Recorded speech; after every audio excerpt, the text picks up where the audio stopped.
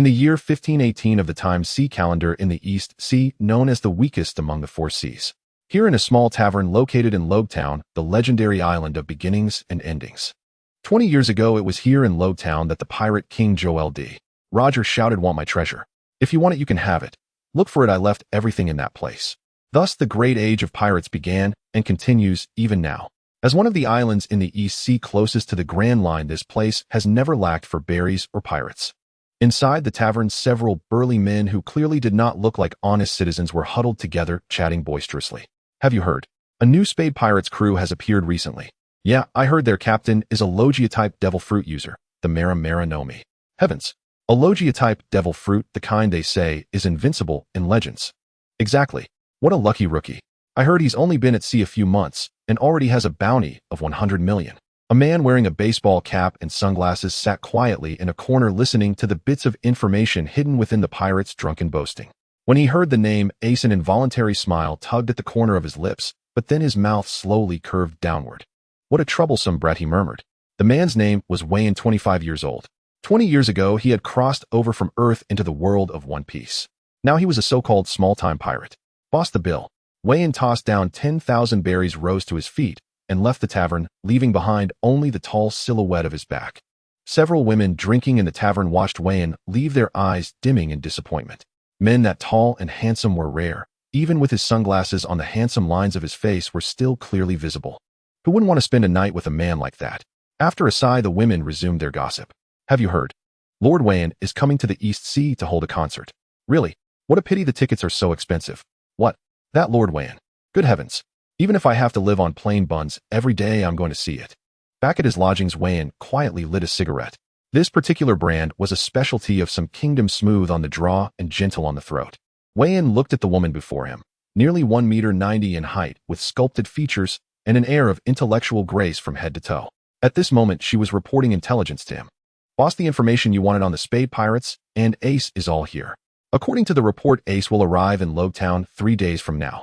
Weien took the dossier from her hand and praised Robin, "Well done." He then began to flip through Ace's information. Gazing at the face on the wanted poster, Weien could not help but murmur softly, "So alike. He's the only blood relative Sister Rouge has left in this world." Weien drifted into memories. 20 years ago, when he had first arrived in the world of One Piece, his heart had been filled with excitement. The One Piece manga had been his most beloved series.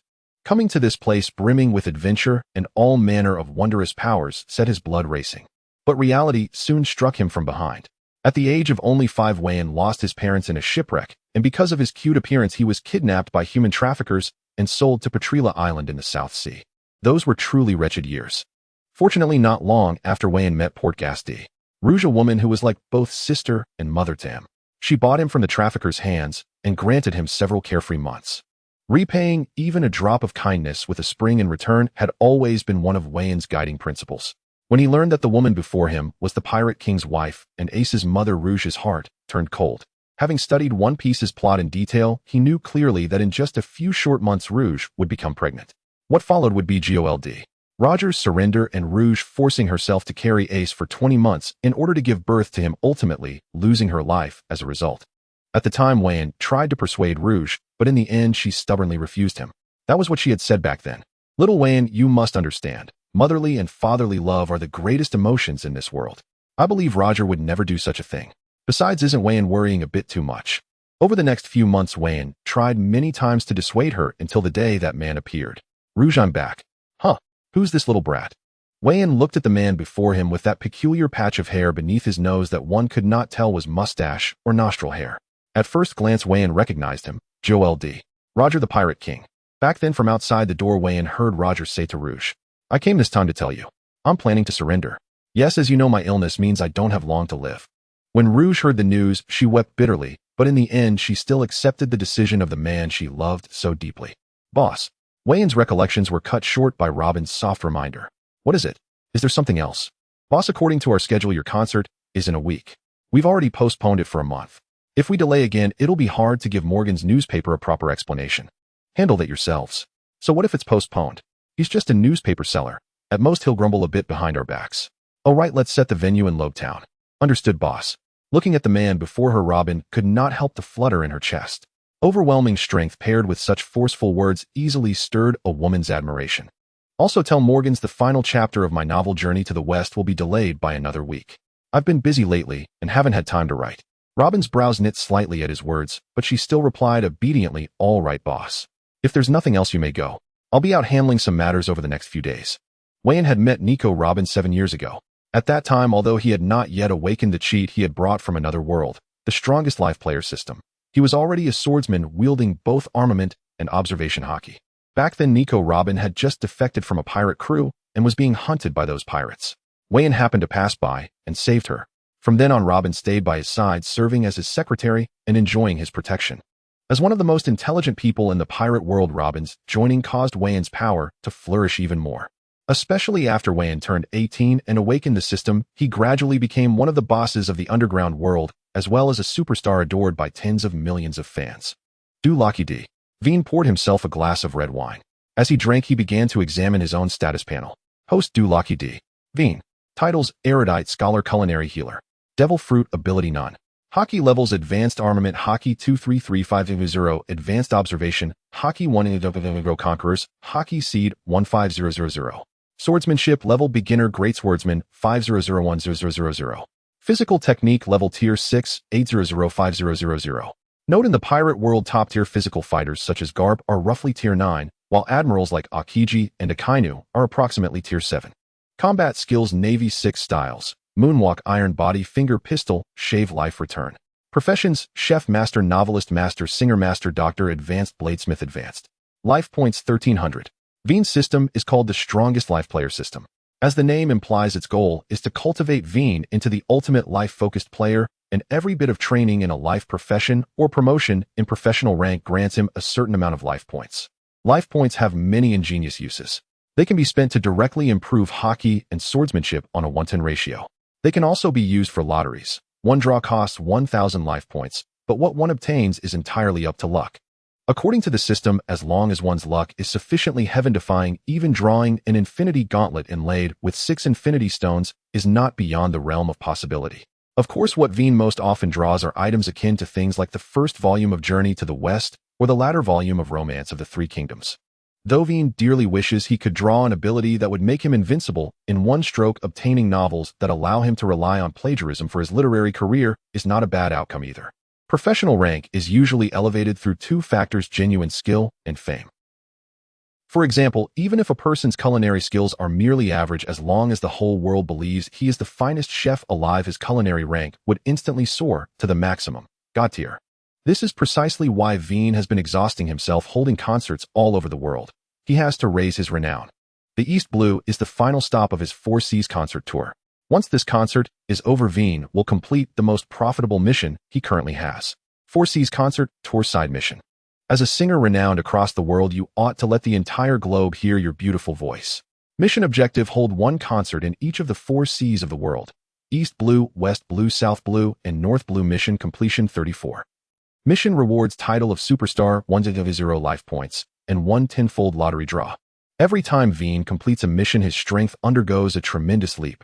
Yet, each mission also demands an enormous investment of time. For example, his previous mission took him a full half a year to complete.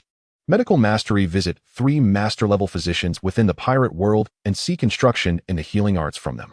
Over the course of more than half a year, Weien successively visited the ship Dr. Crocus of the Roger Pirates, the physician Kareha of Drum Island, and Hogback, the genius surgeon under the warlord Gecko Moria. The first 2 doctors were relatively easy to approach. Once Weien explained his intentions and paid generous compensation, he finally managed to complete those visits. The last doctor, however, was truly twisted. He actually turned living humans into dolls. Weien found it difficult to stomach. Coupled with Gecko Moria's blind arrogance and foul temper as a warlord, the situation became even more intolerable. In the end, Wein's visit concluded with him cleaving away a full third of thriller bark and beating Moria half to death, only then finally obtaining Hogback's medical insights. After completing the mission, Weien obtained a Conqueror's Hockey Seed. Unfortunately, the cost of upgrading Conqueror's Hockey was immense, and it did not bring an immediately obvious boost in strength, so Weien had never invested in raising it. Weien received the 4 Seas concert tour mission more than a year ago. In the end, he decided to tour in the order of North Blue, West Blue, South Blue, and finally East Blue. Memories flashed through Wein's mind one after another. When he downed the last sip of red wine, he exhaled deeply and said, "System, initiate the lottery." A roulette-like lottery device appeared within Wein's mind. Stop. Ding. Congratulations to the host for obtaining the first 30 chapters of the novel Water Margin. Please check your reward. Good grief, another novel. This might as well be called the great literary master system. Weien could not help but complain. Still, this lottery result was actually decent, at least more reliable than the 1 ton of spicy sticks he had drawn half a year ago, which he had yet to finish eating even now. With these first 30 chapters, I've finally collected all 120 chapters of Water Margin. Excellent. The next novel I'll publish will be Water Margin. I can at least serialize it in the newspapers for more than a year. Indeed, Wien's master novelist profession was entirely built on plagiarism. As long as he suitably adapted the names of people and places, even in the pirate world, these classic novels remained wildly popular. After finishing his red wine, Weien glanced at the golden Rolex he had won from the lottery. Seeing the time, he was startled. Good grief, it's almost evening already. Well, nothing for it. Let's settle dinner first. Weien then called for Robin and asked her to bring some ingredients. He was going to prepare dinner. Looking at the ingredients laid out before him, Longtion duck, giant sole, and other such delicacies, he saw that each one was a rare treasure. High-end ingredients often require only the simplest cooking methods. After Weien spent half an hour at the stove, 3 dishes and 1 soup, 4 exquisite delicacies in total, were set before him. At that moment, the system chimed ding. After 33 minutes of cooking, your culinary skills have improved. Current culinary rank master 38885000. Life points 4. Current life points 1304.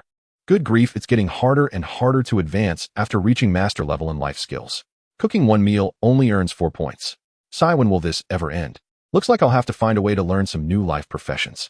After grumbling, Weien shouted toward the door, Robin, Julia, get ready to wash your hands and eat. 2 figures, 1 tall and 1 short, appeared before Weien. Julia struck first, sprinting forward in an attempt to snatch her favorite dish, the steamed Longtion duck. 4-wheel bloom dish snatch. Robin, however, remained unhurried as she activated her Hana Nomi. Her hands suddenly sprouted on the kitchen table, lifting the 4 plates and carrying them over Julia's head to land steadily on the dining table in the living room. So mean, Robin, you're cheating again. Julia bounced a few times in place, but with her height not even reaching 1.60 meters, she still could not reach the dishes overhead and could only pout in frustration. Woo, brother Weien, Robin is bullying me again. All right, Robin, stop teasing Julia. Let's wash up and eat. They ate with great gusto, the table lively and boisterous. Some small gestures exchanged between Robin and Julia over the meal were completely ignored by Weien. After food and drink, he watched the two still quietly competing with each other, and the corners of his lips could not help but curve slightly as he murmured to himself, what a truly heartwarming moment. Julia was an orphan Weien had taken in 6 years ago when he bought her from the slave market on Baratie archipelago. Julia had long sky blue hair that she liked to tie into 2 ponytails. Despite her lowly-like appearance, she was already 22 years old. Standing only 1.58 meters tall, she nonetheless possessed strength that was not to be underestimated. Julia was a paramecia-type devil fruit user, the song fruit. She could sing melodies that enthralled listeners and could also kill invisibly with her voice. On the surface, she was an artist under Wien's company, stage name Jean, whose captivating voice had bewitched countless young men and women. In secret, Julia was also one of Wien's company assassins, a top-class killer known as Death Song. 3 days later, on an unnamed small island not far from Loguetown, Weien stood on a massive rock by the sea, wearing a small black clown mask. The bleak sea wind rustled the cloak behind Weien, yet it did not affect his state of mind at all. He stood with his hands clasped behind his back, quietly gazing at the distant sea. A pirate ship slowly entered Wayne's line of sight, its black pirate flag adorned with a skull above, which were 2 smiling faces, one crying and one laughing. It was the Spade Pirates led by Ace. Captain Ace were about to reach Loguetown, the legendary town of beginnings and endings, the place where the pirate king Gold Roger was executed. Ace pulled the talking pirate into an embrace, hitting him on the head while shouting, "Useless guy, the previous pirate king. What does that matter? I'm the man destined to become the pirate king, and I won't allow admiration for someone who surrendered to the Navy." Clearly the crew member had touched a sore spot in Ace's heart, but Ace wasn't genuinely angry. Soon the crew's discussion returned to their dreams of Loguetown and the Grand Line. "TCH, a bunch of sheltered folks," Ace muttered, still somewhat displeased. Meanwhile, Weien quietly observed the approaching pirate ship, now 1,000 meters away. 800 meters. 500 meters. At this moment, Weien drew the sword from his waist and took a deep breath. Flying slash. A massive white slash flew towards the Spade Pirate's ship, and with a loud whoosh, the gigantic pirate ship was cleaved in 2, yet not a single crew member was harmed. Ambush. We are under attack. Help, Mom, I can't swim. In an instant, all the crew members of the Spade Pirates sank into the sea, struggling to swim towards the shore. No, there was only one exception. A red flame surged from the sky heading towards the island where Weien stood. Fire fist. You little brat, you're quite quick to react. Seeing the incoming flames, Weien did not rush to evade. Instead, he executed 2 swift slashes in the air, dispersing the incoming fire fist with one and directly slashing at Ace, who was still airborne. Solar flare. Ace's body transformed into flames, evading Wayne's flying slash, and with another leap, he landed steadily a few dozen meters away from Weien. Who are you? Why are you attacking us? Seeing Ace's face, which resembled that of Sister Lugio, Weien couldn't help but soften his expression. Then he straightened his face and said, because of a past acquaintance, I must stop you from entering the Grand Line. A puzzled expression appeared on Ace's face. Acquaintance? Is it old man Garp? Damn it. If you want to stop a man from heading to the sea, you'd better have the corresponding strength. Weien was taken aback for a moment, then realized Ace had misunderstood. Without further explanation, he swung his sword towards Ace before him. The slash was incredibly fast, and Ace had no time to dodge, forcing him to elementalize his body to defend. That hurts.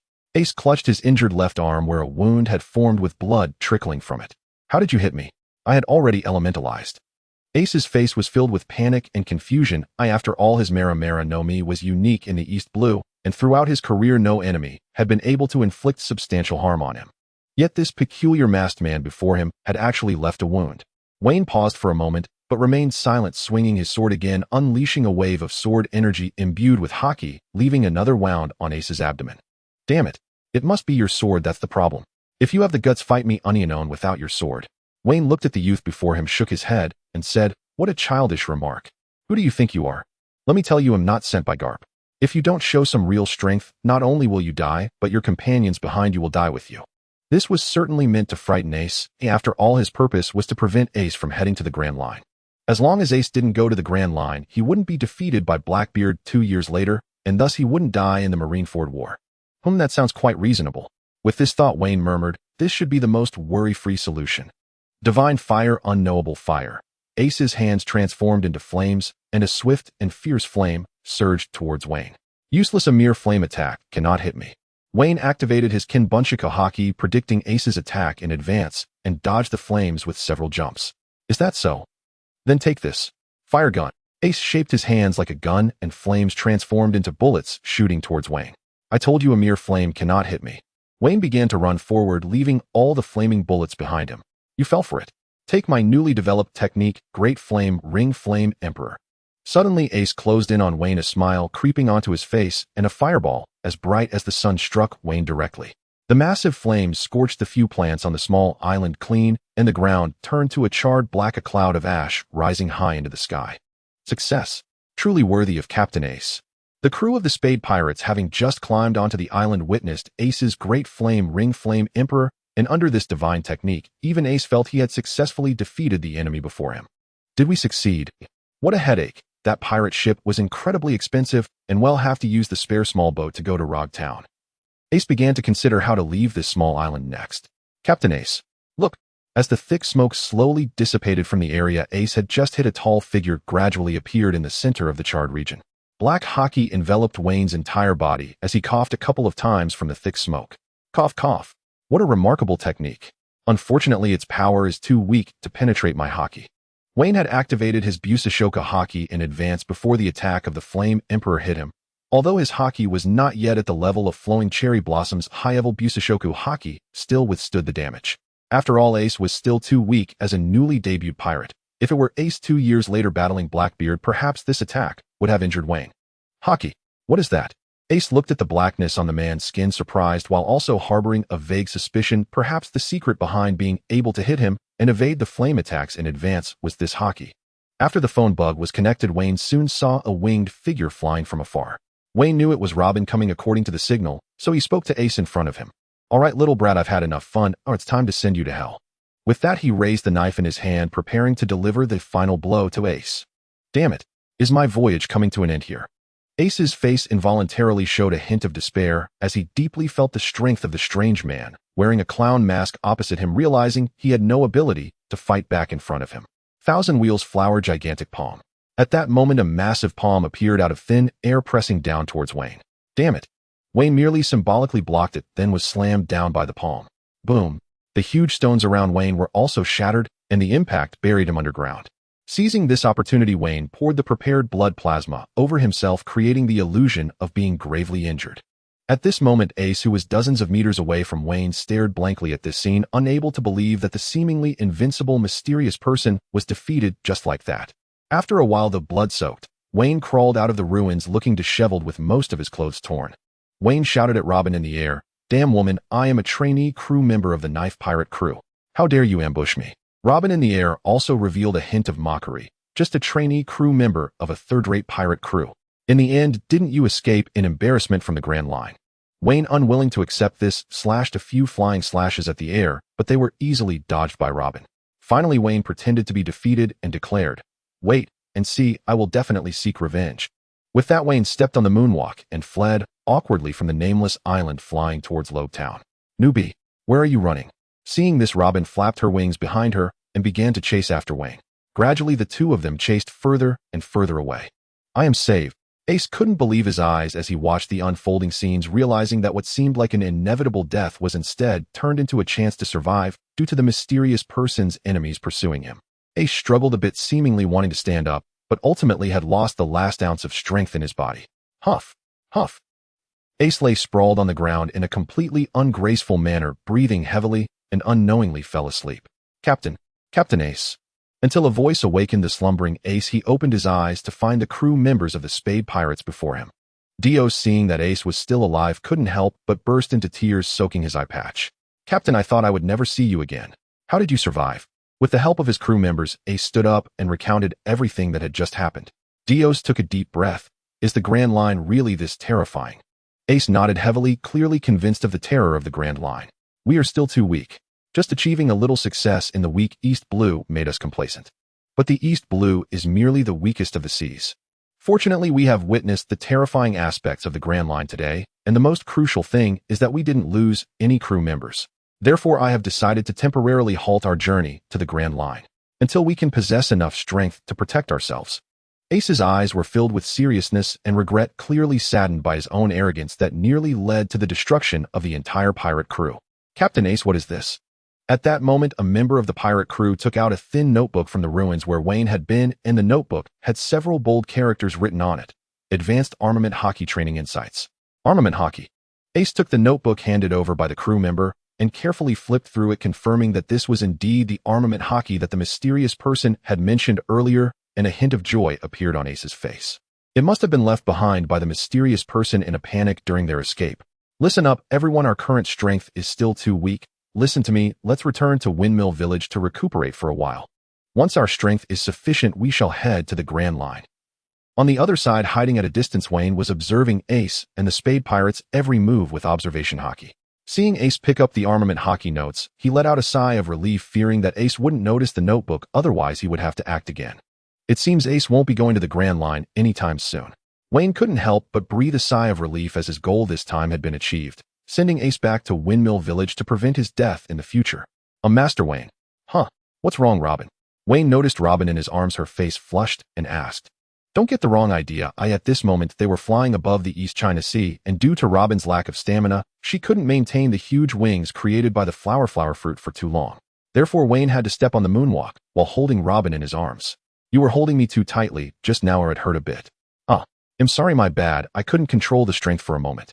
Throughout the journey, Robin chatted nonstop, not at all like a mature lady from the pirate world. Of course, this demeanor was only displayed in front of Weien. "Master Weien, you acted so well just now. I really thought you were injured. Did I do well, Master Weien? Was it very killer-like?" "Yes, you did very well. When we get back, he'll reward you with a chicken leg as a midnight snack." Weien continued stepping on the moonwalk while holding Robin as they returned to Loguetown. "Master Weien, what is your relationship with that Fire Fist Ace? What makes you go to such lengths?" As soon as Weien landed and put Robin down, she asked this question. Weien recalled Ace's familiar face and similarly stubborn personality, unable to help but smile slightly as he said, "Fire Fist Ace is my only family in this world besides you guys. Finally sent this little brat Ace back." Next, the author will gradually reveal the protagonist's background and the storylines that have occurred. The content is very exciting, and I hope all readers will be patient and watch. 1 week later, in a luxurious hotel at the central square of Loguetown. After sending Ace back to Foosha village, Weien remained in Loguetown. His visit here served not only that purpose, but also another crucial objective: to hold a concert. Publicly, Weien was the most beloved and celebrated superstar across the pirate world. Of course, this was no mere indulgence. It was a calculated move enabling him to better harness his system and fulfill his overarching quest, the Four Seas concert tour. Guru Guru, the chirping of a din din mushy drew Wein's attention. Moshi Moshi, this is Weien. How may I assist you? Boss, it's Lafitte. Oh Lala, what is it? Wein yawned without a trace of idle decorum and teased Lafitte lightly. Boss, don't call me Lala. I have urgent business. Lafitte's voice carried palpable urgency. Recently, relations with Joker have deteriorated. He seized one of our merchant vessels abroad. Wein paused, startled. Don't tell me. Doflamingo's acting up again. Did you provoke him once more? Lafitte's voice came through the line. It's still about that slave ship incident. We intercepted his vessel full of slaves. He's furious and warned us not to overreach. Wein's eyes narrowed. Don Quixote Doflamingo, one of the 10 sovereigns of the underworld like himself, yet utterly unbound by principle. His empire spanned devil fruits, arms trafficking, smuggling, and the abhorrent slave trade. Wherever profit bloomed, so did he. Wein's organization Dawn operated under strict tenets. Slavery was forbidden, not only for themselves, but for all allied factions. This moral boundary inevitably encroached upon the interests of other underworld titans. In past years, with Wein anchoring their stronghold, none dared challenge them. But over the past year and a half, as he roamed the Four Seas, those titans had grown restless and bolder. For now, instruct your people to lie low. Once I conclude these engagements, I'll return. As for Doflamingo, rest assured, I will settle accounts with him sooner or later. Understood, boss. And best wishes for your concert. Wein hung up and drifted into memory. He had first met Lafitte a year and a half ago. Lafitte, the 5th ship captain under Blackbeard in canon, his navigator and chief strategist, and a Zoan-type devil fruit user, the Tori Tori no Mi model pigeon. In the original chronicle, after Ace's defeat by Blackbeard, it was Lafitte who brokered the infamous deal with Marine headquarters, offering Ace in exchange for the title of Shichibukai. Among pirates, he ranked among the rare few whose intellect rivaled his cunning. Wein recruited Lafitte both to orchestrate the Summit War and because, quite simply, he was an exceptional mind, a rarity even in the darkest corners of the world.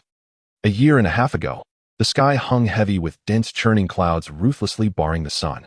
Dull, thunderous rumbles rolled across the heavens, a suffocating omen, as if black clouds pressed down upon the city walls themselves. Two momentous events unfolded today in the kingdom of Irusia. First, its most brutal and reviled peace officer, Lafitte, was to be exiled from the realm. Second, the legendary superstar Wein had accepted the king's invitation to perform a concert in Irusia. Irusia, a kingdom nestled in the West Blue, saw its capital teeming with crowds, gathered not for the concert, but for Lafitte's public banishment. Once Lafitte had been a respected peace officer. Though his strict curfew policies dimmed the city's mirth, they undeniably brought order and safety. But 5 years ago, everything changed. Rumor held that some unseen tragedy transformed him into a merciless enforcer who severed thieves' fingers, rendering them incapable of stealing ever again. For con artists who wielded words like weapons, Lafitte stitched their lips shut with needle and thread. Half a month ago, he slaughtered an entire gang, 118 souls renowned even for their relative restraint, because whispers linked them to slave trading operations in the Grand Line. At last, his escalating brutality ignited outrage among the nobility. United in pressure, they forced the aging king to strip Lafitte of his title and condemn him to exile.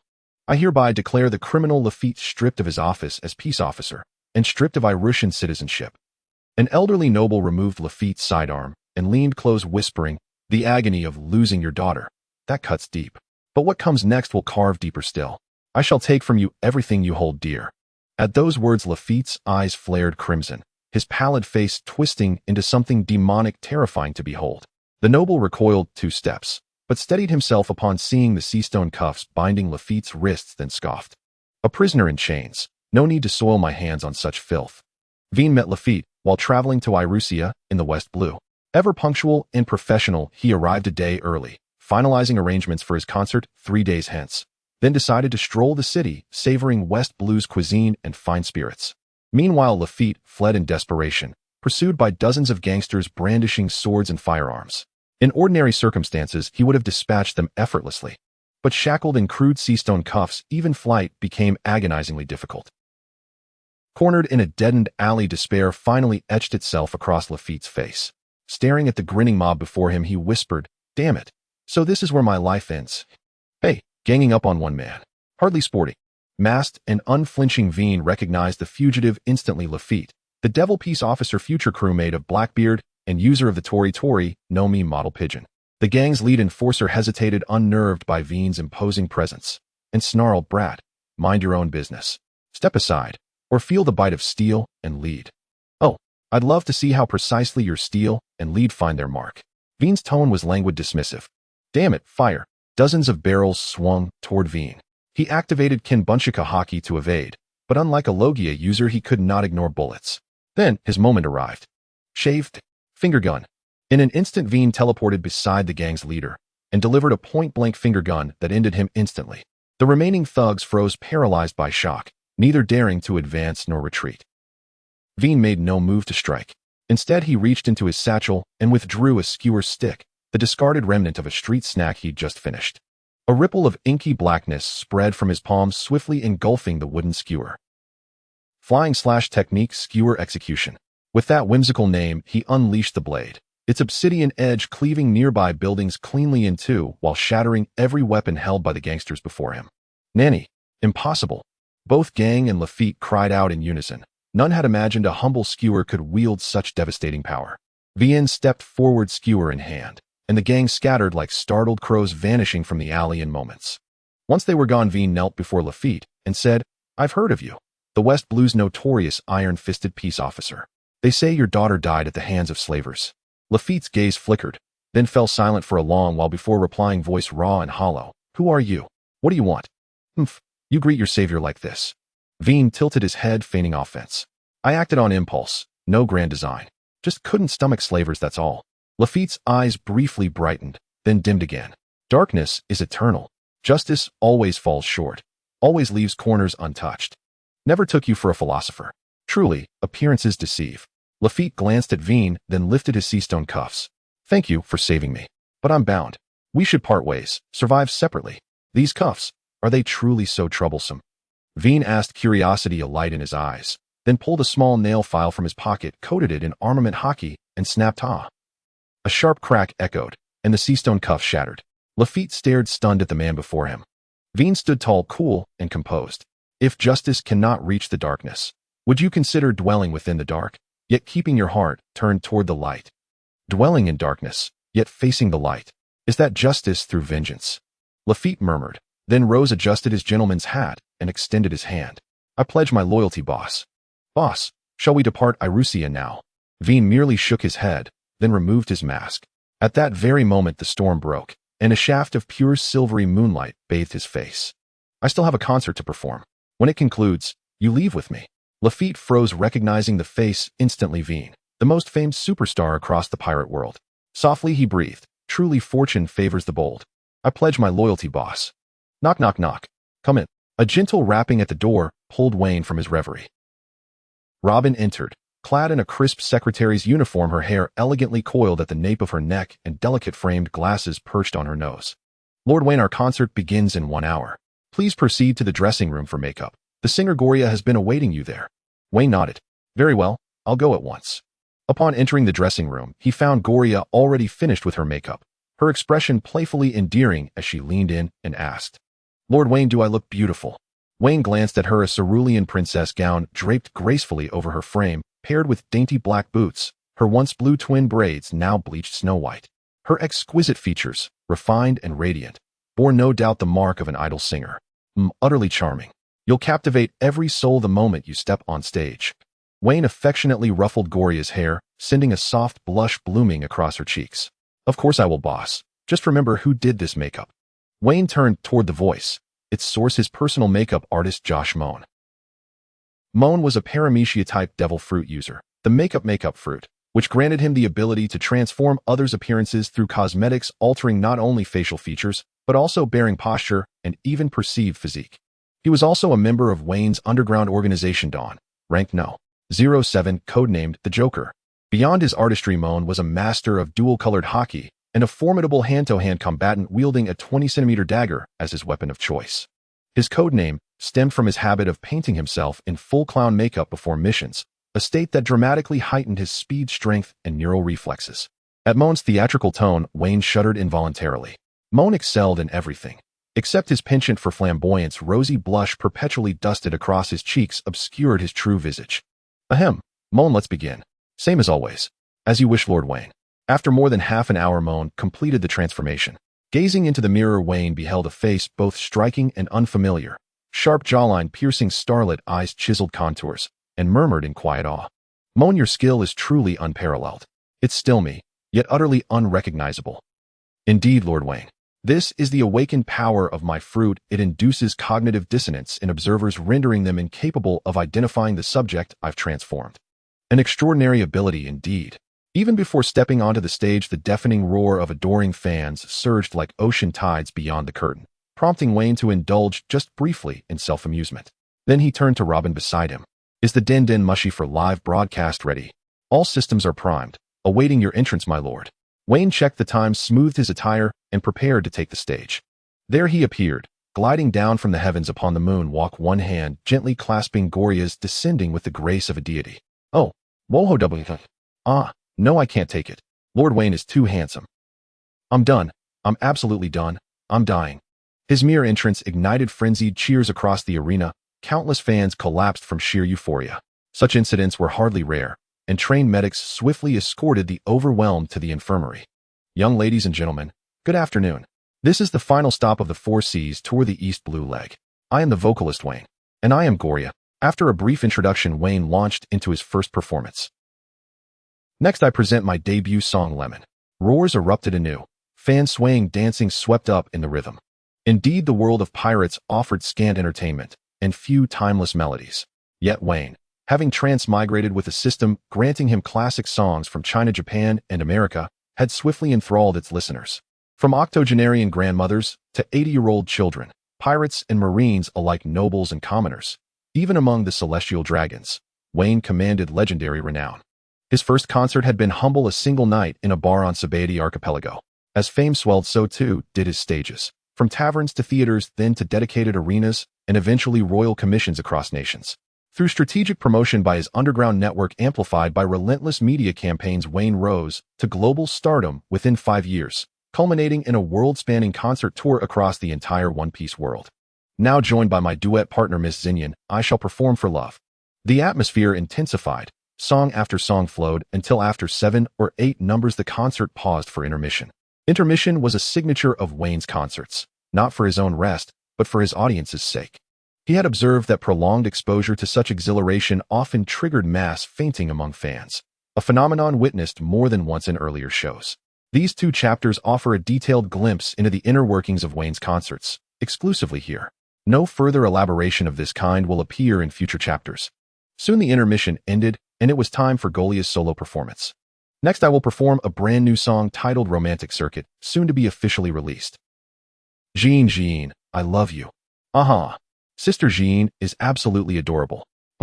Mere Jean dares vie for my Lord Weien.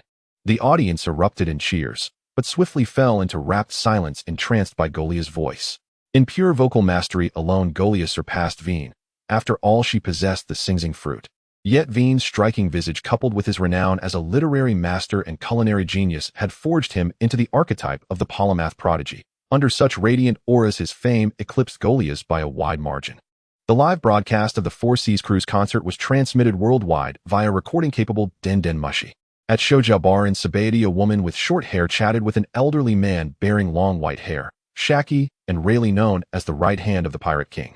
Young Master Weien certainly commands adoration. Rayleigh snorted. That brat abandoned his rightful place as a warlord of the sea to stage concerts instead. Now his own base is nearly compromised, and it falls to this old man to intervene covertly.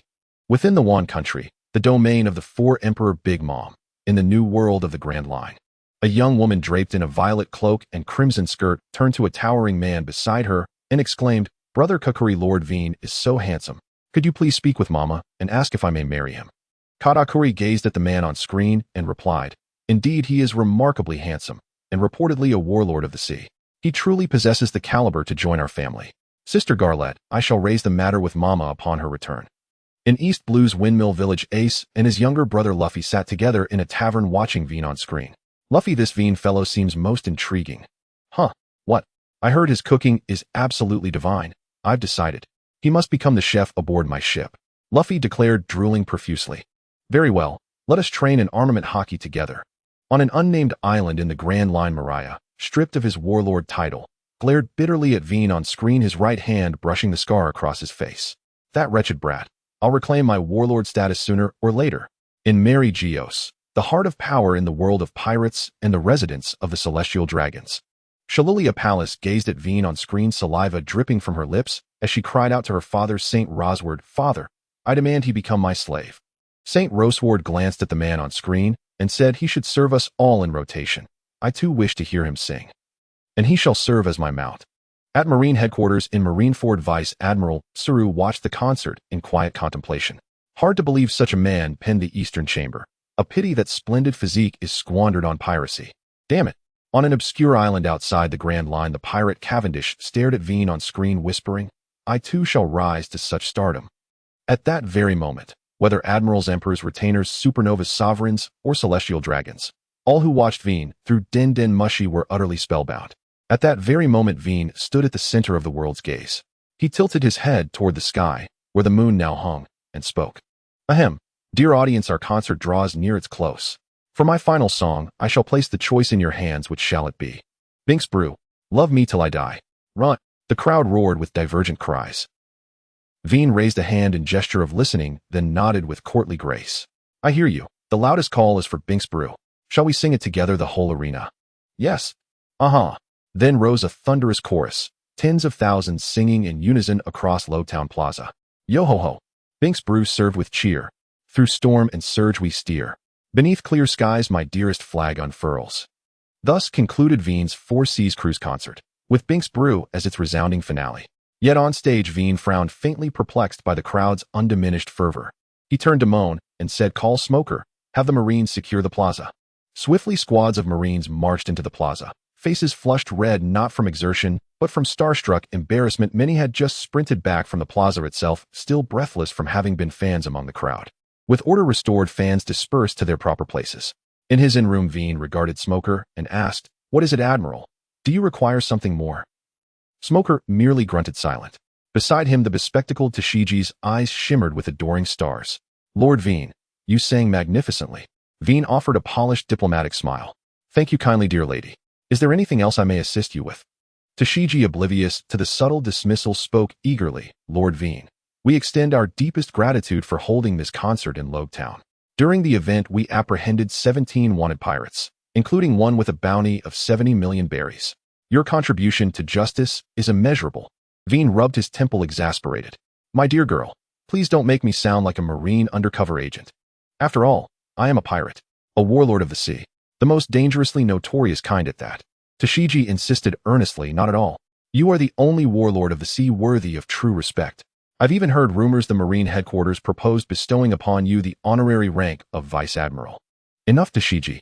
Smoker cut her off sharply, then addressed Weien. Your assistance in these arrests is acknowledged, but no further credit is warranted. Weien waved dismissively at Smoker's sullen expression. No need for flattery. Unless there's something urgent, please excuse me.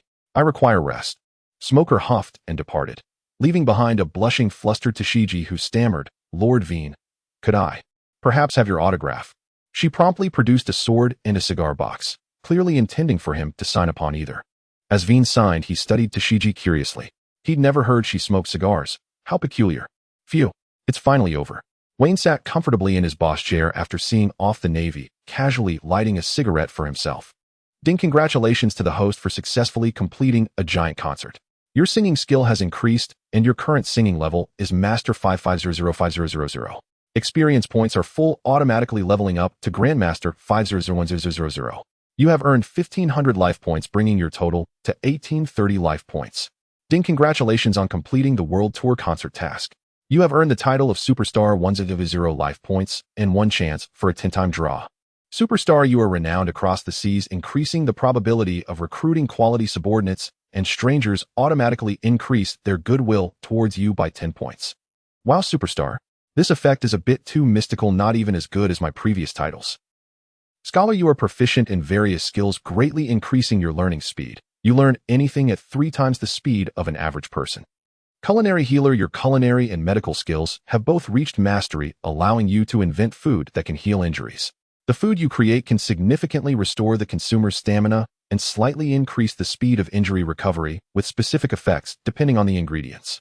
Let's embrace being a superstar. It's better than nothing. System initiate a 10-time draw. Weien rubbed his hands excitedly watching the spinning lottery wheel and then shouted, "Stop." Ding! Congratulations to the host for obtaining a seed of the Flying Sword Technique. Flying Sword Technique seed. After use, the host will directly acquire all the techniques of the Flying Sword Technique, but must practice diligently to maximize its application. Ding! Congratulations to the host for obtaining 1 ton of Vitality Rice X5. Vitality rice filled with vitality, each grain plump can yield the most delicious rice with simple cooking. Consuming it restores a certain degree of injuries and stamina. Ding! Congratulations to the host for obtaining 1 ton of Comfort Beverage X3. Ding! Congratulations to the host for obtaining a Devil Fruit Absorber. Devil Fruit Absorber shaped like a dragon fruit. When a person with a devil fruit dies, the host can use it to absorb their fruit abilities and eliminate its side effects. Wow, what a bountiful harvest.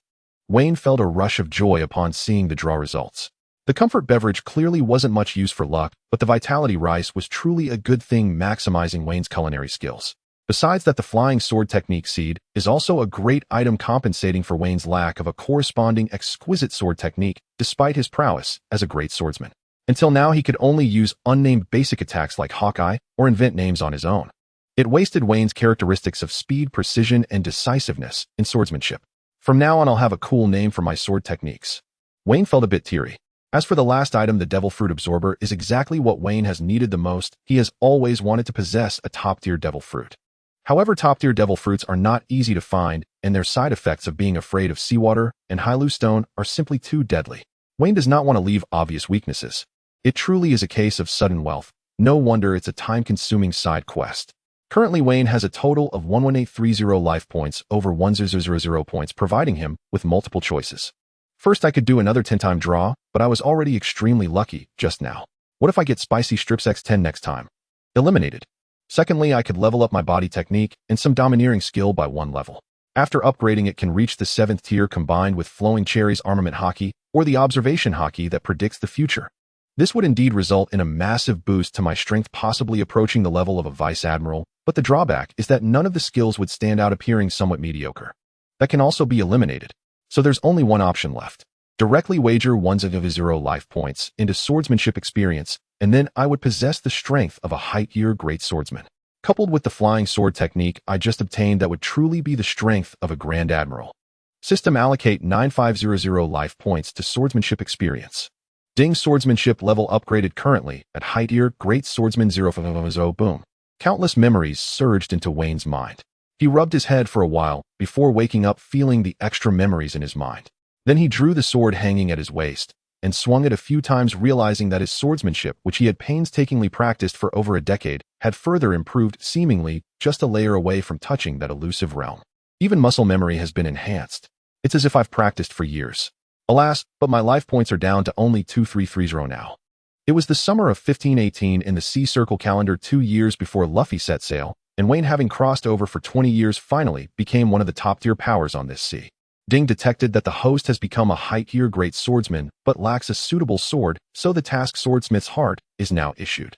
Swordsmith's Heart: forge a weapon that is not inferior to the supreme great sword through your own efforts with no time limit. Task reward 200 life points. Title of Swordsmith's Heart. Weien was taken aback. He didn't expect to receive such a task after becoming a high-tier great swordsman. It seems I can't complete it in the short term. Weien's blacksmith profession is currently only advanced, and he is not yet able to forge a quality comparable to renowned blades. The best sword he has crafted is merely the one he carries at his waist, which is close to that of a famous sword. Currently, Weien's task panel has 4 tasks, with the top one being the main quest. Max level life player have 10 life professions, reaching the highest level, divine level, with the current completion count 010. Next is the Swordsmith's Heart task, triggered by Weien along with the side quest. I am a great writer, published 7 classic works that are enough to stand the test of time in the pirate world. Currently published are Romance of the Three Kingdoms, The East Chamber, and Dream of the Red Chamber, with a completion rate of 37. There is also a daily task Weien received after arriving in the East Sea Culinary Exchange. The East Sea has the famous sea restaurant Baratie, where chefs like Sanji and Redleg Zeph possess astonishing culinary skills. As a man whose goal is to become a culinary god, you need to absorb the strengths of many, so please head to the sea restaurant for an exchange. Task reward 2000 life points. Lord Vin, may I come in? Please enter. The visitor was Robin Vin's secretary, arriving to report the earnings from the recent concert. Boss, our ticket price for this concert was 100 belly per seat. Ticket revenue alone reached approximately 2 billion belly. Combined with merchandise sales and phonograph records, total revenue amounted to 3.5 billion belly. After deducting all expenses, net profit stands at a staggering 5 billion belly. Upon hearing the figure, Vin nodded. This return was well within his expectations given his current influence. Very well. Allocate 1 billion belly to the senior officers and staff under our command. Understood, boss. Vin treated his officers, and even his lowest-ranking subordinates, with remarkable generosity. In the early days of building his organization, profits were modest and opposition from rival factions formidable, yet he consistently prioritized fair wages for his people, even at the cost of his own personal expenditure. This unwavering commitment was precisely what enabled Vin's power to expand so rapidly and sustainably. As they say in the Grand Line, what? You're going to become a pirate. That means no fixed abode, no certainty of your next meal. How utterly undistinguished. What? You serve under the Shichibukai, Vin. Never mind then. By the way, could you possibly arrange an introduction? This exchange reflected the genuine perception among pirates regarding Vin's treatment of his crew. While most pirate crews relied on plunder and illicit trade for income, Vin's primary revenues stemmed from entertainment ventures and from strategic, calculated raids against other criminals. He fully leveraged his past life experience. Every employee received a stable salary, comprehensive social insurance, housing fund contributions, and select personnel even held shares in his conglomerate, entitling them to regular dividends. Indeed, it would not be an exaggeration to claim that his crew's welfare surpassed even that of the Marines. Consequently, discipline within Vin's ranks remained exceptionally rigorous, utterly unlike the lawless rampaging bands typical of other pirate crews. After dismissing Robin, Vin lit another cigarette and decided to pay a visit to the floating restaurant Baratie. A colossal black warship, nearly 100 meters long and 40 meters wide, cut through the waters of the East Blue. This was Vin's flagship, the Apocalypse. Forged entirely from the sacred atom, would its construction cost several billion belly. Though smaller than Whitebeard's Moby Dick, the Apocalypse was nonetheless one of the most renowned vessels across the entire Grand Line. Look, the ship is enormous. Good heavens, it looks strangely familiar.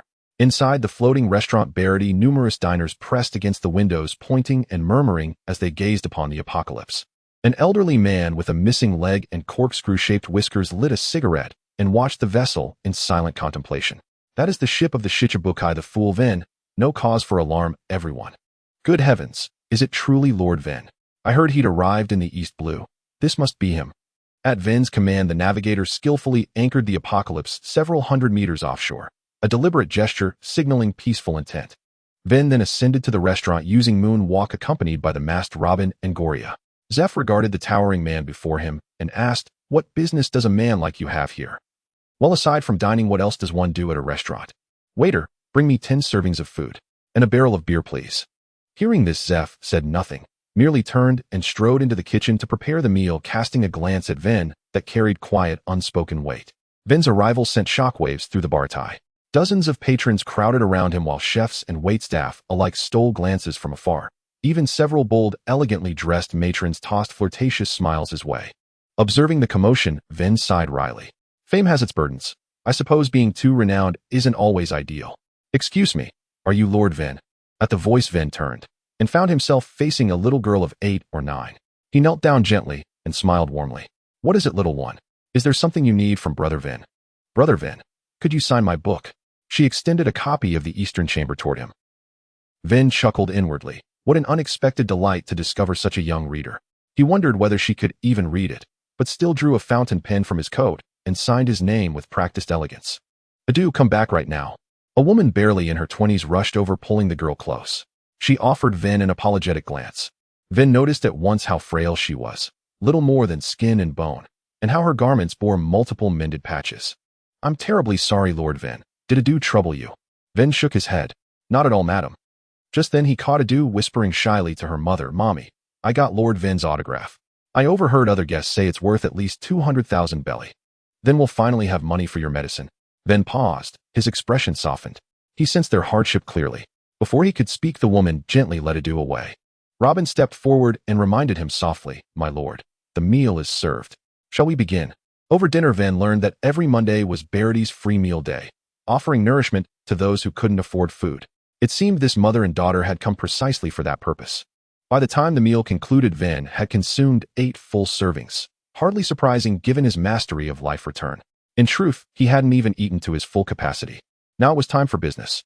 Vin scanned the restaurant twice, until his gaze settled upon a blonde youth with curly eyebrows idly leaning against a window, a cigarette dangling from his lips. Vin beckoned. "Hey, you curly brow, could you come here for a moment?" The youth hurried over, bristling slightly. "Don't call me curly brow. My name is Sanji." "Fine, curly brow. Are you the chef here? Could you fetch your captain, Zeph?" "I told you, not curly brow. And what business do you have with our captain anyway?" Vin fought back a smile at Sanji's indignant posture and managed to keep his composure. "Is it forbidden for a guest to request the captain's presence? I know him well. Please, fetch him, curly brow." "I said, don't call me." "Fine, I'll go get him." Sanji trudged reluctantly toward the kitchen, nearly stumbling on his way out. Robin watched Vin's playful banter with evident curiosity. "You seem rather fond of this young man." Vin watched Sanji's retreating figure and nodded slowly. There are always those rare souls destined to stand at the very heart of the world. Could he be one of those souls? Vin nodded again, then spoke with quiet, heartfelt sincerity. "Not only him. My dear Robin, you too are one of the world's vital centers." The two guests turned out to be the little girl who had previously asked Weien for an autograph and her mother. The little girl was happily devouring her meal, patting her little belly, looking utterly adorable. Meanwhile, the mother stood awkwardly by the dining table watching her daughter eat, but she seemed to have no intention of eating herself. Indeed, Sanji walked over puzzled and asked, "Excuse me, beautiful lady, is the food not to your liking? Why aren't you eating?" The woman appeared somewhat flustered, opening her mouth to say something, but ultimately refrained from speaking. It was the little girl beside her who spoke up. "Brother, my mom has anorexia. She hasn't eaten in many days. But it's okay, I got an autograph from Brother Weien, and soon I will have money to take my mom for treatment." Seeing the woman's apologetic expression, Sanji felt a pang of sadness. How unfortunate that such a beautiful lady has developed anorexia. It's truly unfair of fate. It's truly my failure that I can't get this beautiful lady to eat her fill. After some persuasion from Sanji, the woman took a couple of small sips of soup, but she still couldn't muster any appetite, so she stopped eating. Theodore also walked over, curious. "Hello, miss, how long have you been suffering from anorexia?" The woman thought seriously for a moment, while the little girl confidently chimed in. "Mom has had anorexia for 32 days now. Oh, ever since she received the news that Dad was killed by pirates, she hasn't been able to eat." The little girl's tone was somewhat sorrowful. Sanji exclaimed indignantly, "How could this be? Those scum of the sea, I will never forgive pirates." Weien, somewhat speechless, thought to himself that this guy would one day be part of the pirate crew of Luffy, the future pirate king, and he even had a pirate mentor. Was it really appropriate to say these things in front of a notorious pirate like himself? Sure enough, Zepp's expression behind them was somewhat complex. Weien did not deny that the vast majority of pirates in this world were indeed violent and cruel. However, it was the trend of this world, and even Weien, as a warlord of the sea, could not resolve this essential problem. You see, even the Marine headquarters next door, filled with powerful fighters, still cannot resolve the issue of pirates. However, Weien had the ability to address the immediate issue. He took a portion of bamboo leaf rice from the dining table and headed to the kitchen to prepare it. After a short while, a small pot of fragrant chi bamboo porridge appeared before everyone. "Miss, may I ask you to try the porridge I just made?" The woman seemed inclined to refuse, but upon seeing the steaming pot of fragrant porridge, she unexpectedly nodded. Then she scooped a bowl and took a sip. To her surprise, the more she ate, the more delightful it became. After finishing one bowl, her appetite was stimulated, and soon 2 bowls, then 3 bowls. The small pot of chi bamboo porridge prepared by Weien was completely devoured by the woman. Weien smiled at the woman and asked, "Would you like to try some other dishes?"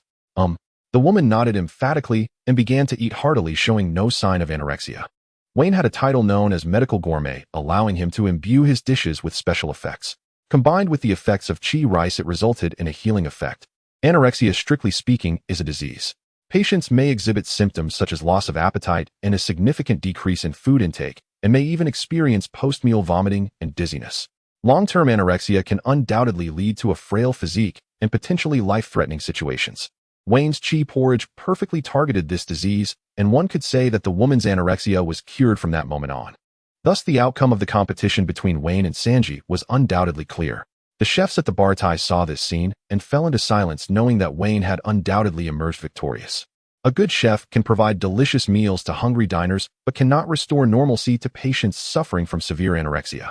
Strictly speaking, this exceeded the realm of culinary arts and entered the domain of medicine, yet Weien achieved it through a single dish. Therefore, none of the chefs present felt disgruntled. Sanji didn't even bother to look at the upcoming voting results, knowing full well that he had undoubtedly lost, and quite thoroughly at that. He silently walked to the window, lit a cigarette, and gazed out at the vast sea. At that moment, Weien also heard the notification of task completion from the system. Ding! Congratulations to the host for completing the task Culinary Duel. Reward 2,000 life points. Current life points 4350. Weien smiled slightly, and then turned to Robin saying later give that mother and daughter some berries, and see if we can help them find a job. Robin nodded, and then left the dining room. Previously Rayleigh had once remarked on Weien while teaching him. This kid doesn't seem like a bad person. He always despises evil when facing powerful wrongdoers, yet he is always benevolent towards the weak.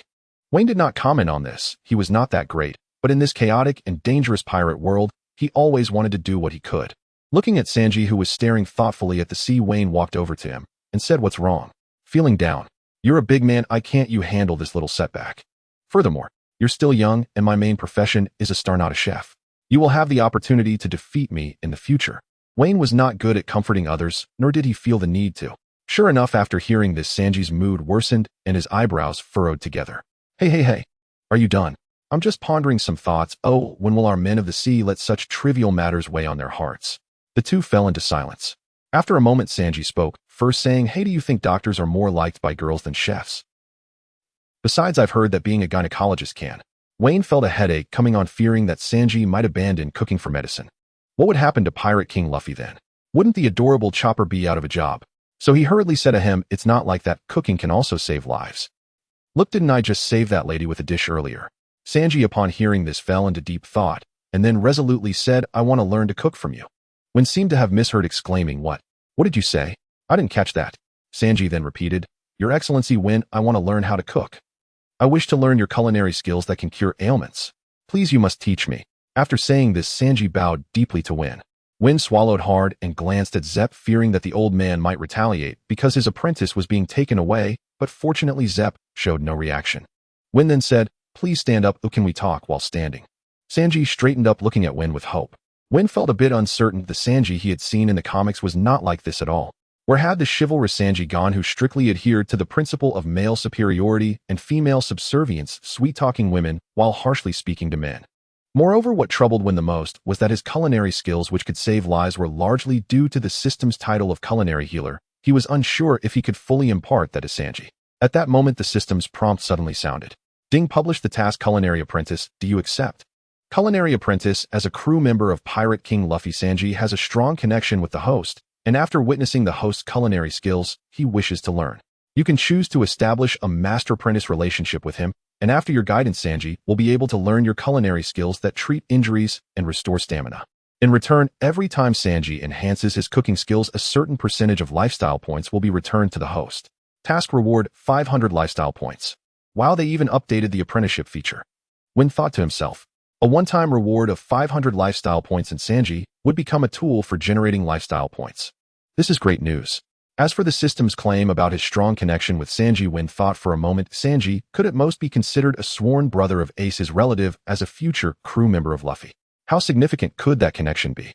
However, after thinking it over, Weien decided to accept the task. After all, getting lifestyle points for free is an opportunity not to be missed. In that case, I will take you as my apprentice, but I can only be considered half a master, and I will only teach you how to quickly recover from injuries and restore stamina through cooking. Sanji quickly nodded in agreement. It is known that all things in the world have causes and effects. A doctors save lives, while culinary skills can bring happiness to diners. My culinary skills combine medicine and... For the next 10 days, Weien continuously taught Sanji some basic medical skills and how to integrate medicine with cooking. Sanji, being a future crew member of the main character's pirate crew, displayed remarkable aptitude, quickly grasping the knowledge when imparted. What he needed next was more practice. One day, the system finally sent a prompt. Ding, congratulations to the host for successfully imparting culinary skills. Sanji's culinary skills have further improved, rewarding 101 lifestyle points. Current lifestyle points, 5,001. Hearing this voice, Weien felt a surge of joy. He had finally succeeded. By the way, wouldn't Sanji be even stronger after learning medicine? Although Luffy on the ship had learned life return, allowing him to quickly recover stamina and injuries after large meals. But other crew members on the ship, such as Zoro, did not seem to possess life return. With Sanji's culinary skills, the crew's overall strength could likely improve even further. Weien looked at Sanji across from him and said, "All right, I see you've learned enough over these days. It's time for me to leave the floating restaurant." Sanji, feeling anxious, asked, "So soon? Aren't you going to stay a bit longer?" Weien shook his head, a hint of a smile in his voice. "What's wrong? Can't bear to see me go?" Sanji, being a bit thunderous, said, "Don't flatter yourself. Oh, I can't wait for you to leave. These past few days, the lady customers on the ship have been staring at you." Weien chuckled. and then changed his tone, saying to Sanji, I will leave shortly, no need to see me off. I will wait for you on the Grand Line. That is the stage for men of the sea, and your dream of all blue is there too. A glimmer of longing flashed in Sanji's eyes. When he turned around, he realized he could no longer see Wein's figure. A massive pirate ship, the Apocalypse, drifted on the sea. Wein stood at the bow listening to Robin reporting intelligence. Boss, that mother and daughter are from Westrop Village. The husband was killed by remnants of the Black Cat pirates 2 months ago. Westrop Village, there resides an interesting character. Adjust the course, let's head to Westrop Village first. The mother and daughter have already found suitable jobs under Robin's arrangement, but Wein is very interested in Kuro the planner in Westrop Village. By now he should have become the caretaker of the wealthy girl Kaya, and is also living with another crew member of the Straw Hat Pirates, Usopp. The intelligence of characters in the world of One Piece has always been a mystery, and they generally seem to have low intelligence. However, Kuro the planner is a character that Oda has personally acknowledged as intelligent, and he doesn't seem to have much ambition. His ideal is to live a stable life as an ordinary wealthy person. He doesn't appear to be overly cruel, at least in the original work. Kaya's parents died of illness, not at Kira's hands. Wein's pirate crew needs such strategists as for low strength. Come on. Kuro the planner is quite a gifted pirate in the East Blue. Under Wein's training, he would surely become strong. Moreover, if it's really not enough, can't they just find a devil fruit for him to eat? Wein thought happily. Meanwhile, far away in Westrop Village, Kuro sneezed, then pushed his glasses with his palm, wondering, strange, has the weather turned cooler? I should put on an extra layer of clothing. A few days later, the massive Apocalypse slowly approached Westrop Village. A boy with a long nose, Usopp, was currently wearing goggles watching the Apocalypse. When he saw the pirate flag on the ship, a cold sweat trickled down his forehead. Pirates! The pirates are coming. The pirates are going to raid the village. Usopp shouted as he ran toward the village, urging the villagers to prepare. Ultimately, Usopp stopped at Kaya's house, loudly calling up to her, Miss Kaya, run. A pirate crew is coming to raid the village. Kuro, who was in the corner, heard Usopp's words, adjusted his glasses, took out a din din mushi, and called a member of the Black Cat Pirates. I have worked hard to shed my pirate identity and earn Kaya's trust. I cannot let you outsiders ruin this. Kuro planned to contact his former subordinates to quietly deal with the invading pirates. Weien ordered his men to moor the Tianchi at the harbor, then set off toward Shiluopu village with Luo Bin and Gulia. Gulia looked upon the deserted little village with puzzlement and asked, how strange, why is there not a soul in this village? At that moment, a 4 or 5-year-old girl burst from a corner, hopping with delight, clutching a glass orb in her hand. Seeing the adorable child, Gulia bent, as if to stroke her hair. Whooshed! A stone suddenly flew toward Gulia, but she had already stirred her Kinbunchika haki and sidestepped in time. Obey, come back. Weien looked toward the voice and saw a mother anxiously calling the little girl from across the way. Beside the mother stood Wusabu clutching a slingshot, and all the villagers were arrayed with crude weapons at their sides, as if prepared to fight Weien to the death. Weien thought to himself that they had mistaken him for a pirate and hidden away, then corrected himself. He was a pirate after all. Let go of that girl at once. Wusabu barked threats. I command 8,000 men. Be sensible and leave this village now, or when they arrive you will all be slain. But Wusuabu's trembling legs betrayed him badly. Gulia blinked in innocent bewilderment. Does that long-nosed man truly have 8,000 underlings? A vein popped on Weien's forehead. He turned to the villagers and said, hello, I'm Weien. I mean no harm. I only wish to purchase some food and supplies for our crew. This had been Weien's prepared excuse. Suddenly, several voices from the crowd cried out in surprise. My goodness. Weien. Is that Weien? I've seen Lord Weien's concert. It's really him. He looks even more handsome than on the Den Den Mushi. The villagers chattered excitedly upon recognizing him, and their fear visibly diminished. Only one person did not relax. Kaluo, hidden in the crowd, felt cold sweat bead on his brow and grew anxious. He thought these ignorant villagers only know idol worship. Before them stands one of the 7 warlords, the pirate Weien, nicknamed the Fool. He was a true powerhouse. Wusabu lowered his slingshot. He had heard of Weien. Kuya adored this star and kept many of his albums at home. No wonder the pirate flag looked familiar now. Weien returned the little girl to her parents, then asked the villagers, excuse me, where are the shops in the village located? 3 hours later, Weien finally obtained some food and fresh water. It was not because the village lacked supplies, but because the villagers were overwhelmingly hospitable. Once they confirmed the man before them was the famous Weien, and they clamored for autographs. He signed for over 2 hours until his arms ached. Especially devoted was Kuya Wusuabu's childhood friend Weien, and declared her the #1 fan of Shiluopu village. Visiting Kuya's home, Weien discovered it filled with his photos and albums. Kuya shyly confessed how her parents had died of illness 6 months prior, and how Weien's songs had given her the strength to emerge from that sorrow. Thus Weien stayed to share a meal at Kuya's house. Kuluo's trembling hands at the table struck Weien as comical. After dinner, Weien led everyone out for a stroll. A post-meal walk keeps one fit, he murmured. Suddenly 3 figures halted before the group. One was Zhang Gao, the hypnotist of the He Mao pirate crew, and the other 2 bearing clawed gauntlets were the Marin brothers. The Marin brothers lunged at Weien without warning. Weien did not flinch and simply continued forward as if unaware of the attack. At that instant, Luo Bin intervened. 8-spoked bloom, cramp. Multiple limbs sprouted from the Marin brothers, quickly pinning the 2 attackers to the ground, immobilizing them. Weien glanced at the fallen pair, then ordered Luo Bin interrogate them. Find out why they attacked me. Yes, boss.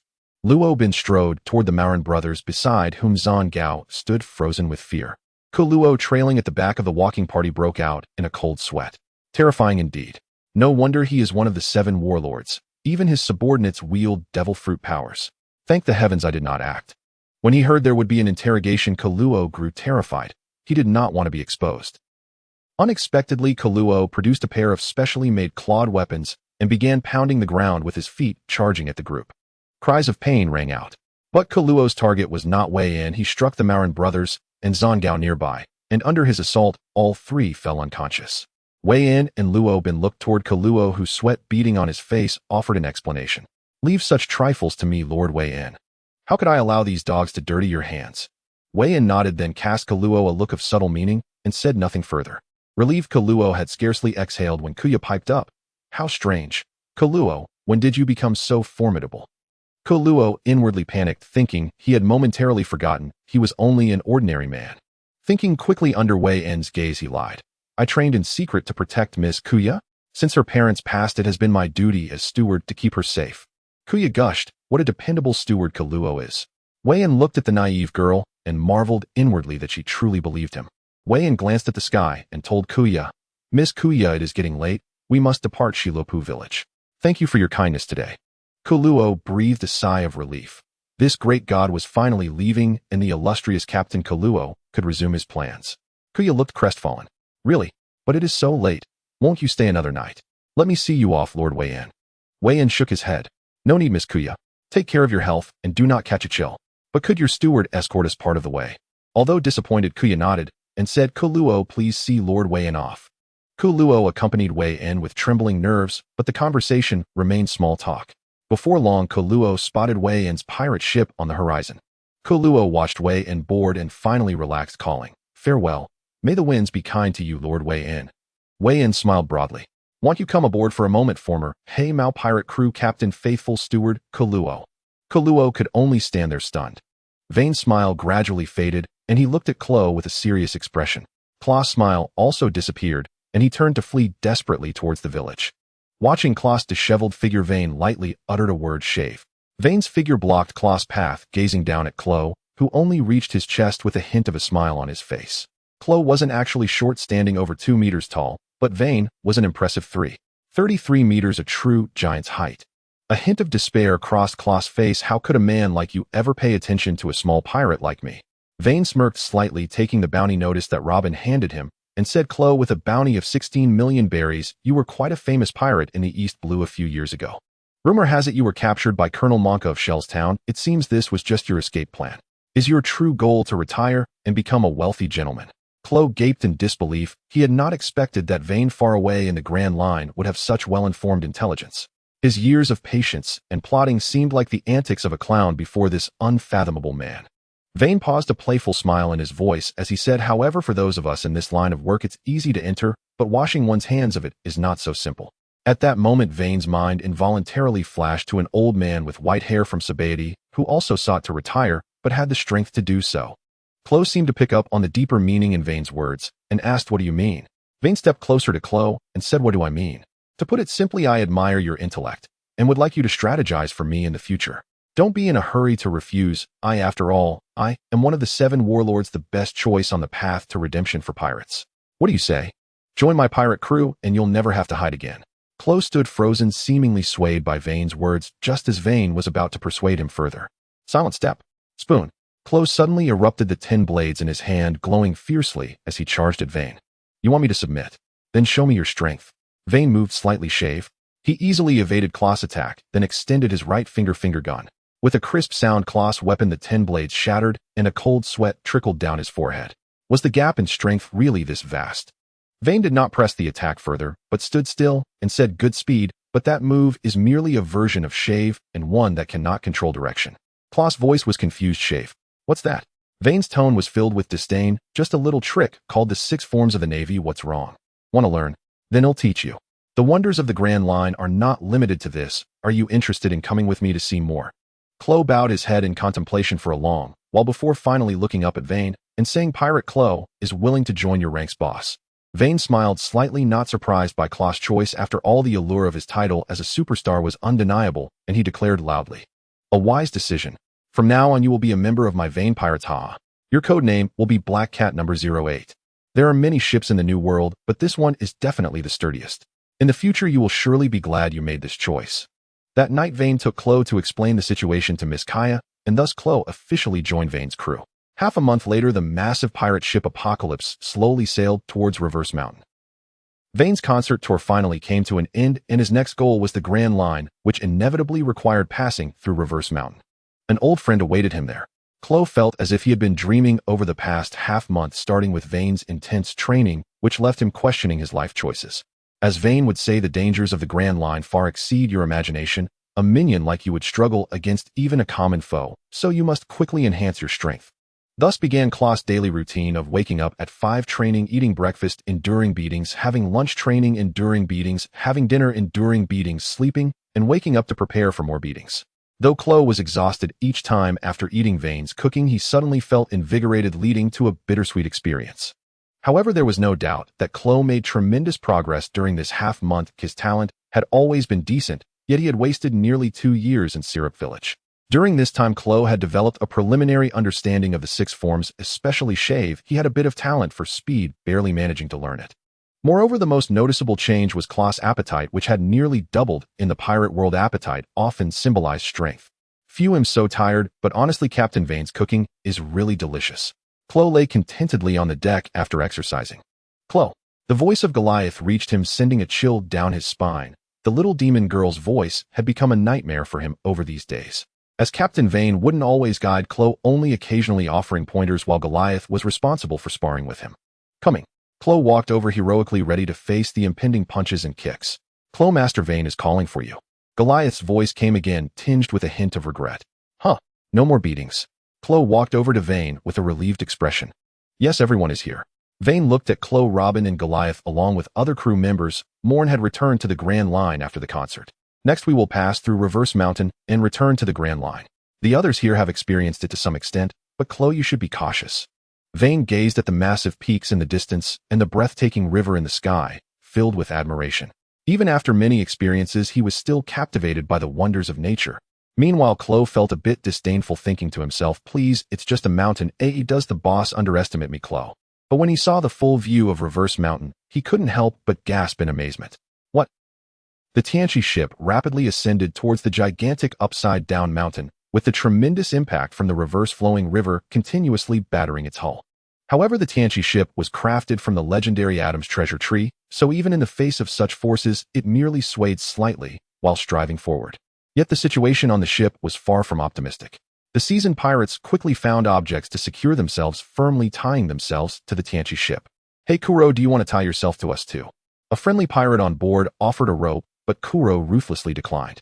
"Do you think I am at the same level as you, eh?" Kuro's expression was somewhat arrogant, his arms crossed over his chest as he quietly awaited the Tianchi ship's ascent. Four-wheel flower entangle. Numerous arms appeared around Robin, securing her tightly to the ship. Meanwhile, Wein stood at the bow, his feet as steady as iron nails with not a hint of sway in his body. This was a testament to Wein's mastery over iron. Even when completely suspended, he could not be moved in the slightest, let alone by the ship's rocking. It's all Wein's scent, how blissful. Glancing up, Golia's petite form clung to Wein like an octopus, her face radiating joy. Golia made a face at Robin from a distance, wearing a victorious grin, as if her scheme had succeeded. At this moment, the most miserable person on the ship was undoubtedly Kuro. Soru. Iron block. Kuro was tossed about by the sensation of weightlessness, stumbling from the bow to the stern, and then back again, struggling with his underdeveloped six styles. Before long, his face was covered in bruises. But Upside Down Mountain showed no mercy, relentlessly striking Kira's face. As Kuro stumbled past Robin amidst the swaying, she kindly reminded him, "Need any help, little Kuro?" Yes. Huh. No. You are quite a stubborn one. Robin with a sly smile, Kuro battered and bruised. Oh. Actually, I meant yes. Finally, the Tianchi ship successfully passed through Upside Down Mountain and landed steadily on the sea. Golia reluctantly jumped down from Weien only to turn and collide with Kuro, who was battered and unrecognizable. What the hell, who are you? 50. 10. Kuro. Kuro attempted to explain, but his pronunciation was so poor that he ended up lying on the deck utterly despondent. After a while, Kuro struggled to get up from the deck. What the hell? Is that a divine beast? He said in shock, staring at the gigantic creature before him. Weien approached Kuro, looking ahead. That's an island whale named Labu. He's fulfilling a promise from 50 years ago. A smile crept across Wayne's lips as he retrieved 2 massive squids from the ship and tossed them overboard. Labu, you need to balance work and rest, even when crashing into mountains. Eat well so you have the strength to crash. Upon hearing this, Labu swam to the side of the Tianchi ship and devoured the food Weien tossed, then obediently swam around the ship twice. Old man. Kurikasu. Can you hear me? I heard you stop shouting. I'm not deaf. A figure leaped down from Labu and landed on the Tianchi ship after a few jumps. Weien skillfully handed him a bottle of wine, saying, "Old man still as vigorous as ever. What do you think interested in coming to work on my ship? Forget it, I'm just an old-timer from the past. I can't compare to you youngsters." Kurikasu pulled out the cork and took a few gulps. "If you don't want it, that's fine. Oh, I have 2 boxes of wine you can take with you later. In this desolate place, it might be a long time before I get to drink a bottle of wine. I was hoping you'd come with me to the new world where I could take care of you in your old age." Kurikasu looked at Labu in the sea and said, "All right, I see you have a good heart. You still remember to come see this old man when you get home. By the way, how did your concert go this time?" Weien nodded, saying, "Pretty good. Did you watch my concert, old man? Next time I'll send someone to install a video phone bug for you so you can watch my live streams. Oh, by the way, I met Ace in the East Sea." "Ace? He set sail too." "Yeah, but he got scared and turned back right after setting sail. Haha, that kid isn't strong enough, so I told him to go back and train more." Kurikasu nodded in agreement. In the original pirate storyline, many crew members were unaware that Roger had a child. However, due to Wayne's time travel, he revealed Ace's existence to these old crew members so they could help Ace in case of a future war. After chatting for a while on the ship, Kurikasu took the wine back into Labu's body. He waved goodbye to Weien, who also waved back. The Tianchi ship continued its voyage. After Kurikasu left, Kuro asked in confusion, "Boss, who is that old man?" In Kira's mind, this person was clearly a hidden powerhouse. Otherwise, Kurikasu wouldn't treat him with such respect. Weien recalled a memory. He had come to visit Kurikasu when he completed the mastery of medicine task. Weien had also seen him a few times in his childhood, so they had some connection. "He's just an old man who's quite good at medicine," Weien said casually. Robin, sitting next to him, lightly covered her mouth, saying, "Don't listen to the boss nonsense. That man was the ship's doctor on Pirate King Roger's ship, a significant figure from the old era." Upon hearing this, Kira's heart stirred with excitement. An old man who's quite good at medicine. The ship's doctor of the Pirate King. Indeed, Weien is a man of great stature in the New World, surrounded by such maritime heroes. Kira's mind filled with images of fraternizing with the Pirate King and kicking the 3 admirals. At the same time, he couldn't help but feel a surge of pride knowing he was working for such a great figure. Of course, if Weien knew what Kuro was thinking, he would definitely mock him, as he hadn't thought that far ahead, and Kurikasa's strength was truly not formidable. He could only use observation hockey among the 3 types. After leaving Twin Cape, the ship Tianchi continued to sail on the sea for 3 days. On this day, Weien, who was writing a novel in the cabin, was interrupted by Robin's knock on the door. At that moment, he was writing the last few chapters of Journey to the West, and since the deadline for submission was tomorrow, he couldn't help but feel a bit displeased. "What's the matter, Robin? You know I dislike being disturbed while writing." "Sorry, boss, a pirate ship suddenly appeared ahead, and it seems to have malicious intent, so please go out and take a look." Weien stepped out of the room and asked Robin beside him, "Which pirate crew is it?" Robin shook his head and said, "I'm not sure. Well, I've never seen the flag on that pirate ship. They must be new arrivals on the Grand Line." On the other side, a pirate with a face full of pockmarks commanded his underlings, shouting, "Get ready for battle, my crew. This will be a fight that makes the Ermatsi pirate crew famous on the Grand Line. Oh, the captain is invincible. Fire, destroy the pirate ship ahead." Weien activated his observation hockey and carefully sensed the presence on the ship of the pockmarked pirates, confirming that there were no strong opponents.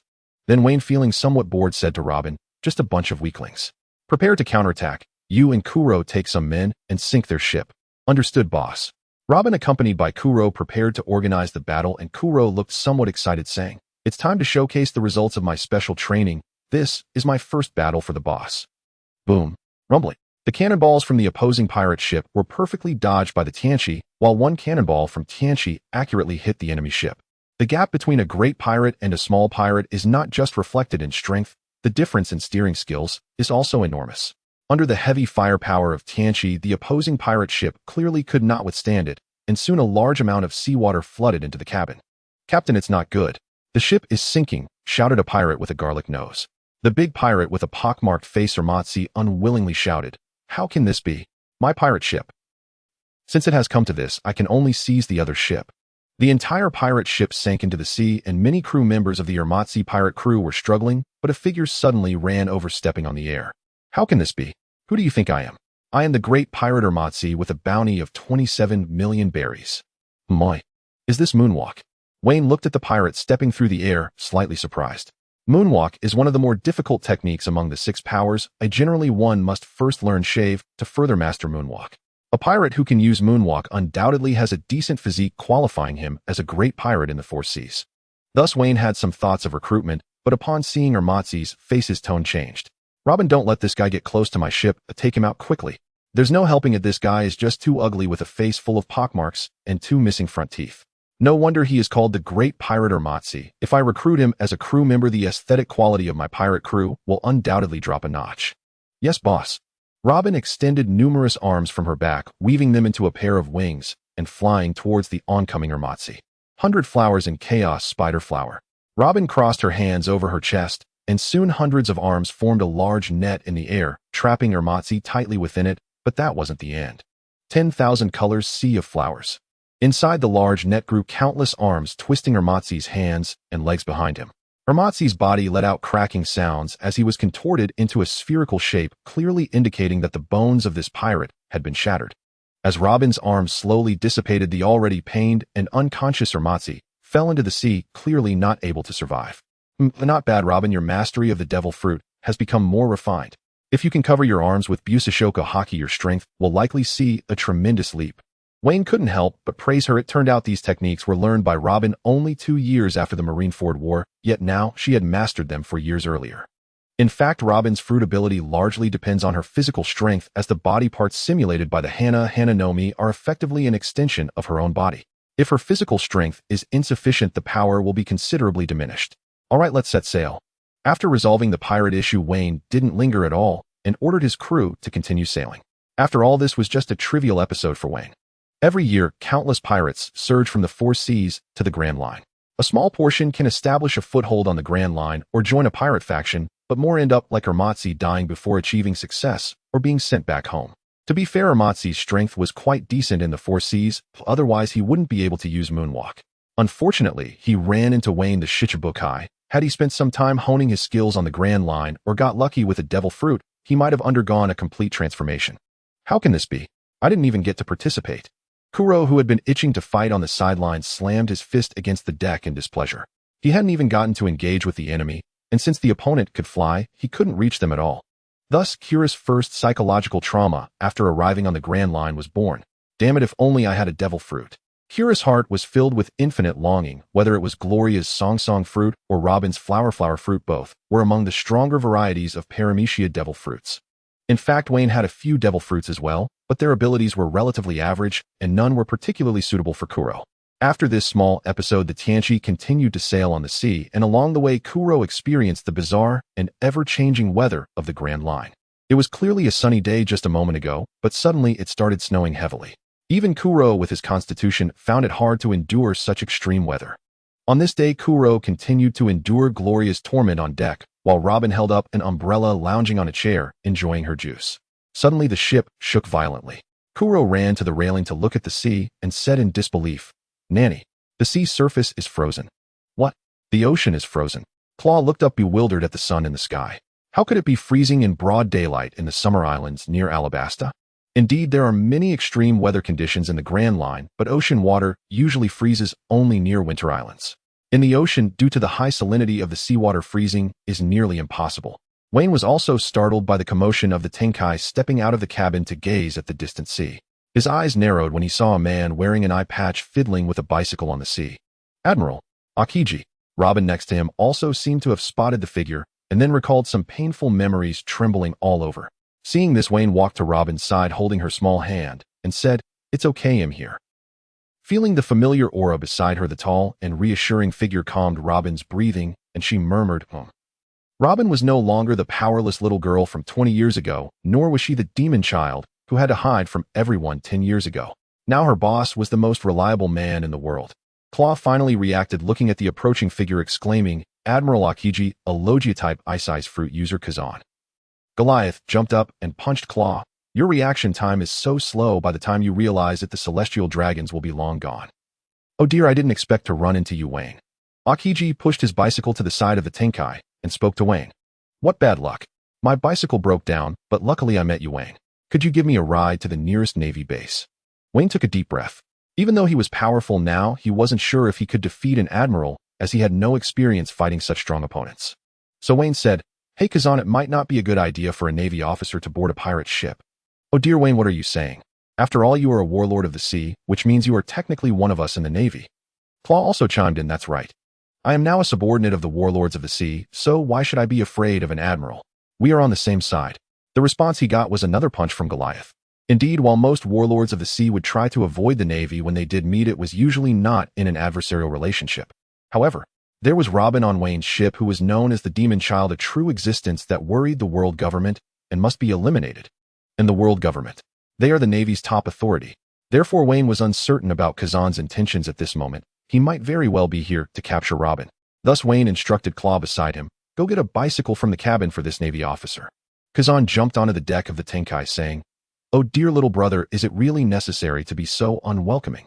Weien replied, "Isn't it normal for pirates to dislike the Navy? So please change the bicycle and leave quickly." Kazan's gaze fixed on Robin as he said, "I could leave, but now that's not certain." The survivor of the O'Hara incident, the bounty of 79 million for the demon child Nico. "Robin, how did you end up on this pirate ship?" Fear filled Robin's eyes as memories long buried surged back to her mind. 18 years ago, her hometown O'Hara was brutally targeted by the Buster Call, with 5 elite vice admirals and 10 warships indiscriminately bombarding O'Hara. Ultimately, her relatives, teachers, and all the citizens of O'Hara, including her recently acquainted friend Jagwadi, all perished in the Buster Call, and the man before her was one of the participants in the Buster Call. Contrary to Robin's thoughts, Weien had seen the One Piece manga in his past life and knew that Akiji had always shown mercy towards Robin, but a manga is just a manga and reality is not that simple. Moreover, due to the issue of stance, Akiji's attitude was truly a mystery. Weien stared at Akiji and said, "What's wrong? Can't I have some subordinates as a pirate? Besides, Robin is no longer the demon child, she is a member of the Weien pirates." Robin's eyes glistened with tears as she looked at Weien, touched. Akiji fell silent for a moment before saying, "You know what being the demon child means, right? Have you considered the consequences if the world government finds out that you took her in? You would have to bear the bounty again and start dodging the Navy's pursuit worldwide, losing everything you currently have, including your position as a warlord of the sea. Our Navy's higher-ups have always regarded you as the most promising among the warlords of the sea." Weien sneered at this. "Stop talking nonsense. I became a warlord of the sea because of my strength, not due to any Navy's endorsement. Moreover, are you ready to make an enemy of me?"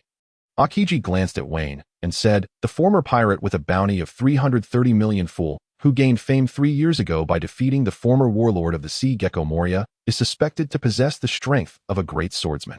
Akiji expressionlessly recounted Wein's past achievements. "But is that the confidence you have to stand against the Navy?"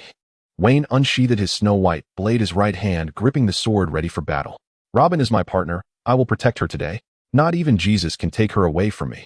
This sword is one of the 50 great swords obtained by Weien from a sword merchant in Loguetown. It is the very sword from the original story that Zoro acquired, a good sword that carries the dreams of men, but unfortunately, it was ultimately destroyed by the rust fruit user." Although Akiji was somewhat puzzled about who Jesus was, he still said solemnly, "In that case, let me test the strength of your resolve to protect Robin." Ice Blade. With a fist clenched in his right hand, Qingji summoned a chilling aura that condensed in the air, swiftly forming an ice blade. This was Qingji's signature ability, allowing him to create weapons anytime and anywhere using his ice fruit. Seeing that a battle was inevitable between the two, Weien turned to the other crew members and said, "You all step back. This is not a level you can engage with yet." Crow and Goliath, along with Robin, stepped aside. Weien nodded, deciding to take the first strike, muttering in the air one sword-style rain slash. Snow stepped forward, releasing a wisp of vapor, while the surrounding sea began to churn, momentarily showering the area around the arc with a light rain. Behind the rain, two fierce sword energies surged directly toward Kazan's face. Is this a technique formed by combining one's sword intent with a soaring slash? Truly a grand swordmaster. Kingsley's eyes flashed red as he activated his observation haki, then his body disintegrated into shards of ice, evading Weien's soaring slash. Crow exclaimed from a distance, "Did it work?" The Admiral was shattered into ice. Goliath retorted with a punch, "Fool, that's just his devil fruit ability." Weien was not surprised that his strike missed. After all, this was the Navy's highest combat power, and it was expected that Qingji would evade without Weien's haki attached to his blade. Qingji, now transformed into shards of ice, somehow appeared behind Weien, his body emitting a chilling aura as his hands touched Weien's back. Freezing moment. Weien's body stiffened and slowly ice began to form from his back, ultimately encasing him in a human-shaped ice sculpture. "Boss, he's been frozen." The pirates behind Weien gasped in shock, clearly worried. But Kingsley's eyes glinted with red light as he sensed no decline in the life force within the ice statue. It seems this move didn't work. Such a vigorous vitality. Just as he finished speaking, the ice chunks on Weien shattered, revealing his body, now with a serious expression. "What a troublesome ability. If I hadn't been careful, I might have been caught." Fortunately, Qingji only froze Weien's skin surface, which Weien managed to isolate with his haki, though otherwise he would have truly been in trouble.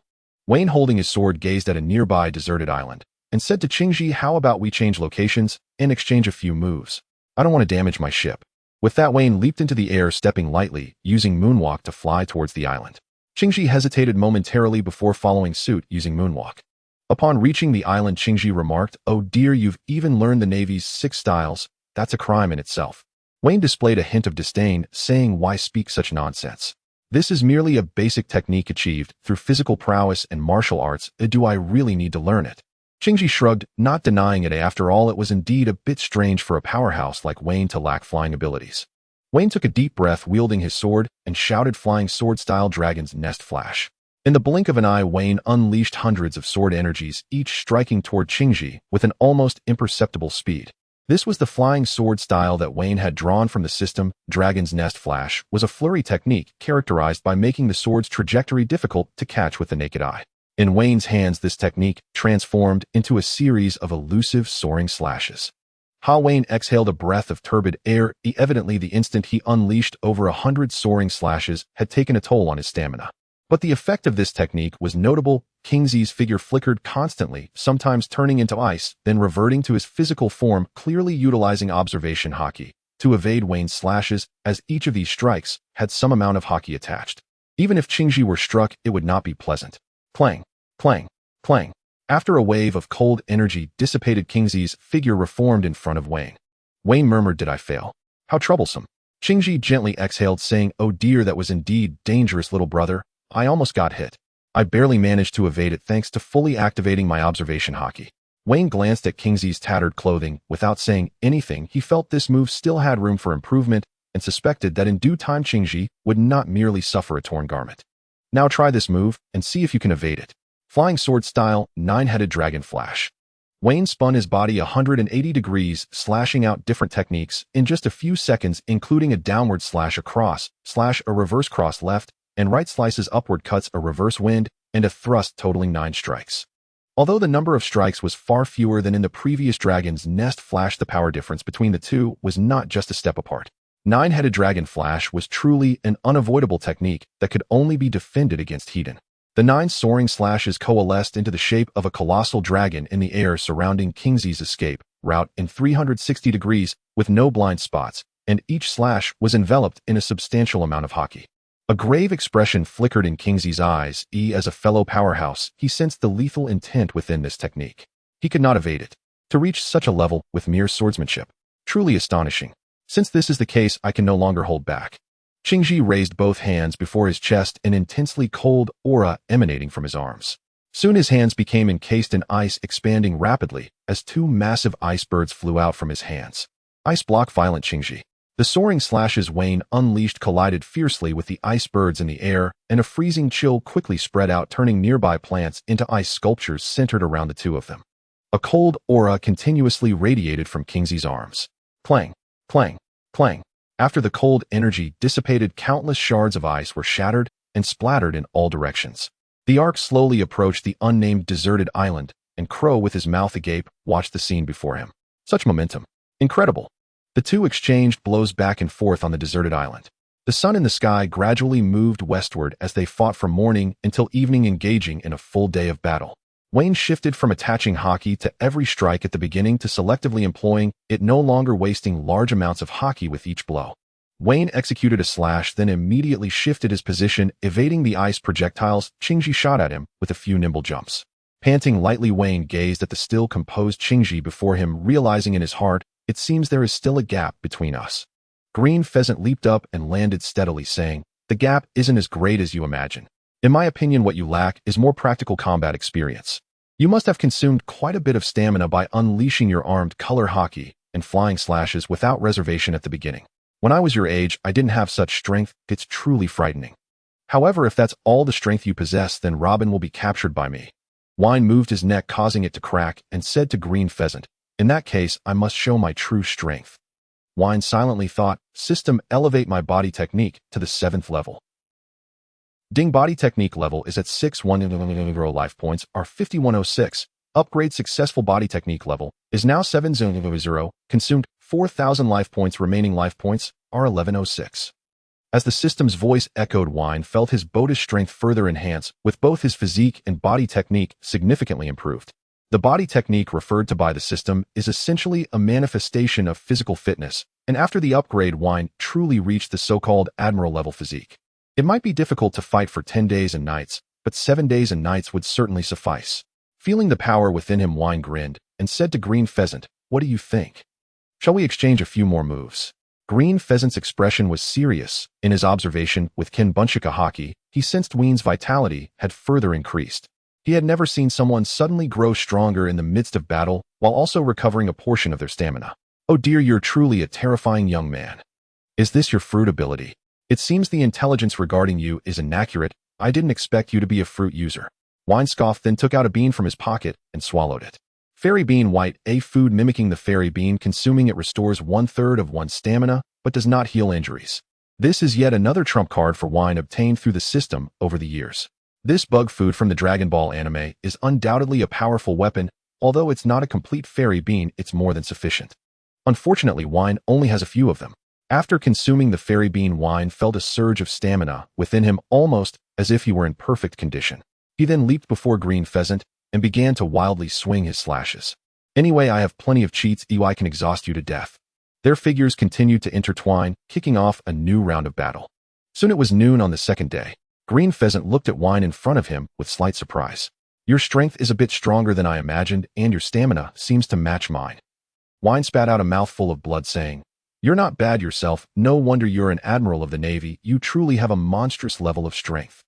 From yesterday evening until now, Weien had been using a stamina for stamina strategy, attacking without holding back. Although his stamina was significantly consumed, Green Pheasant was surely feeling the strain as well. As their battle continued, the entire island was covered in sword marks and ice blocks. The two small hills on the island had been cut down to flat ground, while another hill had turned into an iceberg. The seawater within a few hundred meters around the island had also turned into ice blocks under the chilly aura inadvertently emitted by Green Pheasant. The Ark Maxim was anchored a few hundred meters offshore, and at that moment Kuro was reporting intelligence to Robin and the others while holding a telescope. Boss and Green Pheasant are fighting again. The two have separated again. They seem to be discussing something.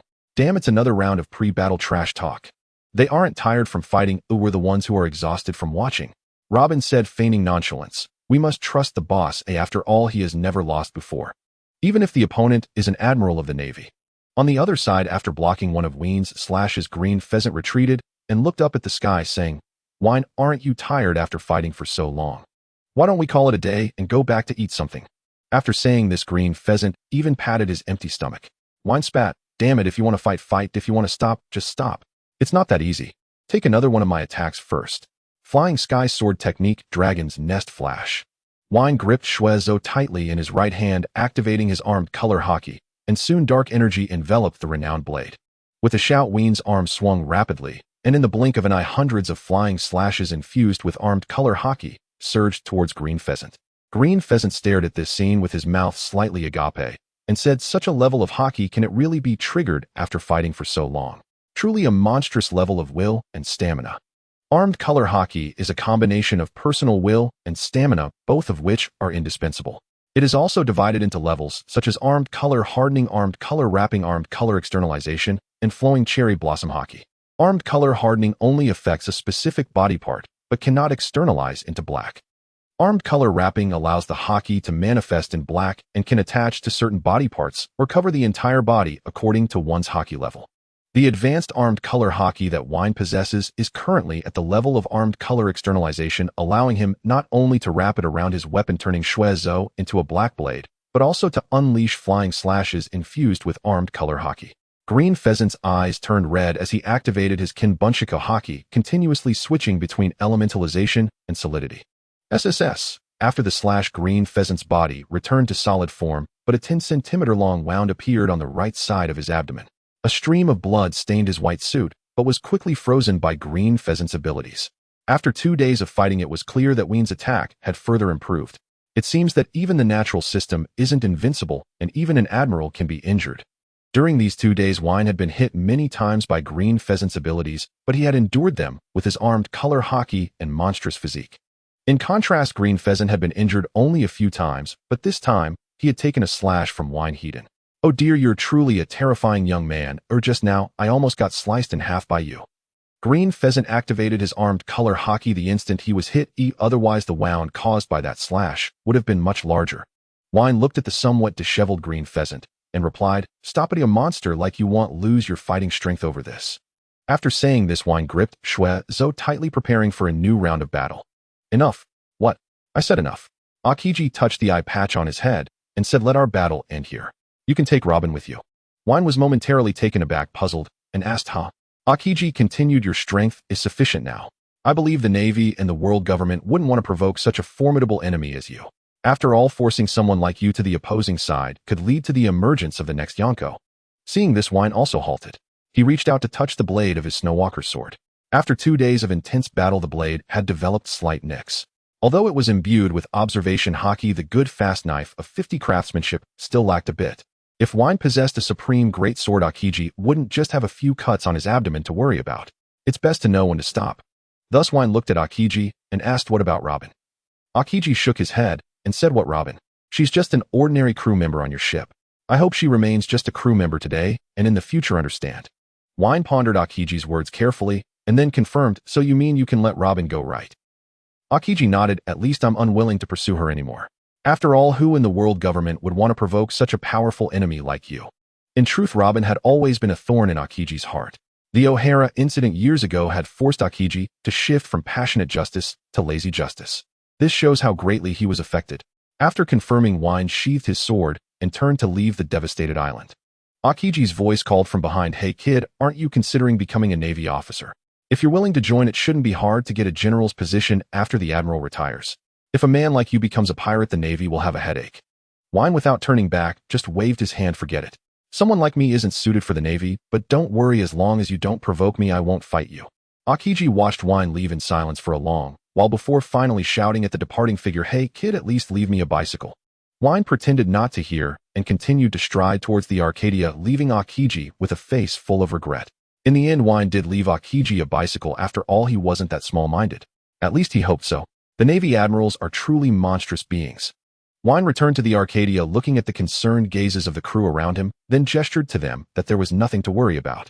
In this battle, Weien also understood his overall strength. Currently, Weien possessed top-tier swordsmanship, excellent physical strength, outstanding hockey, and average combat experience. What he lacked now was experience battling against these experts. Since the beginning of the fight, Weien had been frequently using observation hockey. Especially Wein's ability to unleash hundreds of strikes imbued with hockey at once, so one can imagine that even Mihawk, the world's greatest swordsman, would find it hard to use them so frequently. Only someone with Wein's monstrous physique could endure it. However, even so, Weien had only managed to fight Akiji to a standstill by relying on temporary upgrades and external aids. Weien gazed at the ice path rising in the distance over the sea, where a bicycle was slowly traversing across the ice. Looking at that figure, Weien murmured, "Is this a reasonable use of hockey? Next time I encounter an enemy like you, I won't be so embarrassed." Weien gained much from this battle, having never fought so fiercely against such a strong opponent before. "What?" You mentioned Moria. Weien had defeated him without much effort, simply using hundreds of Haki-infused slashes to send that overly fruit-dependent Moria fleeing in panic. Achoo! Far away in an unknown sea, Moria sneezed, and then said angrily, Kaido Weien, when I become stronger, I will definitely turn you into my new zombies.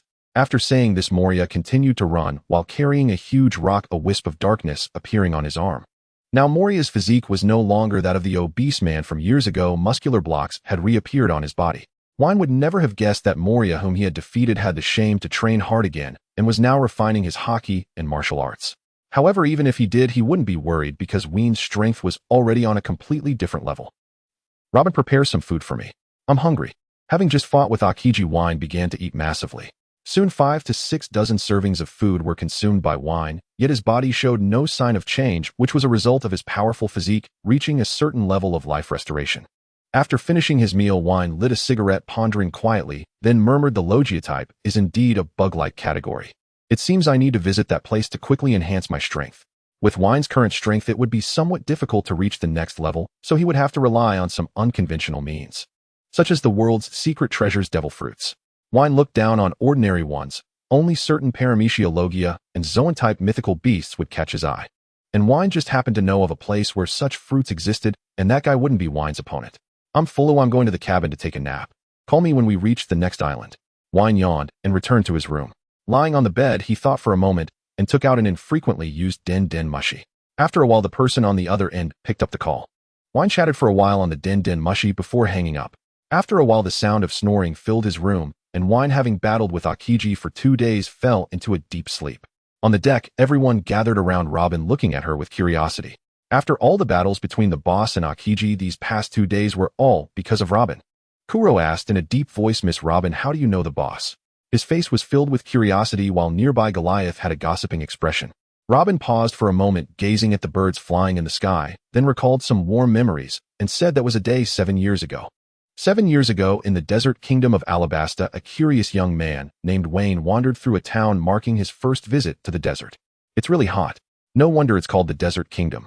Weien bought a bottle of juice from an old man with a white beard and strolled contentedly under the shade of the eaves. Nothing is more delightful than a chilled juice on a summer day. 2 years ago, Weien, having become a swordsman, left the Baratie archipelago, embarking on a journey across the Grand Line. Though it was meant to be a vacation, he was actually focused on breaking through the bottleneck in his swordsmanship. Weien recalled his conversation with the old man Rayleigh before leaving Baratie. Hey old man, I'm leaving Baratie, ready to explore. Alright, go ahead. Once you buy, you can't return. In the Baratie casino, Rayleigh casually shook a pair of dice as he replied without concern, You old geezer, don't you have anything to say to me? Damn it, I lost again. Weien, lend me 50,000 berries, and I'll pay you back in a few days. Wayne's face began to twitch, and Rayleigh chuckled before continuing. Don't worry, little guy, go enjoy yourself. With your current strength, there's nothing to fear in paradise. Just remember, you need to strengthen your swordsmanship. It's a shame for someone with your monstrous physique. Why not be a master of martial arts? No, I want to be a great swordsman. Wayne's face displayed determination. Despite his naturally impressive physique and mastery of both Conqueror's Haki and Armament Haki, what young man doesn't dream of being a transcendent swordsman? Alright, go be a swordsman. Here, take this. Weien took the log pose Rayleigh handed him and set off on his journey to become a great swordsman. Excuse me. Coming through, Weien, lost in memory, was jolted back to reality by a voice followed by a collision. He looked at the girl who bumped into him with skin that had a healthy tan, wearing a cowboy hat, her features sharp, and clad in denim, radiating youth. That face looks familiar. Weien couldn't immediately recall who she was. Hello, are you alright? I'm fine, I'm really sorry, handsome. Weien began chatting with the girl, but before long a commotion erupted behind them. That woman over there, quick, chase her. Don't let her get away. Damn it, we've been chased by the Navy because of her. The girl, who was none other than Robin, flashed Weien a flirtatious glance and said, Thanks, handsome. Hope to see you again. In the blink of an eye, Robin fled, leaving Weien in a daze. Hey kid, don't run. Hand over what you took. A group of burly pirates surrounded Weien, and he looked puzzled, asking, What do you want with me? Kid, you're that woman's accomplice, right? I saw you chatting with her. If you know what's good for you, hand over what you have or else. The pirates, menacing and fierce, cracked their knuckles, ready to teach Weien a lesson. Hey, I don't want to be used as a shield. Seeing the pirates about to strike, one sword style slash. A flash of sword light passed, and the 10 or so pirates in front of him were left moaning on the ground, unable to rise. It was only then that Weien realized he had been used as a pawn by the girl. He scanned the crowd, but there was no sign of her. Forget it, it's not like I lost anything significant. I'll find a place to sleep. Weien glanced at the sky and turned towards a nearby and preparing to catch some rest. 5 minutes later, an enraged Weien emerged from the tavern, his face filled with killing intent. He approached the group of pirates cursing, "Damn it, tell me, who is that woman? Why are you chasing her, and where did she run off to?" A series of 3 questions left the pirates trembling, but they still answered, "She is the child of the devil, Nico Robin. She used to be a crew member on our ship, but stole our treasure and caused us to be hunted by the Navy." Weien, displeased, knocked the pirates out once more and began searching their pockets. Damn it, what a bunch of broke fools. He stuffed the several 100,000 berries he found into his pocket, then kicked one of the pirates in frustration. There was no choice. Wayne's money pouch was missing, which also contained his log pose. He realized that the girl must have stolen it when she bumped into him. Nico Robin, the child of the devil. Once I catch you, will make you pay. It dawned on Weien that the girl was actually Nico Robin, one of the protagonists in the Pirate King saga. But he couldn't blame himself, though after all, Nico Robin's appearance now differed quite a bit from what it would be in the future. 3 days later, Weien found himself in a casino in Rainbase. Once you buy, you can't return. I bet high.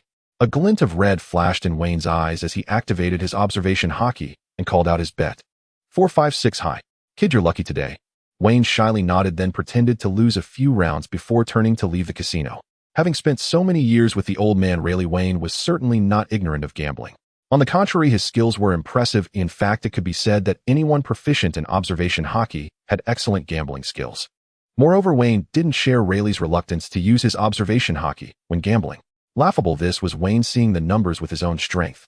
Weien always adhered to a principle: win more and lose less, mixing wins and losses and changing locations frequently. This was why, despite not having a stable job over the years, he always had money to spend. Who is that? There she is, the woman. Just as Weien exited the casino, he spotted a familiar figure, Nico Robin. He was about to rush over to settle the score when a towering figure blocked his path.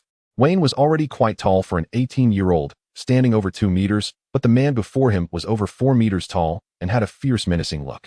Kid, I saw you won quite a bit of money earlier. Hand some over to share with us, brothers. Weien stared at the giant, then suddenly slapped his forehead, saying, "The pirate with a bounty of 27 million berries, big guy Julian." "That's right, it's me," the big pirate replied with a proud grin. Weien looked at Robin in the distance, who had not yet left, and said, "In that case, I'll be collecting your bounty." One sword style iron cut. A black aura enveloped Wayne's sword, and with one strike, Julian fell to the ground in shock, silent. One strike, and defeated big guy Julian. Run. The surrounding pirates fled in panic, and Weien did not pursue further. He tossed Julian's body next to a security guard standing at the casino entrance and said, "Hey security guy, do me a favor and collect this guy's bounty for me, okay? I have something to do right now, I'll come back later. Oh, and don't think you can keep it all for yourself, though I'll remember your face." With the security guard's terrified gaze following him, Weien chased after the retreating figure of Nico Robin. "No one gets to freeload off my money." Weien chased after Robin in the distance and quickly caught up to her, noticing that she had changed into a different outfit. Weien shouted at the Robin before him, "Hey, this isn't Robin, oh, it's more like a little thief cat named Nami." Robin showed some surprise at Wein's sudden appearance, as she remembered him being severely beaten by pirates and lying in the hospital. "It seems the kid has some strength." Robin chuckled softly, covering her mouth. Just then a figure blocked her path. "Get out of here, kid." This was a tall, muscular man dressed in a monk's robe with a bald head. "What if I say no? That woman stole my money, and I want it back." The bald man glanced at Robin, saw she was silent, and asked, "How much?" "I'll pay her back." Weien replied, 80 million berries. "What? Are you joking? You've come here just to cause trouble, kid." The man clearly didn't believe him. 80 million berries was not a small sum, and he doubted that this kid had such a large amount of money stolen.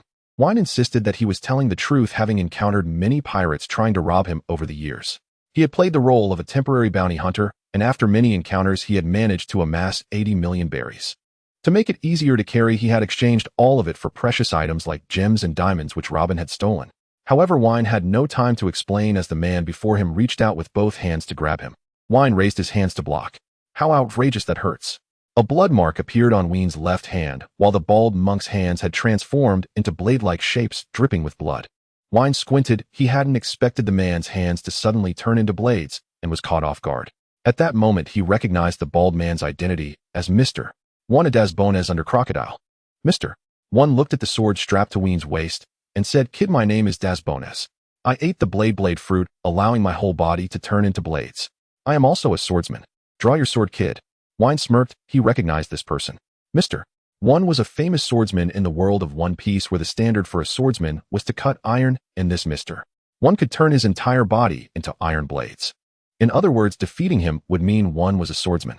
Weien had already reached the realm of cutting iron 2 years ago, having learned to hear the breath of all things and become a swordsman.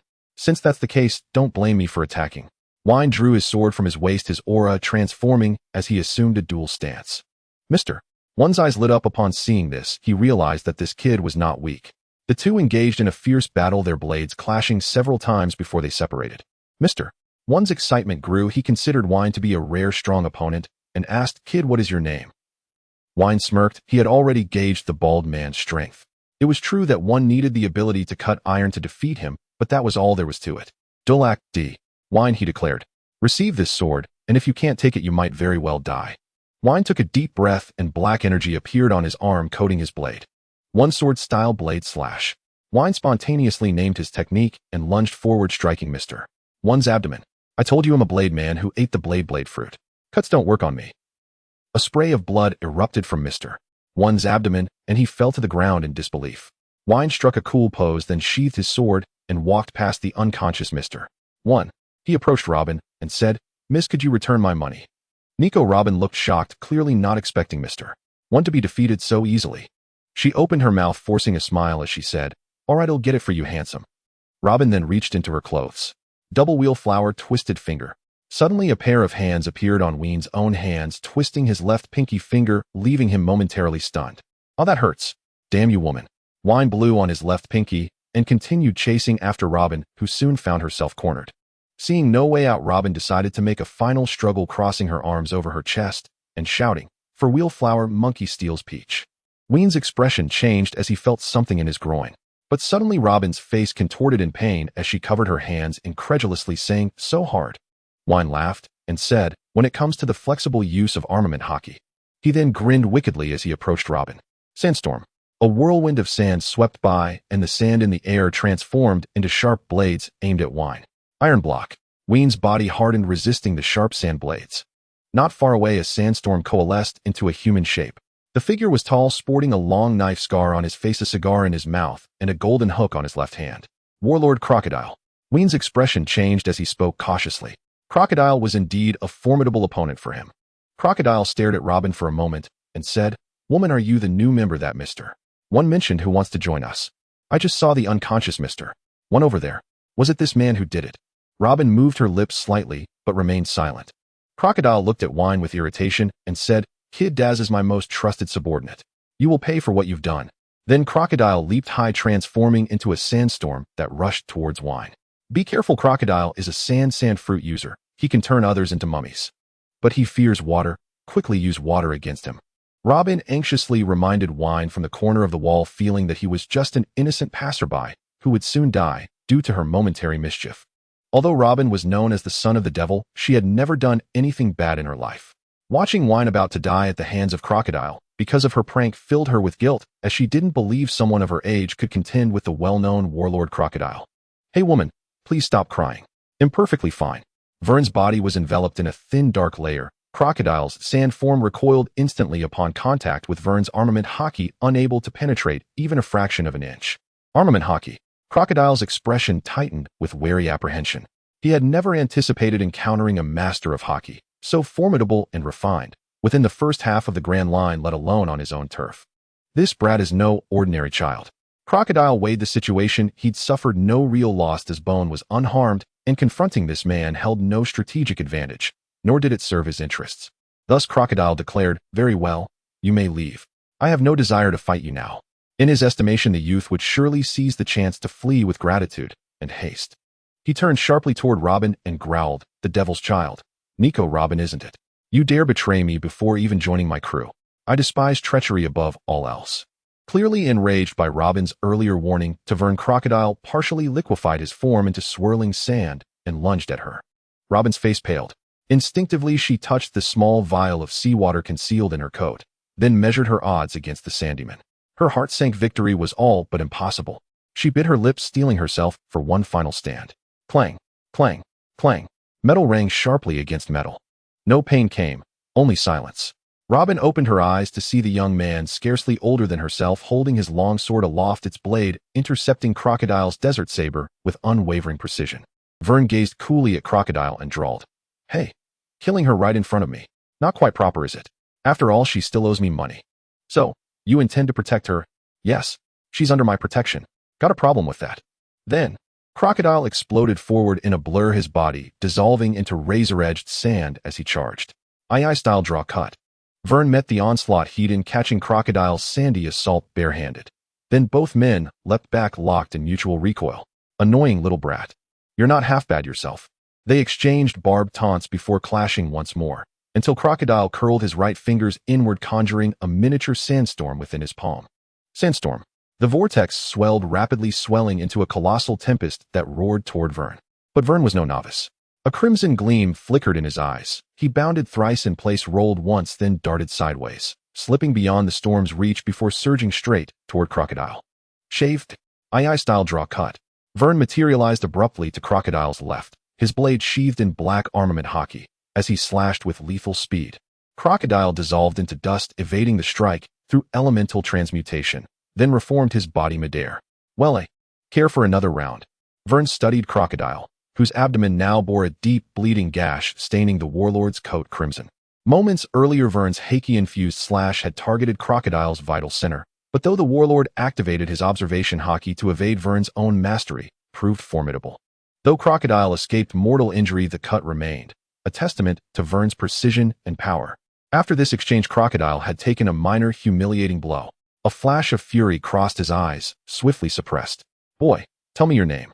You cannot be some nameless drifter upon the seas." "Delachi D. Vern. Remember it. Someday this name will echo across every ocean." Crocodile snorted coldly, then cast one last piercing glance at Robin before dissolving into sand, retrieving Desbone from afar and vanishing into the desert. Phew, finally gone. No wonder he's one of the 7 warlords. The pressure was suffocating. Wiping sweat from his brow, Vern admitted, to himself, that prolonging the battle would have been perilous. This was the desert, the Sandyman's domain, and armament Haki drained him swiftly. From their duel, Vern confirmed Crocodile was no stranger to Haki. His observation Haki was sharp, and he possessed at least rudimentary armament Haki, though far less refined than Vern's own. "Hey, you're not planning to slip away unnoticed, are you?" Vern shot a sidelong glance at Robin, who'd begun edging silently toward the horizon. "You still owe me 80 million berries. No payment, no departure. You've just earned Crocodile's enmity and the Marine's pursuit. Escaping won't be easy. So pay up now." Robin had no retort. With resolve, she stepped forward and spoke plainly. 80 million berries. Impossible. But my bounty, 79 million, is real. Take me instead, if you dare. Not a bad offer. 79 million is respectable. Robin flinched, certain he meant to turn her in, until Vern's tone softened. "I've just founded a company.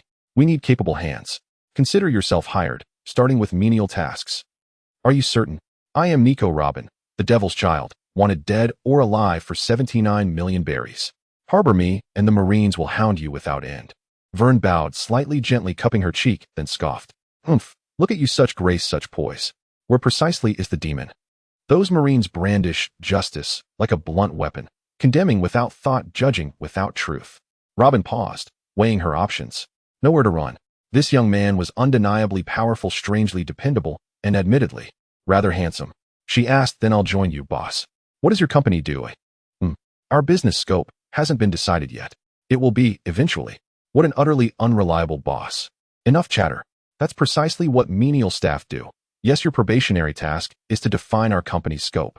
Robin covered her face with one hand, stunned that such a fearsome warrior could exude such disarming whimsy, yet she pressed on undeterred. "Boss, what is your dream?" "My dream." Vern fell silent, recalling Luigi, his fallen benefactor, Rayleigh, his revered mentor, Ace, still waiting in the East Blue, then spoke, voice steady and deep. "To protect everyone precious to me, without exception." His sincerity struck Robin like a physical force. She blinked, then memory stirring murmured softly, "What a truly magnificent dream. One day, I too wish to become someone precious to you." Time returns to the present. And just like that, I joined the boss company. At first there was indeed nothing for the first 2 years, and the boss wasn't as famous as he is now. So the boss still had to occasionally work as a bounty hunter to supplement the company's expenses. But later the company's influence grew larger, and eventually the boss became one of the 7 warlords. Robin sat among the crowd, earnestly recounting stories from the past. Then, recalling Weien, a look of happiness spread across her face as she murmured, "He truly is a reliable man. What you said 7 years ago has really come to pass." Galia, sitting beside her, looked displeased at Robin's expression. So what if she met the boss a year earlier? What's so great about that? I'm so envious." The apocalypse continued to sail over the sea, and as it drifted further away, the deck became increasingly warm. Weien carefully divided a fist-sized block of ice into 3 pieces, then handed one to Robin and another of similar size to Galia. With only a small piece of ice left, Weien looked at the thumb-sized chunk, licked his lips, and then caught sight of Crocodile, who looked eager beside him. "Crocodile, I want it." Slurp.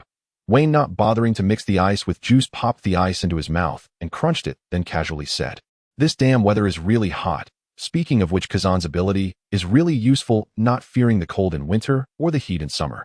Leaving Crocodile, who looked mournful, unable to find a place to complain. "Land in sight," Galia exclaimed, joyfully dancing about. Weien stroked his chin and said with a hint of nostalgia, "That island in front is Alabasta, right?" How nostalgic. 7 years ago, it was here that he first met Nico. Robin, embarking on his path to legend. "Speaking of which, I'm feeling a bit restless. Let's go play in the rain." Weien had not visited a casino for a long time and felt a sudden surge of excitement. "Boss, the log pointer still needs to record for another week." "All right, got it." Thus Weien, along with several officers and other crew members, crossed a vast desert and arrived in the town of Alabasta. Strange, why does it feel less prosperous than before? Weien and the others walked through the town, but the number of vendors was less than half of what it was 7 years ago, and many shops had closed. Weien pondered for a moment and said, "It must be related to that sand crocodile. He seems to be plotting something significant." Crocodile asked doubtfully, "Crocodile, isn't he a hero of Alabasta? I've heard he is quite popular." Weien smiled slightly and replied, "Actually, it's because Alabasta harbors an ancient weapon known as Pluton, and that sand crocodile is trying to scheme for it." After finishing, Weien glanced at Robin beside him and added, "By the way, there seems to be some historical text here."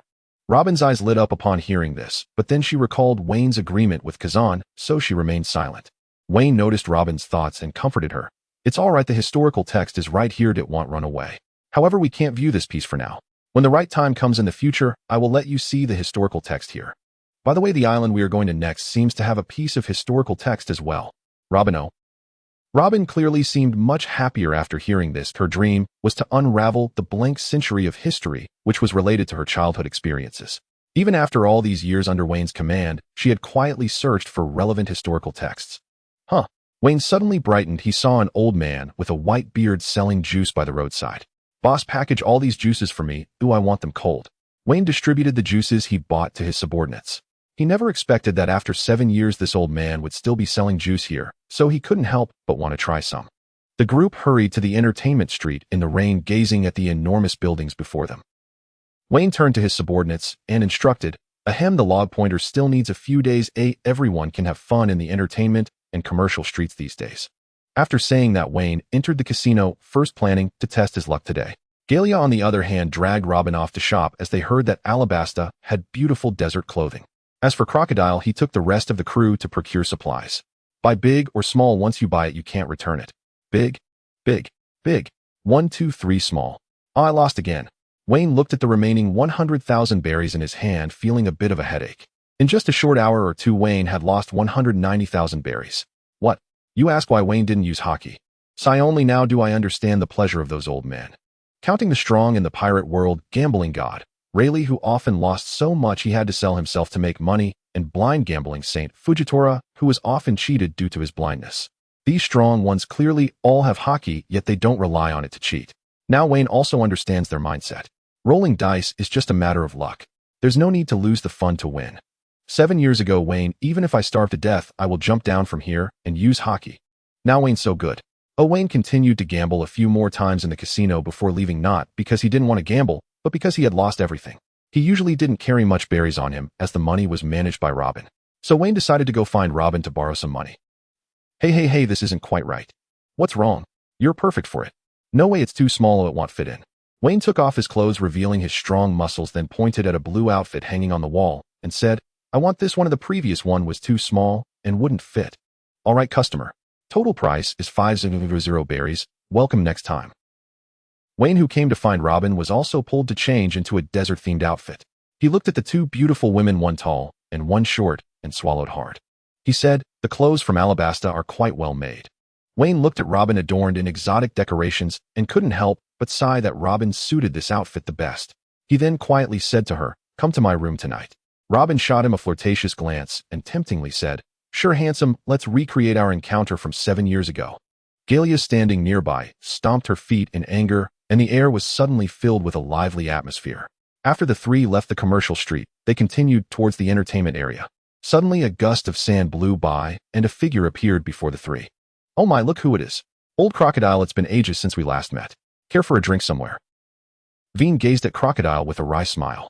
The warlord's appearance came as no surprise. He had made no effort to conceal his arrival.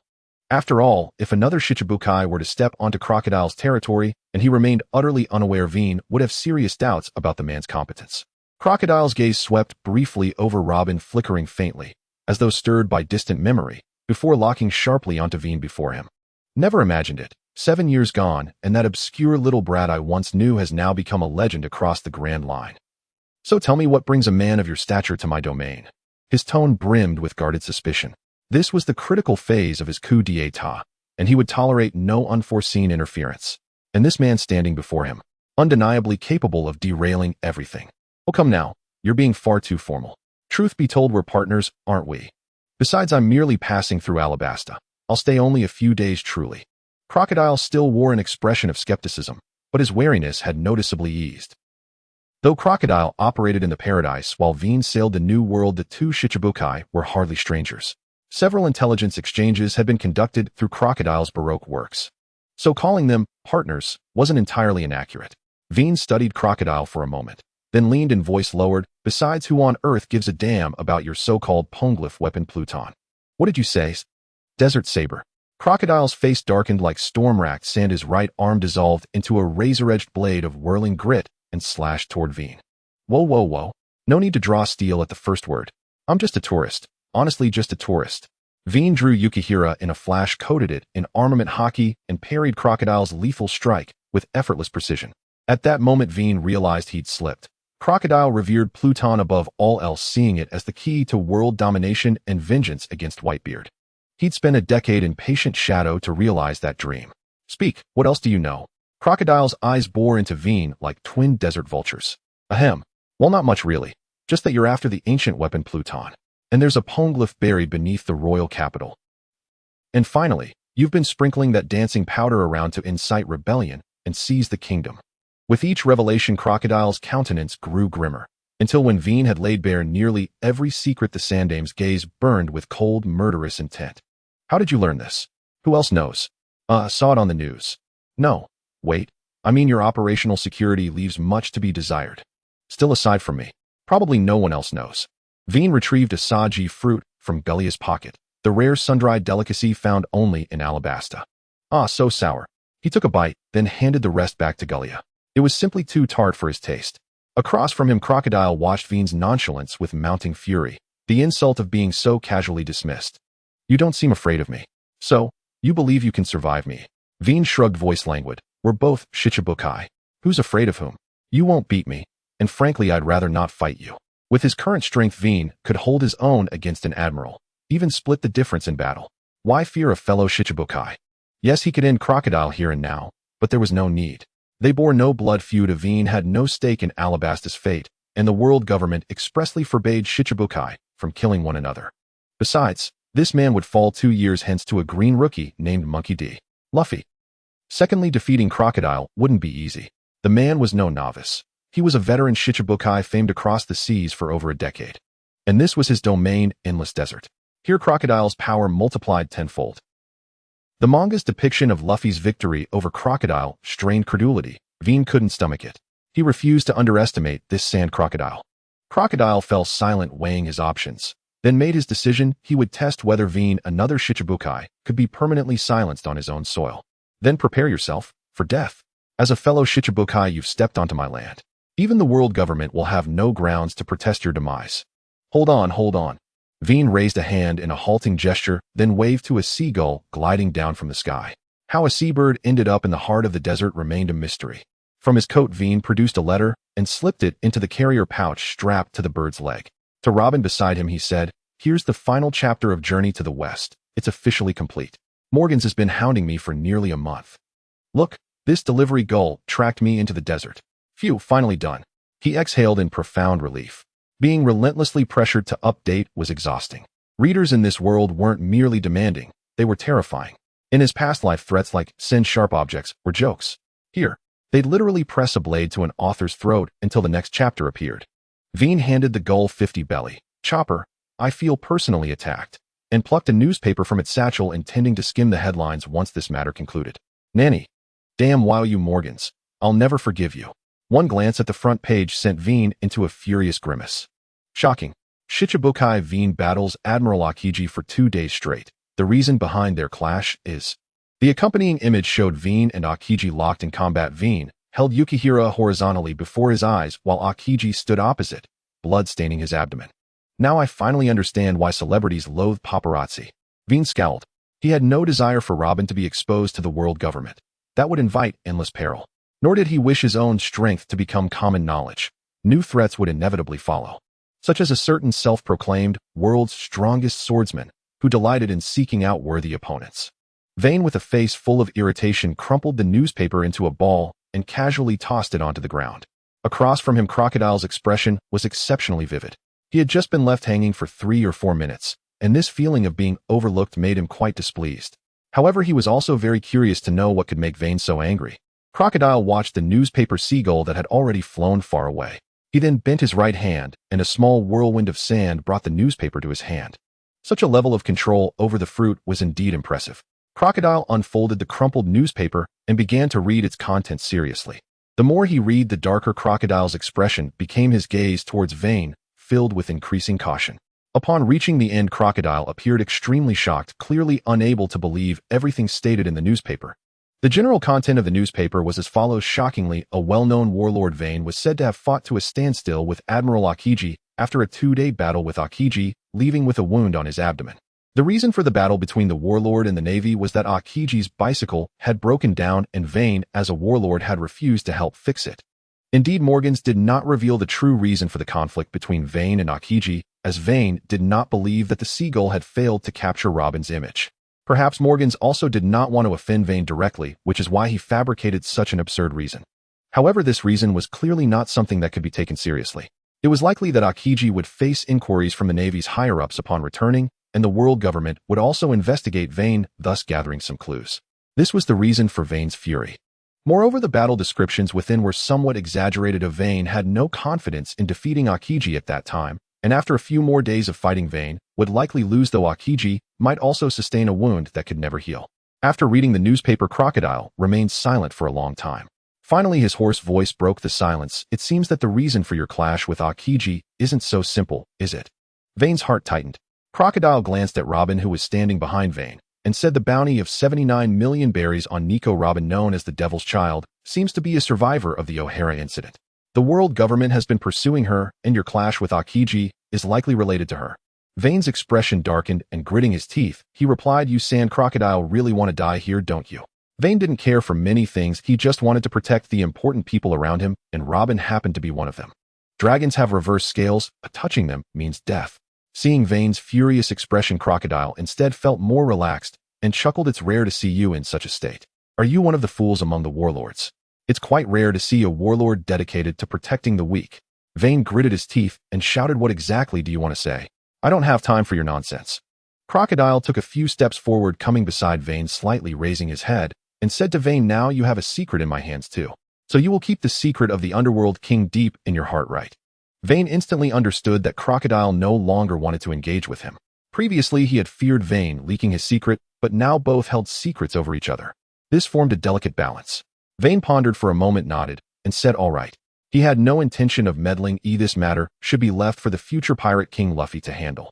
Seeing that he had gotten the answer he wanted, Crocodile then transformed into a sandstorm and flew away, leaving behind a parting remark. "Robin, if that little brat can't protect you, consider coming to me. No one can defeat me in the desert." "How ridiculous. You think you're something. In less than 2 years you won't even be a warlord." Weien, noticing that Crocodile left while still trying to poach from him, cursed at the sand for a moment. All right, he's already far away. He can't hear me anymore," Robin advised from the side. Vane looked at Robin and Gloria before thinking of those pirates and citizens living under his flag, as well as Ace, who was still far away in the East Sea, and a sense of urgency grew in his heart. Power ultimately means having the ability to annihilate everything. When the time comes, no Admiral Elder Stars or Yonko will be his match, and then he wouldn't have to worry so much. But in this sea, the strong have a ceiling. Navy admirals are at the top of this ceiling, no matter how strong one is. Even Whitebeard would not be a match for two admirals. However, Vane would be an exception. Vane possessed the unique system allowing him to enhance his abilities in every aspect, making him someone who could break through that ceiling. To become a top combat force on the sea, one cannot have any weaknesses. The fruit of the bug: top-notch swordsmanship, top-notch hockey, and top-notch martial arts. Among these, for one must at least possess two, and the rest cannot be weaknesses. This is the standard of true powerhouses on the sea. Now Vane has already attained top-notch swordsmanship, and his martial arts and hockey are not lacking, so there is only one way to quickly increase his strength: the devil fruit. Vane took out the extractor for the devil fruit shaped like a dragon fruit, then murmured, "It seems I must make a trip to that place soon." Garuru Moshi Moshi. This is Akiji. What's the matter? I am Singoku. Kazan, what the hell have you done? Fighting with a warlord over a bicycle. Do you know how much this affects the Navy's reputation? Alright, your vacation is over. Hurry back to the Navy headquarters, and after you return, report on the details of this incident. On an unknown island in the Grand Line's paradise, a man dressed in a Weiner jacket, wearing a black top hat, and sporting a beard quietly read the newspaper. Warlord Vane, huh? Interesting. It seems it's time to stretch my limbs. With eagle-like eyes filled with sharpness, he reached back to touch the black sword behind him, then stepped onto a coffin-like small boat. P.S. Author's note: recently many people have questioned Crocodile's strength. I suggest everyone rewatch the Marineford arc. Luffy's fight with Crocodile in those episodes was somewhat exaggerated. Crocodile in the desert should be close to the level of a pseudo-admiral. Moreover, the main character simply did not want to engage in combat, since it was not a life-and-death feud. Lastly, Happy New Year to everyone. 3 days later, Weien returned to the ship the Tianchi, accompanied by a group of crew members. At this moment, Wayne's recording pointer had already marked the direction forward with the next stop, Loguetown. The Tianchi continued to sail across the sea while the weather of the Grand Line was indeed changeable. As Weien and the others gradually departed from Alabasta, the weather began to cool down. At this time, Weien was sitting at the bow holding a gigantic fishing rod, engaged in sea fishing. Beside him, Golia mimicked Weyen's actions, fishing diligently, though she often snacked or glanced at Weien with a silly smile. Ouch! Weien tapped Golia on the head and said, "You need to focus when fishing, or otherwise you won't catch any fish." I got a bite. Huh? What did you say, brother Weien? Nothing. Weien glanced at Golia and saw her fishing rod being pulled relentlessly, her body being dragged forward as if she lacked the strength to match the fish. Boss, come help me. Seeing this, Weien quickly dropped his own rod and took Golia's rod. It's a big one. The moment Weien gripped the fishing rod, he felt a tremendous force pulling him towards the sea, instantly understanding why Golia couldn't reel in this fish just now. Huh? Weien exerted his strength, his arm muscles bulging like balloons, then squatted on the deck, gathering his energy, and vigorously shook his arm. A gigantic fish measuring 200 to 300 meters in length was thrown into the air along with the fishing line, letting out a cry from its mouth. Nanny, so big. This must be a small sea king. Klo, who was training, gaped with his mouth open, drooling as he looked at the enormous sea king about to fall, while the other crew members were equally astonished. They had never expected Miss Golia to catch such a large fish. Run. This fish will sink the Tianchi if it falls. Boss, think of something. Weien also realized the seriousness of the situation. Although the Tianchi was constructed from the legendary Atom Tree and was incredibly sturdy, he couldn't guarantee it would remain intact after being struck by a sea king that was hundreds of meters long and weighed who knows how many tons. In that case, one sword-style skyline. A surge of haki flowed from Wayne's arms into his sword snow walk, which instantly transformed into a pitch-black blade. Weien shouted loudly and delivered a massive flying slash which spanned several meters, but still appeared somewhat small before the Sea King. Boss, even if you cut it in half, it will still hit us. Klo anxiously reminded Weien, who had already sheathed his sword. Weien rolled his eyes at Klo and said, "Listen carefully, look closely." As Wayne's words fell, the 100 soft-meters long Sea King was actually sliced into thousands of pieces of varying sizes under Wayne's slash. Klo swallowed hard once again in awe of Wayne's power. With just one strike, he had turned the Sea King into minced meat. Weien kicked Klo and said, "What are you standing around for? Go get some fish meat. We're having fish soup for dinner tonight." "Oh. Okay, boss." Just as Klo regained his composure to fetch the fish, Weien grabbed his arm, his expression turning serious. "Wait. Everyone pay attention, stand steady, don't fall into the sea." Weien suddenly shouted loudly to the crew around him. In Wayne's observation with his haki, a highly vibrant monster was approaching the Tianqi from directly below. As Theodore finished speaking, a sea king measuring several thousand meters long suddenly emerged from the water. Externally, this sea king resembled the previous one, but its size was exponentially larger. In front of this sea king, the entire Tianqi could only be considered a tiny speck. What a hassle, killing the small one only brought the big one. A sea king of this size would be troublesome even for me. Weien stared intently at the gigantic sea king, while it let out a mournful cry, clearly realizing the death of its offspring, and fixing a gaze filled with hatred on the crew aboard the Tianqi. Gulp, Close swallowed hard, the pressure exerted by such a behemoth was immense. The giant sea king rolled over, unleashing massive waves that crashed towards the Tianqi, while the sea king opened its mouth wide, seemingly intending to swallow the entire ship whole. You dare! An overwhelming fury surged within Weien. Although he was not afraid of the Sea King, his companions were all on the ship, including Robin and Golia, both of whom held special abilities. Being caught in the sea by such a monster was undoubtedly a perilous situation. Rage. Infinite rage. Ding. In his fury, Weien awakened an extraordinary power. As Wayne's roar echoed, everything around seemed to freeze. Many crew members fainted, leaving only a few, including Robin and Golia, still conscious. Conqueror's Haki. An aptitude that appears in only hundreds of thousands of people. Robin's eyes lit up with surprise. This was her first time witnessing Weien use Conqueror's Haki, proving that he too possessed the qualifications of a king. Klaus' consciousness began to blur. Although his strength had improved significantly, resisting Conqueror's Haki remained a challenge. Soon after, he succumbed to unconsciousness. Boom.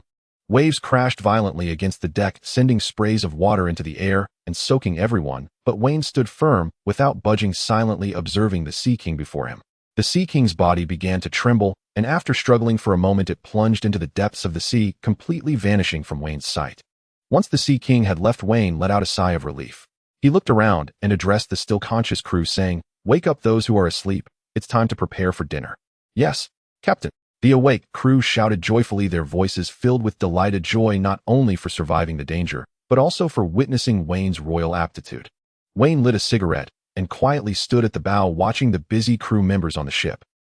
In that fleeting moment, Weien had considered slicing the Sea King in half, but the Sea King was fast, and there was no time. Furthermore, Weien lacked complete confidence against such a gigantic creature. In his moment of desperation, Weien successfully tapped into the Conqueror's Haki within him, which he always knew he possessed, but had never actively used before.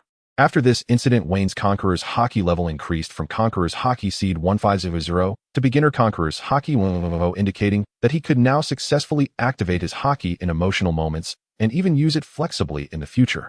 Weien reminisced about the earlier events, slightly lost in thought, murmuring, "The qualifications of a king." Ding.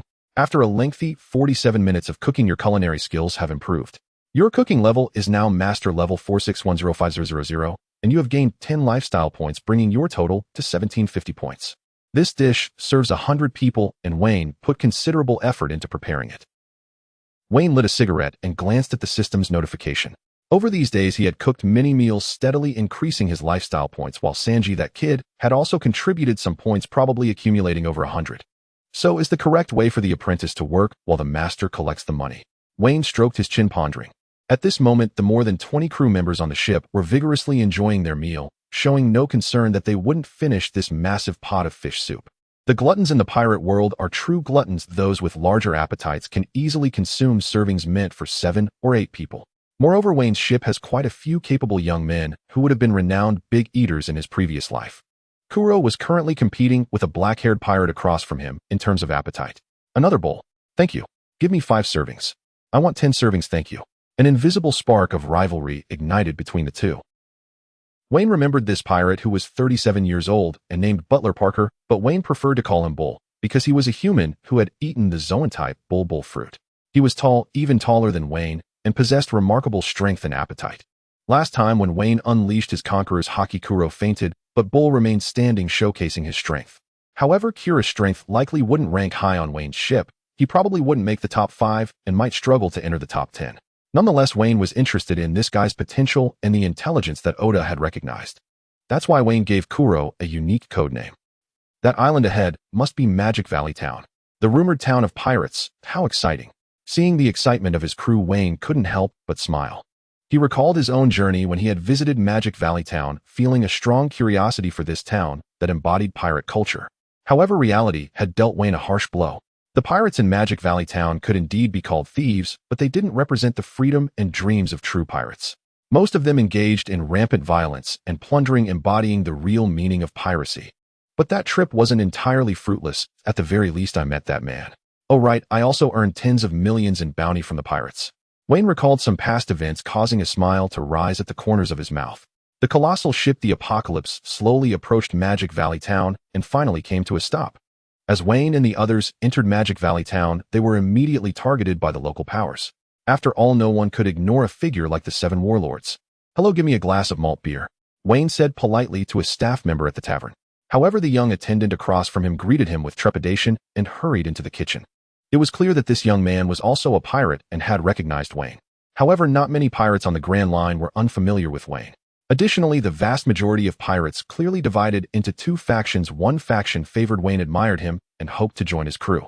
The other faction, however, feared Weien greatly, as he had been a pirate hunter for a time before becoming one of the 7 warlords, killing many pirates and instilling terror in their hearts. Thus, pirates on the Grand Line knew that Weien was not only a highly sought-after star, but also a decisive figure among pirates. What a headache. Weien looked at the surrounding pirates, scattering in fear, feeling somewhat disappointed. Upon recognizing Wein's pirate crew, they all fled, fearing to be targeted by him. However, Wein's purpose for this trip was to resupply and give his crew a taste of the world, so he didn't intend to go on a rampage. "Alright, you won't have fun staying with me. Go find your own entertainment. Just don't drink too much. Let's gather at noon tomorrow." Wein's subordinates quickly formed groups of 3 or 5 to find their fun. Staying with Weien was indeed safe, but it lacked the thrill of adventure. Weien also felt reassured about his crew in Magic Valley Town, as their strength was sufficient. Feeling bored, he decided to have a couple of drinks at the tavern before heading out to explore. By this time, the sky was gradually darkening. Weien strolled aimlessly through the streets of Magic Valley Town with Robin and Galia. Suddenly, with a crash, the window of the tavern in front of Weien shattered, followed by sounds of shouting and objects being smashed. "Let's go. Let's check it out."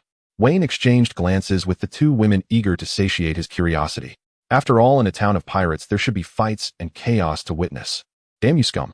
Ha, you rookie should just go home. Being a pirate is no child's play." "How can that be? Pirates have dreams. The Sky Island definitely exists." "Ha, you're really going to make me laugh to death. There's no island in the sky. Stop dreaming."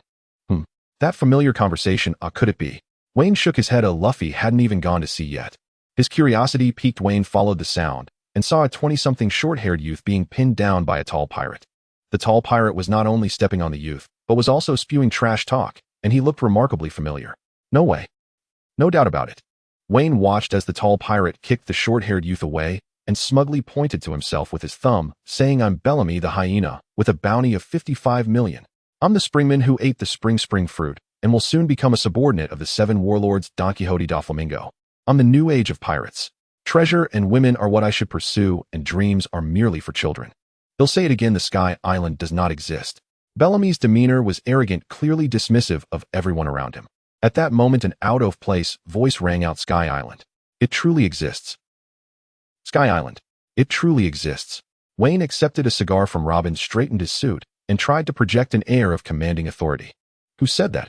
Bellamy suddenly turned his head, eyes widening, as if searching for the voice challenging him. Weien stepped forward from the crowd and stood before Bellamy, exhaling a plume of smoke directly into his face before declaring word by word, "I said it. Sky Island is real. Any objections?" A murmur rippled through the pirates nearby. Clearly, they recognized him. The 7 warlords of the sea, the fool Weien. He actually believes Sky Island is real. Good heavens. So this is the legendary figure himself. I'd give anything to join Wein's crew. I hear their benefits are extraordinary. Are you insane? They say Weien slaughters without blinking and treats his own crew with brutal cruelty. Fragments of the chaotic chatter reached Bellamy's ears, and a bead of cold sweat slid down his temple. Bellamy let out a strange forced laugh, then leapt backward, landing near the wall, and defiantly retorted, "So what if you're a warlord? I serve Don Quixote da Flamingo, the heavenly night demon. Of all the warlords, you're the one I hold in least regard." In an instant, Weien vanished from sight, only to reappear beside Bellamy, his tone edged with quiet menace. "Truly a newborn calf fears no tiger." "Then go ahead, have Da Flamingo say that to my face.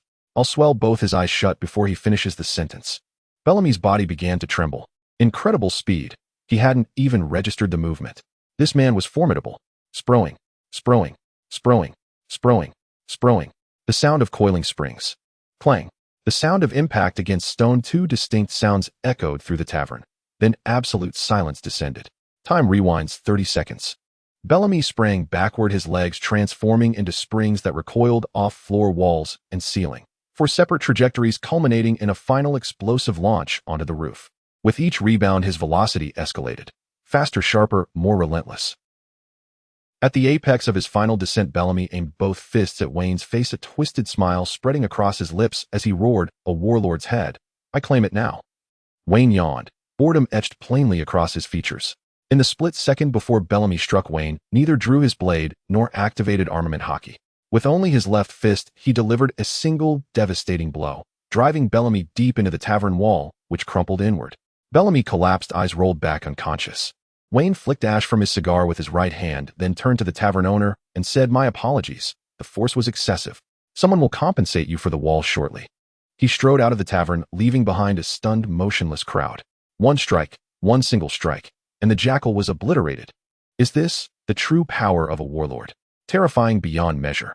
Meanwhile, the boy who'd been trampled beneath Bellamy's boot sat dazed on the floor, then after a long pause scrambled to his feet and dashed after Weien. Wait, Lord Weien." The short-haired youth caught up breathlessly and blocked Wein's path as he headed toward his quarters. "What is it, brat? Anything urgent?" Though Weien despised Bellamy, he'd also indulged in a touch of theatricality, hence the cigar. "Lord Weien, is Sky Island truly real?" Weien paused, surprised. This boy, battered and humiliated, had rushed forth not to complain or beg, but to ask about dreams.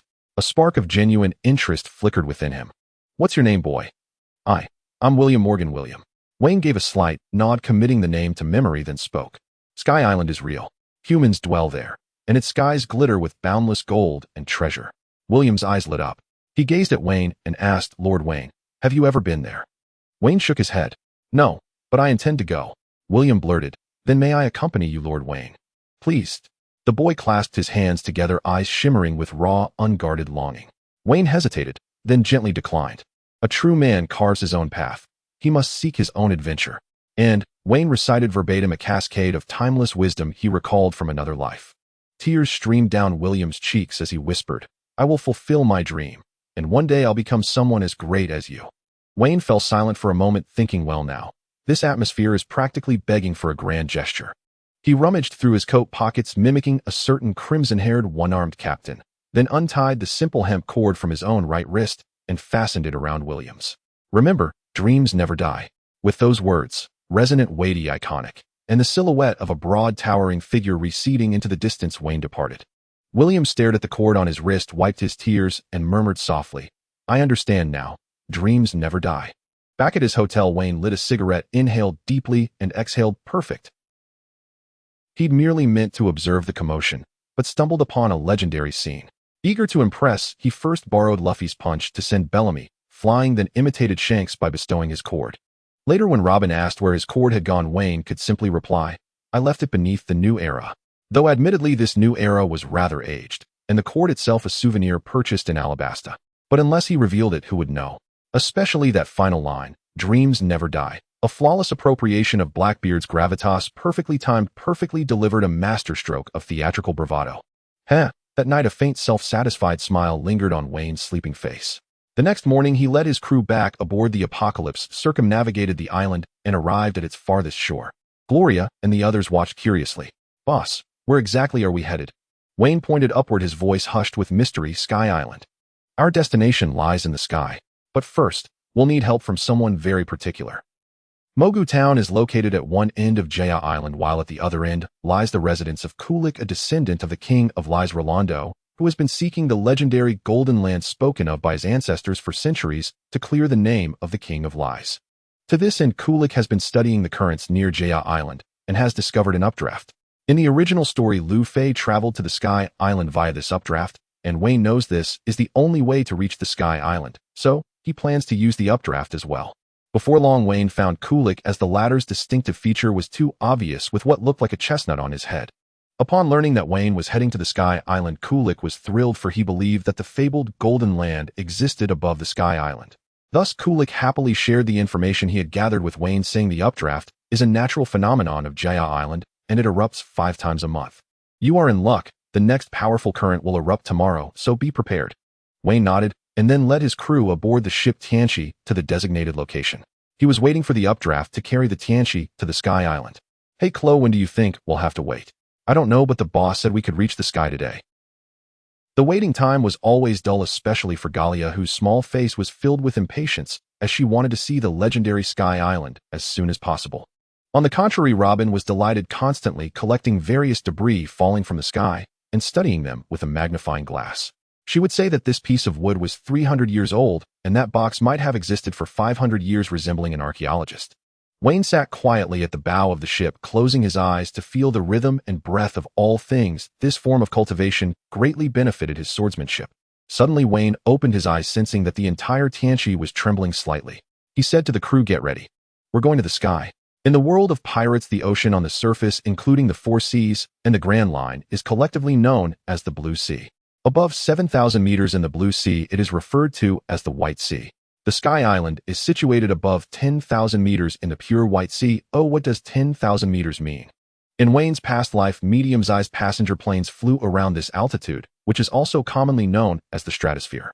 With the powerful impact of the updraft reaching them, the entire Tianqi began to ascend at an astonishing speed. Ah! Whoa! Ah! Oh! At this moment, Weien could only hear 2 types of sounds. One was the cries of his crew, who instinctively opened their mouths and shouted loudly to cope with the changes in ground pressure during the rapid ascent, a protective mechanism of the human body. The other sound was the sonic boom produced when approaching the speed of sound, indicating just how immense the force of the current was. This is quite a terrible feeling. Weien still appeared calm and collected, though his voice underwent subtle changes with the sensation of weightlessness. He would never admit that he had a slight fear of heights. Finally, after an indeterminate amount of time, the massive Tianqi broke through the White Sea and continued to ascend. "We've finally arrived. The Sky Island." Weien felt the thin air, and even his own stamina was significantly suppressed here. Only the natives who have lived on the Sky Island for a long time could completely disregard such harsh weather. Indeed, Weien turned to his crew and saw that they were all showing mild altitude sickness symptoms. He shouted, "Get it together, this place is not the Grand Line. You have 1 hour to acclimate to this height." The Tianqi continued to drift in the pure White Sea. "Huh, what is that?" Gallia exclaimed. Weien followed her gaze and recalled saying, "That's a speedy shrimp, a great find." Speedy shrimp is a large shrimp species living in the White Sea, known for its incredible speed, capable of towing ships. But one alone can't tow the Tianqi. Before long, Weien caught several speedy shrimps, and under their guidance he quickly arrived at a massive gate. "Hello, the entry fee is 1 billion IKA per person." A short old woman extended her hand, clearly asking for money. "What? 1 billion? Chloe and Gallia exclaimed simultaneously, with Gallia furiously saying, "Hey, old lady, you can't rob us like this." Bang! Gallia's head was tapped by Weien. He said to everyone, "The currency of the Sky Island is IKA with an exchange rate of 10,000 to 1 against berries, so 1 billion IKA equals 100,000 berries." However, even so, Weien glanced back at his crew. With over 20 people, they would need to pay more than 2 million berries. This amount is nothing. Weien handed the prepared berries to the old woman and successfully led his crew into Angel Island. "Boss, what is our purpose for coming to the Sky Island?" Chloe asked, puzzled, and many crew members nodded in agreement, clearly sharing the same question. Weien looked at the puzzled crew and held up 3 fingers, saying, "At this moment, there are 3 treasures on the Sky Island. The first treasure is the top-notch nature-type devil fruit, thunderstorm fruit, which is also the most destructive fruit among nature types. The second treasure is the legendary Golden Land Pandora, which contains an uncountable amount of gold, estimated to be worth over hundreds of billions of berries." Upon hearing this, the crew was astonished. The thunderstorm fruit could turn an ordinary person into a top-tier powerhouse at sea, and with Weien's current strength plus the thunderstorm fruit, he would be on the path to challenge the 4 emperors. The hundreds of billions of berries worth of gold made Weien's subordinates dizzy. Oh, was Weien really that rich? Yes, indeed. However, Weien was also in need of money. He had a massive pirate crew to maintain, and unlike the other 7 warlords, he did not plunder wantonly, so this wealth was undoubtedly important. After stating the first 2 points, Weien paused for a moment, and then looked at Robin beside him, saying, "The third treasure is a massive stone tablet inscribed with the history text." Upon hearing about the history text, Robin's heart skipped a beat, for this was exactly what she had been searching for. When looked at the excited expressions of the crew, feeling a surge of excitement within himself. The thunderfruit. It was the most crucial part of his plan. With this fruit, he could go anywhere in the vast world. As for Enel, though his strength was formidable, his ignorance of hockey remained his greatest weakness. Therefore, one was quite confident in killing him and and seizing the thunder fruit. Thinking of this, Wen's eyes turned red and a vast range of observation haki enveloped the entire sky island, meticulously searching every corner. Found it. Wen advanced towards the direction of God's Island with his crew. This was the reason Wen paid the entry fee. He wanted to seize the initiative. If he didn't pay, Enel would likely detect him in advance, making it more challenging when Enel was prepared. Wen's goal was to catch Enel off guard. The group quickly arrived near the temple of God's Island, and as expected, the one who claimed to be a god was likely inside. Thus, Wen prepared to charge in with his crew to take Enel's head. Just then, 4 strangely dressed individuals accompanied by a group of guards blocked Wen's path. These must be Enel's 4 priests. Wen exchanged a glance with Robin and the others. He didn't have time to deal with them. He needed to defeat them before Enel discovered him. Wen bypassed the crowd and entered the temple. As soon as he stepped inside, he saw a man sitting on the throne, bare-chested and with absurdly long earlobes, munching on an apple. It was undoubtedly Enel. Who are you? How dare you intrude into the domain of the gods? Where are my priests? Enel's eyes blazed with fury. Then, activating his observation haki, he formed a heart net that covered the entire sky island. Enel quickly figured out what was happening and said to Wen in the hall, an invading outsider. Such great disrespect to the gods. Let the gods punish you. Divine punishment. Suddenly, fine currents of electricity appeared on Enel's wrist, growing stronger, and then a massive bolt of lightning struck towards Wen. Wen leaped to avoid the current, glancing at the charred ground. A tightness gripped his heart. Enel was likely not as easy to deal with as he had imagined. Thus, Wen silently calculated Enel's strength. Firstly, there was the heart net that could cover the entire sky island, a vast range of observation haki. Unlike others, Enel's heart net could capture the thoughts in his opponent's heart. Secondly, there was that elusive speed. This was a characteristic granted by the thunder fruit, along with the destructive power akin to that of a god. And finally, a revival-like electrical healing ability. What a conundrum. I didn't expect it to be so tricky. Wen was not the chosen one like Luffy in the original story. He couldn't completely ignore the thunder fruit's damage due to the natural counter between the fruits. However, with Wen's attack power, he could directly slay Enel. The question was whether Enel would allow him the chance for a close attack. Then there is only one chance. Wen realized he had to severely injure Enel before he knew that his haki could harm him. Wen surged forward, dashing towards Enel's side. One sword style, Heaven's Line. Wen's body trembled slightly, but he still managed to slash at Enel. I told you the gods are not something you mere mortals can harm. Under the blow, Enel showed no signs of injury. Instead, Wen was slightly paralyzed by the currents surrounding Enel due to his proximity. But Wen was not anxious. He even revealed a slight smile, because Enel had taken the bait. In this way, Wen continued to engage in a fierce battle with Enel for dozens of exchanges. Wen's sword could not strike Enel's body naturally, inflicting no damage. And Enel's lightning was dodged by Wen using his observation haki in advance. However, overall, Wen still appeared to be at a disadvantage. Seeing that his enemy could not reach him, Enel became arrogant and decided to toy with this mortal. It's time. Wen dodged a strike from 30 million volts Thunderbird, calculating the time in his heart. Then Wen covered his arms with haki, and the blade of his Shuezo sword turned black in an instant. Taking a deep breath, Wen suddenly appeared above Enel. Flying sword style, 9-headed dragon flash. 9 powerful slashes imbued with dense haki shot from the blade of Shuezo, sealing off Enel's escape from 9 different directions. This move. Enel felt something was amiss. This mortal's speed had suddenly increased, and he had never seen this move before. Thus Enel decided it was better not to take it heed and to evade for now. But soon he realized he couldn't dodge this strike. Elementalization. The 9 slashes imbued with dense haki struck Enel accurately. Enel's back decorations were completely shredded, and there was a long, narrow wound around his neck with 9 such wounds spanning several centimeters on his body, the largest slicing from his left chest to his right abdomen. In an instant, a large amount of blood erupted from Enel's body, staining him completely red, and in Wen's perception through observation haki, Enel's heart had stopped beating. With this amount of blood loss, he should be dead, right? Wen gasped for breath. During his confrontation with Enel, he had been continuously attacked by the fine currents of the thunderfruit, significantly affecting his mobility, and he had sustained minor injuries as well. Moreover, the last move, flying sword style, 9-headed dragon flash, was further improved by Wen after his battle with Akiji, injecting all his haki into the strike in an instant. It inflicted immense damage on the enemy that was unavoidable. This was specially developed by Wen to tackle natural-type powerhouses. Wen continued to wait in place for a few seconds, then took out the devil fruit extractor, pondering how to extract the thunder fruit. Bang! Bang bang! Bang bang bang! A faint heartbeat suddenly echoed in Wen's ears. Wen's eyes narrowed as he watched Enel float up from a distance, twisting his body and leaping into the air. At this moment, Enel was filled with apprehension.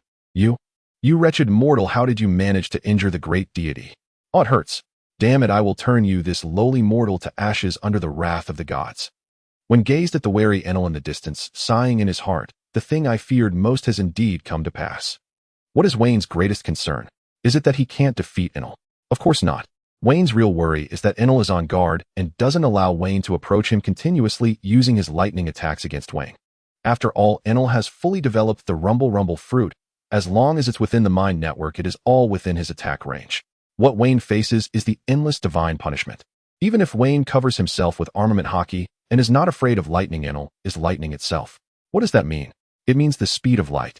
Enel's speed of escape could probably be called the second best in the world. The first is likely still swimming in the Navy headquarters. If that happens, Weien won't be able to catch him and naturally will not obtain the rumble fruit. Things are getting troublesome. Weien frowned slightly, looking at Enel ahead, feeling a bit anxious. The fruit that was about to be within reach cannot be allowed to escape. Therefore, Weien plans to give it another try. He unleashed a series of flying slashes covered in haki, and Enel's pupils constricted, clearly recognizing the attack. Enel quickly activated his observation haki, elementalizing his body and continuously dodging. Damn it, evolving while fighting, how outrageous. After a brief exchange, Weien realized that the current Enel was significantly stronger than before his apparent death, especially in the use of observation haki. Seeing this scene, Weien felt a wave of sadness. The Enel before him had further evolved the mind network. Previously, Enel's observation haki was merely at a reading level, but now it was true premonition, sensing the enemy's attack position in advance and elementalizing to dodge. This technique is commonly used by the 3 admirals of the Navy and is also a signature ability of Katakuri under Big Mom in the New World. The superhuman Machi fruit allows him to manipulate it at a level comparable to nature-type abilities. Armament haki indeed restrains nature-type users, but the premise is that you can strike the user's physical body. Weien is now caught in such a dilemma. This is really tricky. Weien narrowly dodged a lightning strike, but his legs went numb. The entire temple was filled with weak currents. Of course, this weakness is relative. Weien estimated that the electric current dissipating in the air could reach over 1,000 volts. At this level, an ordinary person would be electrocuted just by approaching. Even with Wein's physique, staying in this environment for too long caused a slight numbness, which undoubtedly affected his speed. In contrast to Wein's plight, Enel appeared much more unhurried. As he continuously discharged electricity, watching the man before him struggle, Enel felt that godlike sensation returning. Ha ha! Ignorant mortal, forever live in fear of the gods. 60 million volts lightning dragon. A massive lightning dragon charged at Weien with astonishing speed. At this moment, Wein's legs were numb, and it was already very difficult for him to evade this attack. If that's the case, must I endure it? Weien looked at the increasingly approaching lightning dragon, took a deep breath, and then activated his armament haki. From head to toe, Weien was enveloped in a layer of dark armor, and 2 lightning symbols appeared on his chest. A red lightning bolt also appeared on his forehead. This is Wein's full activation of armament haki, transforming his entire body into an armored existence, providing comprehensive protection without any blind spots. However, the consumption of such haki is undoubtedly enormous. Even Wein's physique cannot maintain it for long. Boom! The dazzling blue lightning dragon accurately struck Weien, who was enveloped in black haki. After a flash of light, the lightning dragon vanished into the air, and Weien gasped for breath, showing no significant injuries. From a distance, Enel was astonished to see Weien, who was unharmed and had changed dramatically, nearly dropping his nose and chin to the ground. How outrageous! You damned mortal, time and again challenging the majesty of the gods. Filled with rage, Enel shouted loudly, "This strike will turn you to ashes." 200 million volts, thunder god. Weien felt a tightening in his chest as he looked at the massive shadow-like figure forming behind Enel, unsure if his armament haki could withstand this immense power. Damn it, could I really be defeated here? Weien did not expect that fighting Enel would be so tough, but he then pushed hard with his legs against the ground, leaving a large pit, and his body shot towards Enel at an incredible speed. Damn it, do you think he'll wait for you to finish casting your skill? Am I an idiot? Weien prepared to interrupt Enel's spell before he unleashed his ultimate move, and a flash of red passed through Wein's eyes, followed by a wave of momentum radiating from him. Conqueror's haki. This wave of Conqueror's haki was aimed directly at Enel. Enel's body stiffened for a moment, then fell from the air, clearly affected by Wein's Conqueror's haki. Good opportunity. Good opportunity. 2 exclamations escaped, as one from Weien and another from. A tall, slender figure burst out from the grass beside Enel, revealing a shirtless young man with a terrifying tattoo on his body. This is the warrior of the Sandia tribe, Wiper. The Sandia tribe are the indigenous people of God's island Skypea, but after being driven away they have longed to return to their original land. And Wiper is one of the most militant among them. He likely came here to ambush Enel. Rejector. The young man rushed out and accurately struck Enel's chest with the rejector. The rejector is a weapon with 10 times the impact of a regular rejector, also a specialty of Skypiea, boasting immense attack power, but also astonishing recoil. In the original work, Wiper used the rejector to put Enel into a state of apparent death. Bang! Boom! With two loud sounds, Wiper was knocked back by the recoil of the rejector, crashing against the wall and causing a massive dent before losing consciousness. Weien glanced at the unexpected arrival of this savior, then turned his gaze back to Enel. At this moment, Enel was still conscious, but staggered and unable to rise, clearly unable to elementalize to avoid the previous blow. Puff! Enel spat out blood, then leaned against the wall, clearly suffering a severe injury. Seeing this, Weien couldn't help but smile. Good lad, what a great assist. If relying solely on Weien to continue the battle with Enel, it is uncertain whether he can defeat him. Weien is likely to win, but Enel is also likely to escape. However, this kid unexpectedly struck Enel from the side, and that blow was evidently immensely powerful, rivaling Weien's full-powered strike, and it landed directly on Enel's vital point. Initially, Enel was seriously injured after taking Weien's attack. Therefore, after that strike, Enel nearly lost the ability to move. Thus, the outcome was naturally evident. Weien walked up to Enel and slowly said, "Why must you play the god, attracting enemies everywhere? Now look, it's all over, isn't it?" Weien at that moment understood the principle that those who follow the Tao are aided by heaven, while those who stray from it are left with little help. Do you have any last words? Speak up. Weien activated his observation haki, and with his hands enveloped in armament haki, he was ready to strike down Enel at the slightest movement. Enel opened his mouth, but unfortunately it was filled with blood, rendering him unable to speak.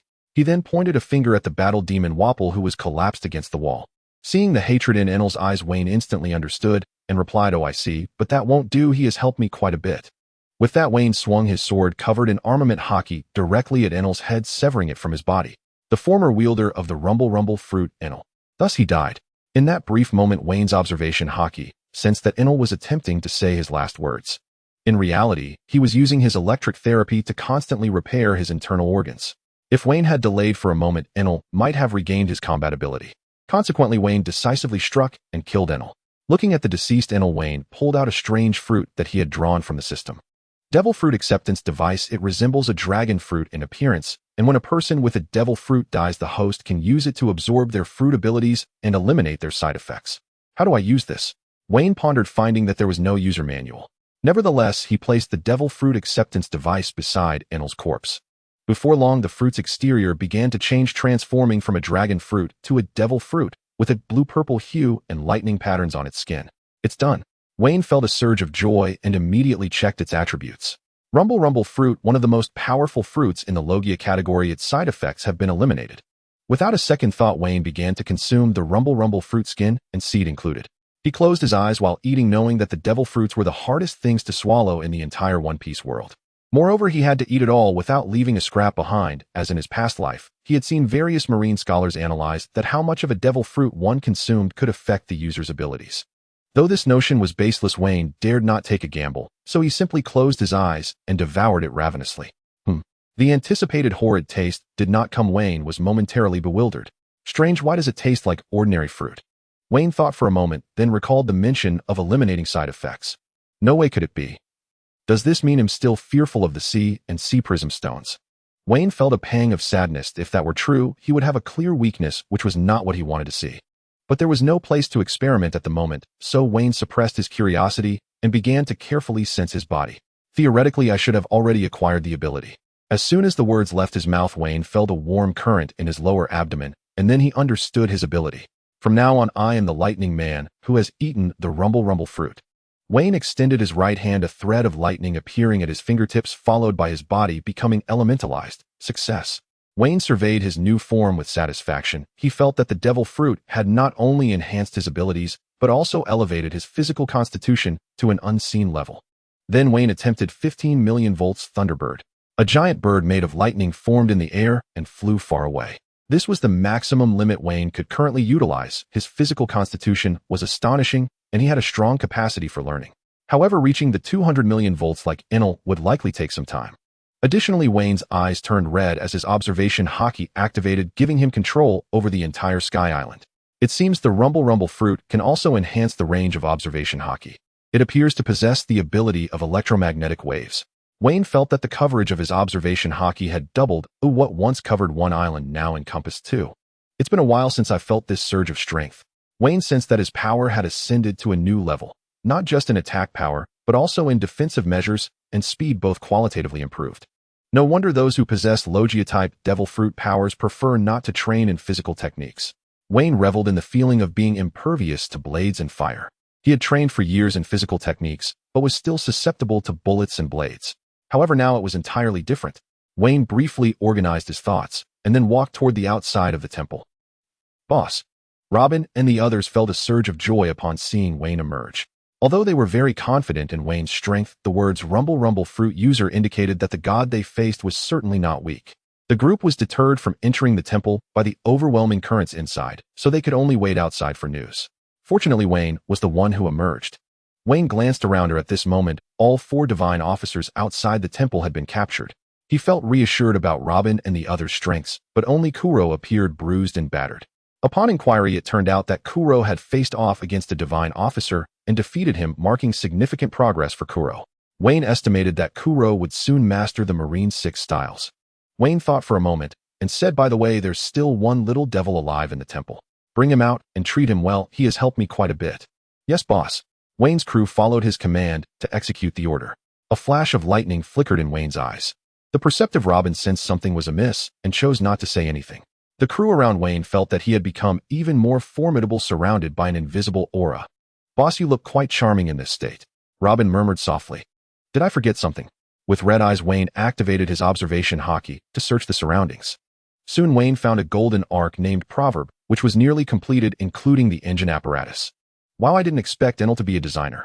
Weien was momentarily stunned by the sight of the massive golden spaceship, as even he had never seen such a colossal golden creation.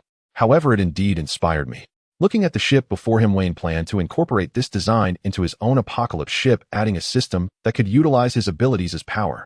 Then the Apocalypse would transform into a vessel that could traverse both land and sky, significantly enhancing its mobility. The next day, Weien and the others, along with the slightly healed Waipa and the indigenous people of Skypea, arrived at the land of Gold Sandora on God's Island. The pirates on Wein's ship were awestruck by the sight of gold everywhere, as most buildings in the city, including the clock tower and street lamps, were made of gold.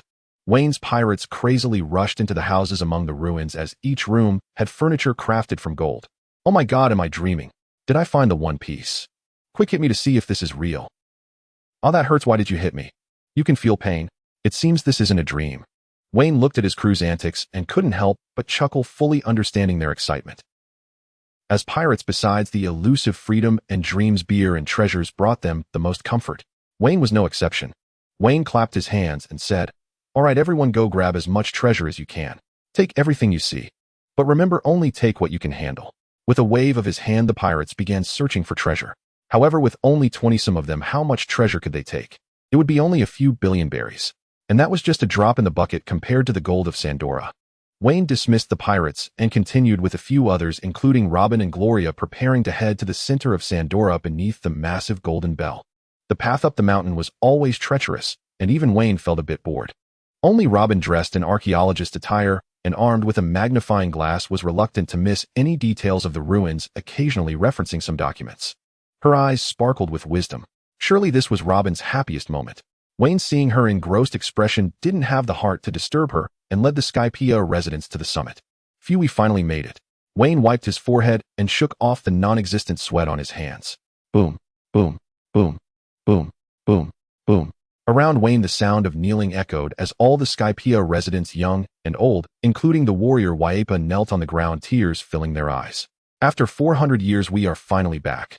The pain and humiliation that had been bottled up in the blood of the Scypians for centuries erupted at that moment as they fervently kissed the ground beneath their feet, expressing their joy. Though Weien couldn't fully empathize, he quietly lit a cigarette and stood by without saying a word. After a long while, once the emotions of the Scypians had settled, an elderly man hobbled from the crowd and spoke to Weien. "Sir, could you do us one last favor?" "What favor?"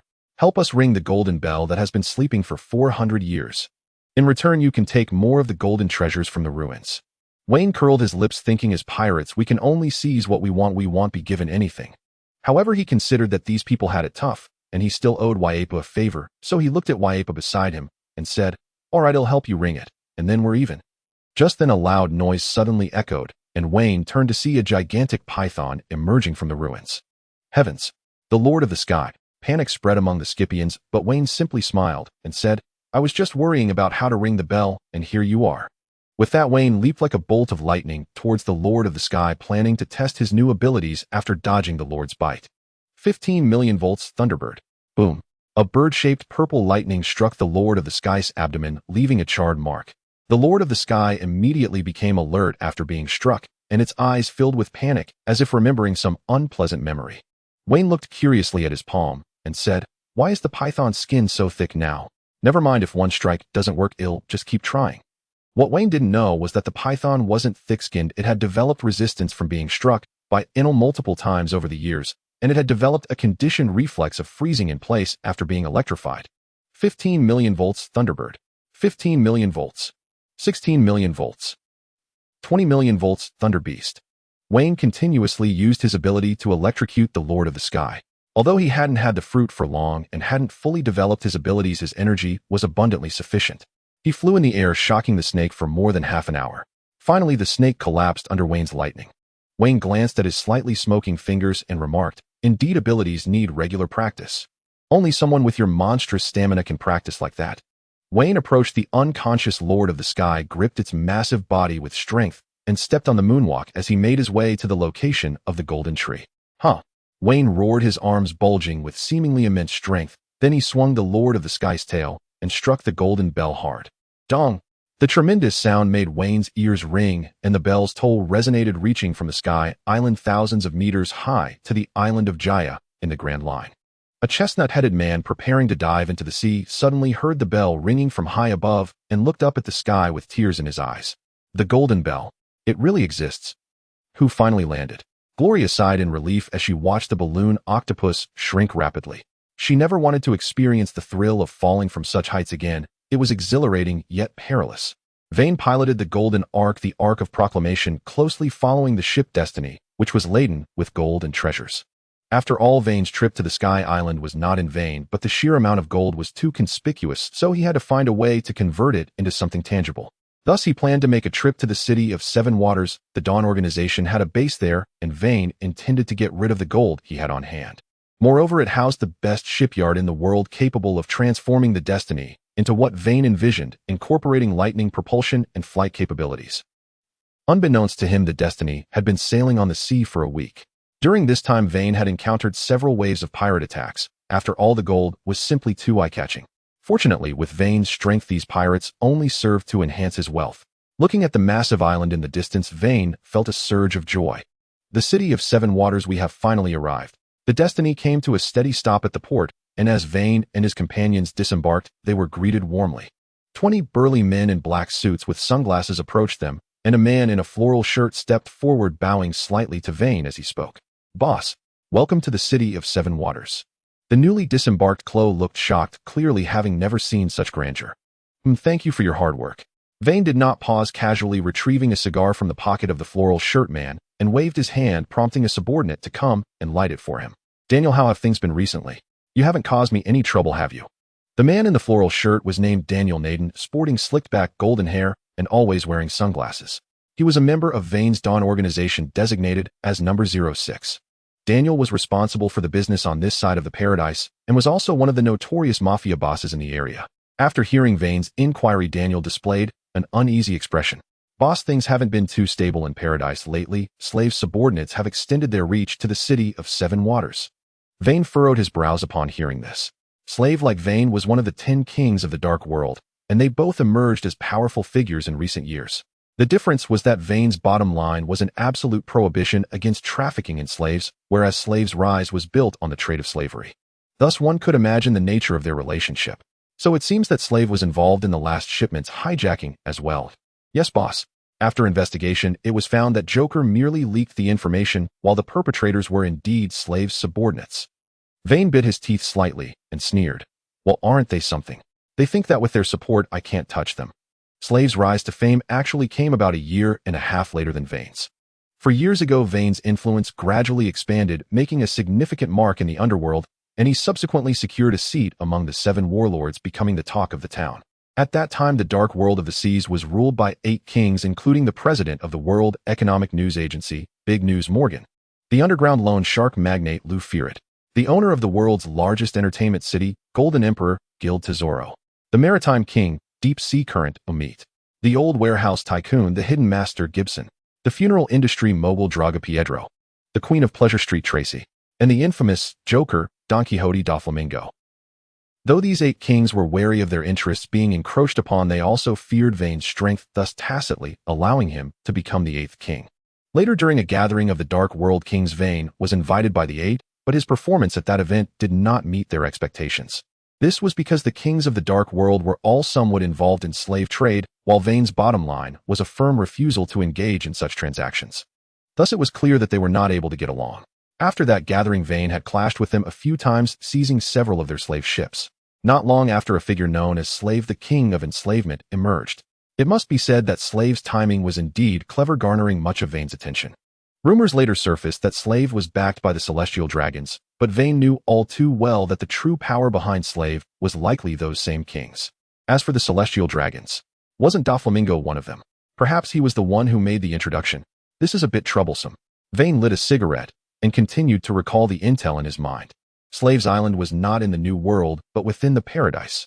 The reason for this was naturally due to his short rise and lack of foundation, but more importantly, the largest slave trade center, Baratie, was located right in Paradise. Boss, you have a call. Daniel's voice interrupted Vain's thoughts. Vain took the transponder snail. Hello, Moshi Moshi. The transponder snail transformed into the image of a man with thick lips. Hello, is this Vain? Vain recognized the person on the other end and felt a headache coming on. Oh, yes. Solomon, it's me. What's the matter? Damn it, how dare you come back to the Grand Line without a word? Do you know how much pressure I've been under in the New World since you took Little Robin to that ridiculous concert? And also that guy you sent over a couple of years ago. What was his name? Oh, right, Lafitte. He seems capable and has some cunning, but can you not make him undermine my efforts every day? He almost caught up to Mariehua last time. And also, Vain listened to the complaints from the man on the other end, unfazed, even sporting a slight smile. After a long pause, Vain finally spoke. Bro, you've worked hard these past 2 years. The man on the other end fell silent for a moment before responding with some resignation. Oh, you still remember you have a brother?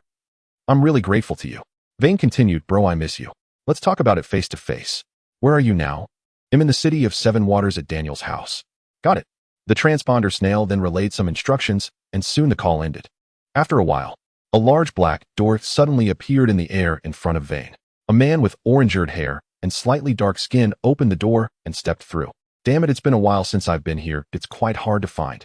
Vain's eyes lit up as he said to the man before him, bro. The name of the man before me is Durak D. Solomon. Solomon is 27 years old, 2 years older than Vain, and there is no blood relation between them. Rather, he is Vain's childhood friend from Shambadi. Solomon is also an orphan who lost his parents rescued by Rayleigh at an auction and later met Vain, who at that time had no name, so he simply took Solomon's surname. Solomon's dream is to travel the world. He wishes to explore every corner of the globe and ultimately pen his travel experiences into a novel. When Vain was 14, he defeated a group of pirates and obtained a devil fruit from their ship. Excited, Vain rushed to Rayleigh to inquire about the fruit, and after checking the devil fruit encyclopedia, Rayleigh concluded it was the Dordor fruit. Thus, Solomon became the wielder of the Dordor fruit. It can open the air, creating doors to any place previously visited, which perfectly aligns with his dream of traveling the world. This was the reason Vain gave the fruit to Solomon. Later, upon returning from 3 years of travels, Vain urgently needed trustworthy hands to help build his influence. So Solomon returned. Vain still remembers their initial conversation about the door. Brother, I have something to discuss. What is it? I plan to start a company, a large-scale one. And oi, I need people to help. Just wait. It might take a while. So Solomon, who dreamed of traveling the world, resolutely went home to help Vain manage the company, and that went on for 5 years. Especially in the last 2 years, Vain had hardly stayed at the base, and all internal and external affairs relied on Solomon. Therefore, in the Dawn organization, Solomon is designated as number 01. Codename Door. Solomon gazed at Vain, a hint of tenderness flashing in his eyes, then snorted coldly. Hey, our big star, it's time to return to the Grand Line. Not staying in your 4 Cs anymore. Vane's outstretched hands stiffened slightly. He originally intended to give Solomon a big hug, but awkwardly retracted them, saying, "I saw Ace in the East Blue this time." "Ace? That's great, didn't you recognize him? Bring him to the Grand Line for a tour." Upon hearing Ace's name, Solomon nodded slightly. He had heard Weien mention Ace, the child of the person who saved Vane's life. Although he had never met him, Weien had always regarded him as a brother. Weien shook his head, saying, "I didn't recognize him. That kid wanted to go out to sea and become a pirate, but I convinced him to come back." He then recounted the scene of his encounter with Ace to Solomon. Solomon pondered for a moment, and then said, "I think what you did was wrong. Nothing should stop a man's dream of going to sea." Weien smirked and replied, "Though that's true, he is the child of the Pirate King. Do you have any idea what might happen if he sails out to become a pirate? Moreover, Ace's strength is still too low. When he gains the power to protect himself, I won't stop him." Weien imagined the power of self-protection, the awakening of the devil fruit, armament Haki, reaching flowing cherry, and observation Haki, achieving foresight of the future. Yes, that should be about it. 5 emperors, Luffy, even I, a 5 emperor, haven't reached that level yet.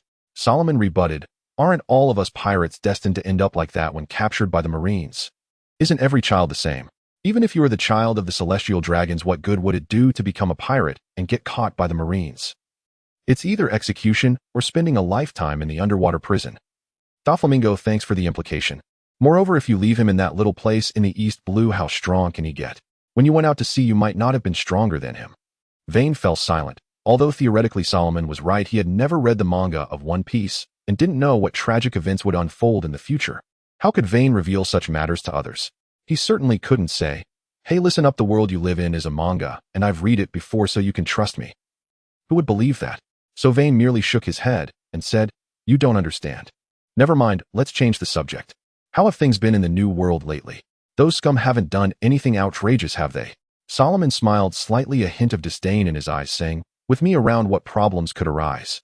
Besides, those guys are just paper tigers who would dare to genuinely fight against us. The situation in Shambati is also fine, especially since the old man is looking out for us. The gambling funds we give him every year are not given for nothing." The old man Solomon referred to is, of course, Rayleigh. Although he has retired and cannot intervene directly due to his status, he can still discreetly help Weien eliminate 2 troublesome enemies. Solomon paused for a moment, then revealed a hint of worry in his eyes, saying, "However, the situation at the Paradise isn't quite right. Our arrangements are still insufficient, and there are areas my abilities can't cover. So those guys have taken the opportunity to cause some trouble. The door fruit is certainly not invincible. First, it must be a place one has visited, and second, it must be within the limits of the user's abilities. Locations that are too far can't be teleported to. The farthest distance Solomon can open a door is from the New World to Water 7. This is also a result of his fruit's abilities having awakened. In the original work, Bruno, the owner of the door fruit, could not open doors over long distances. Otherwise, why would they have used a sea train to transport Robin? They could have simply opened a door to impel down. Upon hearing this, Weien nodded, recalling the information about the slave king slave flashing through his mind, saying, "Leave this to me. I will resolve it in a couple of days." Solomon glanced at Weien and nodded. "All right, then it's up to you. I should give you the easygoing manager something to do." He clearly knew what Weien intended to do and did not attempt to stop him. Dealing with those people would require such violent means. Moreover, Solomon had seen the news of Wein's confrontation with Akiji and knew that Weien had significantly increased his strength upon his return, naturally assuring him to stir things up. Weien lit a cigarette and casually offered one to Solomon, saying, "Brother, we haven't drunk together in a long time. Let's have a couple of drinks together. How about it?" Solomon glanced at his watch and said, "Sure, I'll head back tomorrow. You hurry and cook a couple of dishes so we can drink together. Speaking of which, I haven't tasted your cooking in a long time. I wonder if you've lost your touch." Ding. After 27 minutes of cooking, your culinary skill has improved. Current level master 4652500. You have earned 3 life points. Total life points 1980. Vern, are you done yet? I'm starving. Solomon sat at the dining table, utensils in both hands and a napkin tucked into his collar. He sniffed the aroma wafting from the kitchen and swallowed hard, urging Vern on repeatedly. Coming. Just 3 dishes, no more than that." Using the Goro Goro no Mi's power, Vern manipulated the magnetic fields within the room, levitating 3 massive platters directly onto the dining table. This was a newly developed ability, harnessing the Goro Goro no Mi to control ambient magnetic fields, enabling objects to float effortlessly. Solomon watched the dishes glide through the air and exclaimed, "Whoa, what new power is this?" As Vern's closest friend, Solomon remained unaware of the system embedded within him. Yet he knew full well that Vern always produced astonishing, inexplicable things. Things like bamboo copters that granted an hour of flight or chili sticks so abundant they overflowed entire rooms. And no, it's a newly acquired devil fruit, the Goro Goro no Mi. Heard of it? What the hell? The Goro Goro no Mi, the Logia type. Damn Vern, you've got insane luck? And Solomon took a large bite, chewing thoughtfully as he spoke. But seriously, how did you twist the Goro Goro no Mi's power into something that feels like the Soru Soru no Mi? Anyone watching would swear you'd slain old Kizaru himself. Theodore sipped his beer, then tapped his temple and said, knowledge is power. Understand, and cough. Water. Give me water. And choking on half-chewed food, Solomon thrust out his left hand toward Vern, pleading for rescue. Vern hurriedly handed him a mug of beer. In glug-glug, none long swallow, and the morsel finally slid down his throat. Seriously though, you're getting that good. Ever considered taking on apprentices? Open a few restaurants in Baratie. Could make a fortune. Ha. Actually, I did take on an apprentice in the East Blue. Vern smiled faintly, recalling the man with the curled eyebrows. And so he recounted his East Blue adventures to Solomon, including his newest crewmate Kuro. The two friends exchanged stories in easy, meandering rhythm, bantering about daily life, one moment debating which supernova held the greatest promise the next, then laughing over childhood escapades like spying on their neighbor's older sister. Separated for years, they now spoke without pause. Endless tales, boundless laughter. And when kindred spirits meet, even 1,000 cups fall short. And they drank from high noon until the sun bled crimson over the western hills. Vern, slurring slightly, peered at the beer remaining in Solomon's bowl and muttered, Hick, stop hoarding it. Solomon's face burned crimson, but his naturally dark skin rendered it a deep, dusky maroon. Who are you calling a hoarder? An indignant Solomon raised his bowl defiantly. Drink up. Cheers. Cheers. And Vern lifted his mug. Damn, big brother. And cheers. And the next morning Vern rose first and kicked Solomon awake where he lay still fast asleep. What time is it? Get up already. And come on. Let's keep going. And rubbing his bleary eyes, Solomon groaned again. Nah, I'll pass. Next time, promise. Got things to do back home later. Vern studied Solomon's sudden retreat and nodded. Fine. Next time we'll go full force. This round counts as civil drinking. Solomon surveyed the floor littered with empty beer bottles and barrels, then gritted his teeth and sighed. All right. Civil or combat, whatever it takes. In waving farewell as Solomon stepped through the doorway, Vern bid temporary goodbye to his cherished elder brother. There were still matters awaiting his attention. At the shipyard, the master shipwright stood before the golden arc logos, his brow furrowed in despair. Lord Vern, please understand it isn't reluctance. We simply cannot melt this vessel. It's forged entirely of gold. We've reviewed your proposal to make a ship fly, but frankly the engineering challenges exceed our capabilities. Vern paused, then waved dismissively. Forget it. You may leave. I'll find others to consult. He rubbed his temples, weary but clear-minded. Melting the arc logos posed no real difficulty. Electrometallurgy would suffice. Indeed, Enel himself had used the Goro Goro no Mi's conductive properties to forge it. The true obstacle lay elsewhere. Vern lacked blueprints. Nor could he openly pilot such a conspicuous vessel. So his aim was subtler: transplant select golden components onto the tincture, then replicate the arc logos' architecture to design an entirely new spacecraft. Looks like I'll need to track down those two men. The shipwright who'd just departed was already the finest craftsman in Water 7. If even he failed, only Iceberg and Frankie remained as viable options. Though once master and apprentice, their relationship had soured irreparably. Now one served as Water 7's mayor, the other as a streetwise ruffian. Vern decided to seek out Mayor Iceberg first. Inside the mayor's office in Water 7. Enter. Vern pushed open the door to find Mayor Iceberg seated beside his secretary. The secretary, clad in black stockings and stiletto heels, was none other than Khalifa, a CP9 agent dispatched by the world government to infiltrate Water 7 and seize the Poneglyph's blueprints. Though Vern knew Khalifa's true allegiance, he betrayed no flicker of unease, only offered a courteous smile before addressing the mayor. Mayor Iceberg, I am Vern. Iceberg remained impassive, his icy demeanor living up to his epithet. He gave a single curt nod. Greetings, Lord Vern. How may I assist you? His tone was genuinely cordial. Though Vern held the title of Shichibukai, he'd never harmed civilians, and his enterprises paid staggering annual taxes to Water 7's coffers. Which mayor wouldn't welcome such a benefactor? Vern continued, Your Honor, I wish to refit a vessel. Materials are prepared, but technical expertise remains lacking. I require your guidance. Iceberg nodded again. A trivial matter. I'll instruct Caretta Company to vacate Dock No. 1. Simply sail your ship in when ready. With respect, Your Honor, you misunderstand my request.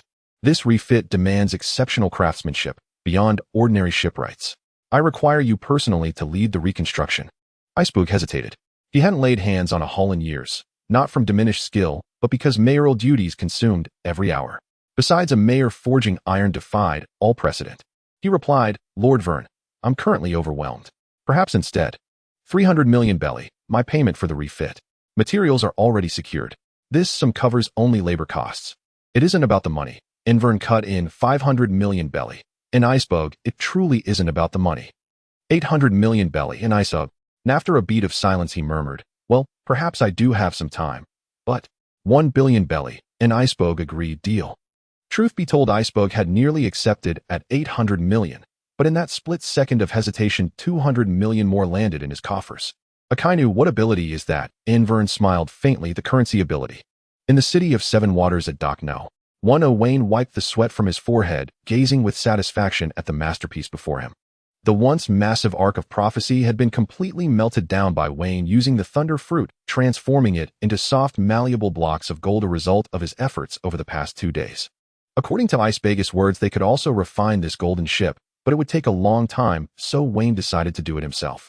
However, Weien did not come away empty-handed in these 2 days apart from melting the arc. At the very least, he made significant progress in mastering the abilities of the thunder fruit. Host Direct D. Weien. Title Scholar, Culinary Healer, Superstar.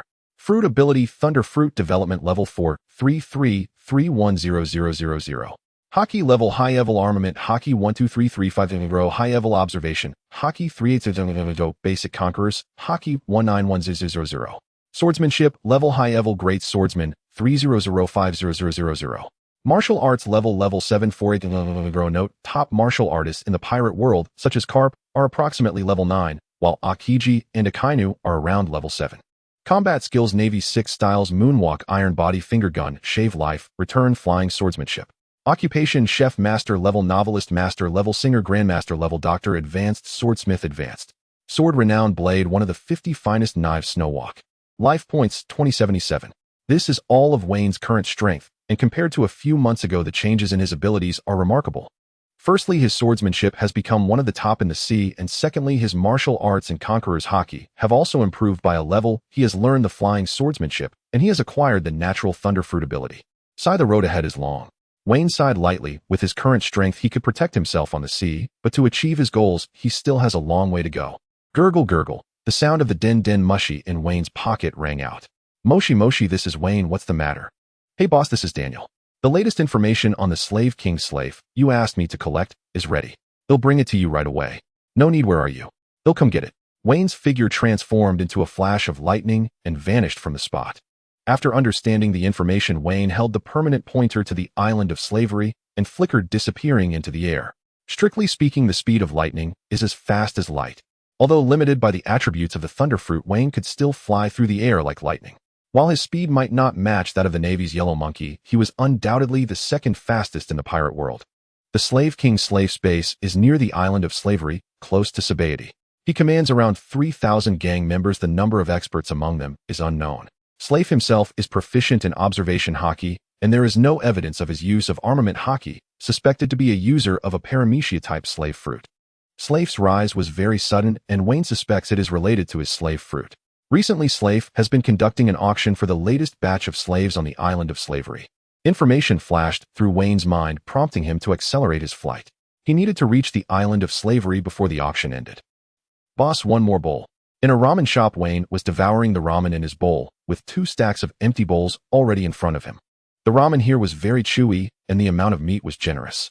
Even at Wayne's culinary level, he had to praise it as delicious. Weien arrived at the island of slavery today.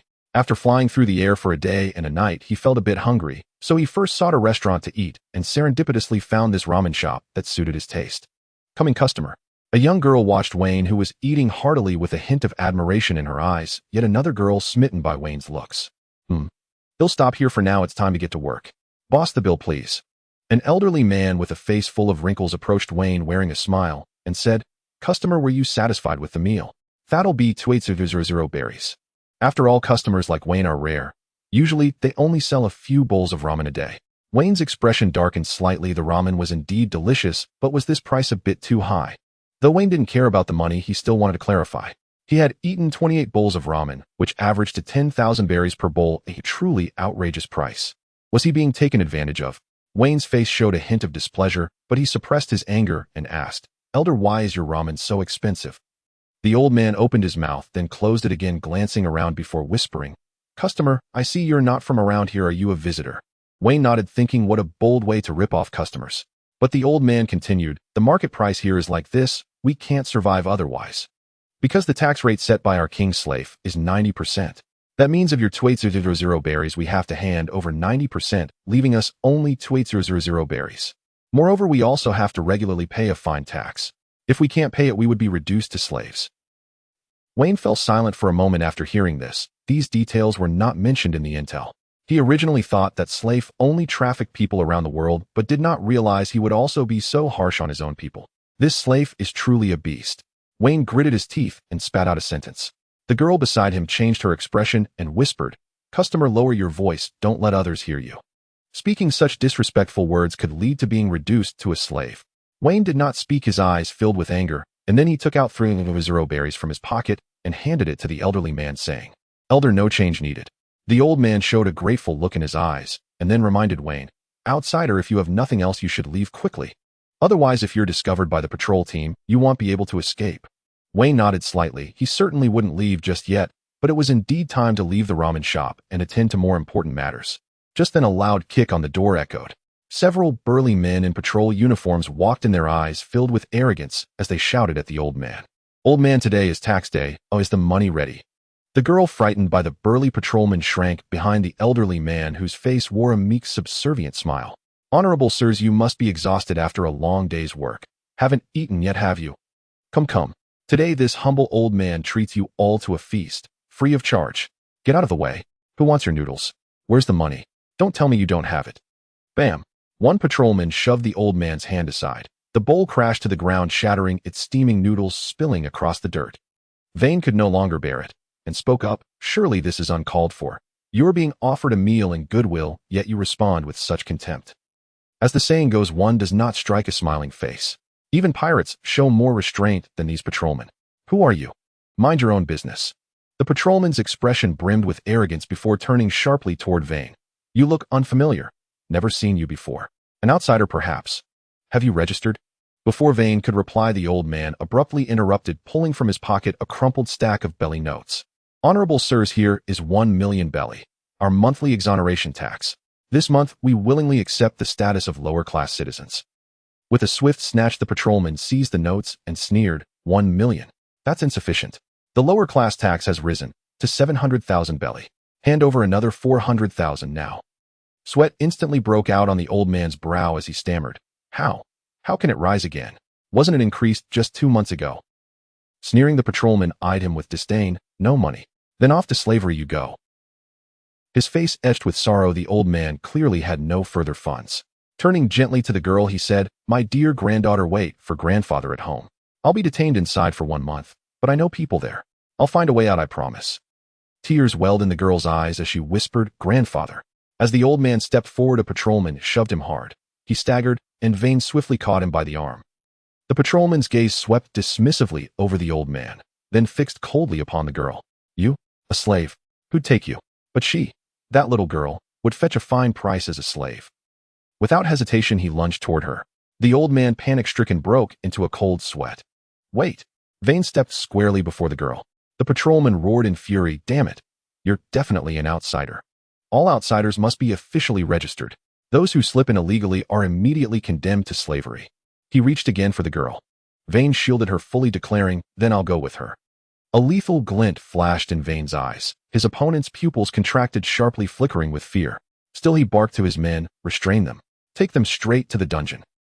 Weien altered his course. He would first inspect this so-called exoneration tax and the slave dungeon itself. All along the way, the girl trembled, tears glistening, her face pale with dread. Weien, calm and unruffled, watched her silent tears with quiet compassion, and then smiled.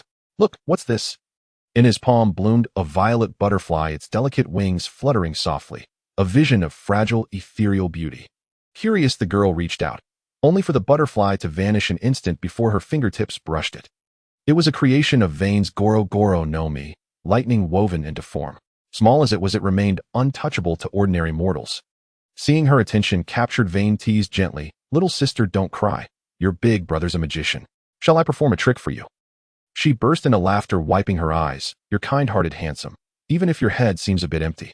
You're about to become a slave, yet you grin like it's a festival. She added with a playful huff, by the way, I'm Vivian, 18 years old. I'm simply petite, so please stop calling me little sister. Weien blinked speechless.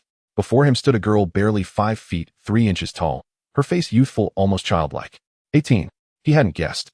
Could she be another legally sanctioned, lowly Gloriahumph? Soon Weien and Vivian were ushered into the so-called slave dungeon, a grim subterranean complex hidden beneath a lavish auction house. To any passerby, the opulent facade concealed a vile truth beneath splendor lay squalor. Along the way, Vivian's quiet explanations revealed the nation's brutal reality, the land of enslavement enforced extreme isolation, not by geography as in Weien, but by deliberate draconian law. Its society was rigidly stratified into 3 castes. First, the nobles. Nobles wielded absolute privilege. They indulged freely in leisure and luxury, extracted exorbitant taxes from commoners, and bore full responsibility for the nation's staggering inflation. Moreover, they could buy, sell, or execute slaves at will, without consequence. Second, the commoners. Commoners retained limited autonomy, permitted to run businesses, marry, love, and partake in modest recreation. Crucially, unlike nobles, they were forbidden all knowledge of the outside world, their existence confined entirely within national borders. That explained why no one recognized Weien along the way. Most critically, every commoner was legally deemed guilty, compelled to pay the exoneration tax to absolve themselves of sin. The tax was crushing. After surrendering 90% of their income as income tax, each commoner owed either 500,000 or 1 million belly monthly. Those paying 1 million belly retained commoner status for another month. Those paying only 500,000 were demoted to lower class, and those unable to pay, instant enslavement. Third, the lower class. They possessed no right to leisure, only the desperate drive to earn enough to escape their caste. Failure to ascend within 5 months meant automatic consignment to slavery. Moreover, lower-class citizens were forced to wear iron shackles, weighing over 10 pounds, bound permanently to their ankles as badges of degradation. Beyond these 3 tiers existed a 4th, slaves, no longer regarded as human beings at all within this land. Vivian had lived with her grandfather since she was 15, her father having been killed that year by a nobleman's carriage in the city, leaving behind only the 2 of them orphaned and alone. Fortunately, the old man possessed exceptional skill in making ramen, allowing them to survive in relative safety until now. Yet the ever-rising exemption tax had drained his final savings, ultimately reducing him to slavery. Inside the dim cell, Weien sat in silence as Vivian spoke, his gaze sweeping across the squalid surroundings, utter darkness save for a narrow, grimy skylight, filtering faint light, and the ceaseless, maddening drip of water echoing off damp stone. Truly admirable sloth. Wien's lips curled into a faint, chilling smile. Those who knew Weien well understood such a smile meant fury had taken root, cold, absolute, and inevitable. Time crept forward. Amidst the cell's foul stench, Weien quietly gauged the passing hours. Nearly 3 hours had elapsed since his imprisonment, and in that time he had pieced together the essential truths of the slaveholding kingdom. It was time to leave. Weien coated his arms in armament hockey, preparing to shatter the chains binding himself and Vivian. At that very moment, his observation hockey registered approaching life signs. Someone was coming. Clang. The cell door burst open, flooding the chamber with blinding light. 7 or 8 men in black suits strode in, tall, stern, and unyielding. Take this woman out, the lead man ordered. Then, catching sight of Wien's face, he added with a calculating grin, and take the man too. He'll fetch a fine price. Weien paused, then realized they were being sent to auction. This was the perfect opportunity to infiltrate the auction house and seize Sloth. He turned gently to Vivian, whose body trembled beside him. Don't be afraid. We go together. The suited man sneered. Humph. That luck won't hold, unless you're purchased by the same master. The men escorted Weien and Vivian down a long shadowed street, ascending toward the surface, toward the auction house. As they walked, Weien memorized every turn, every landmark, while inwardly plotting the exquisite torment awaiting these heinous criminals. 10 minutes later, they entered the auction hall. Upon entry, both were branded with identification numbers, Weien 71, Vivian 72. At the center of the hall stood a lean, sunglasses-clad auctioneer, voice brimming with theatrical fervor. Next, we present Lot 63, a robust merman. Mermen dwell in the ocean's depths. Distinct from sirens, their upper bodies are Piscean, lower bodies human, and their strength is extraordinary. Most adult merfolk possess tenfold the physical power of an average human. The elite among them far surpass even the strongest mortals. But esteemed guests fear not rebellion. Each wears our proprietary suppression collar. The auctioneer gestured toward the collar encircling the merman's neck and continued should defiance arise. This is what happens. He pressed a button, and lightning surged through the merman's body. The creature convulsed violently, eyes rolling back, shrieking in agony. The gallery erupted in raucous cheers, the nobles visibly intoxicated by the spectacle of subjugated suffering. Sensing the crowd's feverish mood, the auctioneer declared starting bid for this merman 8 million belly. Bids rise in increments of no less than 1 belly. Before his words settled, eager cries filled the air. I bid 8. 1 million belly. 8. 2 million belly. 8. 5 million belly. In the end, the merman sold for 20 million belly. Weien could not help but marvel at the staggering wealth of these nobles. A single merman nearing the bounty of Arlong of the East Blue. And this obscene fortune was extracted, drop by drop, from common folk like Weien. One lot after another was paraded and sold, until Weien spotted his own blade Kizaru displayed silently in a corner reduced to mere merchandise. Soon the auction turned to Weien and Weien. The auctioneer paused upon seeing Weien, not in recognition but in wary appraisal of his imposing stature and latent menace. Without hesitation, he fitted Weien with a charge suppression collar. Weien offered no resistance. After all, he was lightning itself. Such a collar could not harm him. Not yet. His true quarry had not appeared. Slav remained unseen. Now lots 71 and 72, up for auction together. And why pair them? Because they are lovers. Imagine purchasing a couple as slaves, then tormenting one before the other's eyes, or indulging in darker pleasures. No further prompting was needed. The gallery roared with savage delight. Starting bid 8 million belly. After announcing the price, the auctioneer waited, but silence lingered. Then comprehension dawned. He pointed directly at Wein's face. Ladies and gentlemen, behold his visage. A slave of such rare striking handsomeness is exceedingly scarce. Does none of you feel the stir of desire? Nobles leaned forward eagerly, finally gazing upon Wein's features in full. Good heavens, I bid 8. 5 million belly. I shall keep him as my personal pet, cried a noble woman. I bid 8. 7 million belly. I bid 9 million belly. My word, he looks exactly like the celebrity Weien. Truly, uncanny resemblance. I bid 15 million belly. 20 million belly. Weien listened, amused. They recognized his likeness, yet failed to grasp his identity. How profoundly foolish these rulers are.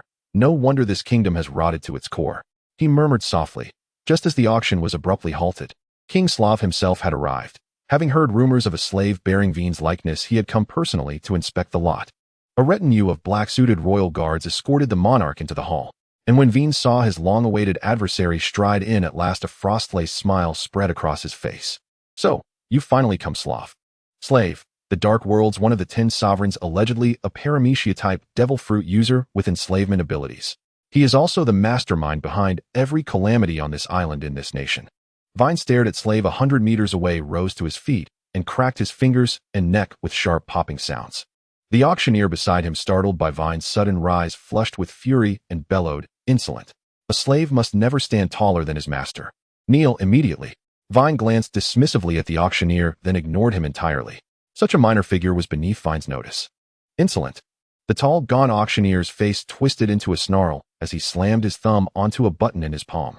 A sharp crackling buzz erupted. Zzzt. The collar around Wein's neck flared crimson, discharging a searing surge of electricity that raced instantly from his throat down across his entire body.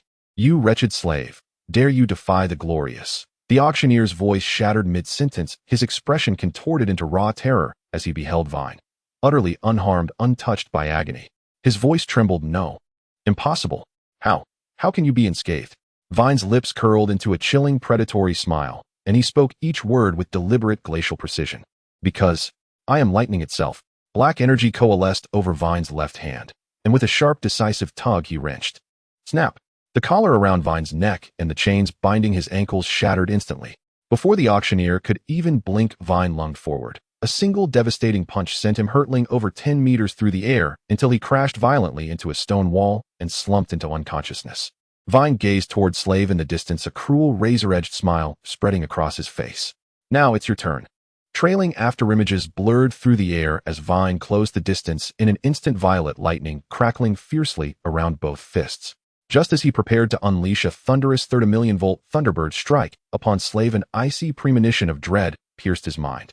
Shaved, Weien vanished from his position, reappearing a dozen meters away from Slave in a flash. Simultaneously, a colossal black slash cleaved the space, where Weien had stood moments before, splitting the floor open with a jagged 8-meter-long fissure. Hockey of the armament. Flying slash. A sharply dressed man stood before Slave, twin hands gripping a long blade, the source of that devastating aerial cut. A grand swordmaster. So you're far more formidable than rumors suggest. Weien narrowed his eyes, studying the impeccably suited swordsman before him. To command such strength as a subordinate meant Slave ranked among the elite of the paradise, and might well carve his name into the new world itself. Slave, as if only now registering the gravity of the moment, turned, eyes blazing with fury, and roared at his underlings, "Damn fools. Can't you tell the difference between a lookalike and a real thing? This is Weien, the 7 warlords of the sea himself. If Westoff hadn't intercepted that strike, just now I'd be dead. Do you understand? Move, now. All of you. Attack him together." At Slave's furious command, his subordinates surged forward as though awakening from stupor, encircling Weien. More poured into the auction hall. Within moments, hundreds of gang enforcers converged upon him. A swarm tactic. Weien murmured softly. In the world of pirates, power defied easy measure. Even Whitebeard, the mightiest of all, could be wounded by an ordinary pistol. Thus, overwhelming numbers remained potent even against supreme warriors, except in one singular case. Wein's eyes widened slightly, then flashed crimson. An invisible oppressive force emanated from him, rippling outward like a silent shockwave. A gentle breeze stirred, and the entire auction hall fell deathly still. Nobles collapsed backward in their seats, eyes rolled white. The gang enforcers who'd surrounded Weien crumpled to the floor unconscious. Conqueror's hockey. Wein's gaze swept over the fallen lackeys, then locked onto the 4 figures still standing before him. They were Slave, the sovereign of slaves, a Westoff, the impeccably suited grand sword master, a towering man bearing a scar across his cheek, and a slender woman with long emerald green hair. Weien regarded the 4 with mounting exhilaration. The foot soldiers are cleared. Now, let the true battle begin. He coated his fists in armament hockey and lunged toward Westoff. The swordmaster crossed his blade before him, blocking Wein's assault. After a brief tense exchange, both retreated, leaving a wide, charged silence between them. Weien studied Westoff. Fine swordsmanship. Pity it serves tyranny. Westoff, observing Wein's bare hand, spoke low and grave. "Where is your blade? A swordsman fights with steel, not empty hands. Do you truly consider me unworthy of your weapon?" Weien paused, then turned toward the auction podium where the famed katana Yukimaru rested. With a subtle flick of his left index finger, an unseen force lifted the blade, drawing it gently through the air into his waiting palm. As Weien refined his devil fruit powers, his mastery over electromagnetic fields deepened. Gripping Yukimaru, he met Westoff's gaze. "Very well, your wish is granted." Westoff blinked, momentarily awestruck by Wein's effortless elegance. "No wonder you've clashed evenly with admirals. Such swordsmanship is truly transcendent." Weien froze. "Wait, this is devil fruit ability, not swordsmanship. Can't you see that? There's not a shred of technique here." Before Weien could protest further, Slave bellowed again. "What? Admiraltier strengths? No, I must summon reinforcements immediately. I still have esteemed guests to receive." "Westoff, Green Serpent, hold them off. Hardy, you escort me now to gather more forces." Instantly, Westoff and the green-haired woman stepped forward, blocking Wein's path, while Slave began retreating under Hardy's protective cover. Weien would never allow Slave's escape, but 2 elite warriors barred his way, buying Slave precious seconds to flee. "So be it. You'll have to fall first, before I pursue him." Jaw clenched, Weien drew a breath, infused Yukimaru with armament hockey, and slashed downward at Westoff. Westoff felt the lethal intent radiating from Wein's blade, and dared not underestimate it. With a guttural roar, he coated his own sword in armament hockey and met the strike heat-in. For a heartbeat, their blades locked midair. Then Weien spun smoothly to land, while Westoff staggered back 3 or 4 steps before regaining his footing. In that single clash, the gulf between their strengths became unmistakable. Truly worthy of the 7 warlords of the sea, a renowned swordsman. After a bout, Zivi suffered some minor setbacks, yet he was unafraid, his eyes filled with battle intent as he spoke.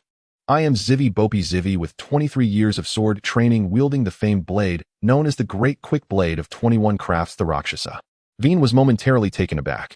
Most powerful swordsmen possess remarkable charisma, but there were few as distinguished as Zivi. Thus Weien responded, "I am Weien Duraki D. Weien, with 16 years of sword training, wielding the renowned blade, known as the Good Quick Blade of 50 Crafts, the Snow Rush." The 2 introduced themselves standing at a distance, evoking the feeling of a duel atop the Forbidden City. "Huh." Zivi roared, his arms swelling as a massive slash erupted from his blade, aimed directly at Wein's face. Seeing this, Weien did not underestimate the attack. He enveloped the Snow Rush with armed hockey and unleashed a narrow, elongated slash forward. One sword-style skyline. The two flying slashes collided in midair, tearing apart a significant portion of the auction house's ceiling before vanishing into the air. A glimmer of admiration flickered in Wien's eyes. Zivi's flying slash was indeed splendid. The two locked eyes, sparks igniting in the air, and then they charged forward, engaging in close combat for several dozen exchanges. Ripping sound. Zivi's suit bore a massive tear, a narrow blade wound appearing on his chest, with crimson blood flowing from the injury. In contrast, Wien merely exhaled lightly, showing no signs of injury, and appeared somewhat spirited. Zivi had sustained some injuries, yet they did not dampen his fighting spirit. He gripped his blade with his right hand, and with a ripping sound tore off his suit, baring his muscular torso. Wien's pupils constricted as he beheld Zivi's upper body covered in hundreds of scars, one ghastly blade wound extending from his lower abdomen to his chest. This was a battle-hardened swordsman. Wien could tell Zivi was extraordinary from his scars, especially the horrifying blade wound that almost cost him his life.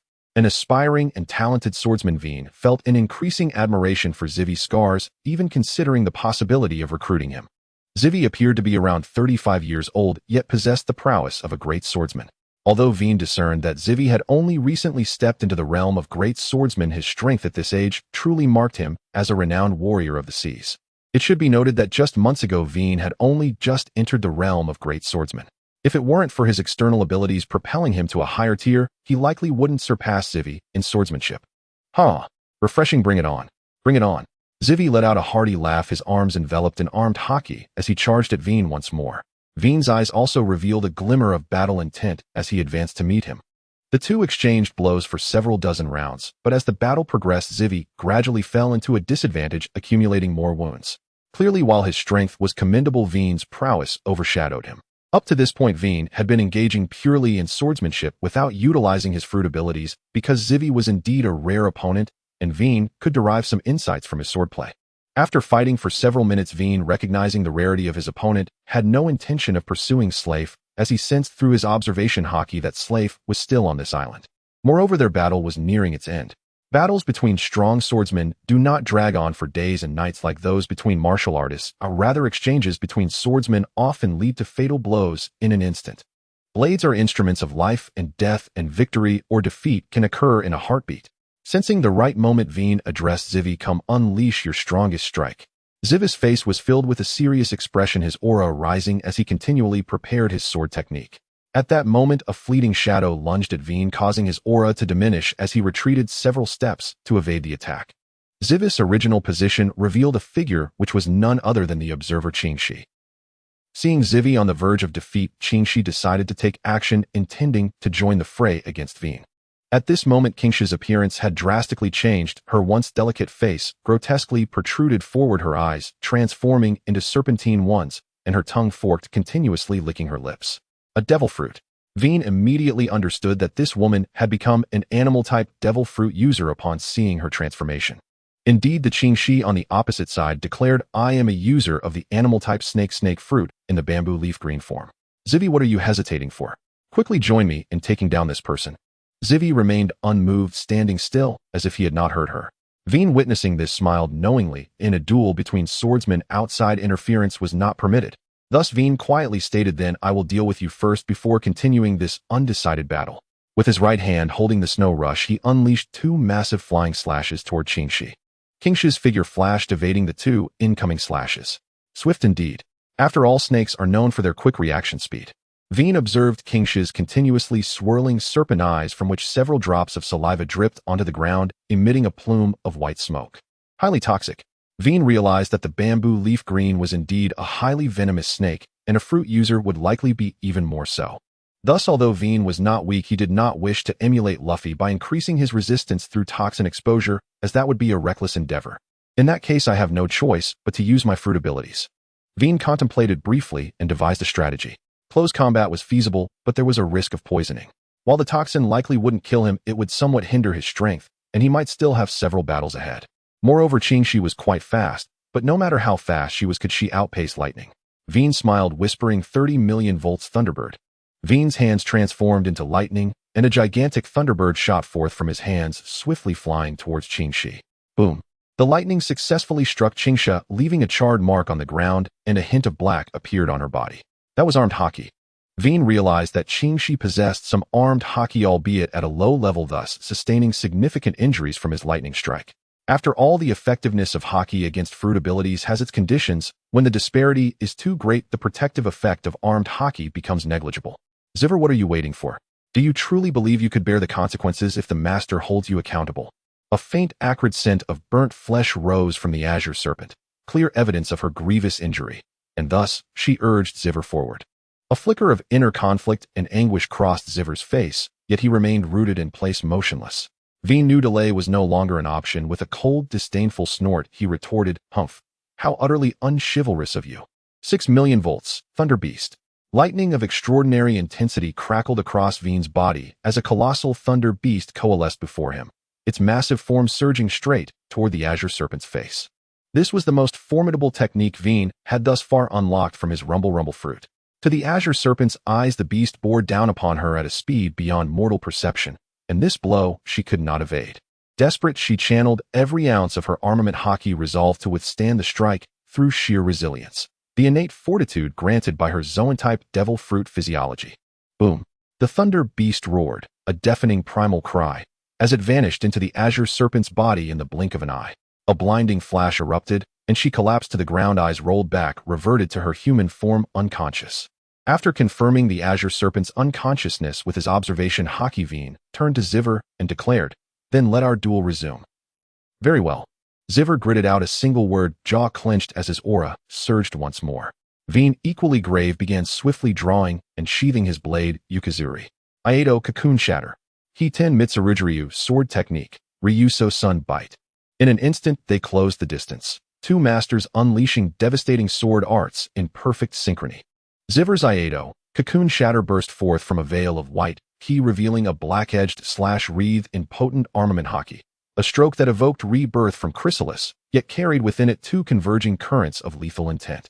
Wien's Ryuso Sun Bite surpassed even the Ryuso Sun in velocity and ferocity, so swift that even observation haki struggled to trace its path. Their figures blurred past one another. Weien stood still, calmly returning Ukazuri to its scabbard. Ziver knelt on one knee, back turned, then slowly crumpled to the earth. Weien glanced at the torn hem of his coat.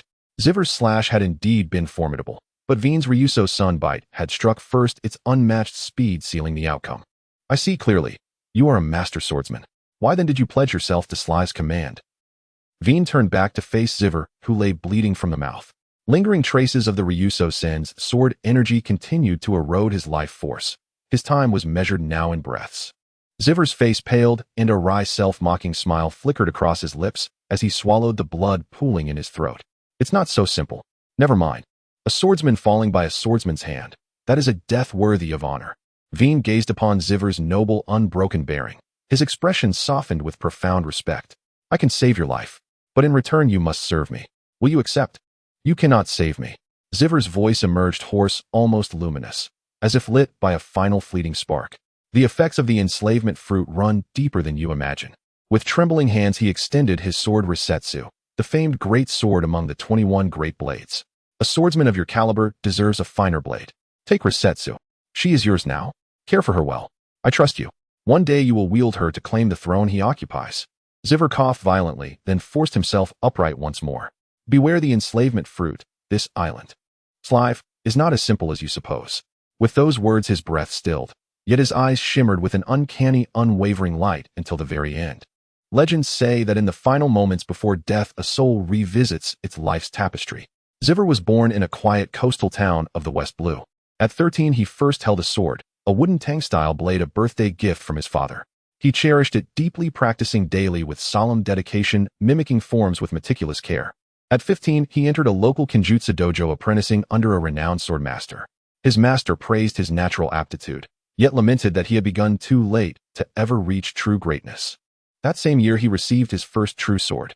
At 17, he hit a plateau in his art, and to break through he set sail into the unknown. He disdained notions of innate talent. He believed only in relentless discipline, practicing 12 hours each day without fail. By 21, after 4 years of unwavering toil, he had ascended to the rank of sword hero. Yet when he returned home, he found ruin his parents' kin, over a dozen souls, slaughtered by marauding pirates. That year he killed for the first time, wiping out a pirate crew of 23 men. At 23, with no family or friends left behind, he departed his homeland for the Grand Line, carrying nothing but his sword. From that day onward, his life was defined solely by the blade. By 32, he had spent a decade navigating the Grand Line, founding dojos, hunting bounties, and mastering armament hockey, a rare and formidable power. Yet he had never possessed a legendary blade, and his swordsmanship stagnated once more. At 33, he sought out the world's greatest swordsman, Dracul Mihawk, and challenged him for the title. That day, he was utterly defeated and confronted for the first time the chasm between himself and true mastery. A savage gash split his chest, but Mihawk spared his life, moved by his defiant vow. Scars born on one's back are a swordsman's deepest shame. Mihawk departed, leaving only these words: "Your skill is commendable, but your blade falls short. A true master must wield a name-worthy sword of legend. Return when you possess such a blade, and I shall meet your challenge." At 34, Ziver encountered Slav, an unassuming man who offered him Resetsu, one of the 21 great blades, in exchange for 10 years of servitude. Blinded by ambition, Ziver signed a contract that would haunt him forever. In return for Resetsu, he pledged his loyalty to Slav for a decade. What he did not know was that once inked, his body and will were no longer entirely his own. Bound by the devil fruit's curse, resistance became impossible. He became Slav's foremost enforcer, a ruthless, feared weapon of terror. Yet with Resetsu, his strength soared. The blade possessed the rare ability to absorb armament hockey, and under its relentless tutelage, Ziver shattered his limits, ascending to the rank of Grand Sword Hero. At 36, he had not crossed paths with Mihawk again, not fulfilled the vow made 4 years prior. Instead, he fell beneath the blade of the 7 warlord of the sea, Weien. Yet he bore no regret. Weien was a true swordsman, so he entrusted him with both his dream and Resetsu, hoping he would carry forward what he could not. To ascend that throne, his lifelong obsession, his sacred aspiration. Zivi was ultimately dead. Weien stood motionless before Zivi's corpse, a swordsman he deeply admired. Though Weien knew nothing of the trials Zivi had endured, he could clearly see in the man's lifeless gaze a quiet, serene release. Weien buried Zivi beneath a patch of grass and wildflowers just outside the auction house. What an infuriating mess this is. He gritted his teeth as he stood before the fresh grave, his voice low and venomous. At that moment, all Weien desired was to hurl Slav straight into the abyss, swiftly, brutally, without mercy. Everything about this nation gnawed at him: the wretched plight of its common folk, the revolting arrogance of its nobles, and even the fallen swordsman Zivi, who died in sorrowful regret. All of it seethed within him like poison. Weien slid the blade, Rasha, still sheathed, into his waistband, then activated his observation hockey. Sensing Slav's aura, he shot forward like a thunderbolt toward its source. "Slav, you won't die easily." Meanwhile, Slav strode ahead, flanked by his underlings, smiling obsequiously at the distinguished guest before him. "Your Highness Charlos, saying a minor complication has arisen at the auction house. Your reserved slaves cannot be delivered just yet, but rest assured it will be resolved shortly. Please grant me a little time." A man clad in an ornate white robe spoke, his head crowned with a glass fishbowl, a glistening drip dangling from his nose, his expression vacant and absurd. "The air down here is utterly suffocating, Slav. Deliver my slaves at once, or I shall make you my slave instead." This was Charlos Saint, the so-called world noble, yet in truth the most depraved of the celestial dragons. Slav bowed with a sycophantic smile. "Your Highness, have no concern. I shall resolve this nuisance immediately. Though this one proves rather formidable, it is Weien, one of the 7 warlords of the sea."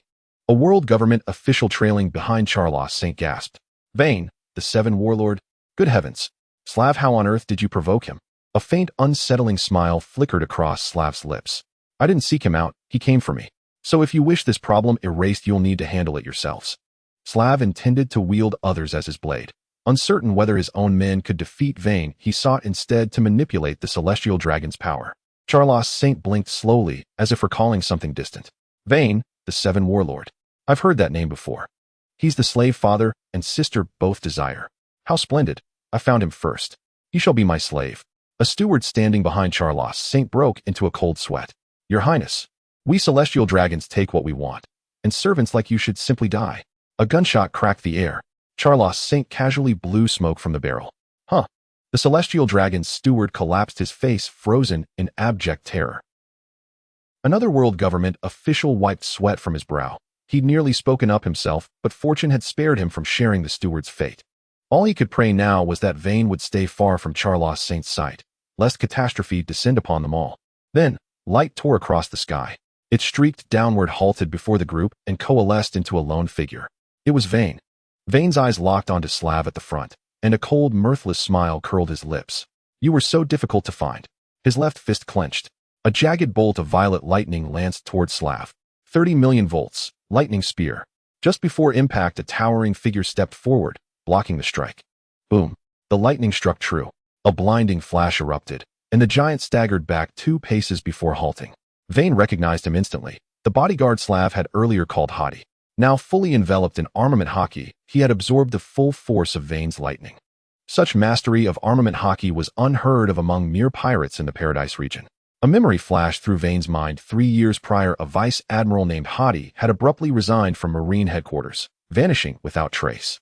The description matched this man perfectly. A former vice admiral. Even the Navy's upper echelons harbor such vile collaborators. Hadi leapt forward again, placing himself squarely between Slav and Wein. Then with a sharp pivot of his left leg, he unleashed a crescent-shaped shockwave. Rokushiki, Rankyaku crescent slash. Wein dissolved into elemental mist, evading the kick which bore no hockey, and opened his eyes slightly. Armament hockey. Rokushiki, a master of close-quarters combat. Such a practitioner, skilled, disciplined, and steeped in potent hockey, was among the most dangerous opponents imaginable. If his strength matched his technique, Wein might indeed need to deploy more than mere force to prevail. Then there's no choice. Wein set Snowwalk aside and drew Rasha from his waist. The moment the great sword settled into his grip, his expression shifted, subtle yet unmistakable. It devours a swordsman's hockey. Truly, a demon blade. If you hunger for it, then feast until you're sated. Wein infused his right arm with armament hockey, channeling torrents of it into Rasha's blade. A soft, resonant hum rose from the steel, as if savoring the quality of his hockey. Moments later, Rasha's entire length shimmered with pitch-black hockey. A thrill surged through Wein. This blade, long cultivated, was nearing transformation into a black blade. Clutching Rasha, Wein lunged toward Hadi. The latter braced himself, arms thick with armament hockey, parrying each strike with grim focus. But the instant Rasha's edge met Hadi's forearm, terror flared in the man's eyes. This blade, it was consuming his hockey. Indeed, Rasha did not merely absorb its wielder's hockey in battle, it fed voraciously upon any hockey it touched, even that of its enemies. After a dozen exchanges, Hadi felt his reserves ebbing dangerously, his full-body armament hockey threatening to collapse entirely. Wein too grew increasingly intrigued. To him, Hadi's hockey felt unnervingly brittle, like parchment, and weakened steadily with every clash. What of Zivi then? Why hadn't Rasha consumed Wein's hockey during their duel? Wein blinked innocently. No idea. Didn't feel a thing. My hockey always depletes fast. I've got so much of it anyway, it's practically inexhaustible. Indeed, Wein's sheer abundance of armament hockey rendered Rasha's subtle erosion imperceptible. Or perhaps, having feasted upon Wein's potent hockey moments before, the blade's hunger had only intensified. Enough. Time to end this battle swiftly. A crimson flash flickered across Wein's eyes as he anticipated Hades' next move. In one fluid motion, he unleashed an upward slash. The Resetsu blade, sheathed in dense armament hockey, aimed squarely at Hades' face. Hiten Mitsurujiryu Ryusho-san. Realizing evasion was impossible, Hades froze in place, his muscles tensing like forged steel, his entire body enveloped in a shimmering layer of armament hockey. Tekite. Clang. Clang. Clang. After the final strike echoed, Wein stood motionless, back turned to Hades, then slid the Resetsu into its scabbard and strode calmly toward Slafar in the distance. This can't be. Hades' body locked rigid, a crimson jet erupted from his torso, before his eyes rolled white and consciousness fled. One of the 3 great illusions of the pirate world. I've mastered Tekai. I am invincible.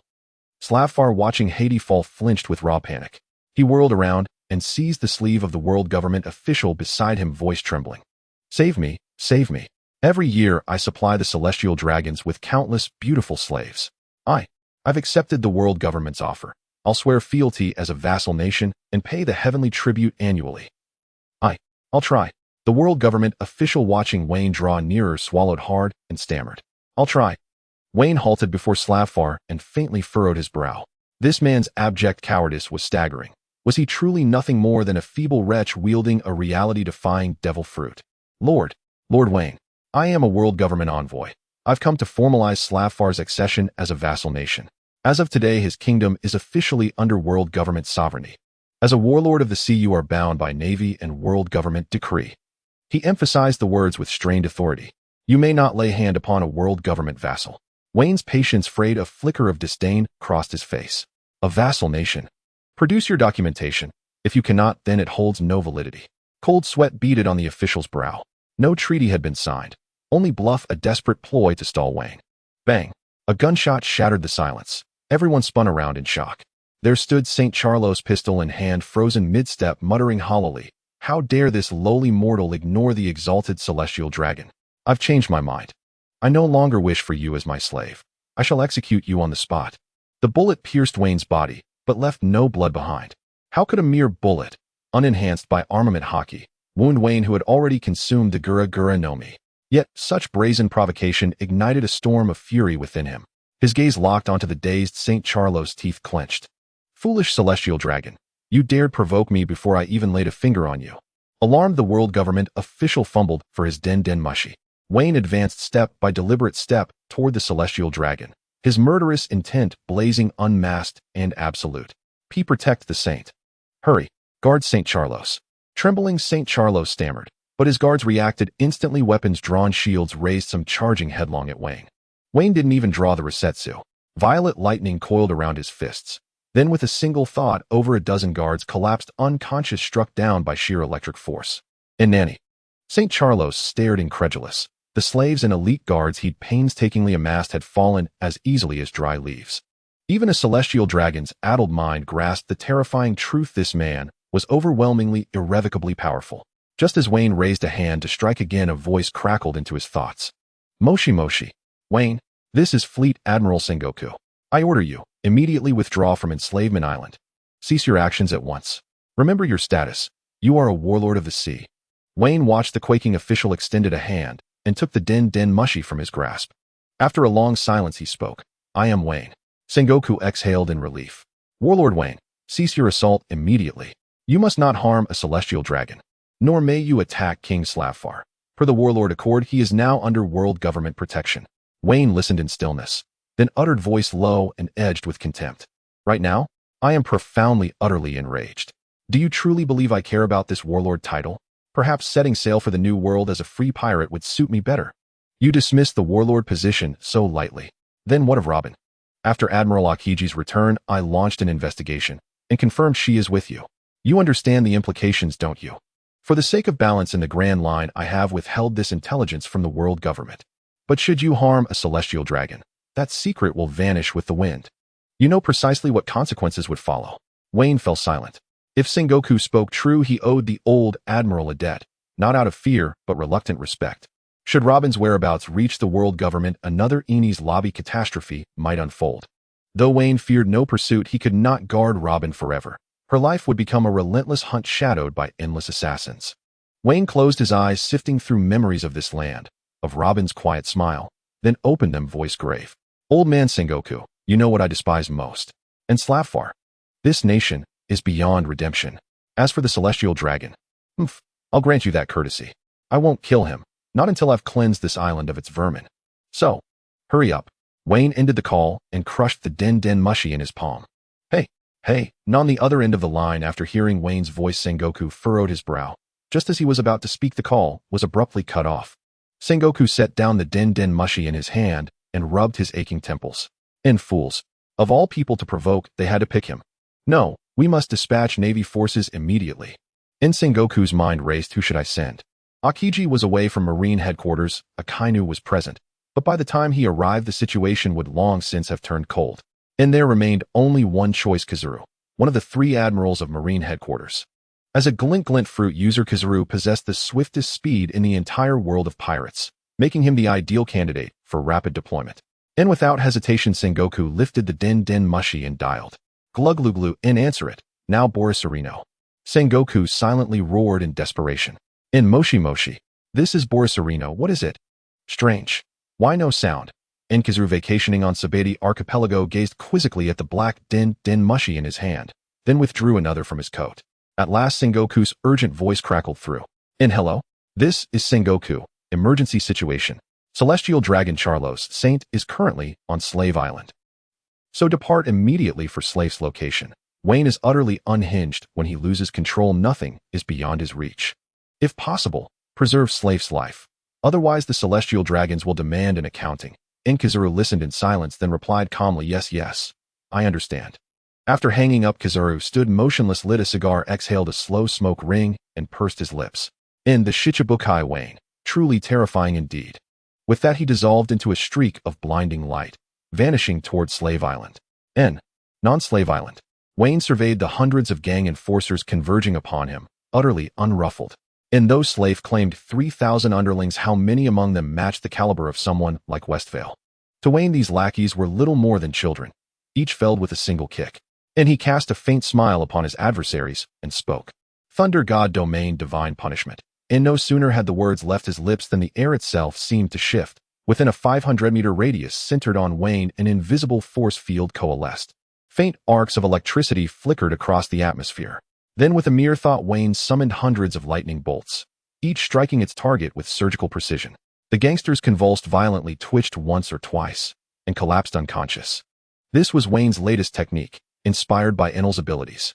In the original timeline, Enel wielded his mantra to unleash lightning at will upon anyone who dared challenge his divine authority.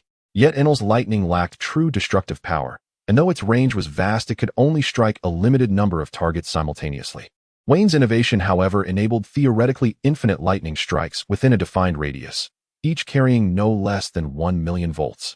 As his mastery over his devil fruit deepened, both the domain scale and its lethality would expand dramatically.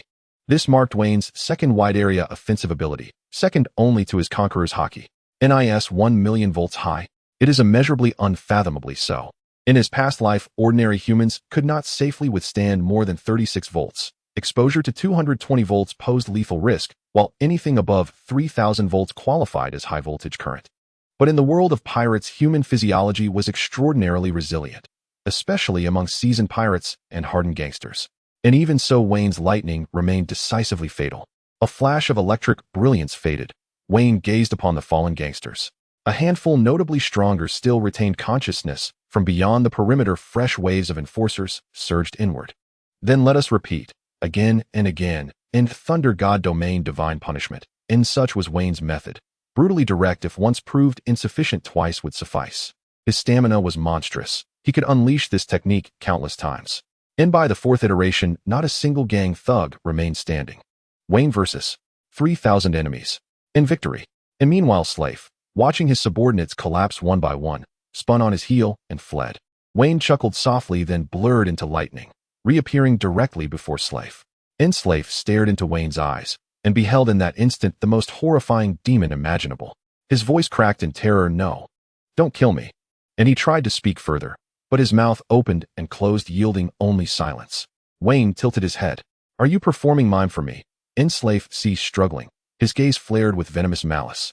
He drew a pistol from his coat and emptied its chamber into Weien. Weien did not even flinch. Bullets without Haki held no hope of striking him. 30,000,000 volts Thunderbird. With a sweeping gesture, a violet avian bolt erupted from his wrist, striking Slave dead. Slave rolled his eyes back, expelled black smoke from his mouth, and slumped unconscious. Weien murmured, puzzled, "One of the 10 sovereigns of the underworld, and this is his strength. Could he truly be nothing but a fruit-dependent weakling? In the slavery fruit." Its name alone suggested dominion over others, an ability bordering on absurdity. Yet Slave himself was astonishingly frail. His physical combat skill barely matched that of a marine captain. He wielded neither armament nor observation Haki. Just then, Wayne's observation Haki sensed a colossal presence hurtling toward him at breakneck speed. And without hesitation, he drew his sword Roshaku and severed Slave's head. Thus perished Slave, one of the 10 sovereigns of the underworld. Weien whispered, faintly unsettled, "Something feels off." Yet he could not pinpoint what disturbed him. After all, Slave lay dead, and his remaining underlings were either slain or broken beyond recovery. Unable to resolve the disquiet, Weien dismissed it.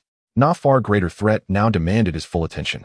Na golden radiance split the sky, and a figure hovered effortlessly in midair. Oh ho ho, how frightfully formidable today's youth have become. What on earth has transpired here? Oh my, how terrifying today's youth truly are. What on earth happened here? Admiral Kizaru of the Marine headquarters arrived on the battlefield. Kizaru surveyed the grim scene before him. Char-blackened earth stretched in all directions, and countless corpses lay scattered haphazardly across the ground. What unsettled Kizaru most was his Kinbunshika Haki, a fleeting, chilling sensation that someone had been slain here moments before his arrival. Could it be? Kizaru's brow furrowed deeply. His gaze swept the battlefield until at last he spotted the trembling, urine-soaked celestial dragon Charlos. Only then did he exhale in quiet relief.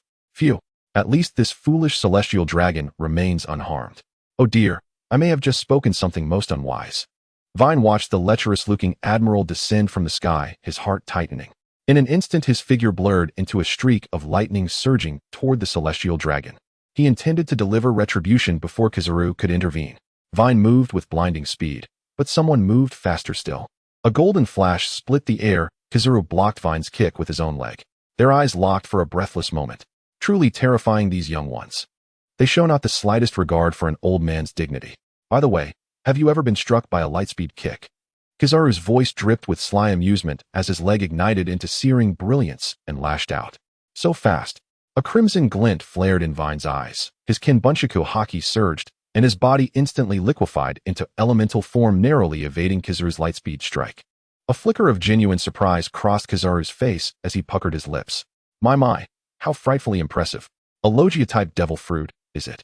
It seems headquarters intelligence on you remains woefully incomplete. Weien darted backward, widening the distance between them.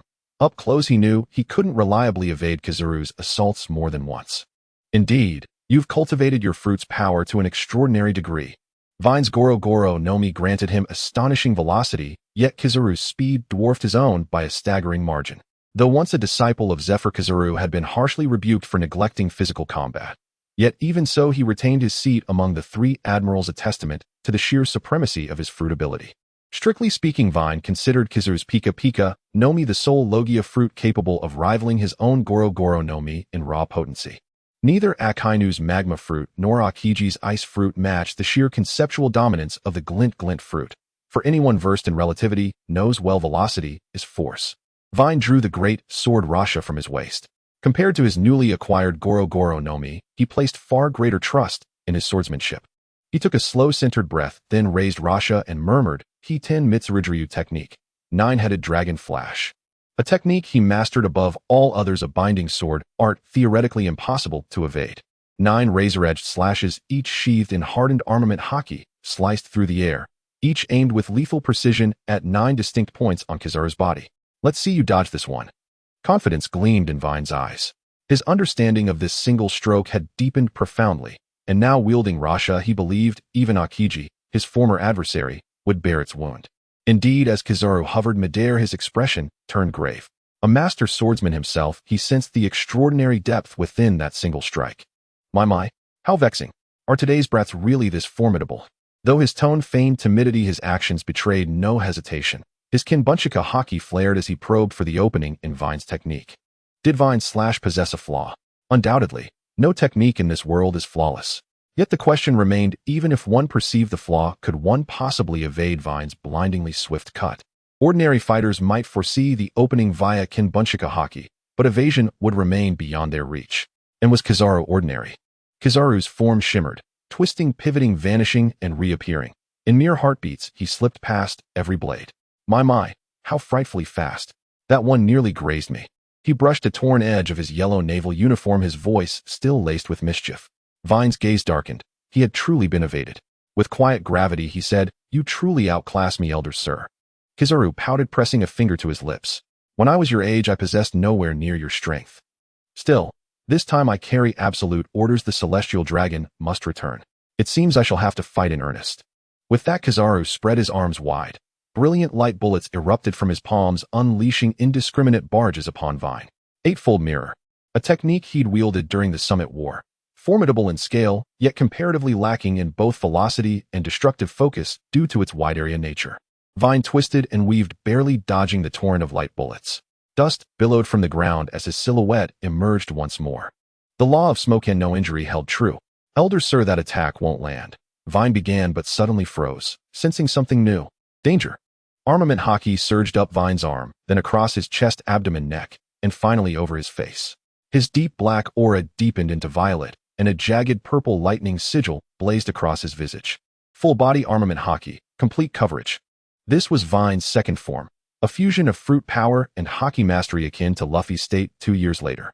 The strain was immense. Even Weien could sustain it only briefly. Yet its cost was matched by its reward. Its defensive power was staggering. Weien had invoked this form only twice, once to endure Enel's relentless lightning barrage. Now he deployed it to withstand Kizaru's assault. Lightspeed kick. Velocity is force, Have you ever felt a lightspeed kick? Kizaru's kick struck Weien squarely in the waist. Under the colossal impact, Weien staggered backward, 7-8 steps, before locking his stance firm once more. A sharp, searing pain lanced through Wein's lower back, struck right in the kidney. Still it remained within tolerable limits. Kizaru stared astonished at Wein's fully armored form, then seeing no injury pouted again. Such mastery of armament hockey, truly terrifying. So Akiji spoke true, so young yet already standing shoulder to shoulder with us. A chilling smile curled Wein's lips. You're no slouch yourself, elder sir. Tell me, do you know relativity? Kizaru blinked, utterly bewildered. What? At that very moment, the shrill trill of a din-din mushy pierced the air. The sound of the phone bug echoed. Moshi Moshi, this is Baratie. Weien was taken aback as he watched the Admiral successfully answer the call. After all, this fellow was notorious for being a listening maniac, always carrying a black phone bug with him. I am Singoku. How did it go with the task I assigned you? Did you meet Weien? Baratie replied with a pout. I did meet Weien, and I even had a match with him. Speaking of which, the current young people are truly terrifying.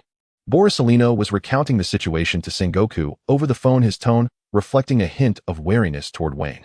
Weien did not interrupt, understanding that if the two were truly to clash, it wouldn't be resolved quickly, so he didn't mind waiting a bit. After a while, Singoku said, All right, give the phone bug to Weien. Holding the phone bug, Baratie said to Weien, Weien, Admiral Singoku is looking for you. Weien stood still then with a thought. The phone bug in Baratie's hand was enveloped by an invisible force and flew into Wein's grasp. Seeing this, Baratie's pupils contracted as he murmured, a natural type of body with superhuman abilities, what fruit could it be? Baratie fell into deep thought. Weien took the phone bug and said, Moshi Moshi, this is Weien. I am Singoku. On the other end of the line, Singoku's weary voice could be heard. He was truly frightened by Weien and the celestial dragons. Weien, I've heard from Baratie about the situation. I can overlook the matter of slave as they haven't yet become a member of the world government. At this point, Singoku's tone suddenly grew more serious. But the celestial dragons must be safely returned. This is a bottom line. Moreover, I will continue to help you keep Robin's matter under wraps. You need not worry about that. After all, the sea needs someone like you to maintain balance. Weien remained silent for a long time before finally saying, All right. In fact, with Weien having brought matters to this point, the king of the slave nation Slave had been killed, and all his subordinates were gone, not to mention that even his 3,000 men had been wiped out. Things are progressing a bit too smoothly. Weien felt a surreal sensation. Even with his current strength, he could simply crush everything in his path. All right, let's leave it at that. Weien nodded, realizing that it would be quite impossible to kill the celestial dragon Charlos right in front of an admiral. Moreover, even if he did kill him, it would truly lead to a fallout with the world government and the navy. It wasn't worth it over such a worthless character, and now was not the time for such drastic actions. Hey, race the phone bug back to you. Weien tossed the phone bug into the air, which Baratie caught steadily. Seeing Weien release his hockey, Baratie finally breathed a sigh of relief. He truly did not wish to clash with Weien. Whether he could win or not was another matter. The key was that Baratie was genuinely lazy. He just wanted to collect the Admiral's salary, relax every day, and clip his nails. What? Work? Baratie stated that he was just going to slack off. Just then an out-of-place voice rang out. Hey, you Marine, you're a headquarters admiral, right? Quickly help me capture this man who I want him to be my slave. Charles, looking disheveled, climbed up from the ground. His goldfish bowl had shattered, and there were dark bruises around his eyes. He had fallen by his own doing. Sniffling, Charlos continued. And hurry up and send me back to Mariewa. I can't stand this filthy air here anymore. Weien frowned and asked, Baratie, have you been working for such an idiot all this time? Can't you see the situation clearly by now? This celestial dragon was indeed a bit too foolish, still thinking he could make Weien his slave. Baratie was slightly taken aback, and then smirked, saying, How terrifying. To say such things is quite disrespectful to the celestial dragons. After all, they are the descendants of the Creator. However, I can pretend I didn't hear that. It was clear that Baratie wasn't very inclined to heed this celestial dragon's words. Although admirals had a duty to protect them at the level of an admiral, it wasn't as simple as following a command. Seeing that Baratie remained unmoved, Charlos became a bit angry and said to Baratie, You hurry up and catch him. Otherwise, I'll tell the 5 elders when I get back and have them demote you. Baratie pouted and said, You want to demote me? How terrifying. Shut up. Weien frowned, as well a hint of red appearing in his eyes, emanating an invisible pressure that rushed toward the nearby celestial dragon Charlos. Conqueror's hockey. Boom. The celestial dragon fell flat on his back, rolling his eyes and fainting. Baratie's expression changed as he hurried to check on the celestial dragon's condition. Seeing that Charlos had merely fainted, he sighed in relief and said to Weien, "How terrifying. Conqueror's hockey. But injuring a celestial dragon in front of me isn't quite good, you know. If the higher-ups find out, they will blame me when I return."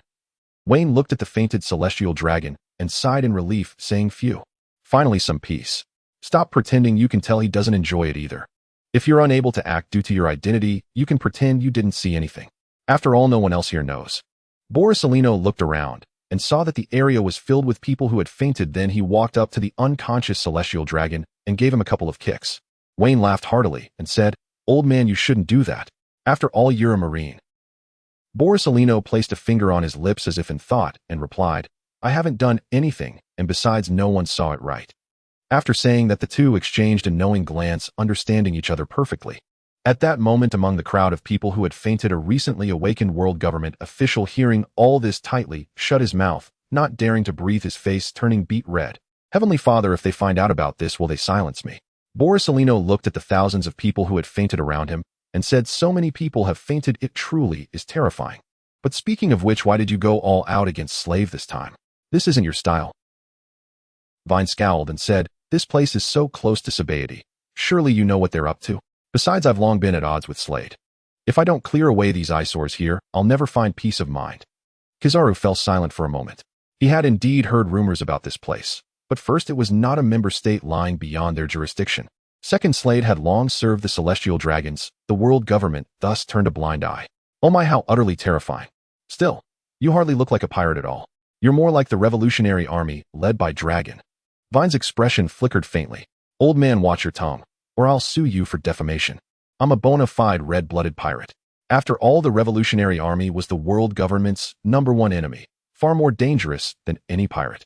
At least 7 warlords of the sea could live stable, dignified lives, whereas revolutionaries were perpetually on the run, hiding from one port to the next.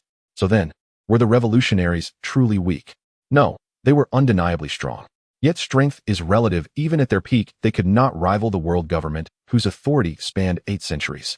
Otherwise, why would the revolutionaries wage piecemeal liberation campaigns across nations, shifting tactics after every strike, instead of launching a direct assault upon Mariajor itself?" Weien lit a cigarette and casually offered one to Kizaru. Kizaru waved it off and said, "Try mine instead." With that, he handed Weien a cigar, its band gleaming with gold leaf. Weien extinguished his cigarette, lit the cigar, drew deeply, exhaled a perfect smoke ring, and remarked, "This is exceptional, far superior to what I usually smoke. Tell me, can an admiral's salary even afford such a luxury? Old man, you wouldn't happen to be embezzling, would you?" Kizaru blew out a smoke ring of his own and pouted, "How frightening. Mind your words, or I'll sue you for defamation. This is an Admiral exclusive cigar. By the way, why did you refuse the Navy's offer back then? Had you joined, they might well have granted you this very privilege." Indeed, the Navy had once invited Weien to enlist, even offering him the rank of Rear Admiral in the main force outright. He declined. Weien gestured toward Charlos. Saint, the celestial dragon, slumped unconscious on the ground. "I despise criminals like him, but that doesn't mean the Navy is the only path forward. And just imagining myself in uniform serving fools like him, it makes my skin crawl. Besides, as a Navy officer, could I even hold men like Slade or this slave state accountable? Before you know it, I'd be hauled before a military tribunal." Kizaru paused, startled. True, the Navy prized stability above all else, not justice. To preserve stability, they bowed to Shanks during the Summit War to end the bloodshed, and even elevated the monstrous Whitebeard to warlord status. They stood in silence for a long while. Weien had little left to say to Kizaru. Their philosophies and allegiances were irreconcilable. Weien crushed his cigar and called out to the unconscious crowd, "Hey there, if the floor feels cold, feel free to rise. It's time to settle affairs, both the dead thugs and this nation's order." Weien withdrew a den mushy from his coat and dialed. Moshi, I'm Daniel. How may I help you?" "This is Weien. I'm on Slave Island now. Send personnel to Slave Nation immediately. I've neutralized the local forces, the rest falls to you." Yes, boss. I'll lead the team myself." Daniel's voice crackled with delight over the line. Daniel stared at the silent den mushy for a beat, then whispered, trembling, "In just one day, boss has defeated Slade, one of the Dark World's sovereign kings. Such power is nothing short of divine." His entire body trembled with exhilaration. Serving such a master was the fulfillment of every dream. Watching Weien hang up, Kizaru pouted. "Ahem, don't you think this is rather unseemly? After all, this was slated to become a world government allied state. The Navy should handle this." Weien shrugged indifferently. "Fine by me.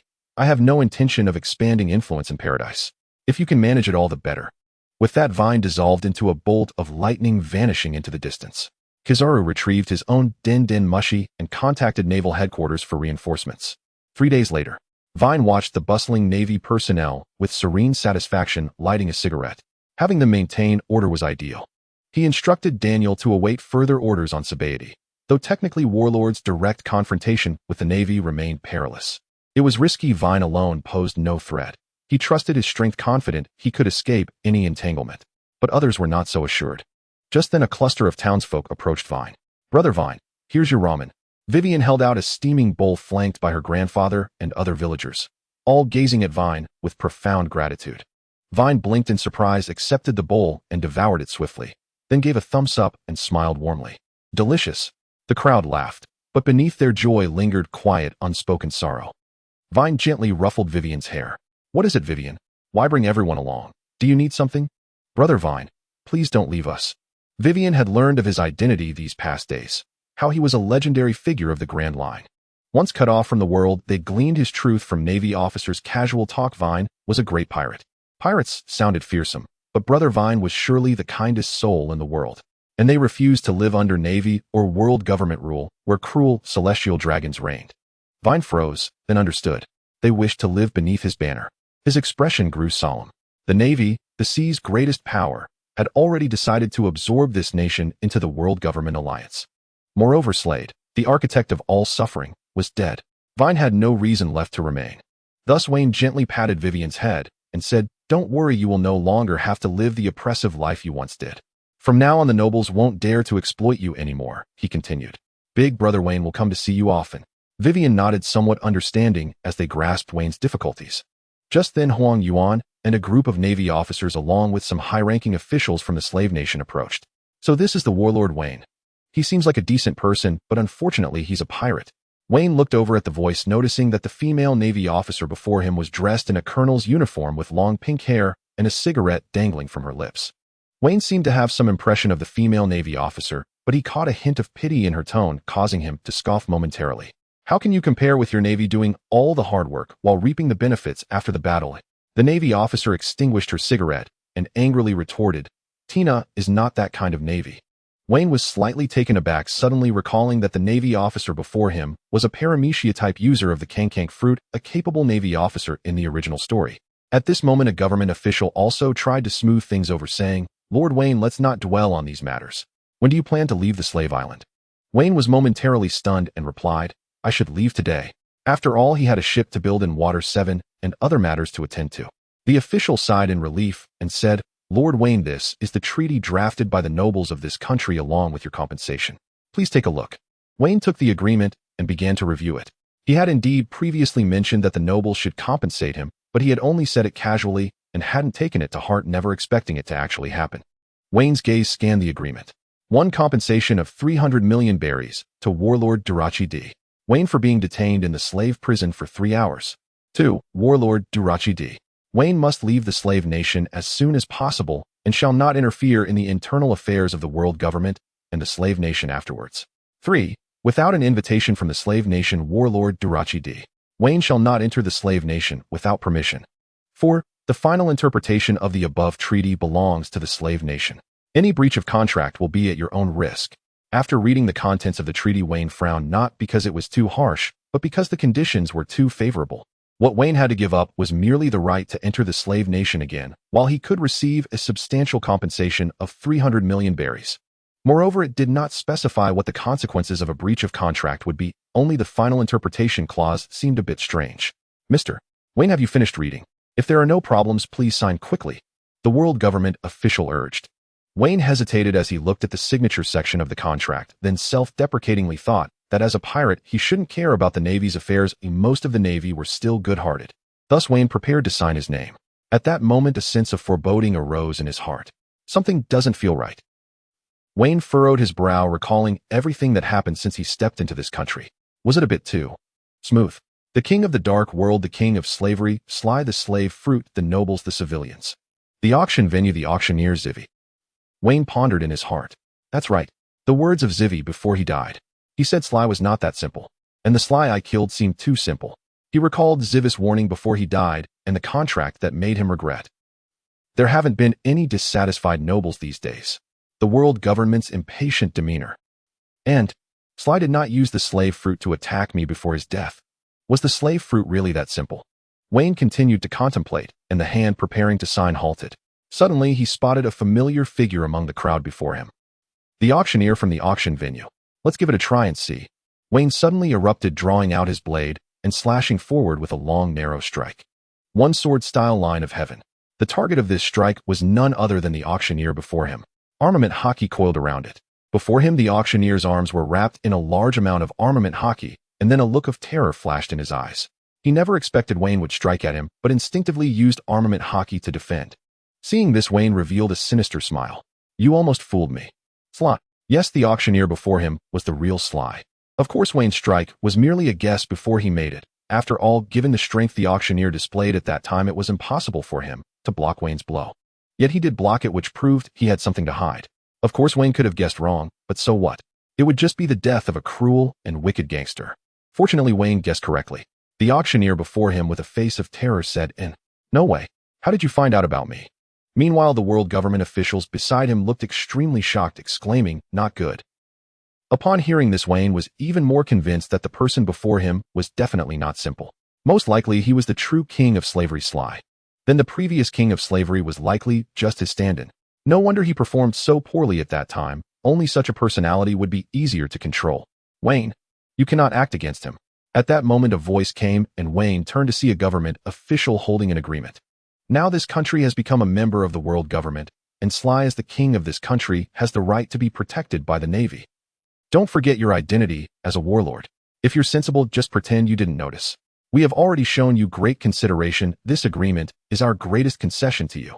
Weien chuckled lightly upon hearing this, his eyes filled with disdain as he said, What do you think you are? With that, Weien used his mind to pull the agreement from the official's hands.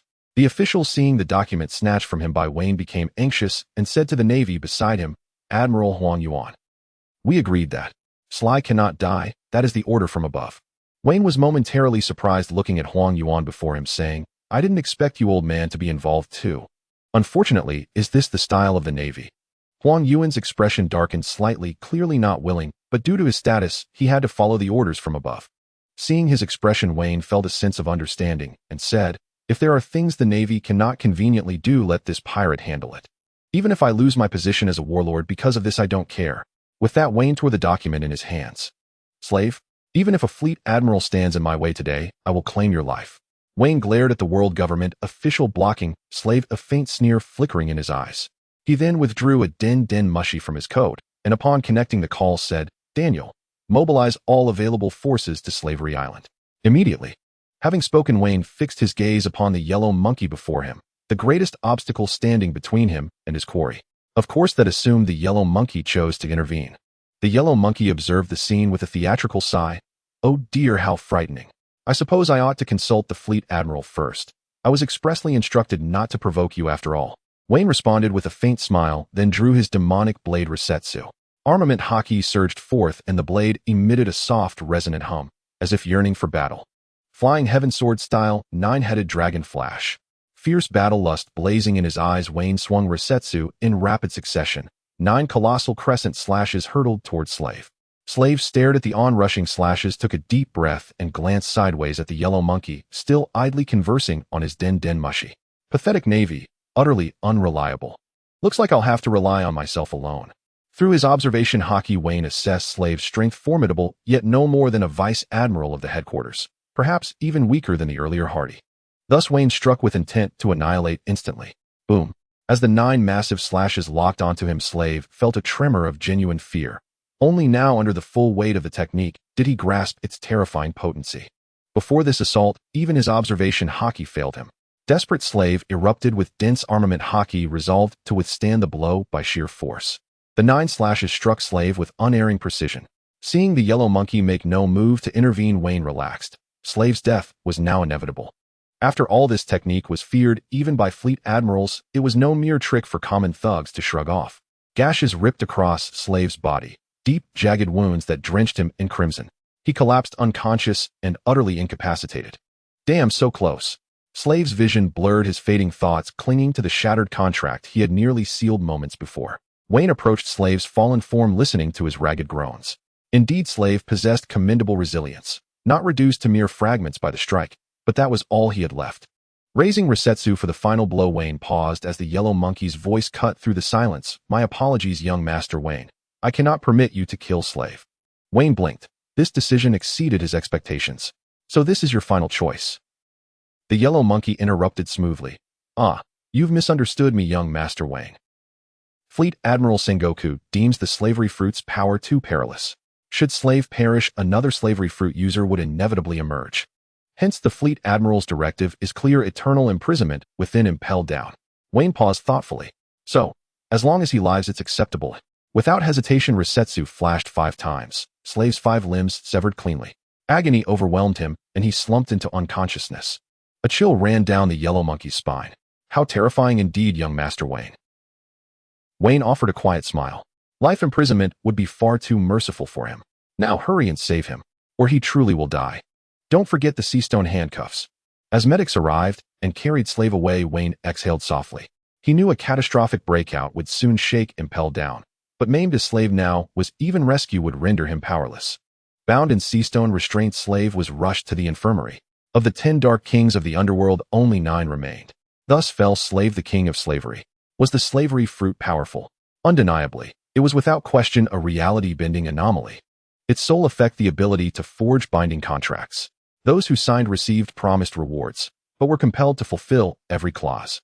Violation transformed them instantly into slaves of the fruit's wielder. This was the fruit's first method of subjugation. Its second, to compel signing of a direct slavery contract. Over time, enslaved minds warped. Resistance crumbled, obedience became instinctual. In this sense, the slavery fruit bordered on absolute supremacy. Yet even this formidable power yielded to seastone and seawater. Binding a user in seastone temporarily nullified all contractual effects. Powerful abilities did not guarantee invincibility. Slave, though skilled, remained vulnerable. His life was never assured. His perfect safeguard, every trace of his identity, photographs, records, appearances, had been meticulously replaced with those of his decoy. Only his slaves and a handful of confidants knew the truth. And yes, serving as a slave auctioneer had become one of Slave's most cherished pastimes. Slave was born into an ordinary family. As a child, he was separated from his parents, sold into nobility's service, and later endured years of bondage upon the slave bridge. Then came the day he unwittingly consumed a paramecia-type slavery fruit, granting him superhuman dominion over wealth and desire. Yet none of it stirred his heart. Years of enslavement had twisted his soul, fostering cruelty, paranoia, and profound cowardice. His greatest pleasure, watching slaves writhe with fury, shame, and agony during auctions, and witnessing nobles lose themselves in frenzied bidding for prized captives. Thus he retreated behind the veil, mastering the auction house, shielding himself while indulging his darkest appetites. That was Slave's story, unknown entirely to Weien, who now listened intently to his subordinate's report. Daniel approached, flanked by disciplined ranks of pirates. So orderly in formation, they resembled a naval battalion more than lawless buccaneers. Reporting, boss. I personally led 5 pirate vessels and 500 crewmen to Slavery Island. Reinforcements are en route from the New World, awaiting your command. The nearby Huang Yuan raised an eyebrow upon witnessing the scene, knowing that there were only a few hundred Navy personnel on the island at that moment. If a fight were to break out with Weien, the outcome would indeed be uncertain. Weien looked at Daniel, who bore a serious expression, and said, "Tell the brothers from the New World not to come. The matter is settled. You take a few brothers and establish a branch here, as there are many people, and our records and posters will surely sell well." Daniel did not question Wayne's decision and went off with his subordinates. Weien wanted to say, "I want to plant the flag of the Weien pirates here. This place is now under my protection." However, this was not the New World, but rather the Paradise, and it was quite close to Sabati Archipelago, so the influence of the Navy would undoubtedly increase significantly. Thus, Weien could only adopt this approach to warn those unscrupulous pirates or others to reconsider their weight before stirring trouble here. Huang Yuan remained silent, as he was not one to meddle in others' affairs. Moreover, after Slyf's death, this place had truly become a country without a king. The future direction of the land of slavery would ultimately be in the hands of its citizens. Weien turned to Huang Yuan and said, "Old man, I really appreciate what you did earlier. I owe you a favor." Huang Yuan pouted and replied, "That's really scary. A pirate owes the Navy a favor, but I'll gladly accept this favor." Huang Yuan had already shown great restraint by not intervening when Weien acted against Slyf, and Weien was quite aware of this. By the way, Admiral Singoku said you should return to the New World as soon as possible. It's best not to linger here with your status. Weien nodded and replied, understood. He then transformed into a flash of lightning and departed. Weien, brother, will you come back to see us again? Vivian stood in front of Weien, her cheeks flushed, and said with a hint of reluctance, Weien, brother, you will. Weien ruffled her hair and said, of course. I've set up a branch here too. You can work there in the future, and you might even get the chance to find me in the New World. Weien, brother, I will. Meanwhile, at the Marine headquarters in Marineford, a group of high-ranking Navy officers sat around a round table for a meeting. Singoku, seated at the head, asked, Borsellino, are you sure Weien has become a Loguetown devil fruit user? Huang Yuan pondered and said, oh dear Singoku-san, do you still not trust me? I witnessed his body transforming into an element, and the entire grassland was marked with soot, so I suspect he is the user of the Thunder fruit. What? Nanny? All the attending Navy high-ranking officials except for Huang Yuan gasped in surprise. Singoku, with a serious expression, said, from the intelligence that Akiji brought back last time, Weien has nearly reached Admiral-level strength, and now he has acquired the top-tier Thunder fruit of the Logia type. His power is likely not inferior to that of the four emperors. The Thunder fruit is indeed powerful, but it depends on who wields it. In the hands of Enel, it is merely at the level of a warlord, but in the hands of Weien, who is already strong, it becomes a true weapon of mass destruction. Grandma Crane also said seriously, fortunately. For now, Weien seems to be the easiest warlord to get along with aside from Bartholomew Kuma. Singoku, however, rubbed his temples and said, little Crane, you don't know. That guy can be scarier than an ordinary warlord when he goes mad. Yet I have never heard of him committing acts of piracy. The key point is that Wayne's relationship with the dark rulers of the New World is not very good, which can help us alleviate a lot of pressure. Akainu, who stood by, clenched his fists and gritted his teeth, saying, how could it be? Clearly holding on to justice in his heart, yet unwilling to join the Navy. It's truly a great pity. At this moment, Singoku asked, Borsellino, did you extend an invitation to Weien this time? Huang Yuan nodded and said, I invited him, but Weien still declined. Singoku closed his eyes, revealing a look of regret on his face, and said, what a pity. We should still try to maintain a good relationship with Weien. Sigh. I wonder how long this sea can remain calm. Meanwhile, in the New World, at the headquarters of the World Economic Journal, Morgan, the boss of Newsbird, fell into deep thought as he looked at the information in front of him. After a long time, Morgan gritted his teeth and said, Warlord Weyen's such a bold move. He directly eliminated a king of the Dark World. I can't let this go unchecked. I need to discuss this with them, or else Weien might soon turn his attention towards us. In Water 7, Weien gazed at the Apocalypto, which was undergoing modifications, his eyes filled with helplessness. How much longer will the Apocalypto need to be modified? Acebug replied, about another month. Weien felt a tinge of helplessness that seemed he would need to stay in Water 7 for 2 months, which sounded so boring. Ding, due to the host watching the ship's modification and construction process for an extended period, the task Advanced Shipwright is now issued. Please check it, host. Advanced Shipwright. As a man with the goal of becoming a god-level life player, you should possess the ability to build ships. Please elevate your shipbuilding skills to that of an Advanced Shipwright as soon as possible. Task rewards, depending on the host's learning speed, rewards will range from 1,000 to 10,000 life points. Weien looked at the shipwright profession he had unlocked and the newly triggered task, murmuring, it seems the days ahead won't be boring. Thus Weien began learning from the most basic understanding of ship structure. Fortunately, the title of scholar that Weien possessed provided him with 3 times the learning ability, making it easier for him to learn these new technologies.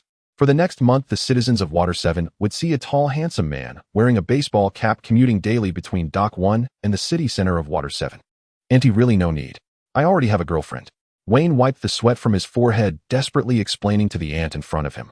What's so difficult about this? You can always swap for another girlfriend. Let me tell you, my niece is stunningly beautiful and has a good job. You'll definitely like her when you meet her, you know. The fashionable aunt in front of him spoke with a heavy accent as she enthusiastically introduced potential partners to Weien. Weien finally managed to persuade her to leave after a tremendous effort and picked up a piece of wood to continue his grand shipbuilding plan. This was not the first aunt Weien had sent away. When he first arrived, things were fine, but ever since the first aunt offered to introduce him to someone, the aunts of Shirshui City had come flocking, as if energized, continuously running to Dock No. 1. These matchmaking aunts had undoubtedly become obstacles in Wayne's journey to become a master shipbuilder. How finally done. Weien looked at the merchant ship before him, a hint of joy appearing on his face. After all, this was the first medium-sized ship he had crafted with his own hands. The merchant ship was 30 meters long and about 7 to 8 meters wide. While not enormous, it was definitely far more luxurious than an ordinary small boat. Weien decided to keep this ship forever. Ding. Congratulations, host, for successfully crafting a medium-sized ship on your own, earning the title of Advanced Shipwright. Current experience Advanced Shipwright 01000. Evaluating the host's task now. Ding. The host took 31 days for this task. Task evaluation excellent. Reward 5,000 lifestyle points. Please check host. Upon receiving the reward, Weien showed a delighted expression. This was undoubtedly the easiest professional task he had ever undertaken. The time taken was the shortest, and the rewards were very generous. So where should I spend the accumulated task points? Weien pondered, looking at his 7,777 task points. Currently, his armament hockey was the shortcoming among the two-color hockey, but ever since he acquired the Rakshasa, his armament hockey had entered a period of rapid development, now having risen to 23005,000. In just 1 month, he had increased it by nearly 1,000 points. Weien was confident that he could reach the level of internal destruction within 3 months, so he didn't want to waste his lifestyle points. As for his observation hockey, it had also seen a significant boost after acquiring the Thunder Fruit. He could occasionally foresee the future, though it was still somewhat unstable. As for his physical skills, they were currently sufficient. After some thought, Weien had an answer system allocate 1,000 lifestyle points to observation hockey, raising it to the level of foreseeing the future. Ding. Successfully allocated 1,000 lifestyle points to observation hockey. Current observation hockey level foreseeing the future 130000. Remaining lifestyle points 6777. Keep up the good work, host. With the enhancement of his observation hockey, Weien felt his already sharp senses become even more acute, and he could hear some mysterious sounds. Huh, what a nice feeling. Weien smiled slightly. The combination of foreseeing the future with the element of the Thunder Fruit would undoubtedly further enhance Wein's ability to stay alive. What? It requires 30,000 experience to upgrade again. Weien felt a bit pained upon seeing the system's prompt. The gap was too vast. It had increased tenfold. Forget it, the ability to foresee the future is enough for now. With the remaining 6,000 lifestyle points, Weien planned to gamble it all on the lottery. It's been a while since I tried my luck. The truth shall be revealed today. Weien excitedly rubbed his hands and said, system, initiate the lottery. Ding. Congratulations, host, for winning 10 bamboo dragonflies. Each can only be used for 1 hour. Please check host. Tisk, how unfortunate. Weien complained a bit. The bamboo dragonflies had some use when he drew them years ago, but now they were just toys to him. System, draw again. Ding. Congratulations, host, for winning a space ring with a capacity of 1 cubic meter. Please check host. Oh, the space ring was a good item. The system space could hold system-provided items. While this ring's capacity was not large, it could still hold some personal items. Let's go again. Weien drew 5 times in one breath. Besides the initial bamboo dragonflies and space ring, the remaining items were all useless. Am I truly unlucky? Come on, system, one last draw. Weien, with a furrowed brow, looked at the remaining lifestyle points that were only enough for one last draw. Ready to take a gamble, he was already addicted. Ding. Congratulations, host, for winning a lucky coin. Please check host. Lucky coin grants the host a certain degree of luck. Yet all things in the world are predetermined. A luck is also in balance. The good fortune brought by the coin may in some way also lead to misfortune. A lucky coin. Weien expressed some doubt. According to the description, this coin should be a good item, but the last sentence from the system gave Weien a bad premonition. Forget it, I'll just carry it for now and see how it goes. Weien put the coin in his pocket and walked towards the apocalypse ship.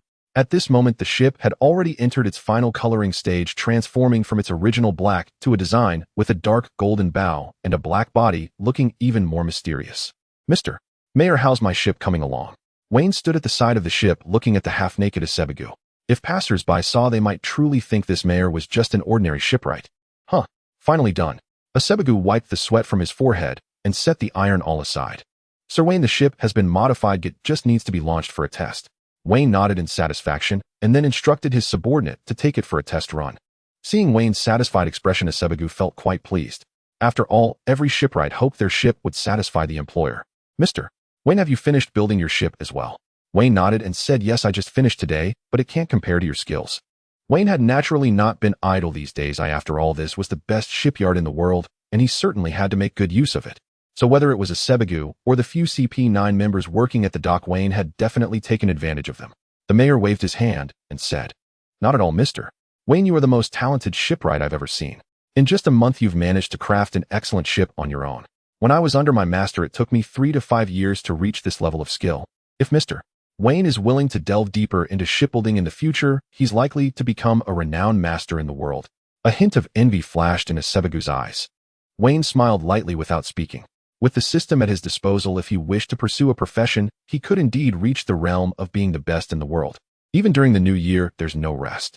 Here's an update on the additional rules. Reach 55-star reviews for an extra chapter, and each additional 35-star reviews will grant another chapter. Lastly, I wish all readers a happy new year, and may you thrive. It's time to experience the taste of the spaceship. Weien smiled slightly as he looked at the successful return of the Ark, then turned and boarded the ship. Entering the power room, Weien directed his electric power into the specialized golden generator, and the Ark slowly floated into the sky. With a thought, his electromagnetic field enveloped the Ark, allowing it to maneuver flexibly according to his intentions. After testing the flight, for a while Weien safely brought it to a stop over the sea. One must admit that the speed of the spaceship was many times faster than that of ordinary ships.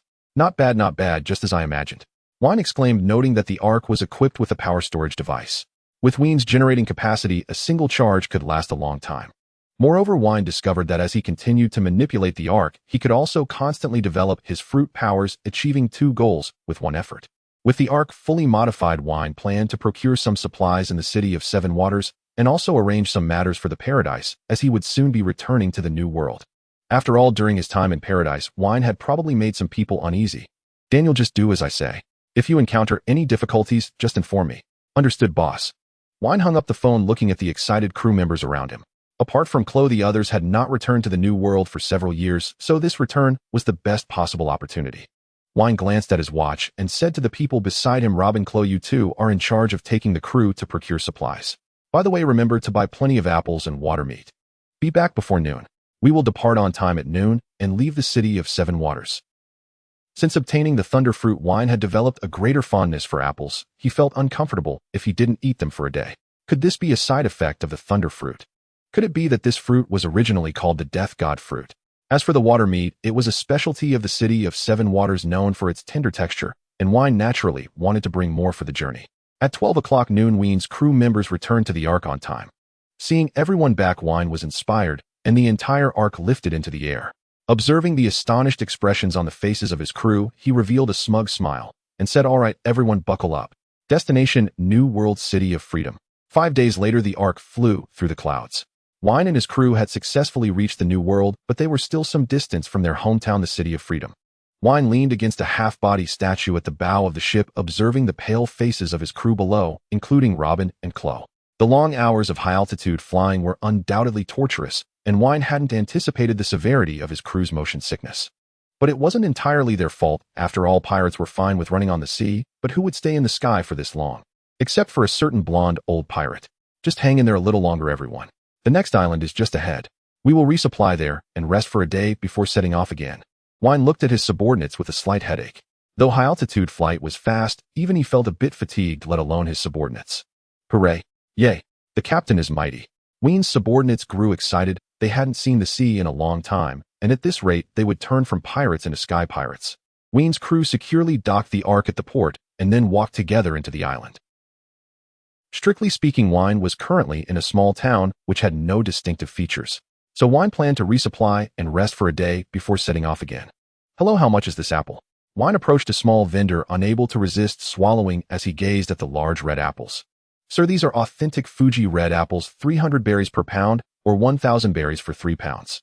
Weien thought for a moment and said, "All right, I'll take 30 pounds of apples." Weien took the apples and grabbed one, eating it as he walked.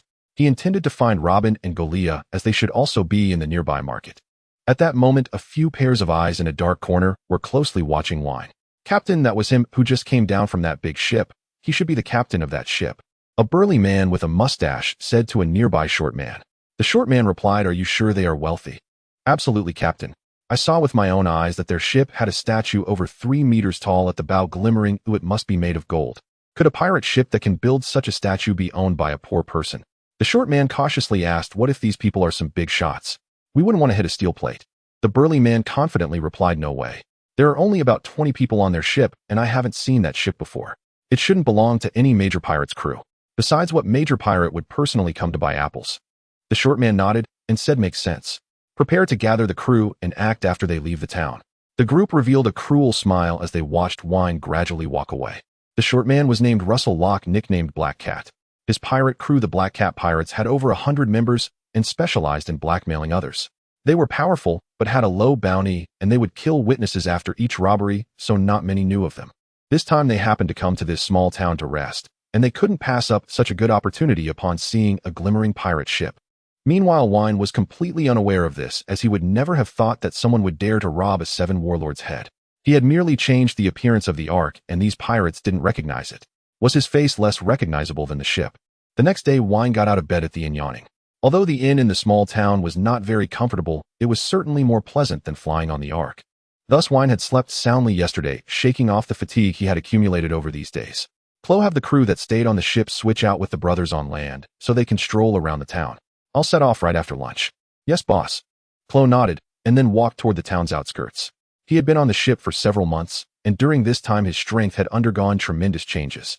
He had mastered all 6 forms of the Navy and had grasped some basics of observation hockey and armament hockey.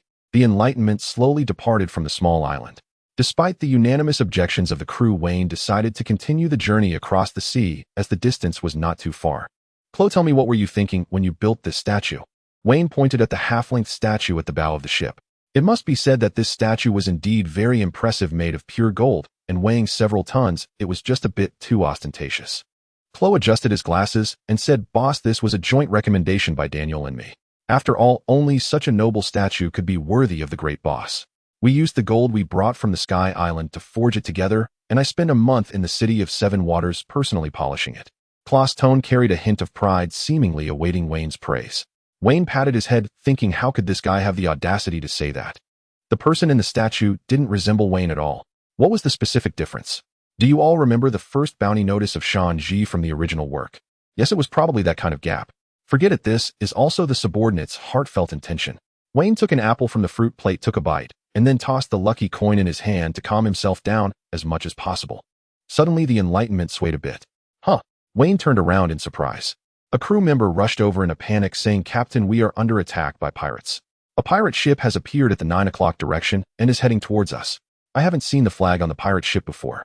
Huh. Which blind fool is coming over now? Chloe expressed confusion.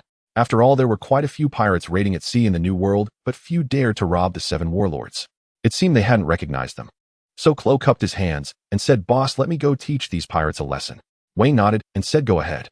Since it was a pirate flag they hadn't seen before, Chloe should be enough to take some subordinates along. After all, Chloe's strength was not weak now.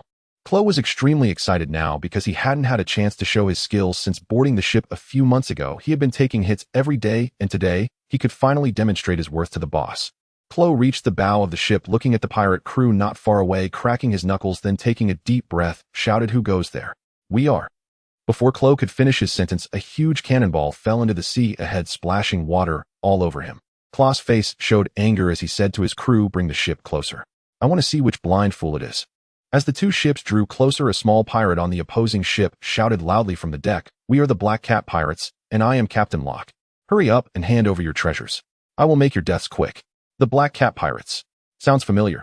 Chloe felt a wave of confusion, then suddenly realized that his previous pirate crew was also called the Black Cat Pirates. Goodness, this guy is also named Locke. So it is another Locke from the Grand Line. Chloe's anger surged even more, and then he leaped onto the ship's railing, activating Moonwalk, and ran into the sky, quickly reaching above the Black Cat Pirates. Looking down at Locke, Chloe felt a surge of anger. How dare they rob the name of his pirate crew, and even dare to take his name? Gale foot. A crescent-shaped shockwave shot from Chloe's foot, accurately hitting the mast of the Black Cat Pirates, knocking their flag down to the ground. Goodness, even the flag looks so similar to mine. Chloe looked at the fallen flag, momentarily stunned, then gritted his teeth and said. The crew members of the Black Cat Pirates were slightly taken aback upon seeing Chloe flying in the air, and said to Locke beside them, "Boss, seems like we have a tough opponent." Locke squinted his eyes and said, "I can see that. But are there really any weaklings who can come to the New World? But those people still get eaten alive by me. This level of strength is not enough." Saying this, Locke leaped into the air, also soaring into the sky.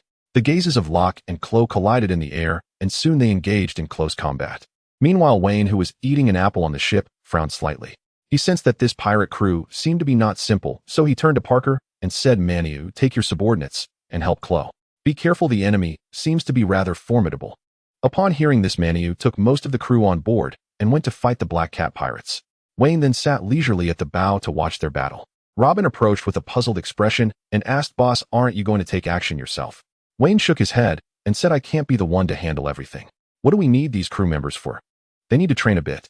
The opponent does not seem to be a small character that can be easily dealt with just right for Chloe and the others to get some training.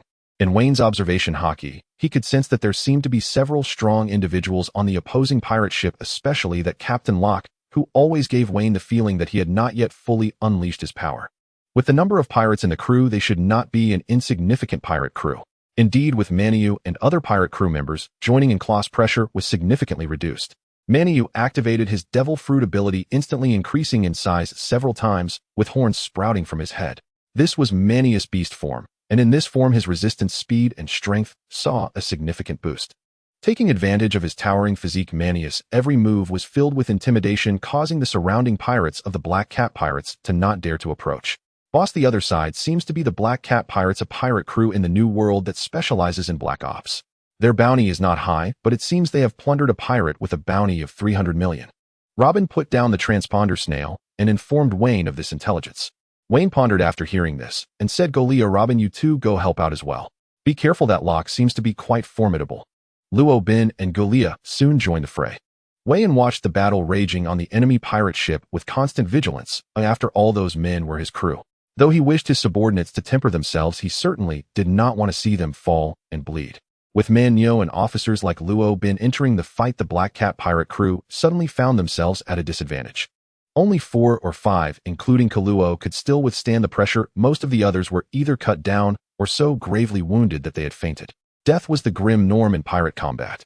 No pirate crew escaped casualties, and Weien was no exception. Reality did not mirror the way manga portrayed battles, where hundreds of fights result in fewer than 10 deaths.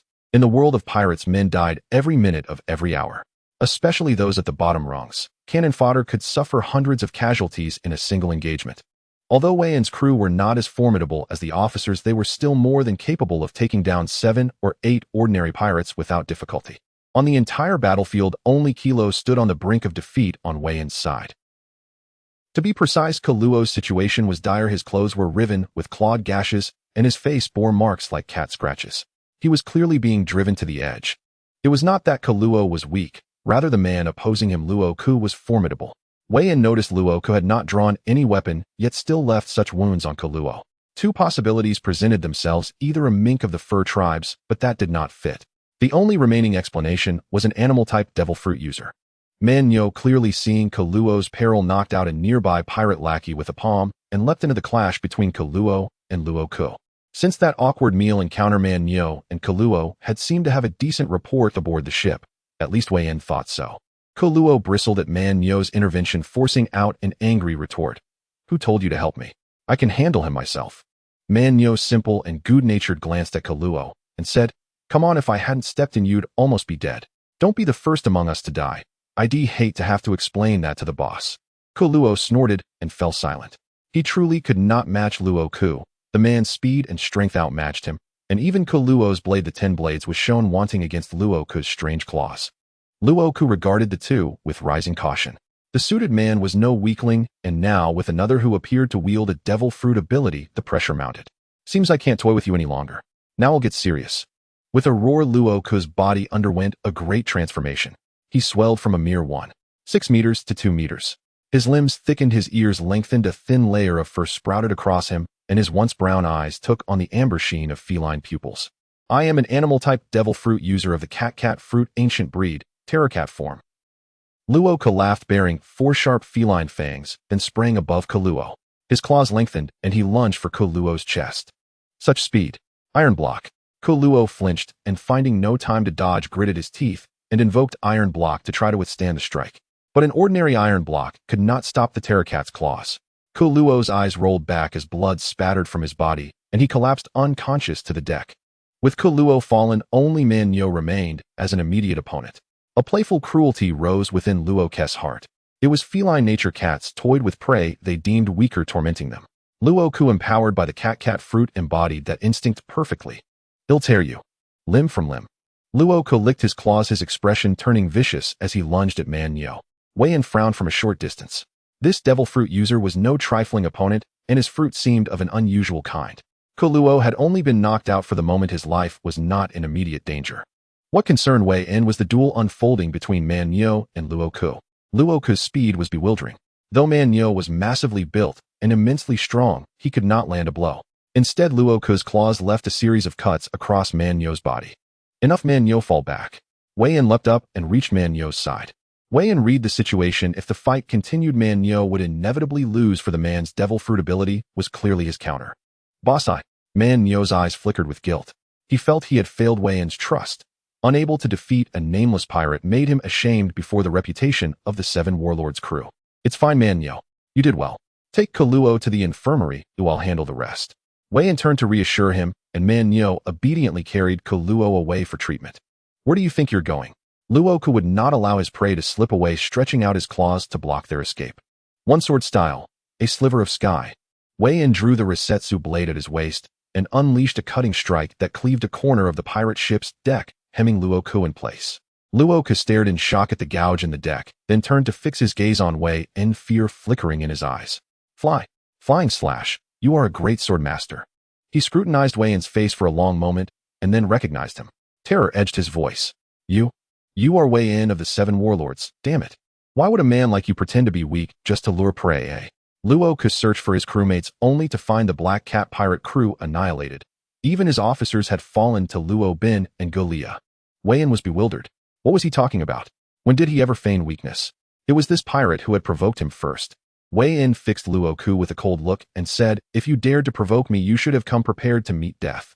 30 million volts, thunder surge. Weien felt power stir within him as purple lightning danced along his arm. The electricity coalesced into the shape of a hand in the air and reached out toward Luoku. What? Locke looked at the purple before him, a bad premonition arising in his heart. He then leaped to the left, evading Weien's lightning strike. Weien's face showed a hint of surprise as he realized. Is this the power of your devil fruit? Combined with your observation haki and reflex speed, you can actually dodge lightning. Locke's eyes flashed with anger as he retorted, stop using that condescending tone. Even if you are one of the 7 warlords, you should not look down on others. I am the great Captain Locke. Locke leaped his body, turning into an afterimage appearing above Weien before extending his claw to strike accurately at Weien. The 7 warlords are nothing but this. Before Locke could finish speaking, his face showed shock as his arm passed through Weien's body. Weien smiled slightly and said 30 million volts electromagnetic field. Surrounding Weien's body was a surge of high-intensity electric current, a new technique that could generate strong lightning around him, shocking enemies engaged in intense battle. At the very least, it could paralyze the enemy's movements. Locke let out a pained cry, then gritted his teeth and retreated, instantly distancing himself from Weien. He fixed his gaze on Weien's face, speaking each word deliberately. Natural type devil fruit user. Weien chuckled lightly, having noticed that Locke's strike lacked haki, otherwise he would have evaded it. He only wanted to test his new technique. Locke glared at Weien, saying, natural types are not invincible. I am the great Captain Locke. Locke leaped high, and black haki surged onto his clawed hands. Cat claw cross blade. Locke crossed his arms over his chest, his claws extending once more, clearly using a powerful technique. Weien did not underestimate him, as the unique animal type combined with dual-color haki was enough to warrant his attention. In that case, let's take this a bit more seriously. Weien drew the sword Rakshasa from his waist, wrapping it with haki. The sword blade turned black as Weien gently spoke. Flying sword, art dragon tornado slash. A dragon-shaped sword energy flew forward, fiercely striking Locke's cat claw that was blocking him, causing a violent clash of haki in the air. In the end, Locke still could not break through Weien's sword energy, as he was forced back several steps, reaching the edge of the pirate ship with the endless sea behind him. Locke glanced at his injuries, a hint of despair flashing across his face as he murmured, since that's the case, let's fight with all we've got. Locke let out a roar, and his body underwent a greater transformation. His fur grew denser, and he became larger, with his feline traits becoming more pronounced. Most striking was his black fur, in this state resembling a layer of haki. No, it was haki fully covering him. Locke's vertical pupils turned red, an imposing aura bursting forth from his body. Weien was taken aback. Conqueror's haki. No, it shouldn't be. It's more like a combination of fear and killing intent, quite the impressive ability. Since that's the case, let me give you a dignified death. Weien further unleashed his haki, and the sword Rakshasa hummed lightly in his hand as he whispered, flying sword art, nine-headed dragon flash. Claws of fear. Weien leaped swiftly, executing a slashing attack, sending 9 fierce flying slashes towards Locke. On the opposite side, Locke, now in his second transformation, poured all his strength into his cat claws, unleashing his most powerful technique. After the strike, Weien stood still, watching Locke not far away, who had yet to notice his own condition, saying, the 7 warlords are nothing but this. Weien smiled lightly, sheathing Rakshasa, and said, "Don't you realize? You are already dead." Under Wayne's observation, Hockey Locke's life force rapidly diminished. Sure enough, as soon as Weien finished speaking, Locke's face showed disbelief, and then 9 fierce slashing marks appeared on his body, completely shattering his hockey. Locke lost all life force and fell to the ground. Seeing that Locke was dead, Weien looked around and ordered his crew, "All right, clean up the battlefield and prepare to set sail again." For Weien, Locke was just a person with decent strength, not worthy of much attention, merely a small episode during their journey. On the apocalyptic ship, Weien took a bite of an apple, looking at the crew before him. At this moment, over a dozen crew members, including Chloe and the bull, had sustained some injuries, especially Chloe, who had a deep claw mark on his chest that could leave a permanent scar. You people not training properly usually, now you realize. Don't underestimate anyone at sea, or you'll suffer sooner or later. The crew before him stood silently. Though they had won this battle, it was not a clean victory. They had not demonstrated the crushing power they should have. Once we return to the island, everyone will train harder. Understood. Especially you, Chloe. Weien finished the last bite of his apple and casually tossed it into the trash, saying, "Chloe, I have high hopes for you, don't let me down." Chloe fell silent. Weien indeed had high hopes for him, even giving him a code name. But since coming aboard, Chloe had fought numerous battles, but had hardly won. Now he had a nickname on the ship, 100 defeats Chloe. However, Weien grabbed another apple, about to take a bite, when he noticed the peculiar pattern on it. What? Weien stared at the fruit in his hand, which should be called a devil fruit. The surrounding crew members also gathered around, noticing the fruit. Weien scratched his head, looking at the black claw-shaped pattern on the fruit, a bold idea emerging in his mind. Could it be? Soon everyone, including Weien, confirmed that this fruit was indeed the one belonging to Locke from earlier. So who wants this fruit? Weien looked at his crew, somewhat troubled, not knowing to whom he should give this precious fruit. At that moment, Chloe spoke up. He stepped forward, knelt on one knee, and said, "Boss, I want this fruit." Chloe paused and continued, "I know that I boarded the ship the latest and have contributed almost nothing. But like everyone else, I hope to serve Lord Weien. I deeply feel my lack of strength, so I hope to obtain this fruit. I am willing to go through fire and water for Lord Weien." Weien looked at Chloe, who appeared serious, and since no crew members came forward to contest, he thought for a moment and realized that this fruit was indeed suitable for Chloe. So he said, "If no one is fighting for it, then give it to Chloe." Chloe took the devil fruit and without hesitation took a bite, only to reveal a face as if he had eaten something disgusting, wanting to throw the rest away. But under Wayne's murderous gaze, Chloe finished eating the fruit. Afterward, he drank 3 buckets of water to prevent himself from throwing up. After finishing the fruit, Chloe closed his eyes to experience it quietly, then opened them, a look of joy on his face, as he said, "From now on, I am the ancient-type cat fruit user capable of transforming into a saber-toothed cat." Galia, curious, asked, "Ancient type?" Chloe nodded and replied, "Yes, the saber-toothed tiger is an extinct feline that was once one of the top predators of the Grand Line. Currently, I have developed 3 main abilities from the fruit. The first is that both my speed and strength have significantly increased, approximately doubled compared to before. Additionally, my strength can further increase after transformation." After saying this, Chloe let out a low growl, and then his body began to change. First, the black hair on his head started to grow longer, and then black fur sprouted all over his body, with his muscles bulging further. It was evident that Chloe's physical qualities had greatly improved in this state.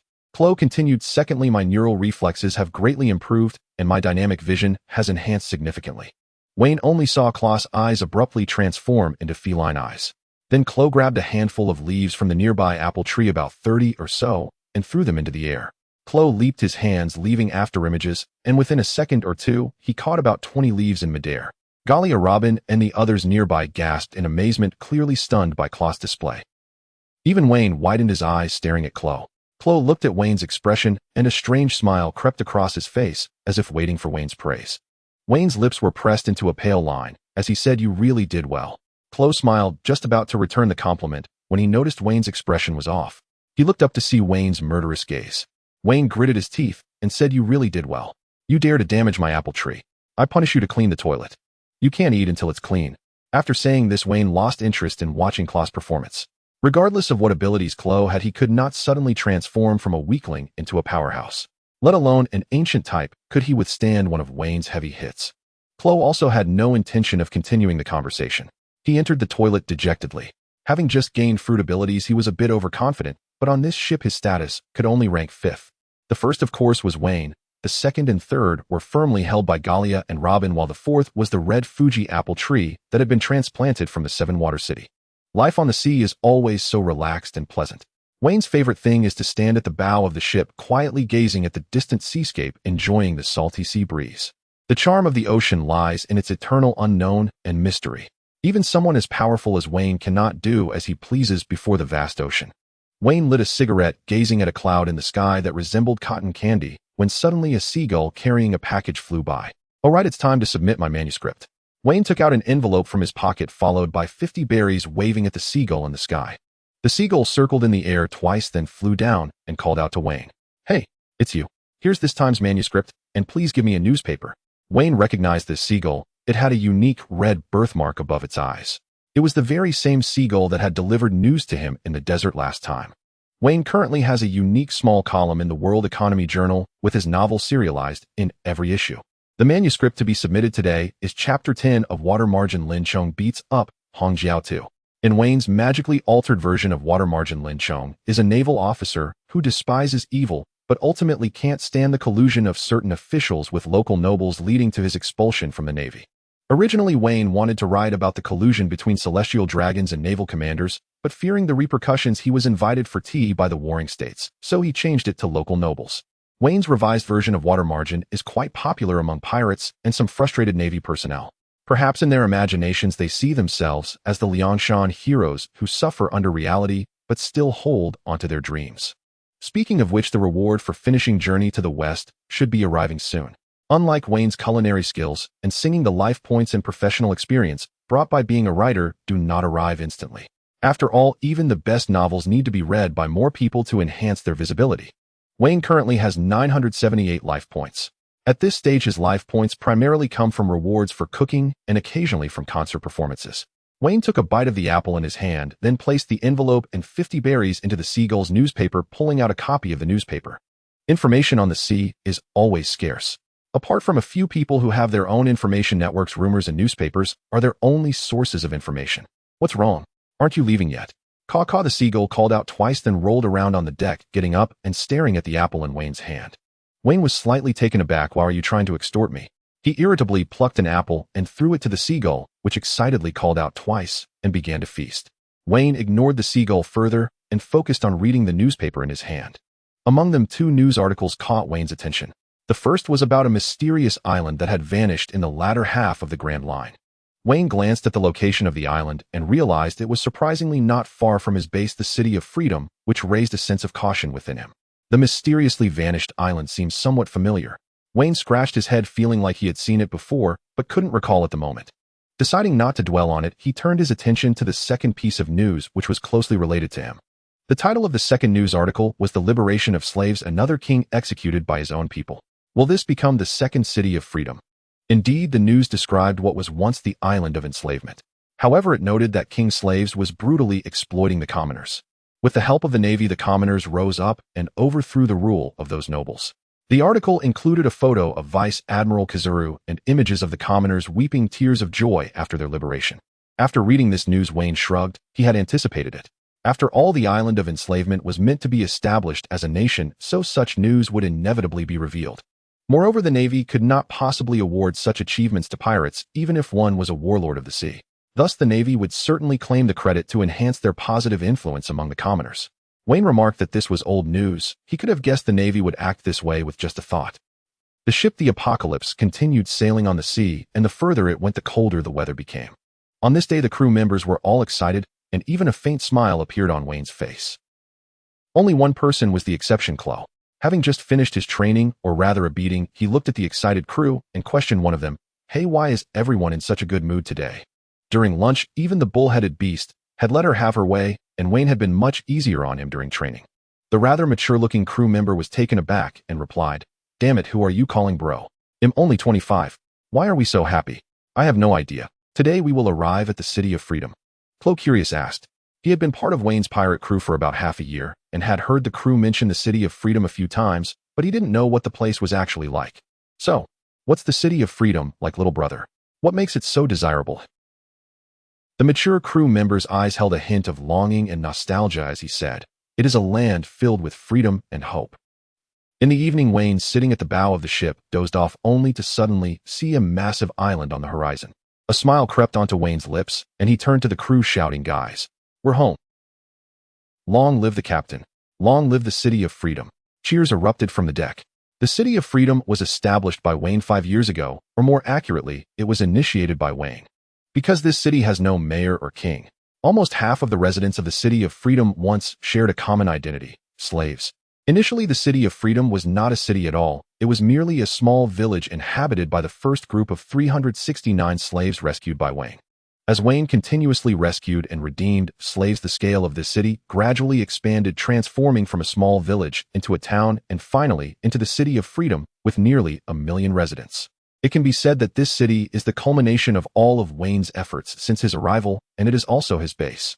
In the City of Freedom, there are civilians who were once slaves and have been rescued, as well as those who were abducted by slave ships and didn't get sold in time, along with commoners who came to seek their fortune in the Grand Line. The apocalypse slowly approached the port of the City of Freedom.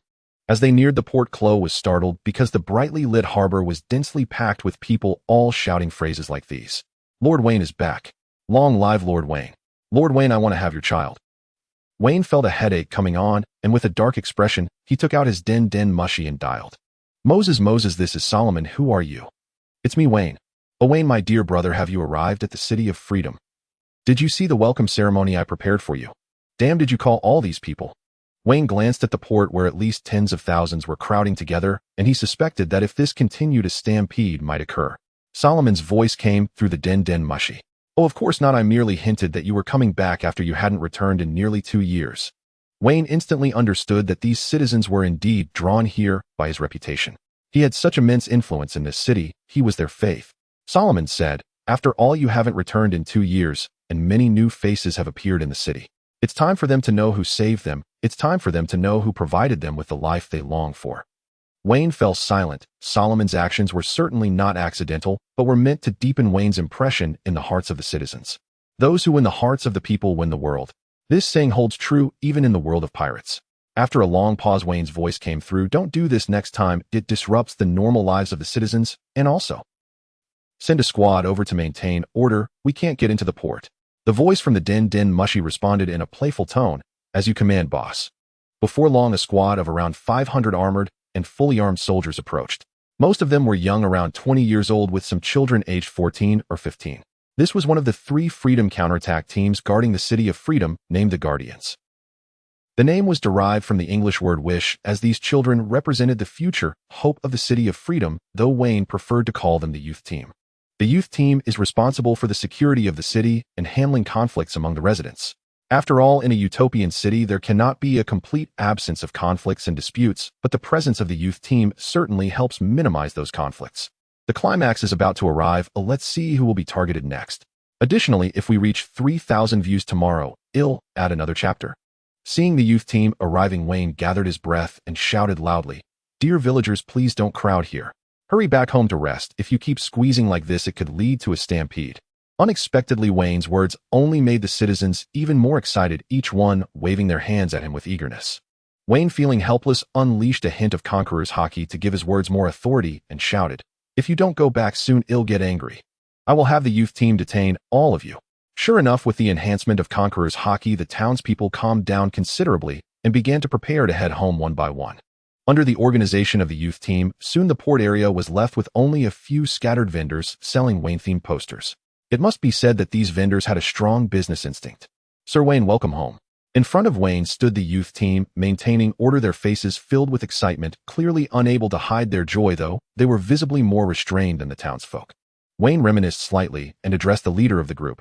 "I remember you. Your name is Wallace, and I taught you before." The City of Freedom had schools, and Weien was the principal of 3 of them. After all, he funded their construction, and many teaching methods were based on his experiences from his previous life. Weien would teach them when he had the time, but he never truly activated the profession of a teacher. The child named Wallace was very excited, pride shining in his eyes. He trembled as he replied, "Yes, Sir Weien, you taught me swordsmanship." Weien nodded at the children and then walked forward under the escort of the youth team. Passing through the port area, they arrived at the commercial district, where at the boundary between the commercial and port areas stood a gigantic 30-meter-tall statue carved in the likeness of Weien. This statue was not erected by Weien himself, but was voluntarily funded by hundreds of thousands of citizens when the City of Freedom was established. The statue depicted Weien with a jade-like face, wearing a black coat, his eyes sharp, as if leading the common people behind him toward hope. Finally, Weien and his companions returned to the headquarters of the company, a massive castle built on the highest peak of the entire city of freedom. Boss, welcome home. As soon as Weien entered, he saw Lafitte and Morn waiting in the hall to greet him. To be honest, Lafitte and Morn looked quite alike. Lafitte always had a pale face, while Morn often applied white powder to his face. Go familiarize yourself with the business alongside Lafitte and Morn and find your work rhythm as soon as possible. Weien nodded at the two and then introduced Chloe, who was behind him, to them. Overall, the intelligence of these three was not bad, especially Chloe.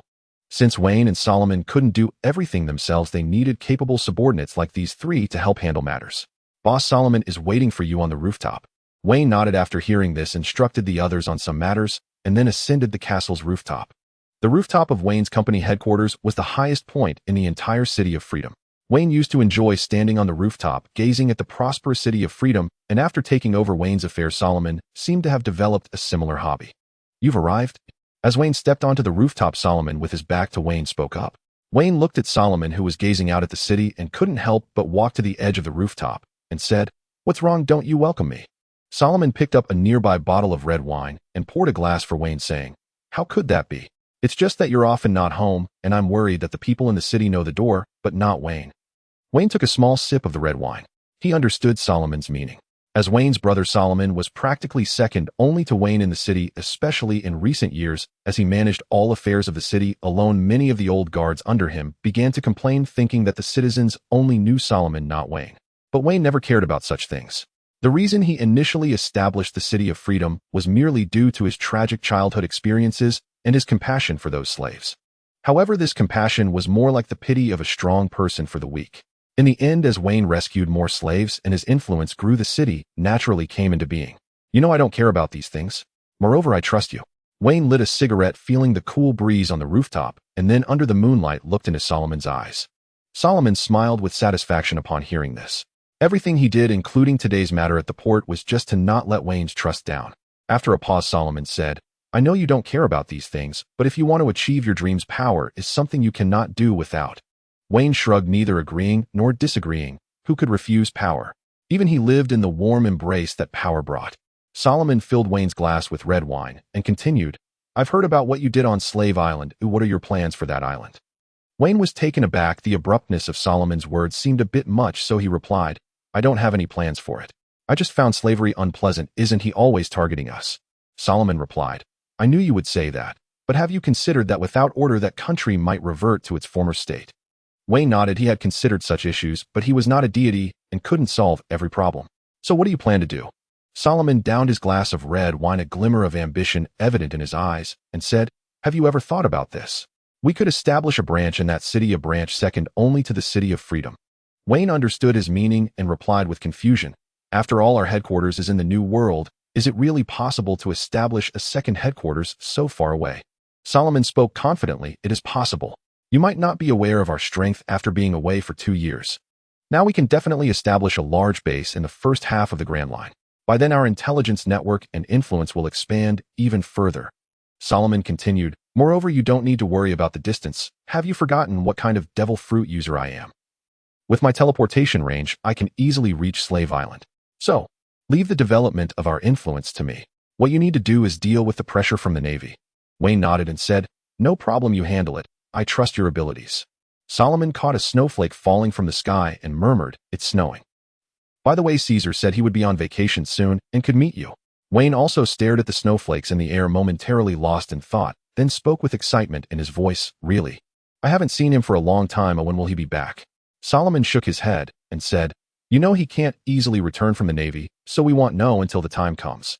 Weien nodded and said, "Come on, speaking of this makes me less sleepy. Since it's snowing, let's go soak in the hot spring and talk while we soak." The City of Freedom consists of 2 islands, one large and one small, with the larger island being Star Island, where the headquarters of Weien Company is located. Star Island is a circular island, and there is a smaller island called Soup Island, which is partially surrounded by Star Island. Star Island primarily focuses on the entertainment industry and the brewing industry, while Soup Island is known for its natural hot springs. Ah, how comfortable. Weien rested a towel at the back of his head, his body nestled in the lavender-scented hot spring, feeling an indescribable sensation of relaxation. Weien was pleased that the side effects eliminated by the devil fruit receptacle included seawater, and sea prism stone, otherwise he would have had to give up his enjoyment of soaking in hot springs. However, Solomon could not be immune to the discomfort brought by the hot springs, so the hot spring water in his half of the pool only reached his waist any higher, and he would feel unwell. Solomon seriously peeled a sugar orange and then popped it into his mouth, enjoying it with a hum before turning to Weien and saying, "Do you think Caesar being away from home for so long can still be on our side?" Weien paused slightly, then with a hint of confidence in his tone replied, "You must believe in Caesar, he is a reliable person. In my heart he is as trustworthy as you." Solomon nodded upon hearing this, saying no more. Few people could earn Weien's trust, and his words proved that Caesar was indeed worthy of trust. Caesar is a Navy brigadier general, or rather he is a pawn placed in the Navy by Weien. Just like Don Quixote da Flamingo, arranged Virgo in the Navy, Weien naturally has his own eyes and ears in the Navy. Over the years, Caesar has relayed much intelligence to Weien, contributing significantly to the growth of Weien's influence. Weien first met Caesar 8 years ago when Caesar was just an ordinary merchant's son who, while accompanying his father on a delivery at sea, was captured by pirates. His parents unfortunately perished, and he was taken to the pirate town of Magic Valley. At that time, Weien, who was traveling, rescued Caesar from the hands of the pirates and allowed Caesar to personally avenge his parents' deaths by killing the pirate responsible. From then on, Caesar pledged his loyalty to Weien, becoming his subordinate. At that time, Caesar was weak and had no special talents, but he was loyal to Weien, who had saved his life and had a determined character. Weien, who was traveling, naturally did not want to have a burden by his side, yet Caesar knelt in front of the house, where Weien was staying for 3 days and nights without eating or drinking.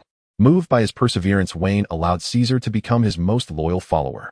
As Weien's influence gradually rose, he proposed that Caesar join the Navy to become his informant within. Thus, Caesar, who had always disliked the Navy, without a second thought gave up his relatively powerful position, responded to the Navy's recruitment, and became a new recruit. From being a new recruit to now a brigadier general at the Navy headquarters, Caesar took a full 7 years step by step to become Weien's most vital intelligence source, without any connections, relying solely on his own efforts. Caesar, originally named Theodore Caesar, is a member of the Dawn organization numbered 02, codenamed Dark, making him second only to Solomon in numbering. Within the entire Dawn organization, only Weien and Solomon know Caesar's true identity. Even Robin and the others are unaware. Weien took a bite of the apple in his hand, a smile appearing on his lips, and asked, "What else did Caesar say?" Solomon picked up a towel to wipe the sweat from his forehead and replied, "He also said he would soon be promoted to Rear Admiral at the Navy headquarters, and the appointment letter should be coming soon." Upon hearing this, Weien's face lit up with joy as he said, "That is indeed good news. Becoming a Rear Admiral in the headquarters would count as being in the higher ranks, and he will be able to provide us with more important intelligence then. However, this promotion is truly difficult. After 7 years, he is still just a brigadier general." Solomon nodded slightly in response. "You know that the Navy is quite factional. Caesar has only recently joined Akiji's faction. Moreover, unless one has made great contributions or possesses exceptional strength, promotions are not so easily attained." Weien nodded slightly, noting that the Navy has not initiated world conscription yet, and powerful figures like Fujitora and Green Bull have not yet been unearthed. To quickly become a general or candidate admiral requires a solid foundation of strength. Caesar naturally is not weak. He is proficient in the 6 styles and has mastered hockey, but compared to generals, he still falls short. Weien pondered for a moment and said, "Strength must be enhanced through one's own cultivation. I do have a few devil fruits here, but they are all of mediocre ability. Giving them to Caesar might even harm him." Solomon nodded, a hint of teasing in his tone. "This matter cannot be rushed. We still have plenty of time. When Caesar becomes a marshal in the future, we won't have to hide anymore. We can directly wage war against the world government." Weien laughed heartily at this. If that day ever comes, he would truly be at the pinnacle of power in the pirate world. However, Weien's thoughts were different from Solomon's. He was keenly aware that the dynamics of the pirate world would undergo tremendous changes in the coming years. Although he had organized Ace to go to the Grand Line, it was uncertain if there would be pirates like Digga or Jack, triggering a war at the top. After all, history never changes its trajectory easily because of any individual. Weien's plan was for Caesar to ideally become a vice admiral within 2 years. When the Navy lacked strong figures and called for world conscription in 2 years, Caesar should ideally be promoted directly to admiral, at which point Weien could truly sit back and relax. Seeing Weien deep in thought, Solomon also asked, "How long do you plan to stay home this time? You won't be leaving again after just a few days, will you?" Weien shook his head and replied, "Barring any accidents, I should be staying in the New World for the next 2 years. There's nothing much for me in the 4 seas anymore." Weien had been busy outside not just for the sake of completing his tedious system tasks. However, with his greatly increased strength and at a bottleneck, it would likely be difficult to make short-term improvements. Therefore, it would be better to stay in the new world to refine his swordsmanship, hockey, and physique. Of course, Weien also planned to accomplish another important task at home, the swordsmith's heart. The swordsmith's heart, forge a weapon that does not lose to the supreme great blade through one's own efforts with no time limit. Task reward 200 life points title of the swordsmith's heart. Weien now possessed a great blade, the Rakshasa, so his weapon skills were no longer his weak point. However, the task of the swordsmith's heart is undeniably generous, so Weien planned to hone his forging skills over the next 2 years to create a supreme great blade. A week later in the City of Freedom. Blacksmithing truly is a skilled craft. I haven't practiced in a long time and my technique has become somewhat rusty. Weien stood bare-chested, showcasing his muscular physique as a humid steam rose throughout the forge from the intense heat of the furnace. Weien scooped a ladle of water from the tank and drank it down, glancing at the newly forged blade in his hand and the dozens of discarded blades lying on the ground. The blade in Weien's hand could barely be considered a fine sword. Although it couldn't compare to a good quality blade, it was certainly sharper than those made by ordinary craftsmen. If he were fortunate enough to receive the nurturing aura of a swordsman, it might even become a good quality blade. The blacksmithing level was high with experience points at 1533300. This was Weien's current blacksmith profession level. Each profession had varying difficulty, resulting in a significant difference in the experience points required to level up. Weien had spent the entire week in the blacksmith shop discarding dozens of blades, but each discarded blade only granted 1 or 2 experience points, and even the fine sword he forged only added a little over 60 experience points. At this rate, I might as well open a restaurant in Shambadi. Working all day would earn me dozens of experience points, which is more rewarding than blacksmithing. Weien stepped outside the blacksmith shop, lit a cigarette, and felt refreshed by the winter chill. Weien was the type who feared heat, but not cold. The high temperatures of 40 to 50 degrees Celsius in the blacksmith shop made him feel somewhat irritable, while the cold wind of the City of Freedom felt quite pleasant. The Star Island where the City of Freedom was located could barely be considered a winter island, as nearly 200 days a year were winter, with the rest alternating between spring and autumn. This resulted in a thriving hot spring industry in the City of Freedom, making its hot spring island a renowned tourist destination among nearby islands, bringing in considerable income for Weien each year. A group of soldiers approached Weien carrying several large boxes. It was indeed Weien's Freedom counterattack team. The squad leader at the front saluted Weien and said, "My Lord Weien, here are the iron, steel, and special ores you requested." Weien nodded, handed the squad leader a cigarette, and patted him on the shoulder, saying, "You all have worked hard. Go home early for lunch." The soldiers were taken aback. This group of 20-something youngsters had grown up hearing legends of Weien, but they never expected him to be so approachable and private. With the thought, several tons of materials were enveloped by Weien's electromagnetic force and sent into the blacksmith shop, and he turned to enter, ready to continue forging. The squad leader, who received the cigarette from Weien, carefully took out a small iron box from his pocket and placed the cigarette inside, exclaiming that he would pass it down as a family heirloom to his future son. To the citizens of this city, Weien had become a kind of faith. Back in the blacksmith shop, Weien placed the special ore known as blue ore into the furnace to forge it, as this ore could greatly enhance the durability of the blade. Weien, who governed a city with a population of 1 million naturally, had specialized military forces, with 3 freedom counterattack teams being a major part of it. With an army in place, Weien required a large number of weapons and equipment, and the City of Freedom had a designated industrial area for blacksmiths to forge weapons. When Weien first studied the blacksmith profession, he had sought counsel from various blacksmiths. Now he had become the best blacksmith in the city, yet he still struggled to forge a renowned blade. Talents are hard to come by. Weien sighed, realizing that to improve his blacksmithing level without a mentor's guidance, he could only practice forging day in and day out. Fortunately, he did not lack stamina or materials for forging swords, so he would eventually level up. From noon until night, Weien did not take a break and forged another fine quality blade. The system's encouraging voice sounded at the right moment. "Ding, congratulations to the host for forging a fine quality blade after 5 hours and 28 minutes, gaining 56 professional experience points. Current blacksmith level advanced 1589300, gained 56 life points, current life points 1389. Ding, congratulations to the host for completing the novel Journey to the West. The serialization lasted 1 year and 3 months, gaining a total of 38.69 million reader fans. Current novelist profession level master 3220, awarded 3,869 life points, current life points 5258. Oh, the income from Journey to the West has arrived. Weien felt a small joy as his previously deflated wallet suddenly felt full again. As mentioned earlier, the life points and rewards from Wein's writing do not arrive in real time. They are settled in one go with a ratio of 10,000 to 1, meaning 10,000 reader fans are needed to gain a single point of professional experience and life points. Fortunately, this world has a considerable population, and Weien did not spend much time writing, so it could be considered a regular annual income. So what should I do with these life points? Forget it, let's take a gamble and turn a bicycle into a motorcycle. Wein's gambling instincts kicked in again. In fact, these life points were enough for him to upgrade the development level of the Thunder Fruit to the next realm, but Weien felt that his luck had been good lately, and a lottery draw would be a great choice.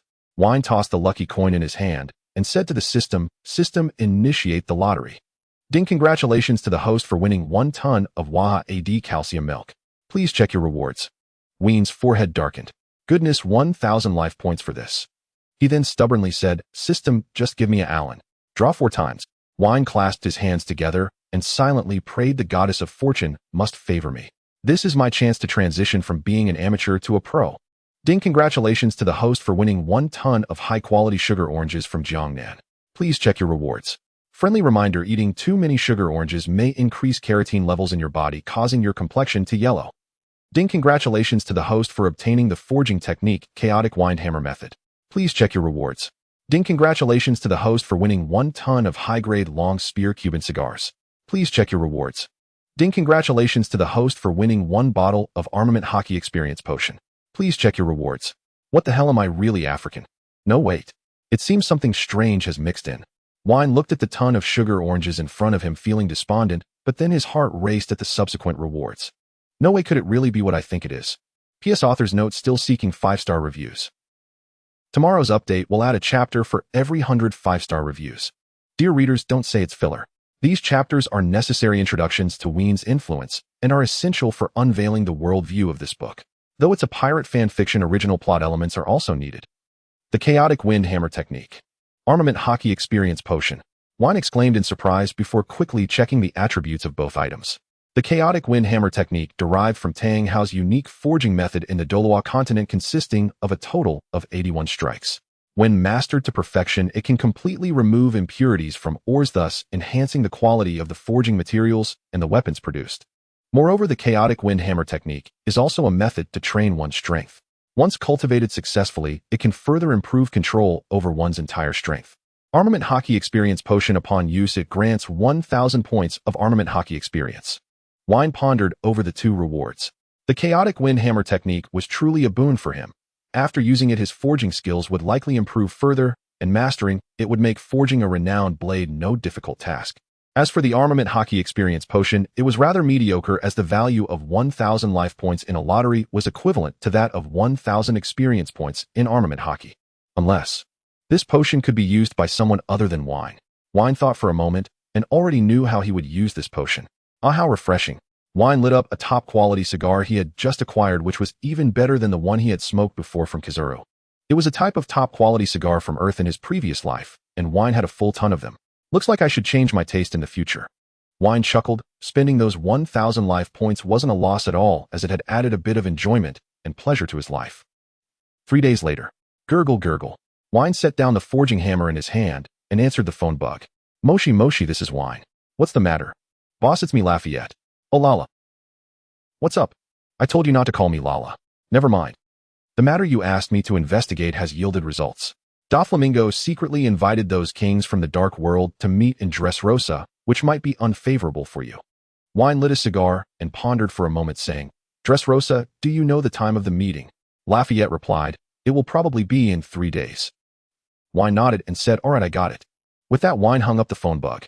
The cigar smoke shrouded Wein's face, making him appear even more mysterious and extraordinary. Weien blew away the smoke and murmured, goodness, eliminating slave was just a warning for you all. Oh, I didn't expect you to remain so unrepentant. It seems I need to show you all a bit of color. Dressrosa is not too far from Wein's free city. If Weien were to go alone, he could reach it within a day at most. And Weien planned to do just that. He intended to visit Dressrosa to see what this so-called secret meeting was all about. Weien shook his head, put on his coat, and said, ridiculous, these people truly don't understand the situation. Do they really want to deal with me? To be honest, after obtaining the Thunderfruit, Weien felt a bit inflated, for even when he was strong before, he lacked a good method to face multiple opponents at once. Now the Thunderfruit and the Conqueror's Haki undoubtedly elevated Wein's area attack and survival capabilities by several levels. The next day, after saying goodbye to the officials in the Free City, Weien transformed into a bolt of lightning and set off. Meanwhile in Dressrosa, Doflamingo with his short yellow hair and sunglasses sat on the throne in the palace.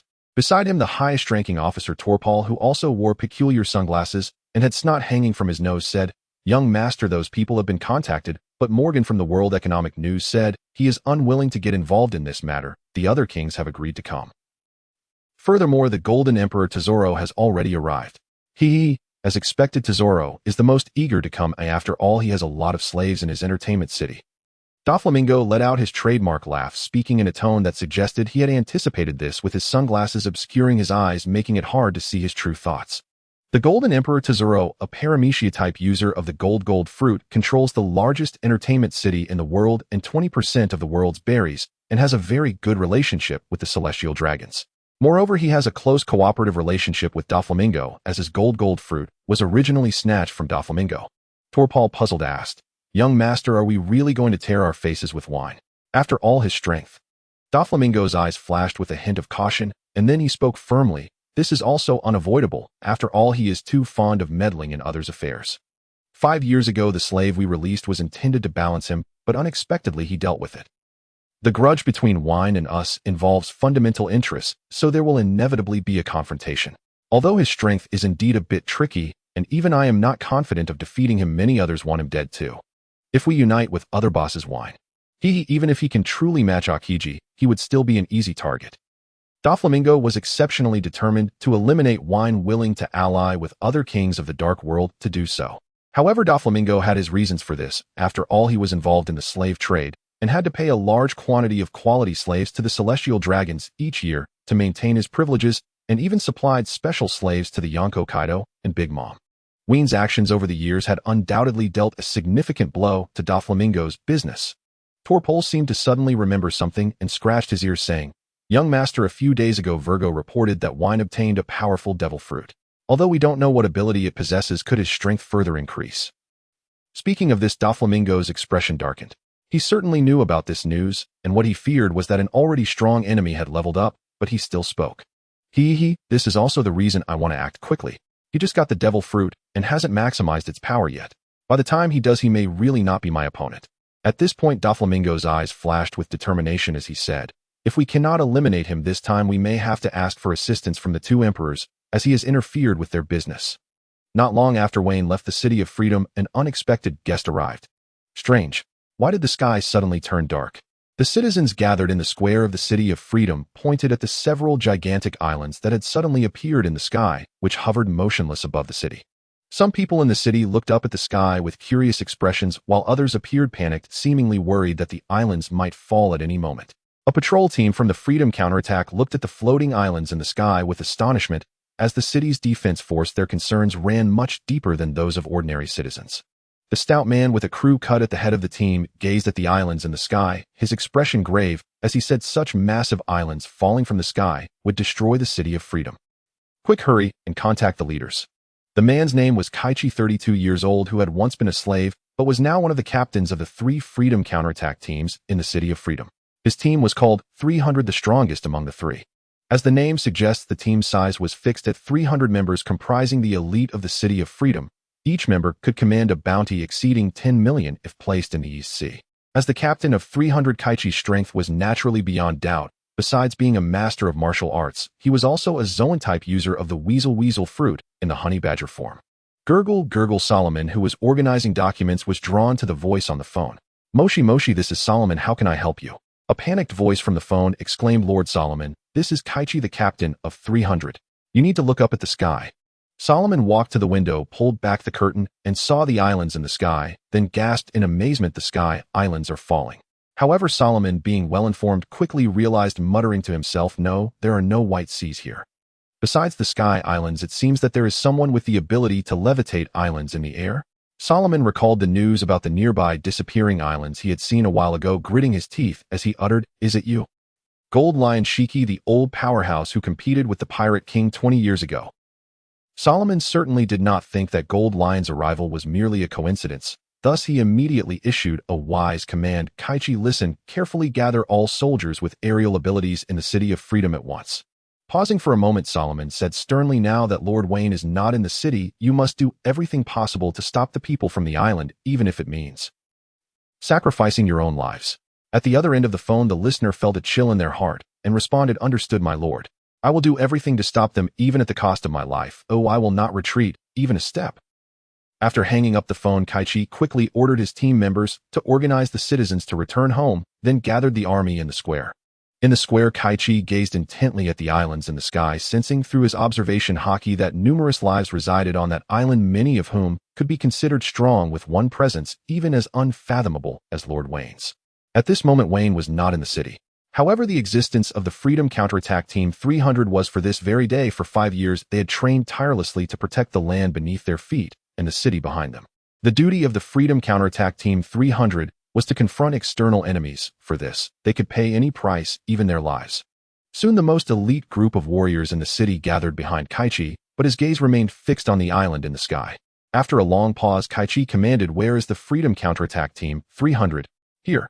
A synchronized response came from behind Kaichi, perhaps mixed with a hint of tension, but there was no trace of weakness. Just then a voice rang out, brother Kaichi, we also want to go up and deal with the enemy. Kaichi turned around and saw that members of the youth team had also arrived, with the speaker being the Captain Wallace. Kaichi scolded nonsense, but then softened his tone, saying, your strength is still insufficient to face the enemies above, and you are the hope of the future for the City of Freedom. How could I risk your lives here? Seeing that Wallace wanted to say something else, Kaichi added, in the face of a great enemy, there will surely be chaos in the city. You are responsible for maintaining order. Wallace still wore an unwilling expression, but upon seeing Kaichi's serious face, he could only take the youth team to maintain order in the city. After the youth team left, Kaichi took a deep breath and shouted, all team members who have learned moonwalk, step forward and follow me to the island to fight the enemy. Saying this, Kaichi leaped into the air, stepping on the air, and was the first to fly upwards. Behind him, dozens of warriors who had learned moonwalk also rushed forward, flying towards the island. At this moment, Kaichi's heart echoed with one thought. Behind him were millions of fellow citizens, including his relatives, friends, even his adorable 2-year-old daughter and his gentle wife. The people in this city had finally escaped from those tragic years and arrived at today under Wein's leadership. The happiness of today must not be destroyed by anyone, even if that person is an overwhelmingly strong foe. Kaichi was not alone in this thinking. It could be said that all the dozens of warriors stepping on moonwalk behind him shared this sentiment. On the other side, Solomon hung up the phone after speaking with Kaichi. He immediately contacted Weien, who was far away from the City of Freedom, and after receiving the answer that Weien could not return anytime soon, he dialed the phones of those leaders under him. At this moment, the only remaining leaders in the city besides him were a few, including Kuro, Robin, and Golia. Looks like I also have to step in and fight. Solomon removed the white gentleman's gloves he had worn for years, a surge of darkness flowing from his wrist as he fixed his gaze on the island in the sky. At this time, a purple lightning bolt flew through the air between Dressrosa and the City of Freedom like a shooting star. Transformed into lightning, Weien pushed his speed to the limit, gritting his teeth as he said, Gold Lion Shiki, wouldn't it be better for you to stay in your legends? At your age, why come out to cause trouble? The author will portray Gold Lion's strength as fitting for a legend rather than a version that 2 years ago Lafitte could easily handle in the film. So dear readers, please don't complain about the power levels. On the floating island, the Golden Lion sat upon a massive throne. In front of him was a screen displaying Kaichi and others attempting to leap to the island with moonlit steps. A glimmer of red flashed in the Golden Lion's eyes as he activated his observation haki. Sensing the presence of Kaichi and his companions, he scoffed, ha ha ha, just a bunch of wet behinthiers kids. Since you want to play, I'll entertain you. The Golden Lion floated up from his throne, revealing his famed sword Sakura 10, and would wither, preparing to fly out of the palace and show those kids a thing or two. At that moment, a series of fart-like footsteps echoed through the hall. A comical figure with blue hair resembling a jester approached. It was Dr. Indigo, the ship's doctor of the Golden Lion Pirates. He was a crew member of the Golden Lion Pirates, having invented the IQ device. Dr. Indigo performed a pantomime in the hall, making various strange gestures. The Golden Lion pondered for a moment before understanding his meaning. Nanny, are you saying I shouldn't provoke the warlord Weien? Dr. Indigo's jaw dropped in shock, and he exclaimed, Nanny, you actually understood me. It turned out this fellow could speak, but his comedic nature led him to prefer sign language. The Golden Lion let out a hearty laugh and said, what warlord? It's merely a child's game. True powerhouses do not heed the commands of the Navy, and furthermore, I am the Golden Lion. Ha! Over the years, the Golden Lion had been collecting islands along the Grand Line, collaborating secretly with his ships Dr. Dr. Indigo. They had been secretly developing a drug called IQ that could induce evolution in animals, using the reputation of the Sky Admiral Golden Lion to recruit new members. His ultimate goal was to obliterate the East Sea, the region that had caused him sorrow, and to declare war on the Navy headquarters, once again aiming for the throne of the Pirate King.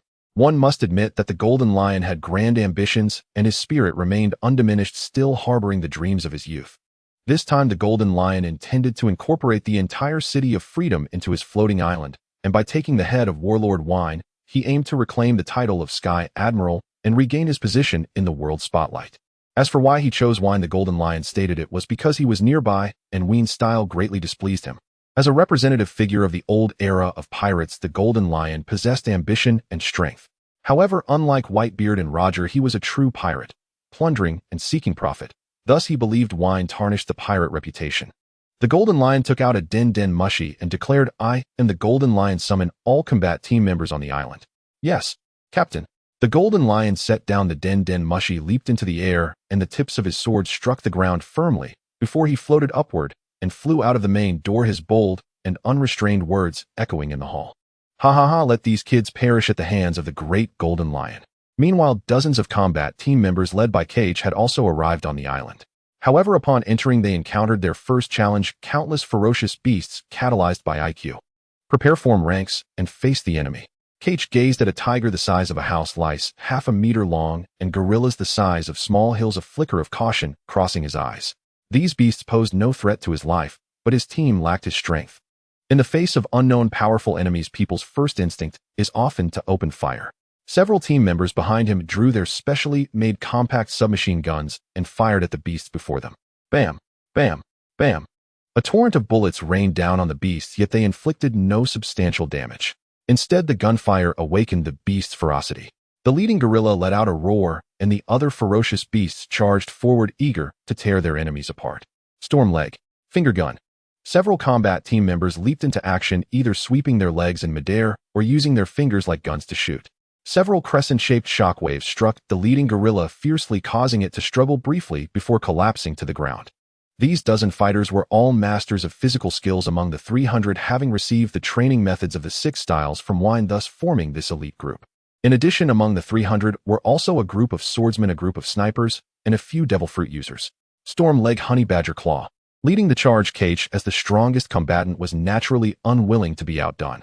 With a swift storm leg, he sent a saber-toothed tiger flying, then charged into the fray, killing beasts with every move. Before long, the surrounding beasts were decimated, and Cage signaled for his team to follow as they advanced toward the forest ahead. These formidable beasts couldn't withstand the onslaught of this small team for even a few minutes, showcasing the strength of the City of Freedom's defenses. Silence. Form ranks to face the enemy. Cage suddenly halted, signaling for his team to quickly stop and assume a battle formation. Through his observation hockey, Cage sensed a group of strong pirates approaching from ahead. It was the pirate crew under the Golden Lion. Soon the two sides met in the jungle. The bounty of 46 million belonged to the pirate T-Beard Buck and his crew. The bounty of 52 million belonged to the pirate Black Tiger AFO and his crew. The bounty of 36 million belonged to the pirate Three-Eyed Lack and his crew. These were all pirate captains recruited by the Golden Lion over the years, each possessing considerable strength, but bowing to the Golden Lion's formidable reputation. Soon the two sides clashed. Storm leg. Crescent moon. Finger gun. Double finger. Black Tiger's heart extraction. A massive melee involving hundreds of participants erupted, with Cake's opponent being none other than the highest bounty holder, Black Tiger AFO. We must end this quickly. Cage understood that the enemy's numbers would only increase on their turf, so he intended to swiftly deal with the enemy before him. Armament hockey. Honey badger continuous punch. Cage roared, and his body transformed, growing taller and more muscular. His fists were enveloped in a layer of black, with armament hockey swirling around. Seizing the opportunity, his black fists rained down like bullets upon Black Tiger AFO. Under the barrage of punches, AFO's chest caved in, and he collapsed to the ground. Under Cake's leadership, the battle quickly concluded, but the 300 squad also paid a price. Cage looked at several brothers lying in pools of blood, feeling a pang of sorrow, then ordered all injured and incapacitated team members retreat immediately. Captain. Voices of reluctance came from behind, but Cake's tone was resolute, as he said, staying behind will only hold us back. Ajay, cover their retreat. A few injured team members swiftly exited the battlefield under cover. Cage was indeed unafraid of sacrifice, as were his remaining team members, but they did not want to sacrifice needlessly. Those incapacitated members would perish without timely treatment, so it was better to retreat back to the City of Freedom. Cage led the remaining team members forward, and soon a figure appeared before them. It was a figure with golden hair adorned with a ship's wheel atop his head, floating silently in the air, grinning menacingly at the team members before him. PS authors note recently the initial showcase period has passed, and both traffic and readers have decreased significantly. I hope all readers can lend a hand and give valuable 5-star reviews. If we can get 30 more 5-star reviews before tomorrow, an additional chapter will be added. Thank you all. I didn't expect Weien to have such an elite force. What do you say? Are you interested in working on my ship? The Golden Lion gazed intently at the members before him, a hint of recruitment in his eyes. The fact that they had made it this far meant they must have defeated the pirate captains under his command. The Golden Lion had never been stingy in recruiting capable talents. However, the response he received was a fierce kick from Kaichi. Storm kick crescent slash. A crescent-shaped shockwave flew towards the Golden Lion, but he evaded it by leaning to the left, showcasing his mastery of observation hockey. Anger surfaced on the Golden Lion's face as he looked at Kaichi and the others, grinding his teeth as he spoke. So you refuse my invitation? Seeing the situation turn dire, Kaichi and the others assumed battle stances, ready to respond to the Golden Lion's attack at any moment. A red glint flashed in the Golden Lion's eyes, and his golden hair seemed to move as if a wind was blowing, while the air around them felt as if it had come to a standstill. Conqueror's Hockey. Under the Golden Lion's overwhelming presence, most of the 300 battle members fell into unconsciousness, foaming at the mouth and rolling their eyes. Only a few of Kaichi's group managed to hold on, but the sweat on their faces clearly indicated the extreme impact they were under. Oh, can you withstand it? A hint of surprise flickered in the Golden Lion's eyes, and he continued, then let me try this move. Lion's Might Earth Spiral. The ground around them trembled violently, trees were uprooted, and the earth itself began to swirl, ultimately forming giant mounds shaped like lion heads, crushing towards Kaichi and the others. Boom. After a colossal sound, the dust in the air slowly settled, revealing that the remaining battle members were buried beneath the mounds, with only their faces exposed, clearly unconscious. No, there was one exception. A figure leaped high into the air, landing behind the Golden Lion. Armament Hockey Honey Badger Fist. It was Kaichi, who had pushed his speed to the limit at the critical moment, barely escaping from the rubble. Kaichi's hand was enveloped in black armament hockey as he delivered a powerful punch to the Golden Lion's back. Clang! The sound of metal clashing rang out. The Golden Lion had also covered his back with armament hockey, firmly protecting himself, and Kaichi's attack was evidently blocked. I really underestimated you, well done. Wave slash. The Golden Lion floated and then unleashed 2 crescent-shaped slashes from his feet, accurately hitting Kaichi.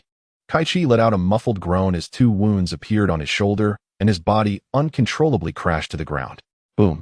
Kaichi fell heavily to the ground, struggling to rise, but failing, yet his consciousness remained clear as his red eyes fixed on the Golden Lion. The Golden Lion hovered above Kaichi, his brows slightly furrowed as he said, "Kid, I don't like your eyes."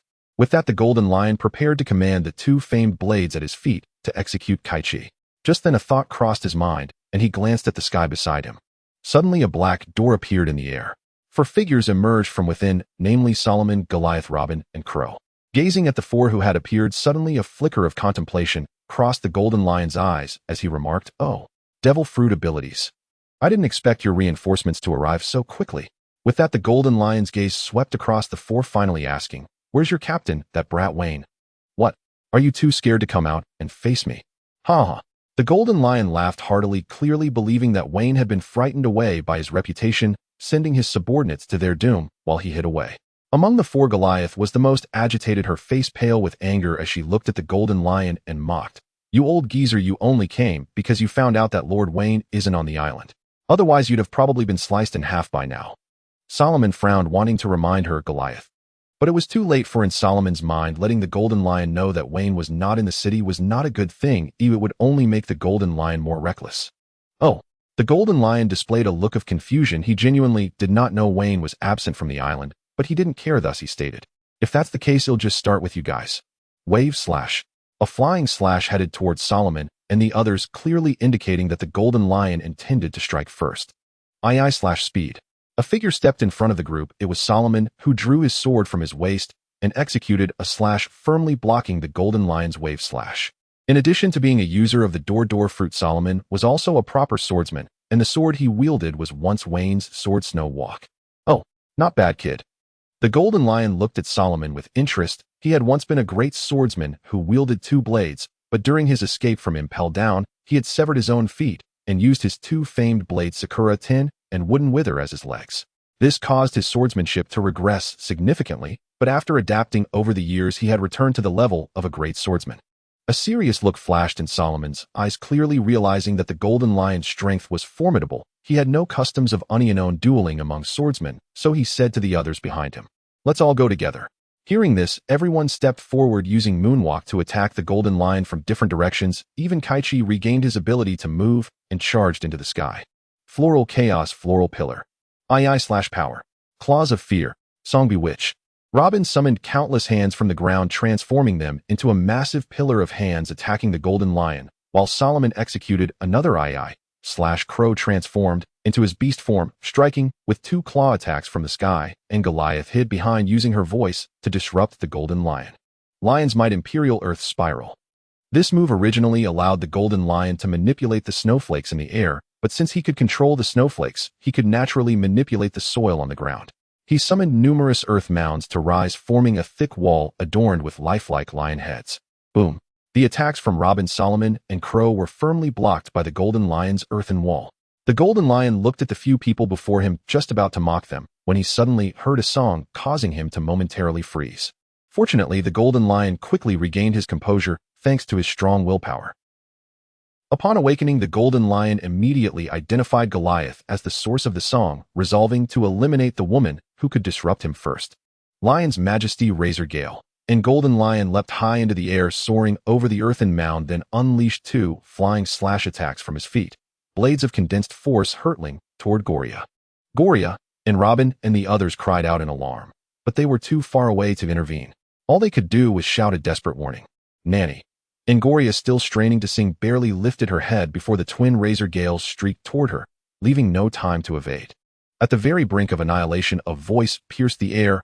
Iron Body, Armament Hockey.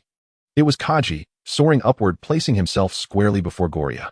His body hardened instantly into unyielding steel sheathed in obsidian black armament hockey, prepared to absorb the assault with bare flesh. Cough! Cough! Kaji plummeted from the sky, his armament hockey shattered. 2 slender, searing lacerations split his chest. He crashed onto the ground, spat a mouthful of blood, and slumped into unconsciousness. Kaji. Angoria rushed to his side. Finding him merely unconscious, she exhaled in quiet relief. Yet Golden Lion would not squander such an opening. Seizing the moment, he lunged forward once more, twin slashes poised to strike Goria down. II/Swift.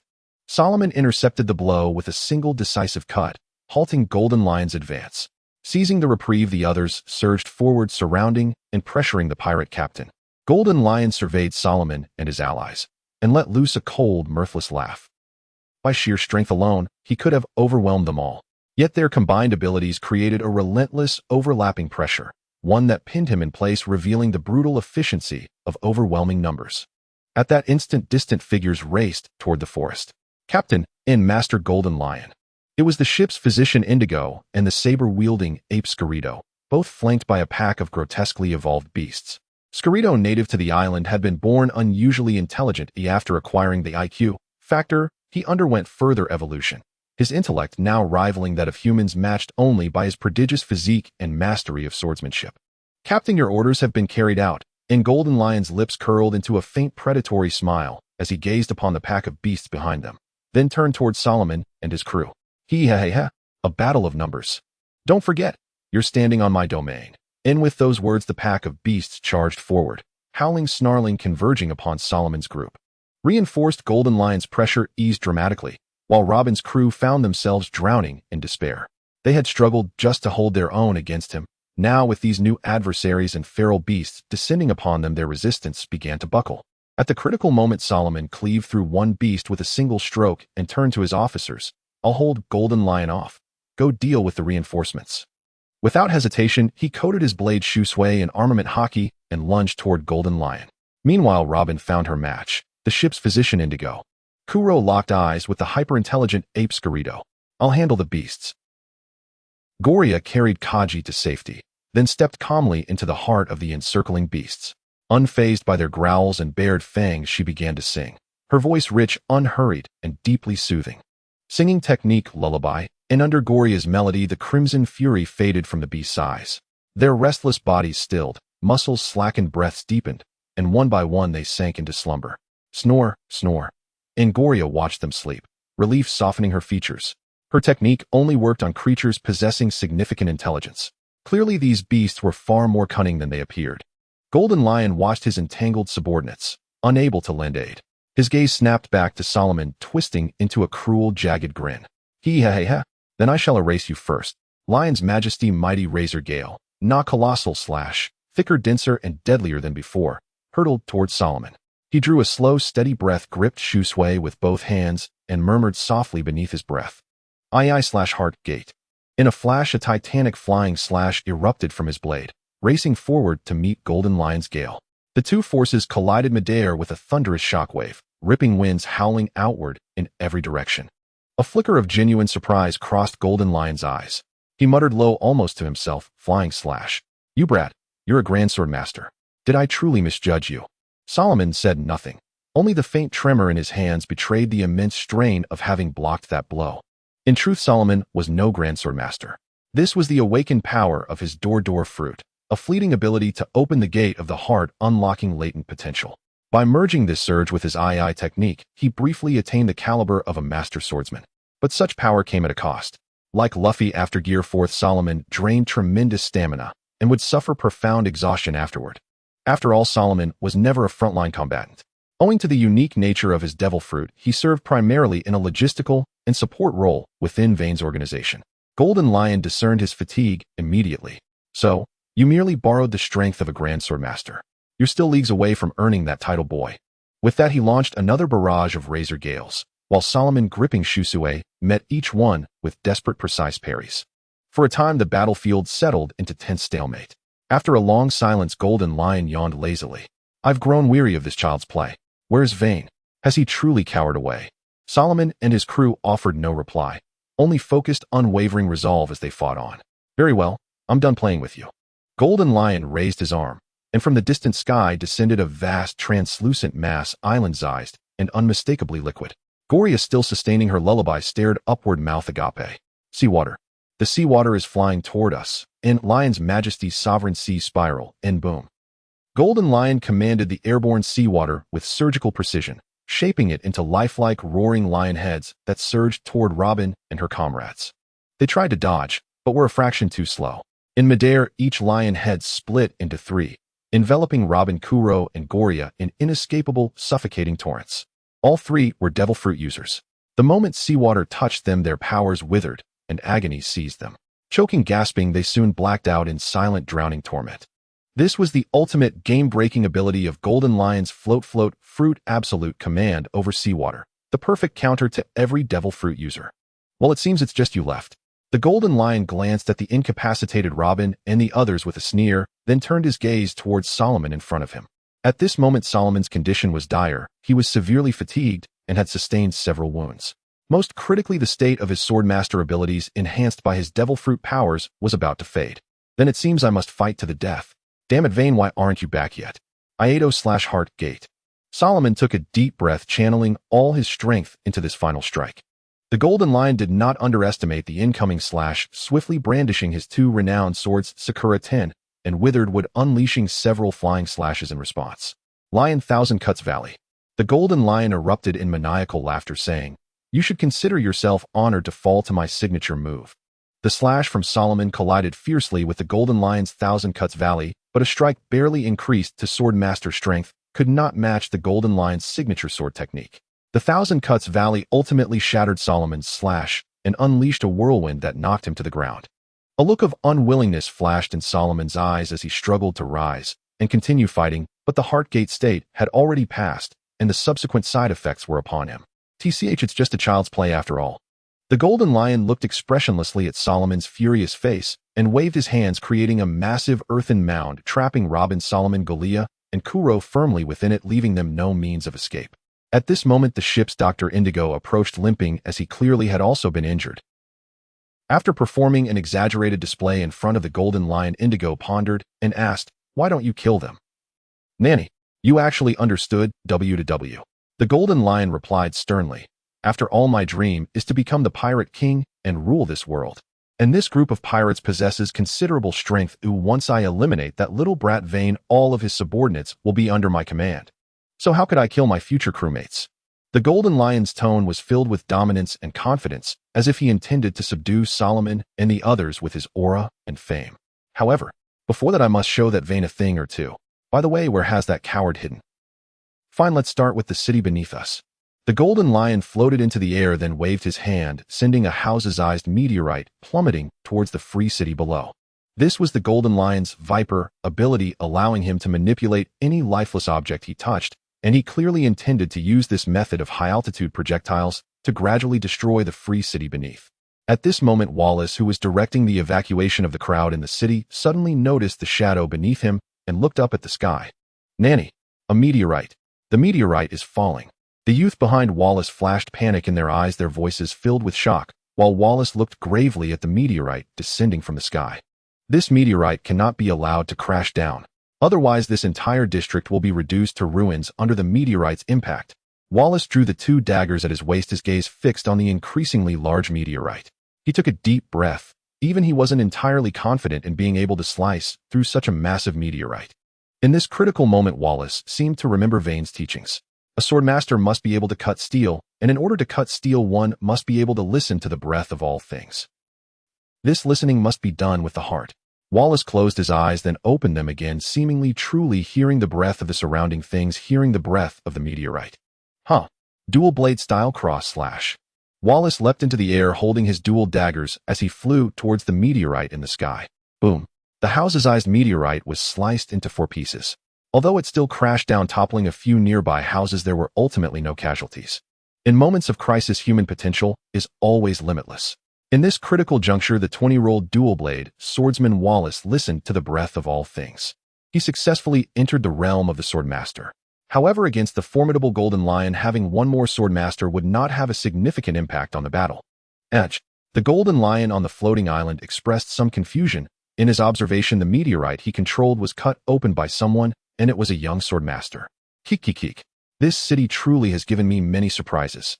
The Golden Lion laughed maniacally, then his expression changed as he grinned sinisterly, saying, "Can you cut through a bigger meteorite?" With that, the Golden Lion intended to manipulate an even larger meteorite to crash down. Armament hockey, honey badger, continuous punch. Just then a figure rushed into the air. It was Kaiji, who had previously fainted. Now awake, he saw the Golden Lion attempting to destroy the free city and joined the battle against him once more. The Golden Lion's body shimmered with armament hockey, blocking Kaiji's attack, then slashed out 2 strikes to push Kaiji back. The Golden Lion frowned. He remembered that this man should have fallen under his strike, yet here he was still standing strong. Looking at the determined Kaiji before him, the Golden Lion expressed a hint of interest and asked, "Is this the power of will? A fine pirate, tell me your name, little brat." To the Golden Lion, Kaiji's strength was certainly not a threat, but the willpower to fight on despite his serious injuries deserved his admiration. Kaiji stood firm, looking up at the crystal persimmon in the sky, his expression serious, saying, "I am Kaiji Nicholas Kaiji from the East Blue, an animal type weasel fruit subspecies honey badger user." The Golden Lion was taken aback. His appreciation vanished as he asked with a face full of anger, "You come from the East Blue, the weakest of the 4 seas." The East Blue was a taboo topic for the Golden Lion, as he had once been defeated by a man from the East Blue. That man was none other than the pirate king Joel D. Roger.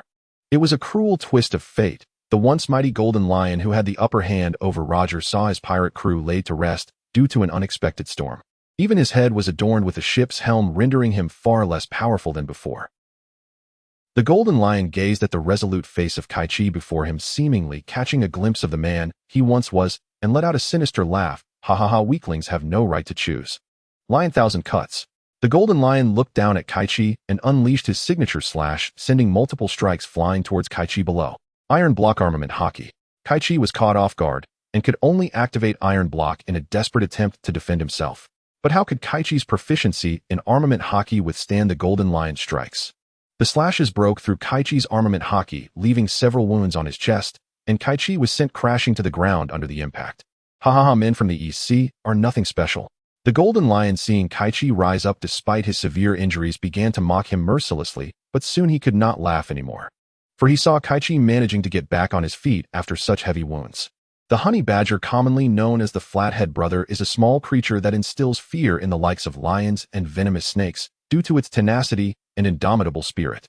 This animal holds grudges. Once provoked, it will seek revenge no matter the distance.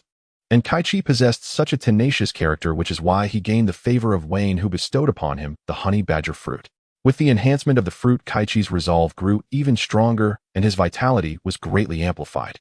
It can be said that as long as Kaichi still draws breath, as long as he remains conscious, he will charge forward fearlessly like a honey badger. How can this be? Since that's the case, let's see how you struggle. The golden lion watched as Kaichi was about to rise again. Filled with endless rage, for 20 years ago, there was a man who had fallen countless times only to rise again and ultimately defeated him. But the golden lion recognized that Kaichi was a devil fruit user and called forth a massive amount of seawater from the sky, enveloping Kaichi within an irregularly shaped sphere of water. Suffocation. A despairing sense of suffocation. Even with all his conviction, how could Kaichi as a devil fruit user escape the curse of the seawater? Ultimately, Kaichi fainted in the sea. The victorious golden lion did not laugh heartily. Instead, he expressionlessly buried Kaichi alongside Robin and the others in a mound of earth. Next, it's the city. After defeating Kaichi, the golden lion's sense of playfulness diminished significantly, and in a sour mood, he decided to reduce the city beneath his feet to ruins. A small island in the sky slowly lifted off as the golden lion manipulated it to hover directly above the city of freedom. Then with a thought, the island began to plummet after losing the buoyancy granted by the float fruit. The sky suddenly darkened.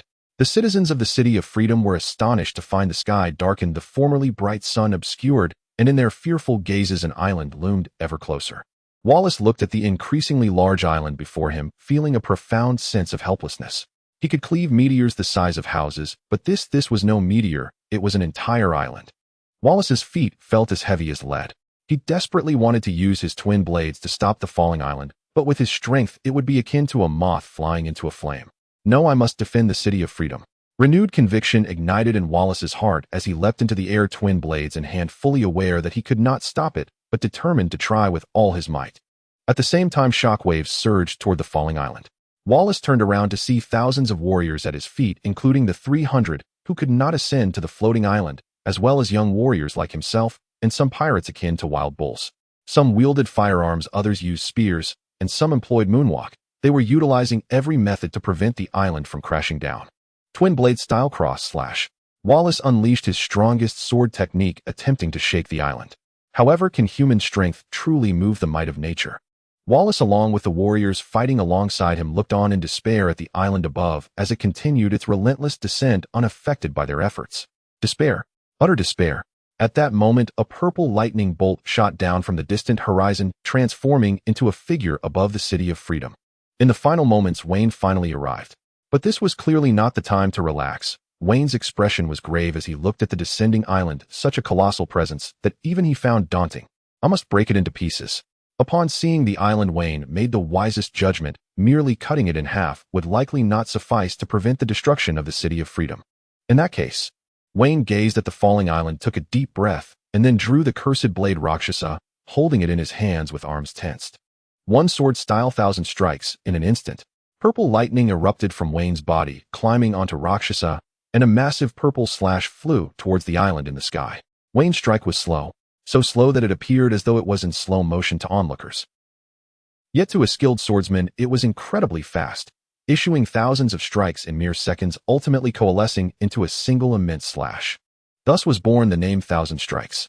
Kaichi, watching from the side, saw Weien radiating with lightning execute this strike at an unimaginable speed, and that slash swiftly soared towards the island in the sky. Boom. Amid the stunned expressions of those on the ground, the enormous island above was cleaved in half. But that was not the end. The two halves of the island appeared to pause in midair as spiderweb-like cracks began to spread across the entire island. Eventually, the entire island shattered into countless fragments that rained down. Weien took a deep breath, clearly feeling the significant toll this strike had taken on him. Only with Wayne's speed and swordsmanship could such a feat be accomplished. The massive island shattered into fist-sized fragments. These fist-sized stones rained down on the city of freedom, creating numerous holes in the rooftops. Wayne's face darkened as he watched this unfold, for in his observation with Kenbunshiku, he sensed that some lives within the city were still fading away. These were the unfortunate citizens who had been crushed to death by the falling stones from above. Of course, this also indicated that Wein's swordsmanship had yet to reach its true pinnacle, otherwise with a single strike the entire island would have been reduced to dust, and no one would have been harmed. At most, there would be a sandstorm lingering over the city for a few days. Wein's expression was grim as he gazed at the island in the sky, his eyes seemingly piercing through it to see the golden-haired man floating above. Gold Lion Shiki, you have truly pissed me off. With a flash, Weien transformed into a streak of purple lightning, arriving at the island in the blink of an eye. The gold lion looked at the suddenly appearing Weien and let out his signature laughter. Ha, little brat, I didn't expect you to dare come. I thought you were hiding away. The gold lion was still the same gold lion, dismissing the younger generation of pirates, yet there was a hint of seriousness in his eyes, for he clearly sensed that the island he controlled had been turned to rubble by this man before him. This proved that Weien at least possessed the strength of a great swordsman, and it was not the kind of forced elevation like Solomon's. Cough, cough. You finally made it here. If you hadn't, I would have had to collect your corpse. A weak voice came from not far away. Weien turned to look and saw Solomon and others trapped within a pillar of earth, unable to move. Only Solomon remained conscious, while Robin, Gloria, and Chloe had lost consciousness. Witnessing this scene, Wein's heart filled with rage, while the gold lion nonchalantly said, "Little brat, your name is Weien, right? I see you have some decent strength.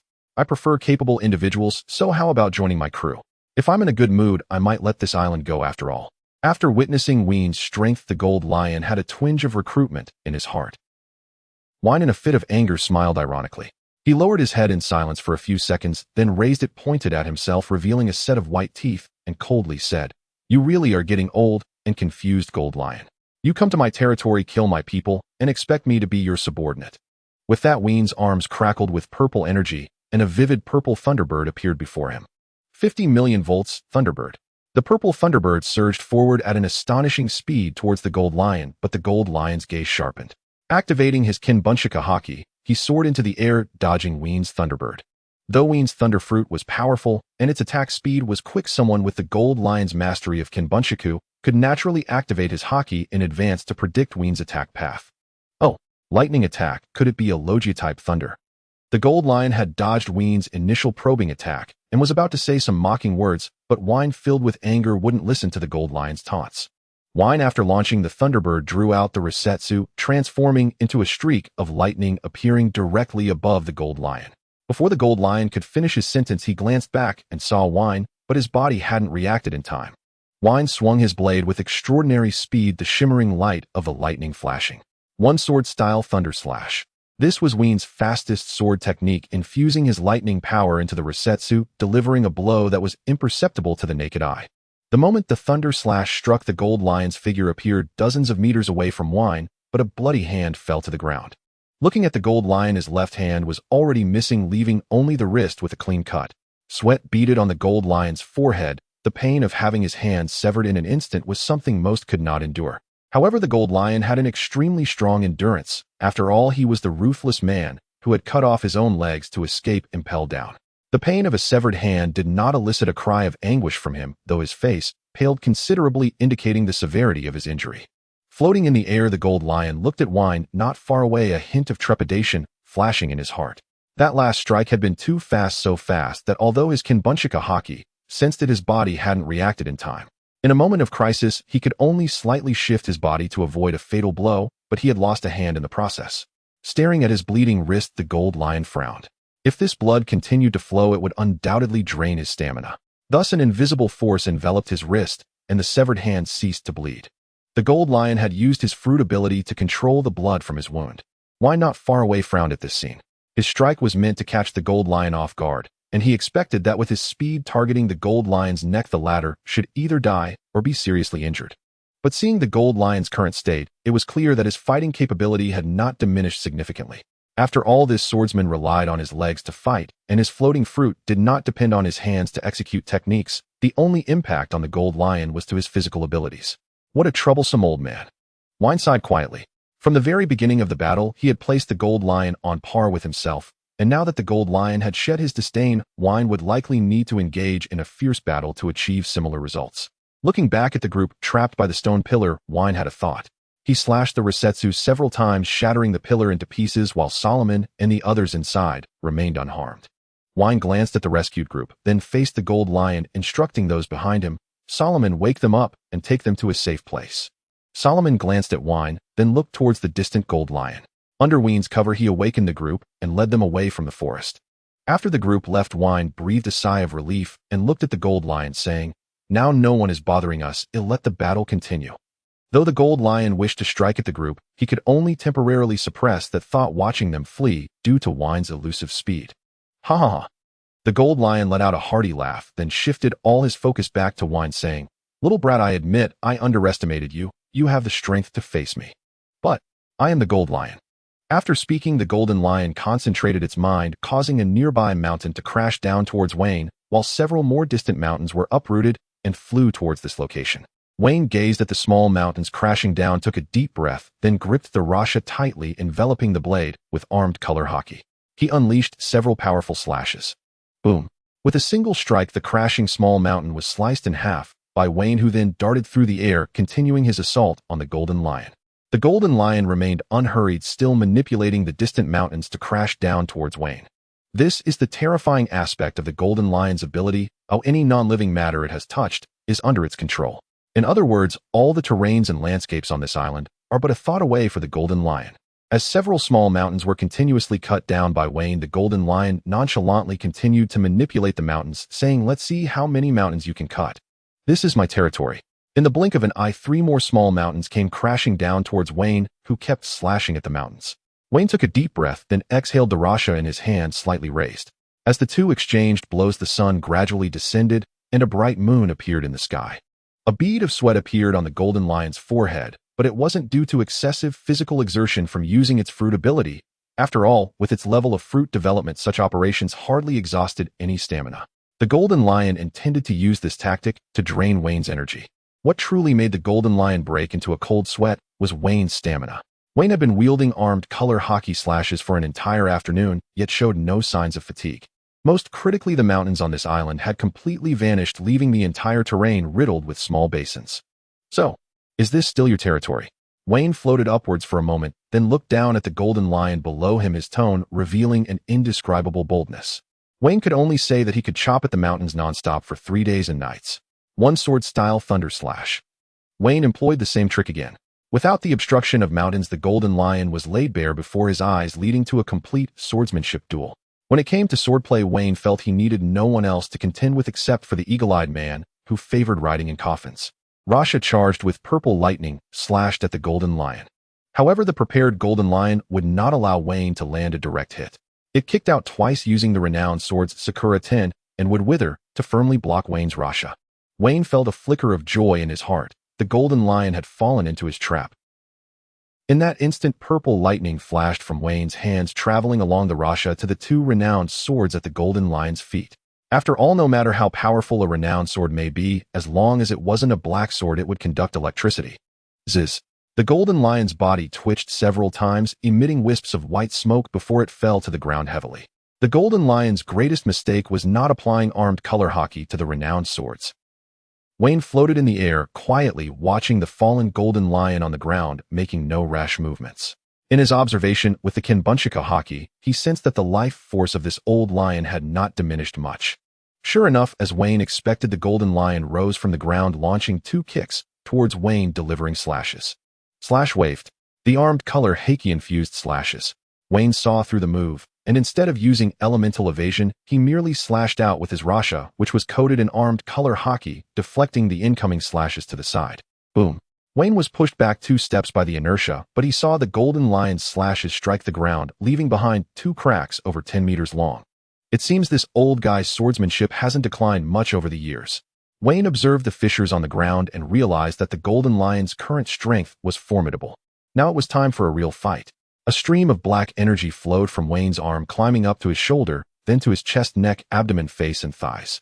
Wein's entire body was enveloped in thick armed color resembling a suit of black armor. Only a dark purple lightning symbol remained visible on his forehead, representing Wein's strongest state of armed color.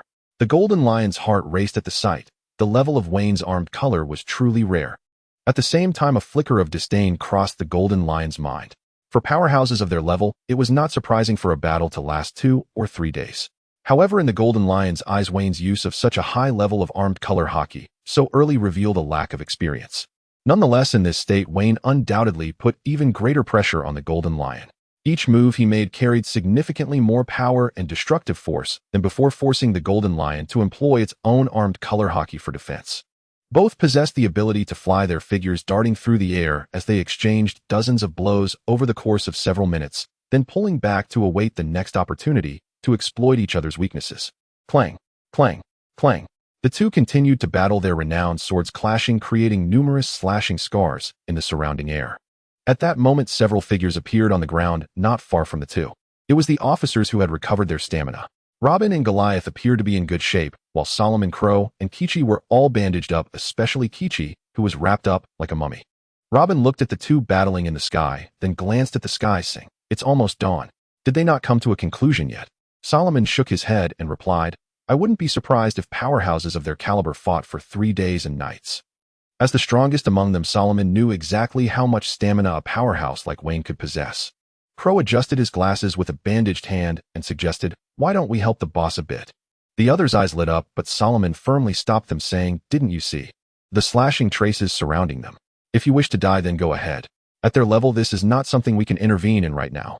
If things go poorly, Weien will have to divide his attention to protect you." Curious eyes dimmed at the words. He truly wished to contribute something meaningful to Weien.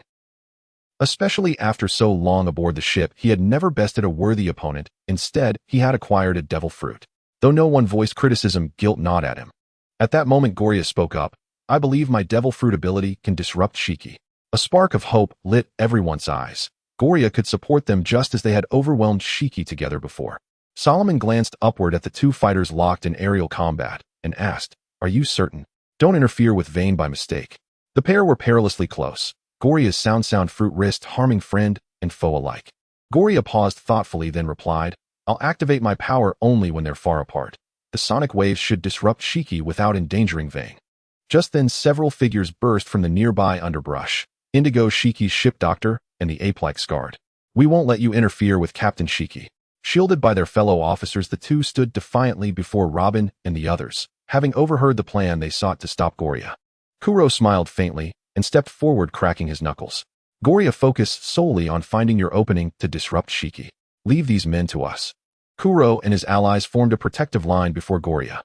"If we can't defeat Shiki, surely we can handle you." Goria nodded firmly. "Then I entrust them to you." The officers swiftly clashed amid the forest. Meanwhile, high above, Weien and Shiki broke apart after exchanging several blade strikes. Each parried cleanly. Suddenly, Shiki heard an eerie sound, and an instant wave of agitation surged within him, his breath turning ragged and unsteady. An opening. Though Weien had no idea what had just occurred, assuming only that age had finally caught up with Shiki, he would not waste such a golden opportunity. Hiten Mitsurujiryu technique Ryusho-san. With a single sweep of his sword Resetsu, Weien unleashed a crescent-shaped flying slash hurtling toward Shiki. Not good. Flustered and off balance, Shiki reacted too late. Instinctively, he twisted his body and activated armament hockey, but it was already too late to fully defend against that lethal blow. Boom. His hastily summoned hockey shattered instantly beneath Wein's Ryusho-san. A deep crimson gash ripped across the junction of Shiki's neck and left shoulder. Gritting through the searing pain, Shiki recoiled once more, his gaze locking onto Goria. He had sensed it. The girl before him was the source of that disruptive resonance. Zambwa. 2 flying slashes shot toward Goria, blindingly fast, leaving her no time to react. Itoriu I Senten. Weien countered instantly, launching his own flying slash, swift, precise, and arriving just in time to intercept Shiki's attack midair. Wein's brow furrowed. He understood immediately why Shiki had struck. Goria's interference must have created that earlier lapse. He felt no indignation at this so-called underhandedness. Unlike Big Mom's son Katakuri, who insisted upon chivalrous Onionon duels, Weien held no such childish notions. Nor would Shiki, a veteran pirate who knew better than to indulge in naivety. On the contrary, Weien welcomed his allies' intervention. It eased his burden. After all, outnumbered battles were the norm in real combat. Even if he one day fell to the combined might of the 3 admirals, that would reflect only his own limitations, not any injustice in their tactics. Encouraged by her success, Goria prepared to strike again, yet Shiki remained blocked by Weien, unable to reach her. Thus a cyclical stalemate emerged. "Hihi, do you truly think such tricks can bring me down?" Shiki laughed heartily, and with a subtle gesture summoned 2 slender twigs to hover beside him. Before Weien could grasp his intent, Shiki grunted sharply, then drove the twigs straight through his own eardrums. "Now no sound can reach me." His eyes bloodshot with agony. Shiki paid no heed to his sudden deafness. Weien raised an eyebrow. Why not simply plug your ears? All right. You can't hear me now either. Weien inwardly mused that Shiki's intellect seemed questionable, and his penchant for self-mutilation alarming, reminiscent of his infamous impel down escape when he'd severed both legs himself. If a seastone collar hung around his neck, would he next decapitate himself? Shiki's drastic act startled Goria. His countermeasure had indeed neutralized her fruit's effect, leaving her momentarily at a loss. Yet Weien grew even more confident of victory. Consider Shiki now legless, left-armed, and deaf. Should Weien fail to defeat such a crippled old pirate, he might as well dash his head against a wall. Moreover, piercing his eardrums undeniably weakened Shiki. While observation haki could perceive sound, true deafness inevitably slowed his reflexes. Undeterred, Shiki launched himself skyward toward Weien, roaring, "Brat, let me show you the gulf between generations." Lion's Singoku Valley. Shiki lashed out with his legs midair, unleashing multiple high-tier armament, haki-infused flying slashes. Too powerful to withstand Hedon. Weien judged instantly. Only a flying slash could counter a flying slash. Hiten Mitsurujiryu technique Ryuso-san. Dozens of razor-sharp haki-charged slashes erupted from Wein's blades, surging upward to meet the descending Singoku Valley. Boom. Their flying slashes collided midair, but Shiki's Singoku Valley possessed even greater destructive force than Wein's Ryuso-san. In the end, Wein's barrage barely managed to deflect Shiki's onslaught. Wein's expression darkened. He hadn't anticipated this move. Shiki, however, laughed heartily. "Brat, more slashes don't guarantee victory. Sometimes power must be concentrated." Weien pondered deeply. He knew his swordsmanship and techniques surpassed Shiki's, and his strength, stamina, and armament haki far exceeded those of the aging pirate. Yet Shiki possessed something Weien lacked: mastery over the essence of blade force, an art forged only through relentless combat with elite warriors. He had recognized this deficiency after battling Admiral Akiji, and had since made tremendous strides. Still, against the seasoned, battle-hardened Shiki, his experience lagged by more than a measure. Since that's the case, let's try this move. Skyward Sword Technique, Dragon Nest Flash Bite. Weien once again unleashed dozens of flying slashes, but compared to the previous Dragon Nest Flash, this Dragon Nest Flash Bite of Weien was even more powerful, utilizing more armed color haki and consuming more stamina.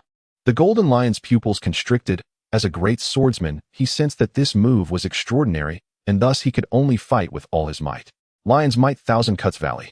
The Golden Lion swung several sharp sword chi towards Weien, but this move of Wein's was far more powerful than before. Even after breaking through Thousand Cuts Valley, it still retained some sword chi that flew towards the Golden Lion. Since techniques couldn't match up, then I shall break through with sheer strength. This was Wein's current thought. Compared to the Golden Lion, his stamina was more abundant, and his armed color haki was stronger, which was his confidence. Lion's Might, Earth-Shaping Roll. Seeing the situation was not in his favor, the Golden Lion hurriedly manipulated the surrounding terrain, causing the ground to roll up and forming several stone blocks shaped like lion heads to block Wein's slashes. The battle between both sides continued, lasting from sunrise to high noon. On the first day, Weien used his sword skills to destroy all the mountains on this island, and even severed one of the Golden Lion's hands. On the second day, their battle continued, but compared to before, the competition between the Golden Lion and Weien had transformed into a pure swordsmanship duel. Weien no longer used any fruit abilities except for floating in the air using the Thunder Fruit. However, compared to the Golden Lion, Wein's swordsmanship was more expansive and dynamic, while all the damage dealt by the Golden Lion was completely blocked by Wein's armed color armor. Meanwhile, Weien inflicted several gruesome wounds on the Golden Lion. On the third day, even with Wein's stamina, it was difficult to maintain full-body armed color, so he began to use localized armed color on vital areas, resulting in several new wounds on his body. In comparison, the Golden Lion's situation was undoubtedly much worse. Over the past 3 days, Weien had left dozens of wounds on him, and the Golden Lion's haki had further diminished, sometimes unable to withstand Wein's slashes. I must say, time truly is a butcher's knife. Weien looked at the Golden Lion before him, his eyes revealing a trace of pity. Such a powerful being 20 years ago was undoubtedly at the pinnacle of the seas. No wonder he dared to assault the Navy headquarters alone. Objectively speaking, Weien believed that the current strength of the Golden Lion was certainly no match for his own, nor did it compare to the pressure he felt from Akiji half a year ago, as his strength now was far superior to back then. Yet even with a slight edge over the Golden Lion, Weien found him to be a formidable opponent. Every time he cornered the Golden Lion, this old lion would use an unexpected move to counter, and whenever he exposed the slightest flaw, the Golden Lion would seize it. However, this shall be the end. Weien glanced at the Golden Lion before him. The battle had reached this point, and both sides had revealed their trump cards, But the Golden Lion's stamina was clearly not on par with Vane's, and Vane had also obtained what he wanted from the Golden Lion. Battle experience.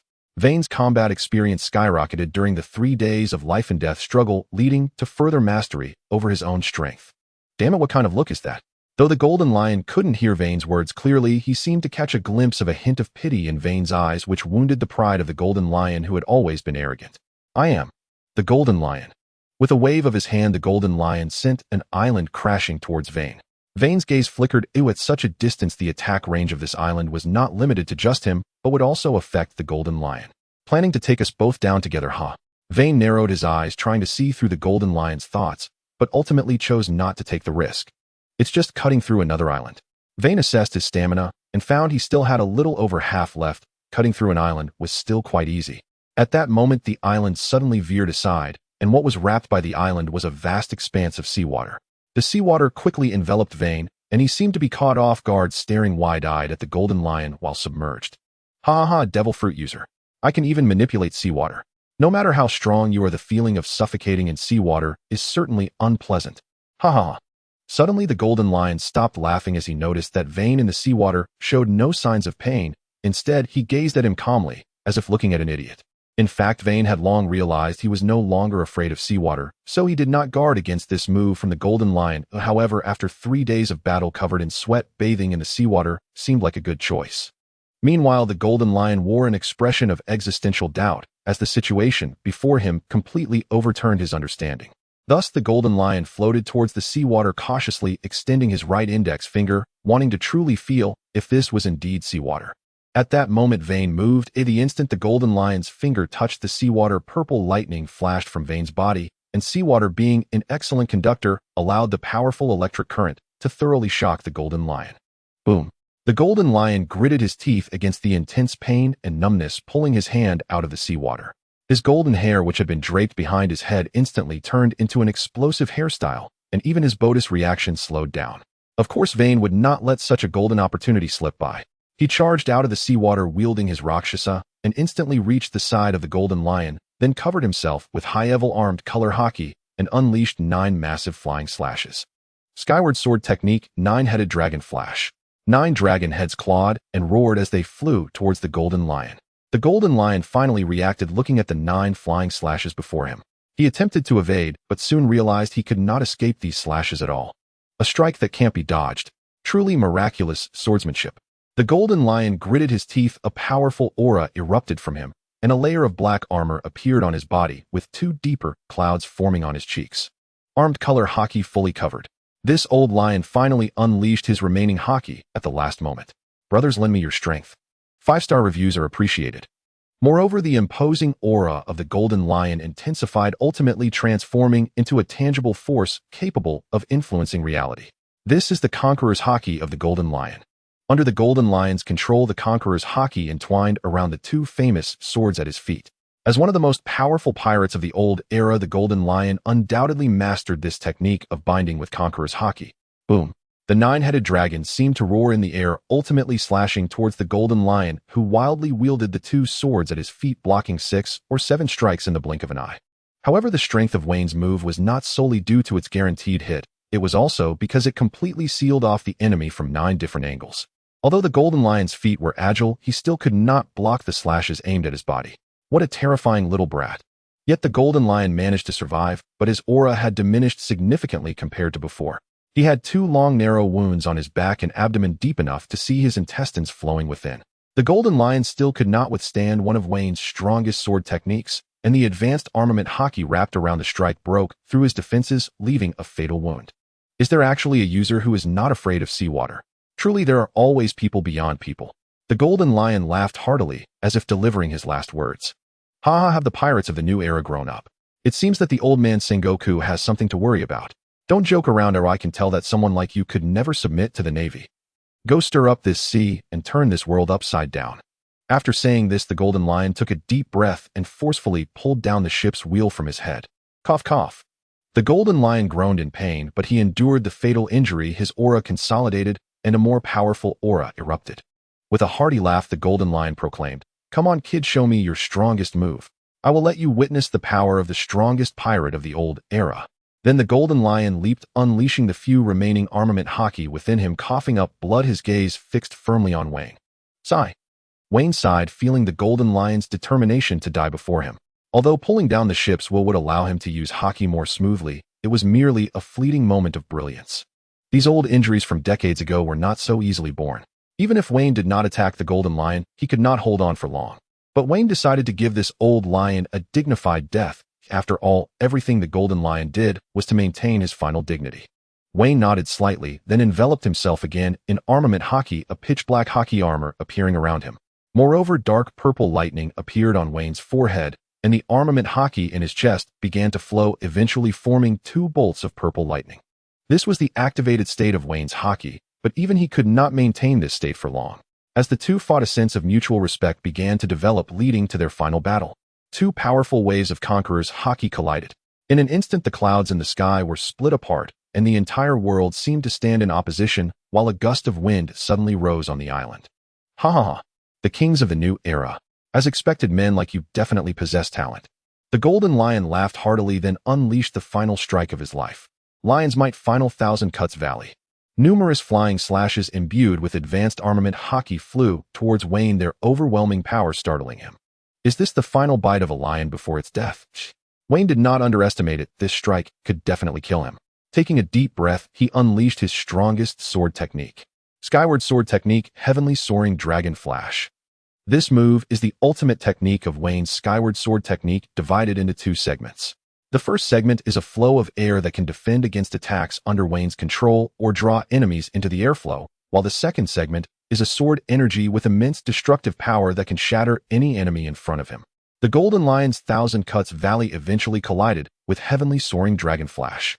Under the attraction of Wayne's airflow, 2 sword energies were blocked, but another flying slash with astonishing speed flew straight towards Wayne's chest. Cough. Weien groaned softly. The Golden Lion's slash, after being deflected by Wayne's armament haki armor, ultimately shattered one of the bolts of lightning on Wayne's chest, striking his body. Internal damage. In that instant that Weien was struck, he understood that the technique used by the Golden Lion was an advanced application of armament haki known as Flowing Cherry Blossom in Weino, capable of penetrating the surface of an object and reaching the interior, causing greater destruction.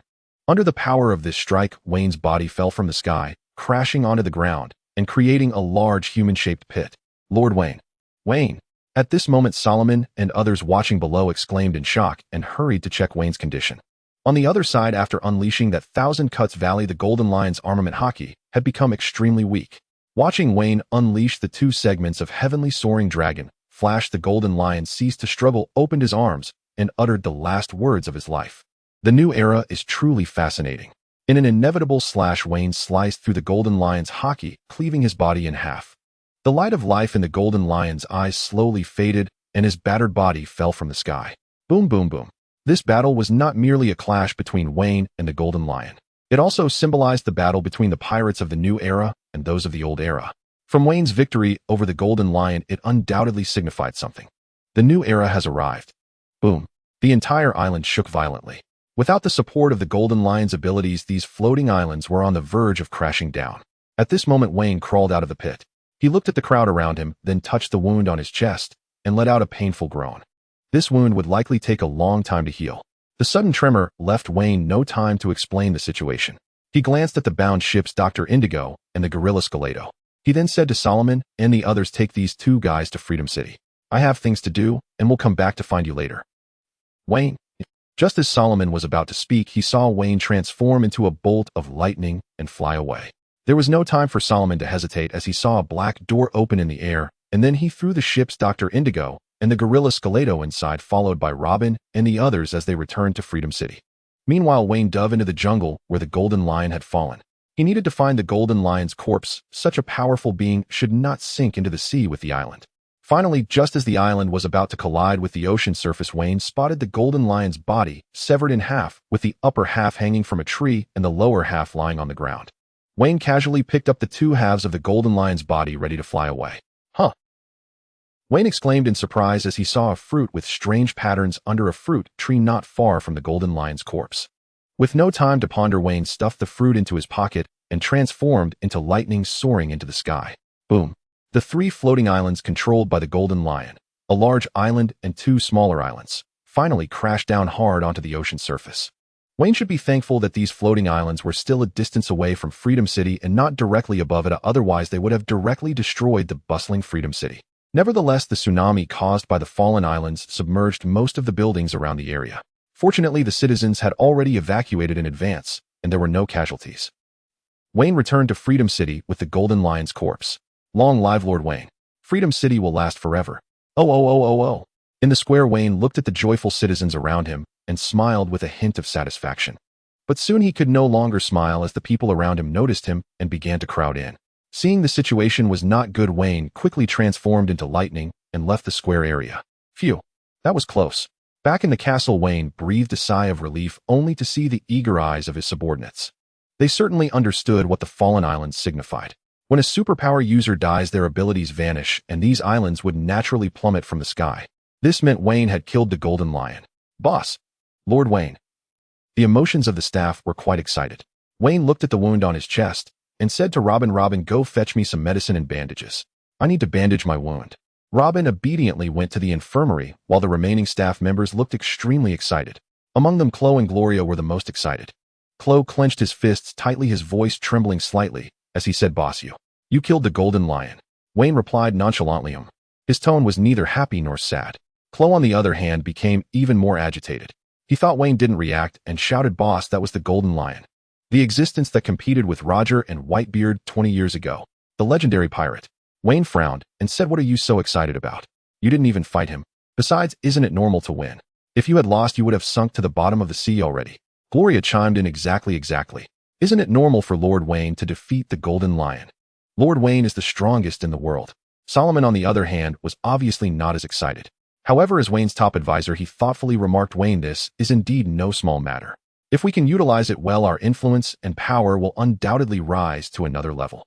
Weien thought for a moment and said, then you arrange it. Just don't go too far. Weien didn't mind using the Golden Lion's fame to further promote his own reputation. After all, he had defeated the Golden Lion fair and square, and it had been such an intense battle. What was the problem with promoting it? At that moment, Robin walked in carrying a medical kit and began to bandage Wayne's wounds. Weien took out an apple and started eating while enjoying the food and the care of the beautiful women, and he began to observe a fruit in his hand. This was a devil fruit. A devil fruit with strange cloud-like patterns. If Weien guessed correctly, this was the Golden Lion's float fruit, one of the most powerful fruits among superpower fruits. Boss, what is that? The others nearby saw the devil fruit in Wayne's hand and asked curiously. Weien smiled lightly and said, this is the legacy of that old fellow, the Golden Lion. The float fruit. The float fruit.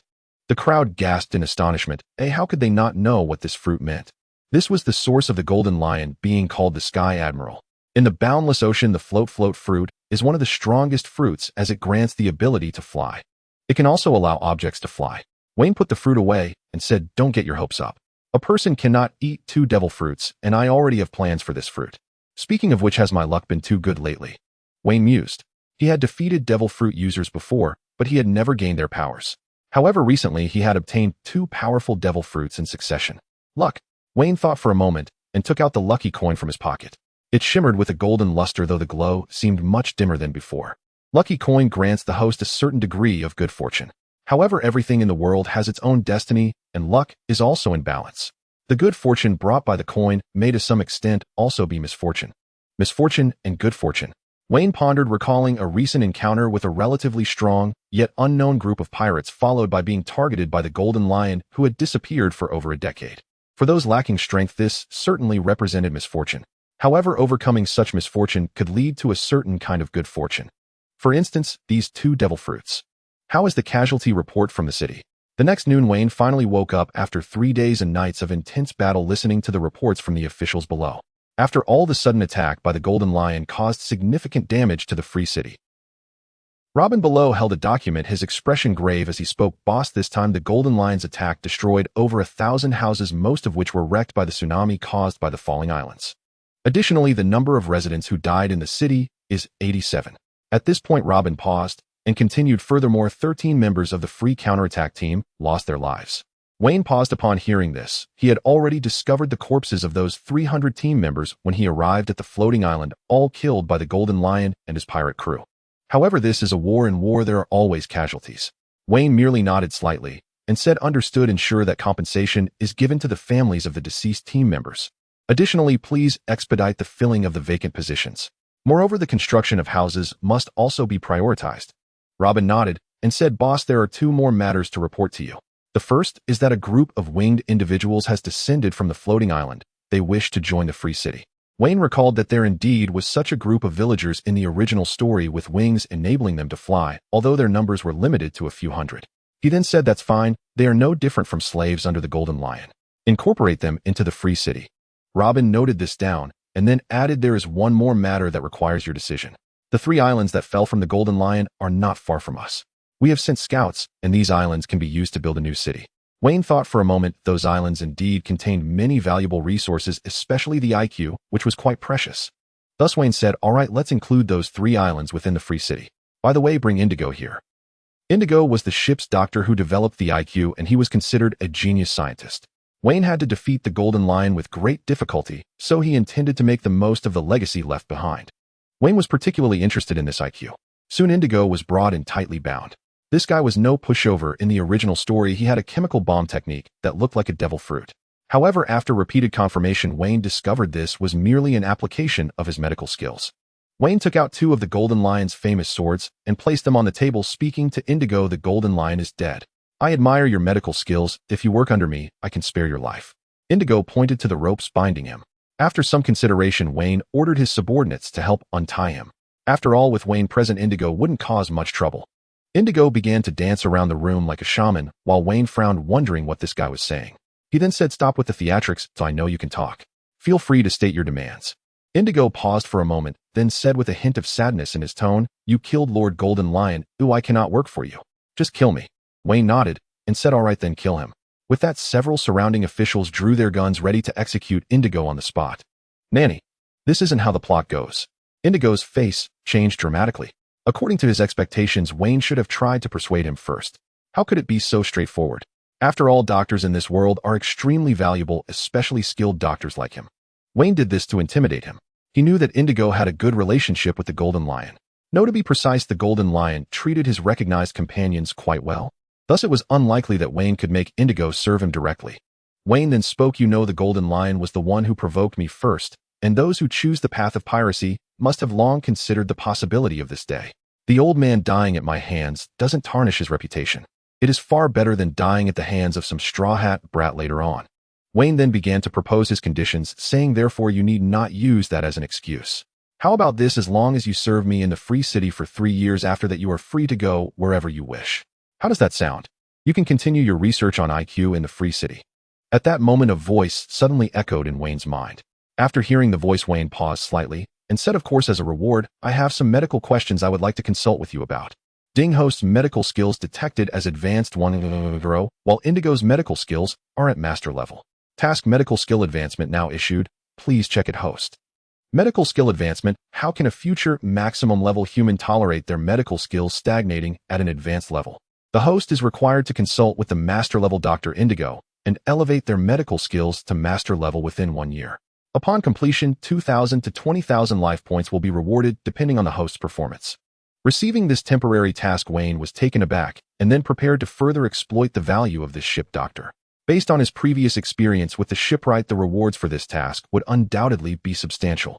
Indigo, after hearing this, paused slightly and said, I can agree to your terms, but I have one more condition. I want the body of Captain Golden Lion. Weien's expression changed upon hearing this. He hoped this guy wasn't going to be like Moria. However, Weien soon realized that Indigo likely wanted to ensure a proper burial for his captain. Weien nodded and said, no problem, it's settled then. I will provide you with a small island. Ooh, I have other uses for your original large island. Weien had never intended to use the Golden Lion's corpse for revenge. He merely wanted to bury the old man properly. After all, he was indeed an impressive pirate. Handing over the burial arrangements to Indigo was the most appropriate choice. A day later, a purple lightning bolt appeared at various corners of the floating island, beginning to explore the terrain. The figure was Weien, who, after resolving Indigo's recruitment, intended to come and examine the terrain of this island, and the results pleased him greatly. I didn't expect that the old man, the Golden Lion, left me such a large fortune.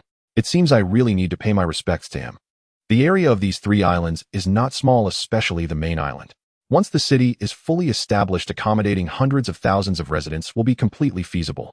Weien planned to use one of the other 2 islands for training soldiers. This sudden attack by the Golden Lion made Weien realize that he still lacked high-end combat power. The last island would be used for researching IQ. After Weien explored the terrain, he returned to Freedom City. Although the recent battle had caused significant losses, many of his subordinates had performed excellently, and he was never stingy with rewards. Thus, Weien held a concert in Freedom City to celebrate their successful defense against the Golden Lion's attack, and after the concert, he rewarded his subordinates. "Wallace, you did very well this time." Weien looked at the youthful boy before him, seemingly seeing his own past self. At just 20 years old, Wallace had comprehended the breathing of all things, and he could very well become a great swordsman in the future. Wallace, facing Weien, appeared nervous and excited as he said, "Master Weien, this is what I should do." Weien nodded and said, "However, rewards must follow merit. That's the rule of Freedom City. By the way, you are a dual-wielding swordsman, right?"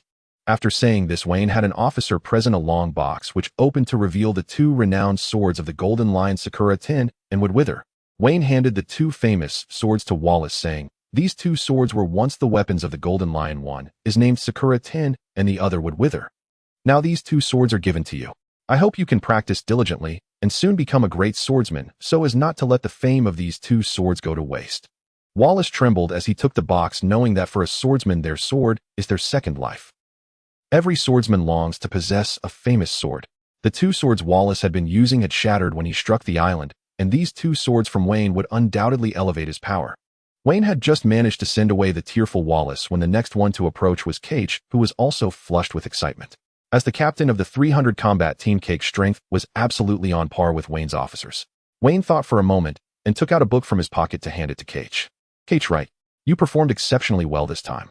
Weien looked at Cage, who was stuttering and unable to say a word, and said, "This is my cultivation insight, which records some reflections on the return of life. After obtaining it, you will be able to further enhance your vitality." Weien thought for a long time and felt that this was the best fit for him. Originally, the honey badger's willpower was already very strong, and combined with the return of life, he might indeed become an indestructible cockroach like Luffy in the original work.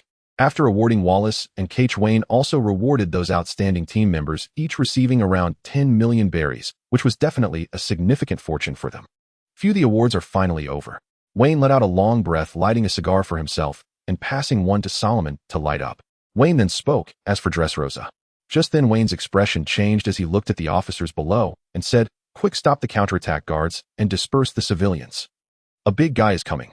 In Wein's observation, he sensed that a powerful life force had set foot in his Freedom City, and this person's aura was extremely fierce, likely on par with his own. Solomon beside him changed his expression.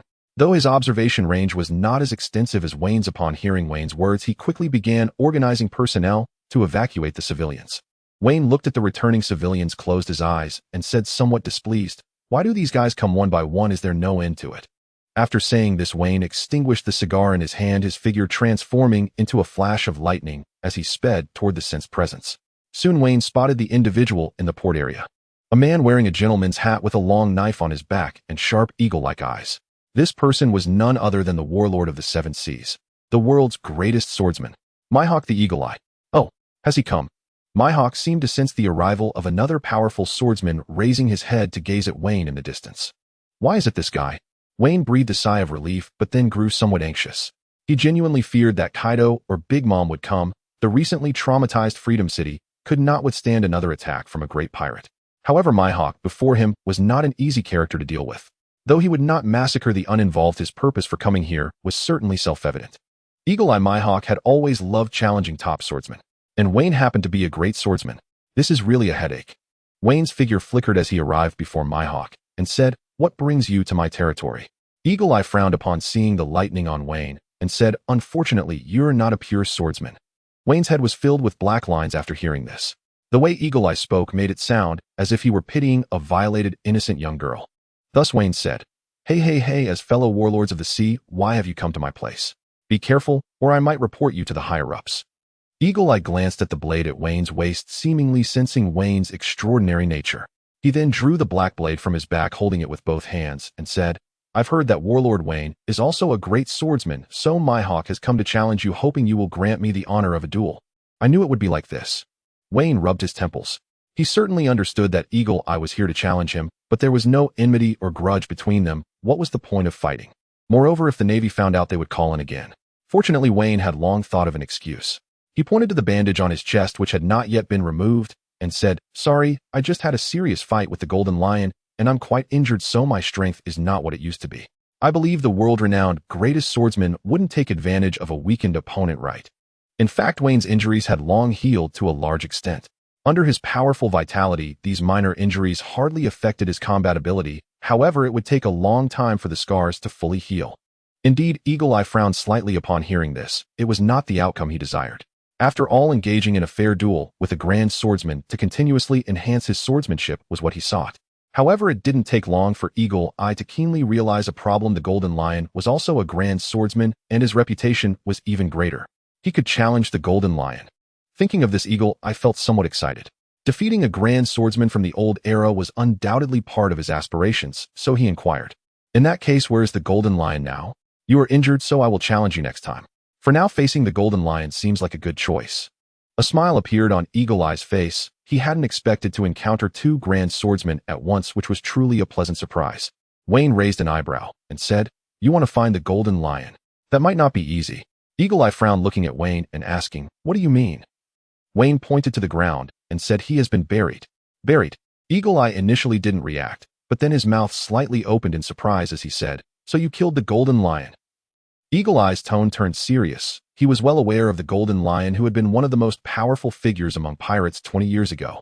Although he hadn't appeared in public for a long time, he certainly couldn't be considered a weakling. At this point, Eagle Eye looked at Wayne with deeper combat intent in his eyes, proving that Wayne's swordsmanship was certainly not low.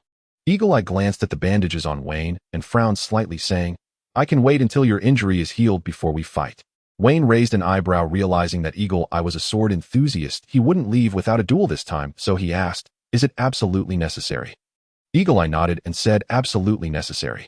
Wayne shrugged in response, taking out his weapon Resetsu, and said, "In that case, how about a small spar? After all, I am still injured." Eagle Eye pondered for a moment and said, "That suits me. We can have a full spar once you have completely recovered. Then let's decide the outcome with one strike. I will make one slash, and if you can evade it or block it without getting hurt, then you win." Eagle Eye frowned slightly. This was definitely unfair to him. But considering Wayne was still injured, it seemed reasonable, so he said, "Come on." Having said that, Eagle Eye retreated several meters, a distance suitable for a duel between swordsmen. Wayne nodded, throwing aside his black coat, revealing his strong muscles. The layers of bandages on his chest still bore traces of blood, but he didn't mind at all, holding Resetsu with both hands and exhaling lightly. Heavenly Sword Technique, Nine-Headed Dragon Flash. Wayne ultimately decided to use this move against his opponent. Although this attack was not as powerful as the Sky-Soaring Dragon Flash, it was much harder to evade, and the technique itself was exceptionally refined, making it perfect for a contest decided by a single strike. 9 vividly lifelike Eastern dragons emerged from Wayne's Resetsu. Unlike before, these 9 dragons seemed smaller. But this didn't mean their power was diminished, rather it was a result of his learned ability to concentrate power during his battle with the Golden Lion. The smaller dragons were even more lethal. Moreover, the dragons were entwined with hints of purple and black. The purple came from Wayne's Thunderfruit ability, while the black was the manifestation of Armament Haki. Soon the 9 clawing dragons flew towards Eagle Eye. Upon seeing this technique, Eagle Eye's gaze sharpened. As a master swordsman himself, he naturally sensed the hidden lethality within. Eagle Eye's first reaction was to dodge, but just as this thought crossed his mind, he realized he couldn't evade this move. A sword technique that is bound to hit. A spark of interest flashed in Eagle Eye's eyes. Since that was the case, he would have to take this attack head-on. On the other side, Wayne sheathed his sword. They had agreed on only one strike, and after executing this move, Wayne lit a cigar, eager to see how Eagle Eye would block it, as it would also aid in his understanding of swordsmanship. In Wayne's eyes initially, there was an overwhelmingly powerful sword intent. He saw that Eagle Eye's whole body radiated a strong sword intent and sword pressure, as if forming an invisible sword. This sword could indeed inflict harm on everything around it, and in this state, Eagle Eye's swordsmanship became even closer to the essence of the Tao. This was Eagle Eye's sword Tao. Is this the invincible sword pressure? Wayne observed Eagle Eye thoughtfully. He too possessed sword pressure, but it was far from as pure as Eagle Eye's. It seems I must also find a way to condense my own sword pressure. Wayne realized, gaining a deeper understanding of swords.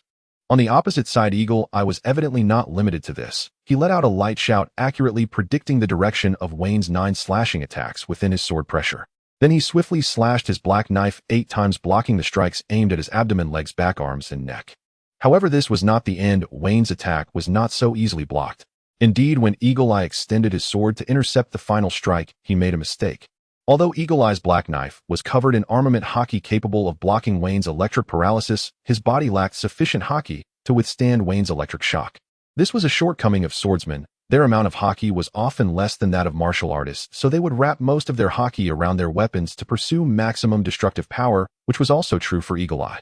Of course, Weien was an exception. He possessed a monstrous physique, making him no less than a martial artist. This isn't good.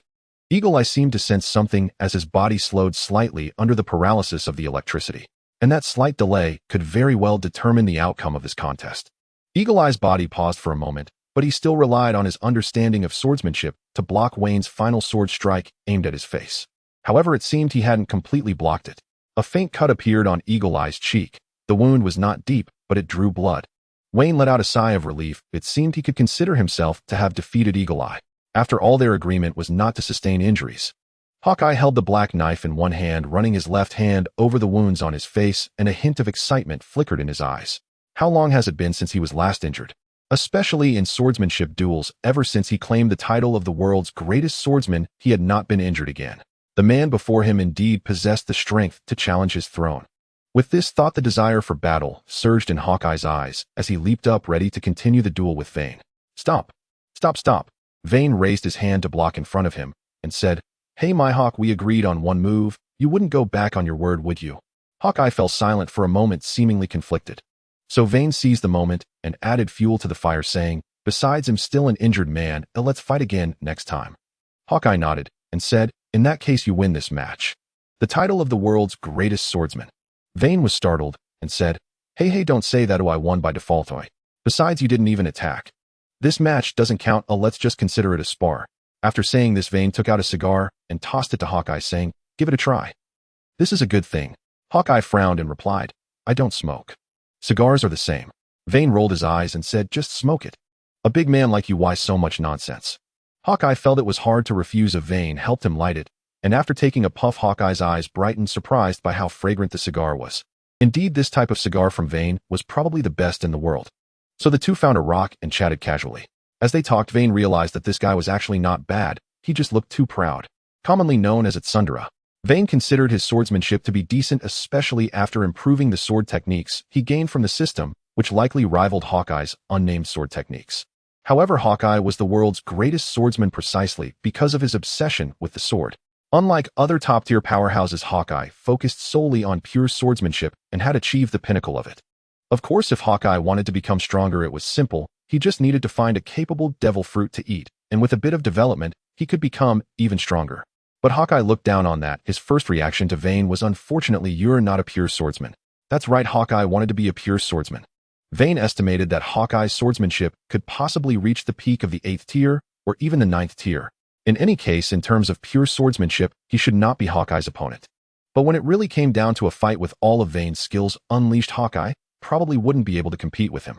As they continued chatting, Hawkeye looked at Wein's sword, the Rokusha, and asked, "Is that a demon's sword?"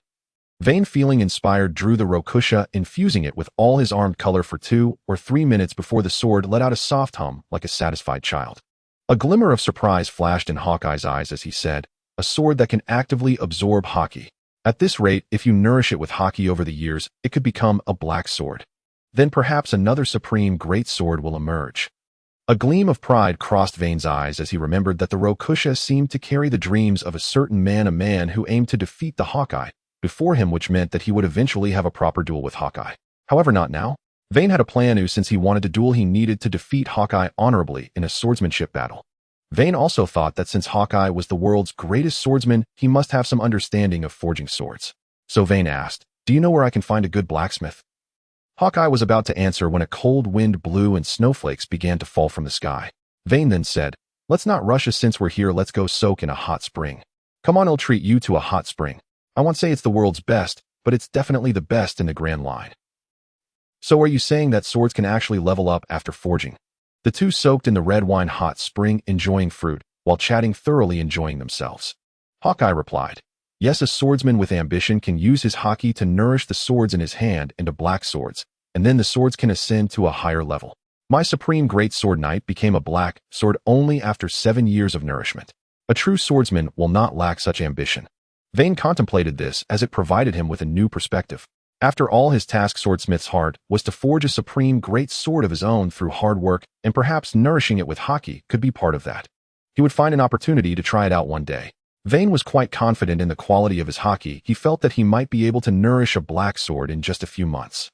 Hawkeye poured himself a glass of red wine and downed it in one gulp, then said, "I studied sword forging for a while before I went to Weien country, where there are the best forging masters in the world. If you're interested, you should check it out. You might gain something." Vane nodded. He indeed had such thoughts, but unfortunately, there was a big boss Kaido over there. Nonetheless, Vane said, "He'll definitely check it out if I get the chance." After saying that, Vane took 2 apples from the fruit platter, handed one to Mihawk, and said, "Try this, it's a good thing I brought from Water 7. Hawkeye took a bite, and it was crunchy. His eyes lit up as he said, "Give me 2 more seeds, I'll take them back and plant 2 apple trees." Vane was slightly taken aback, then remembered that this guy had a side job as a farmer, so he said, "All right, they'll bring you 2 fruit trees tomorrow." Thus the two enjoyed drinks, fruits, and snacks in a private hot spring at Tagashima, chatting about various trivial matters and their insights into swordsmanship. After exchanging ideas, Vane felt that his understanding of swordsmanship had deepened a bit. Hawkeye heard Vane say a swordsman's sword techniques must have a resounding name. Like 3,000 worlds. 108 troubles wins. World I will not cut. Look at that, doesn't it sound impressive? Unlike yours, which if others don't know they might think you're just doing a basic attack. Hawkeye pondered this and seemed to truly believe that a good name could enhance the level of swordsmanship. He thought to himself, I must try it next time.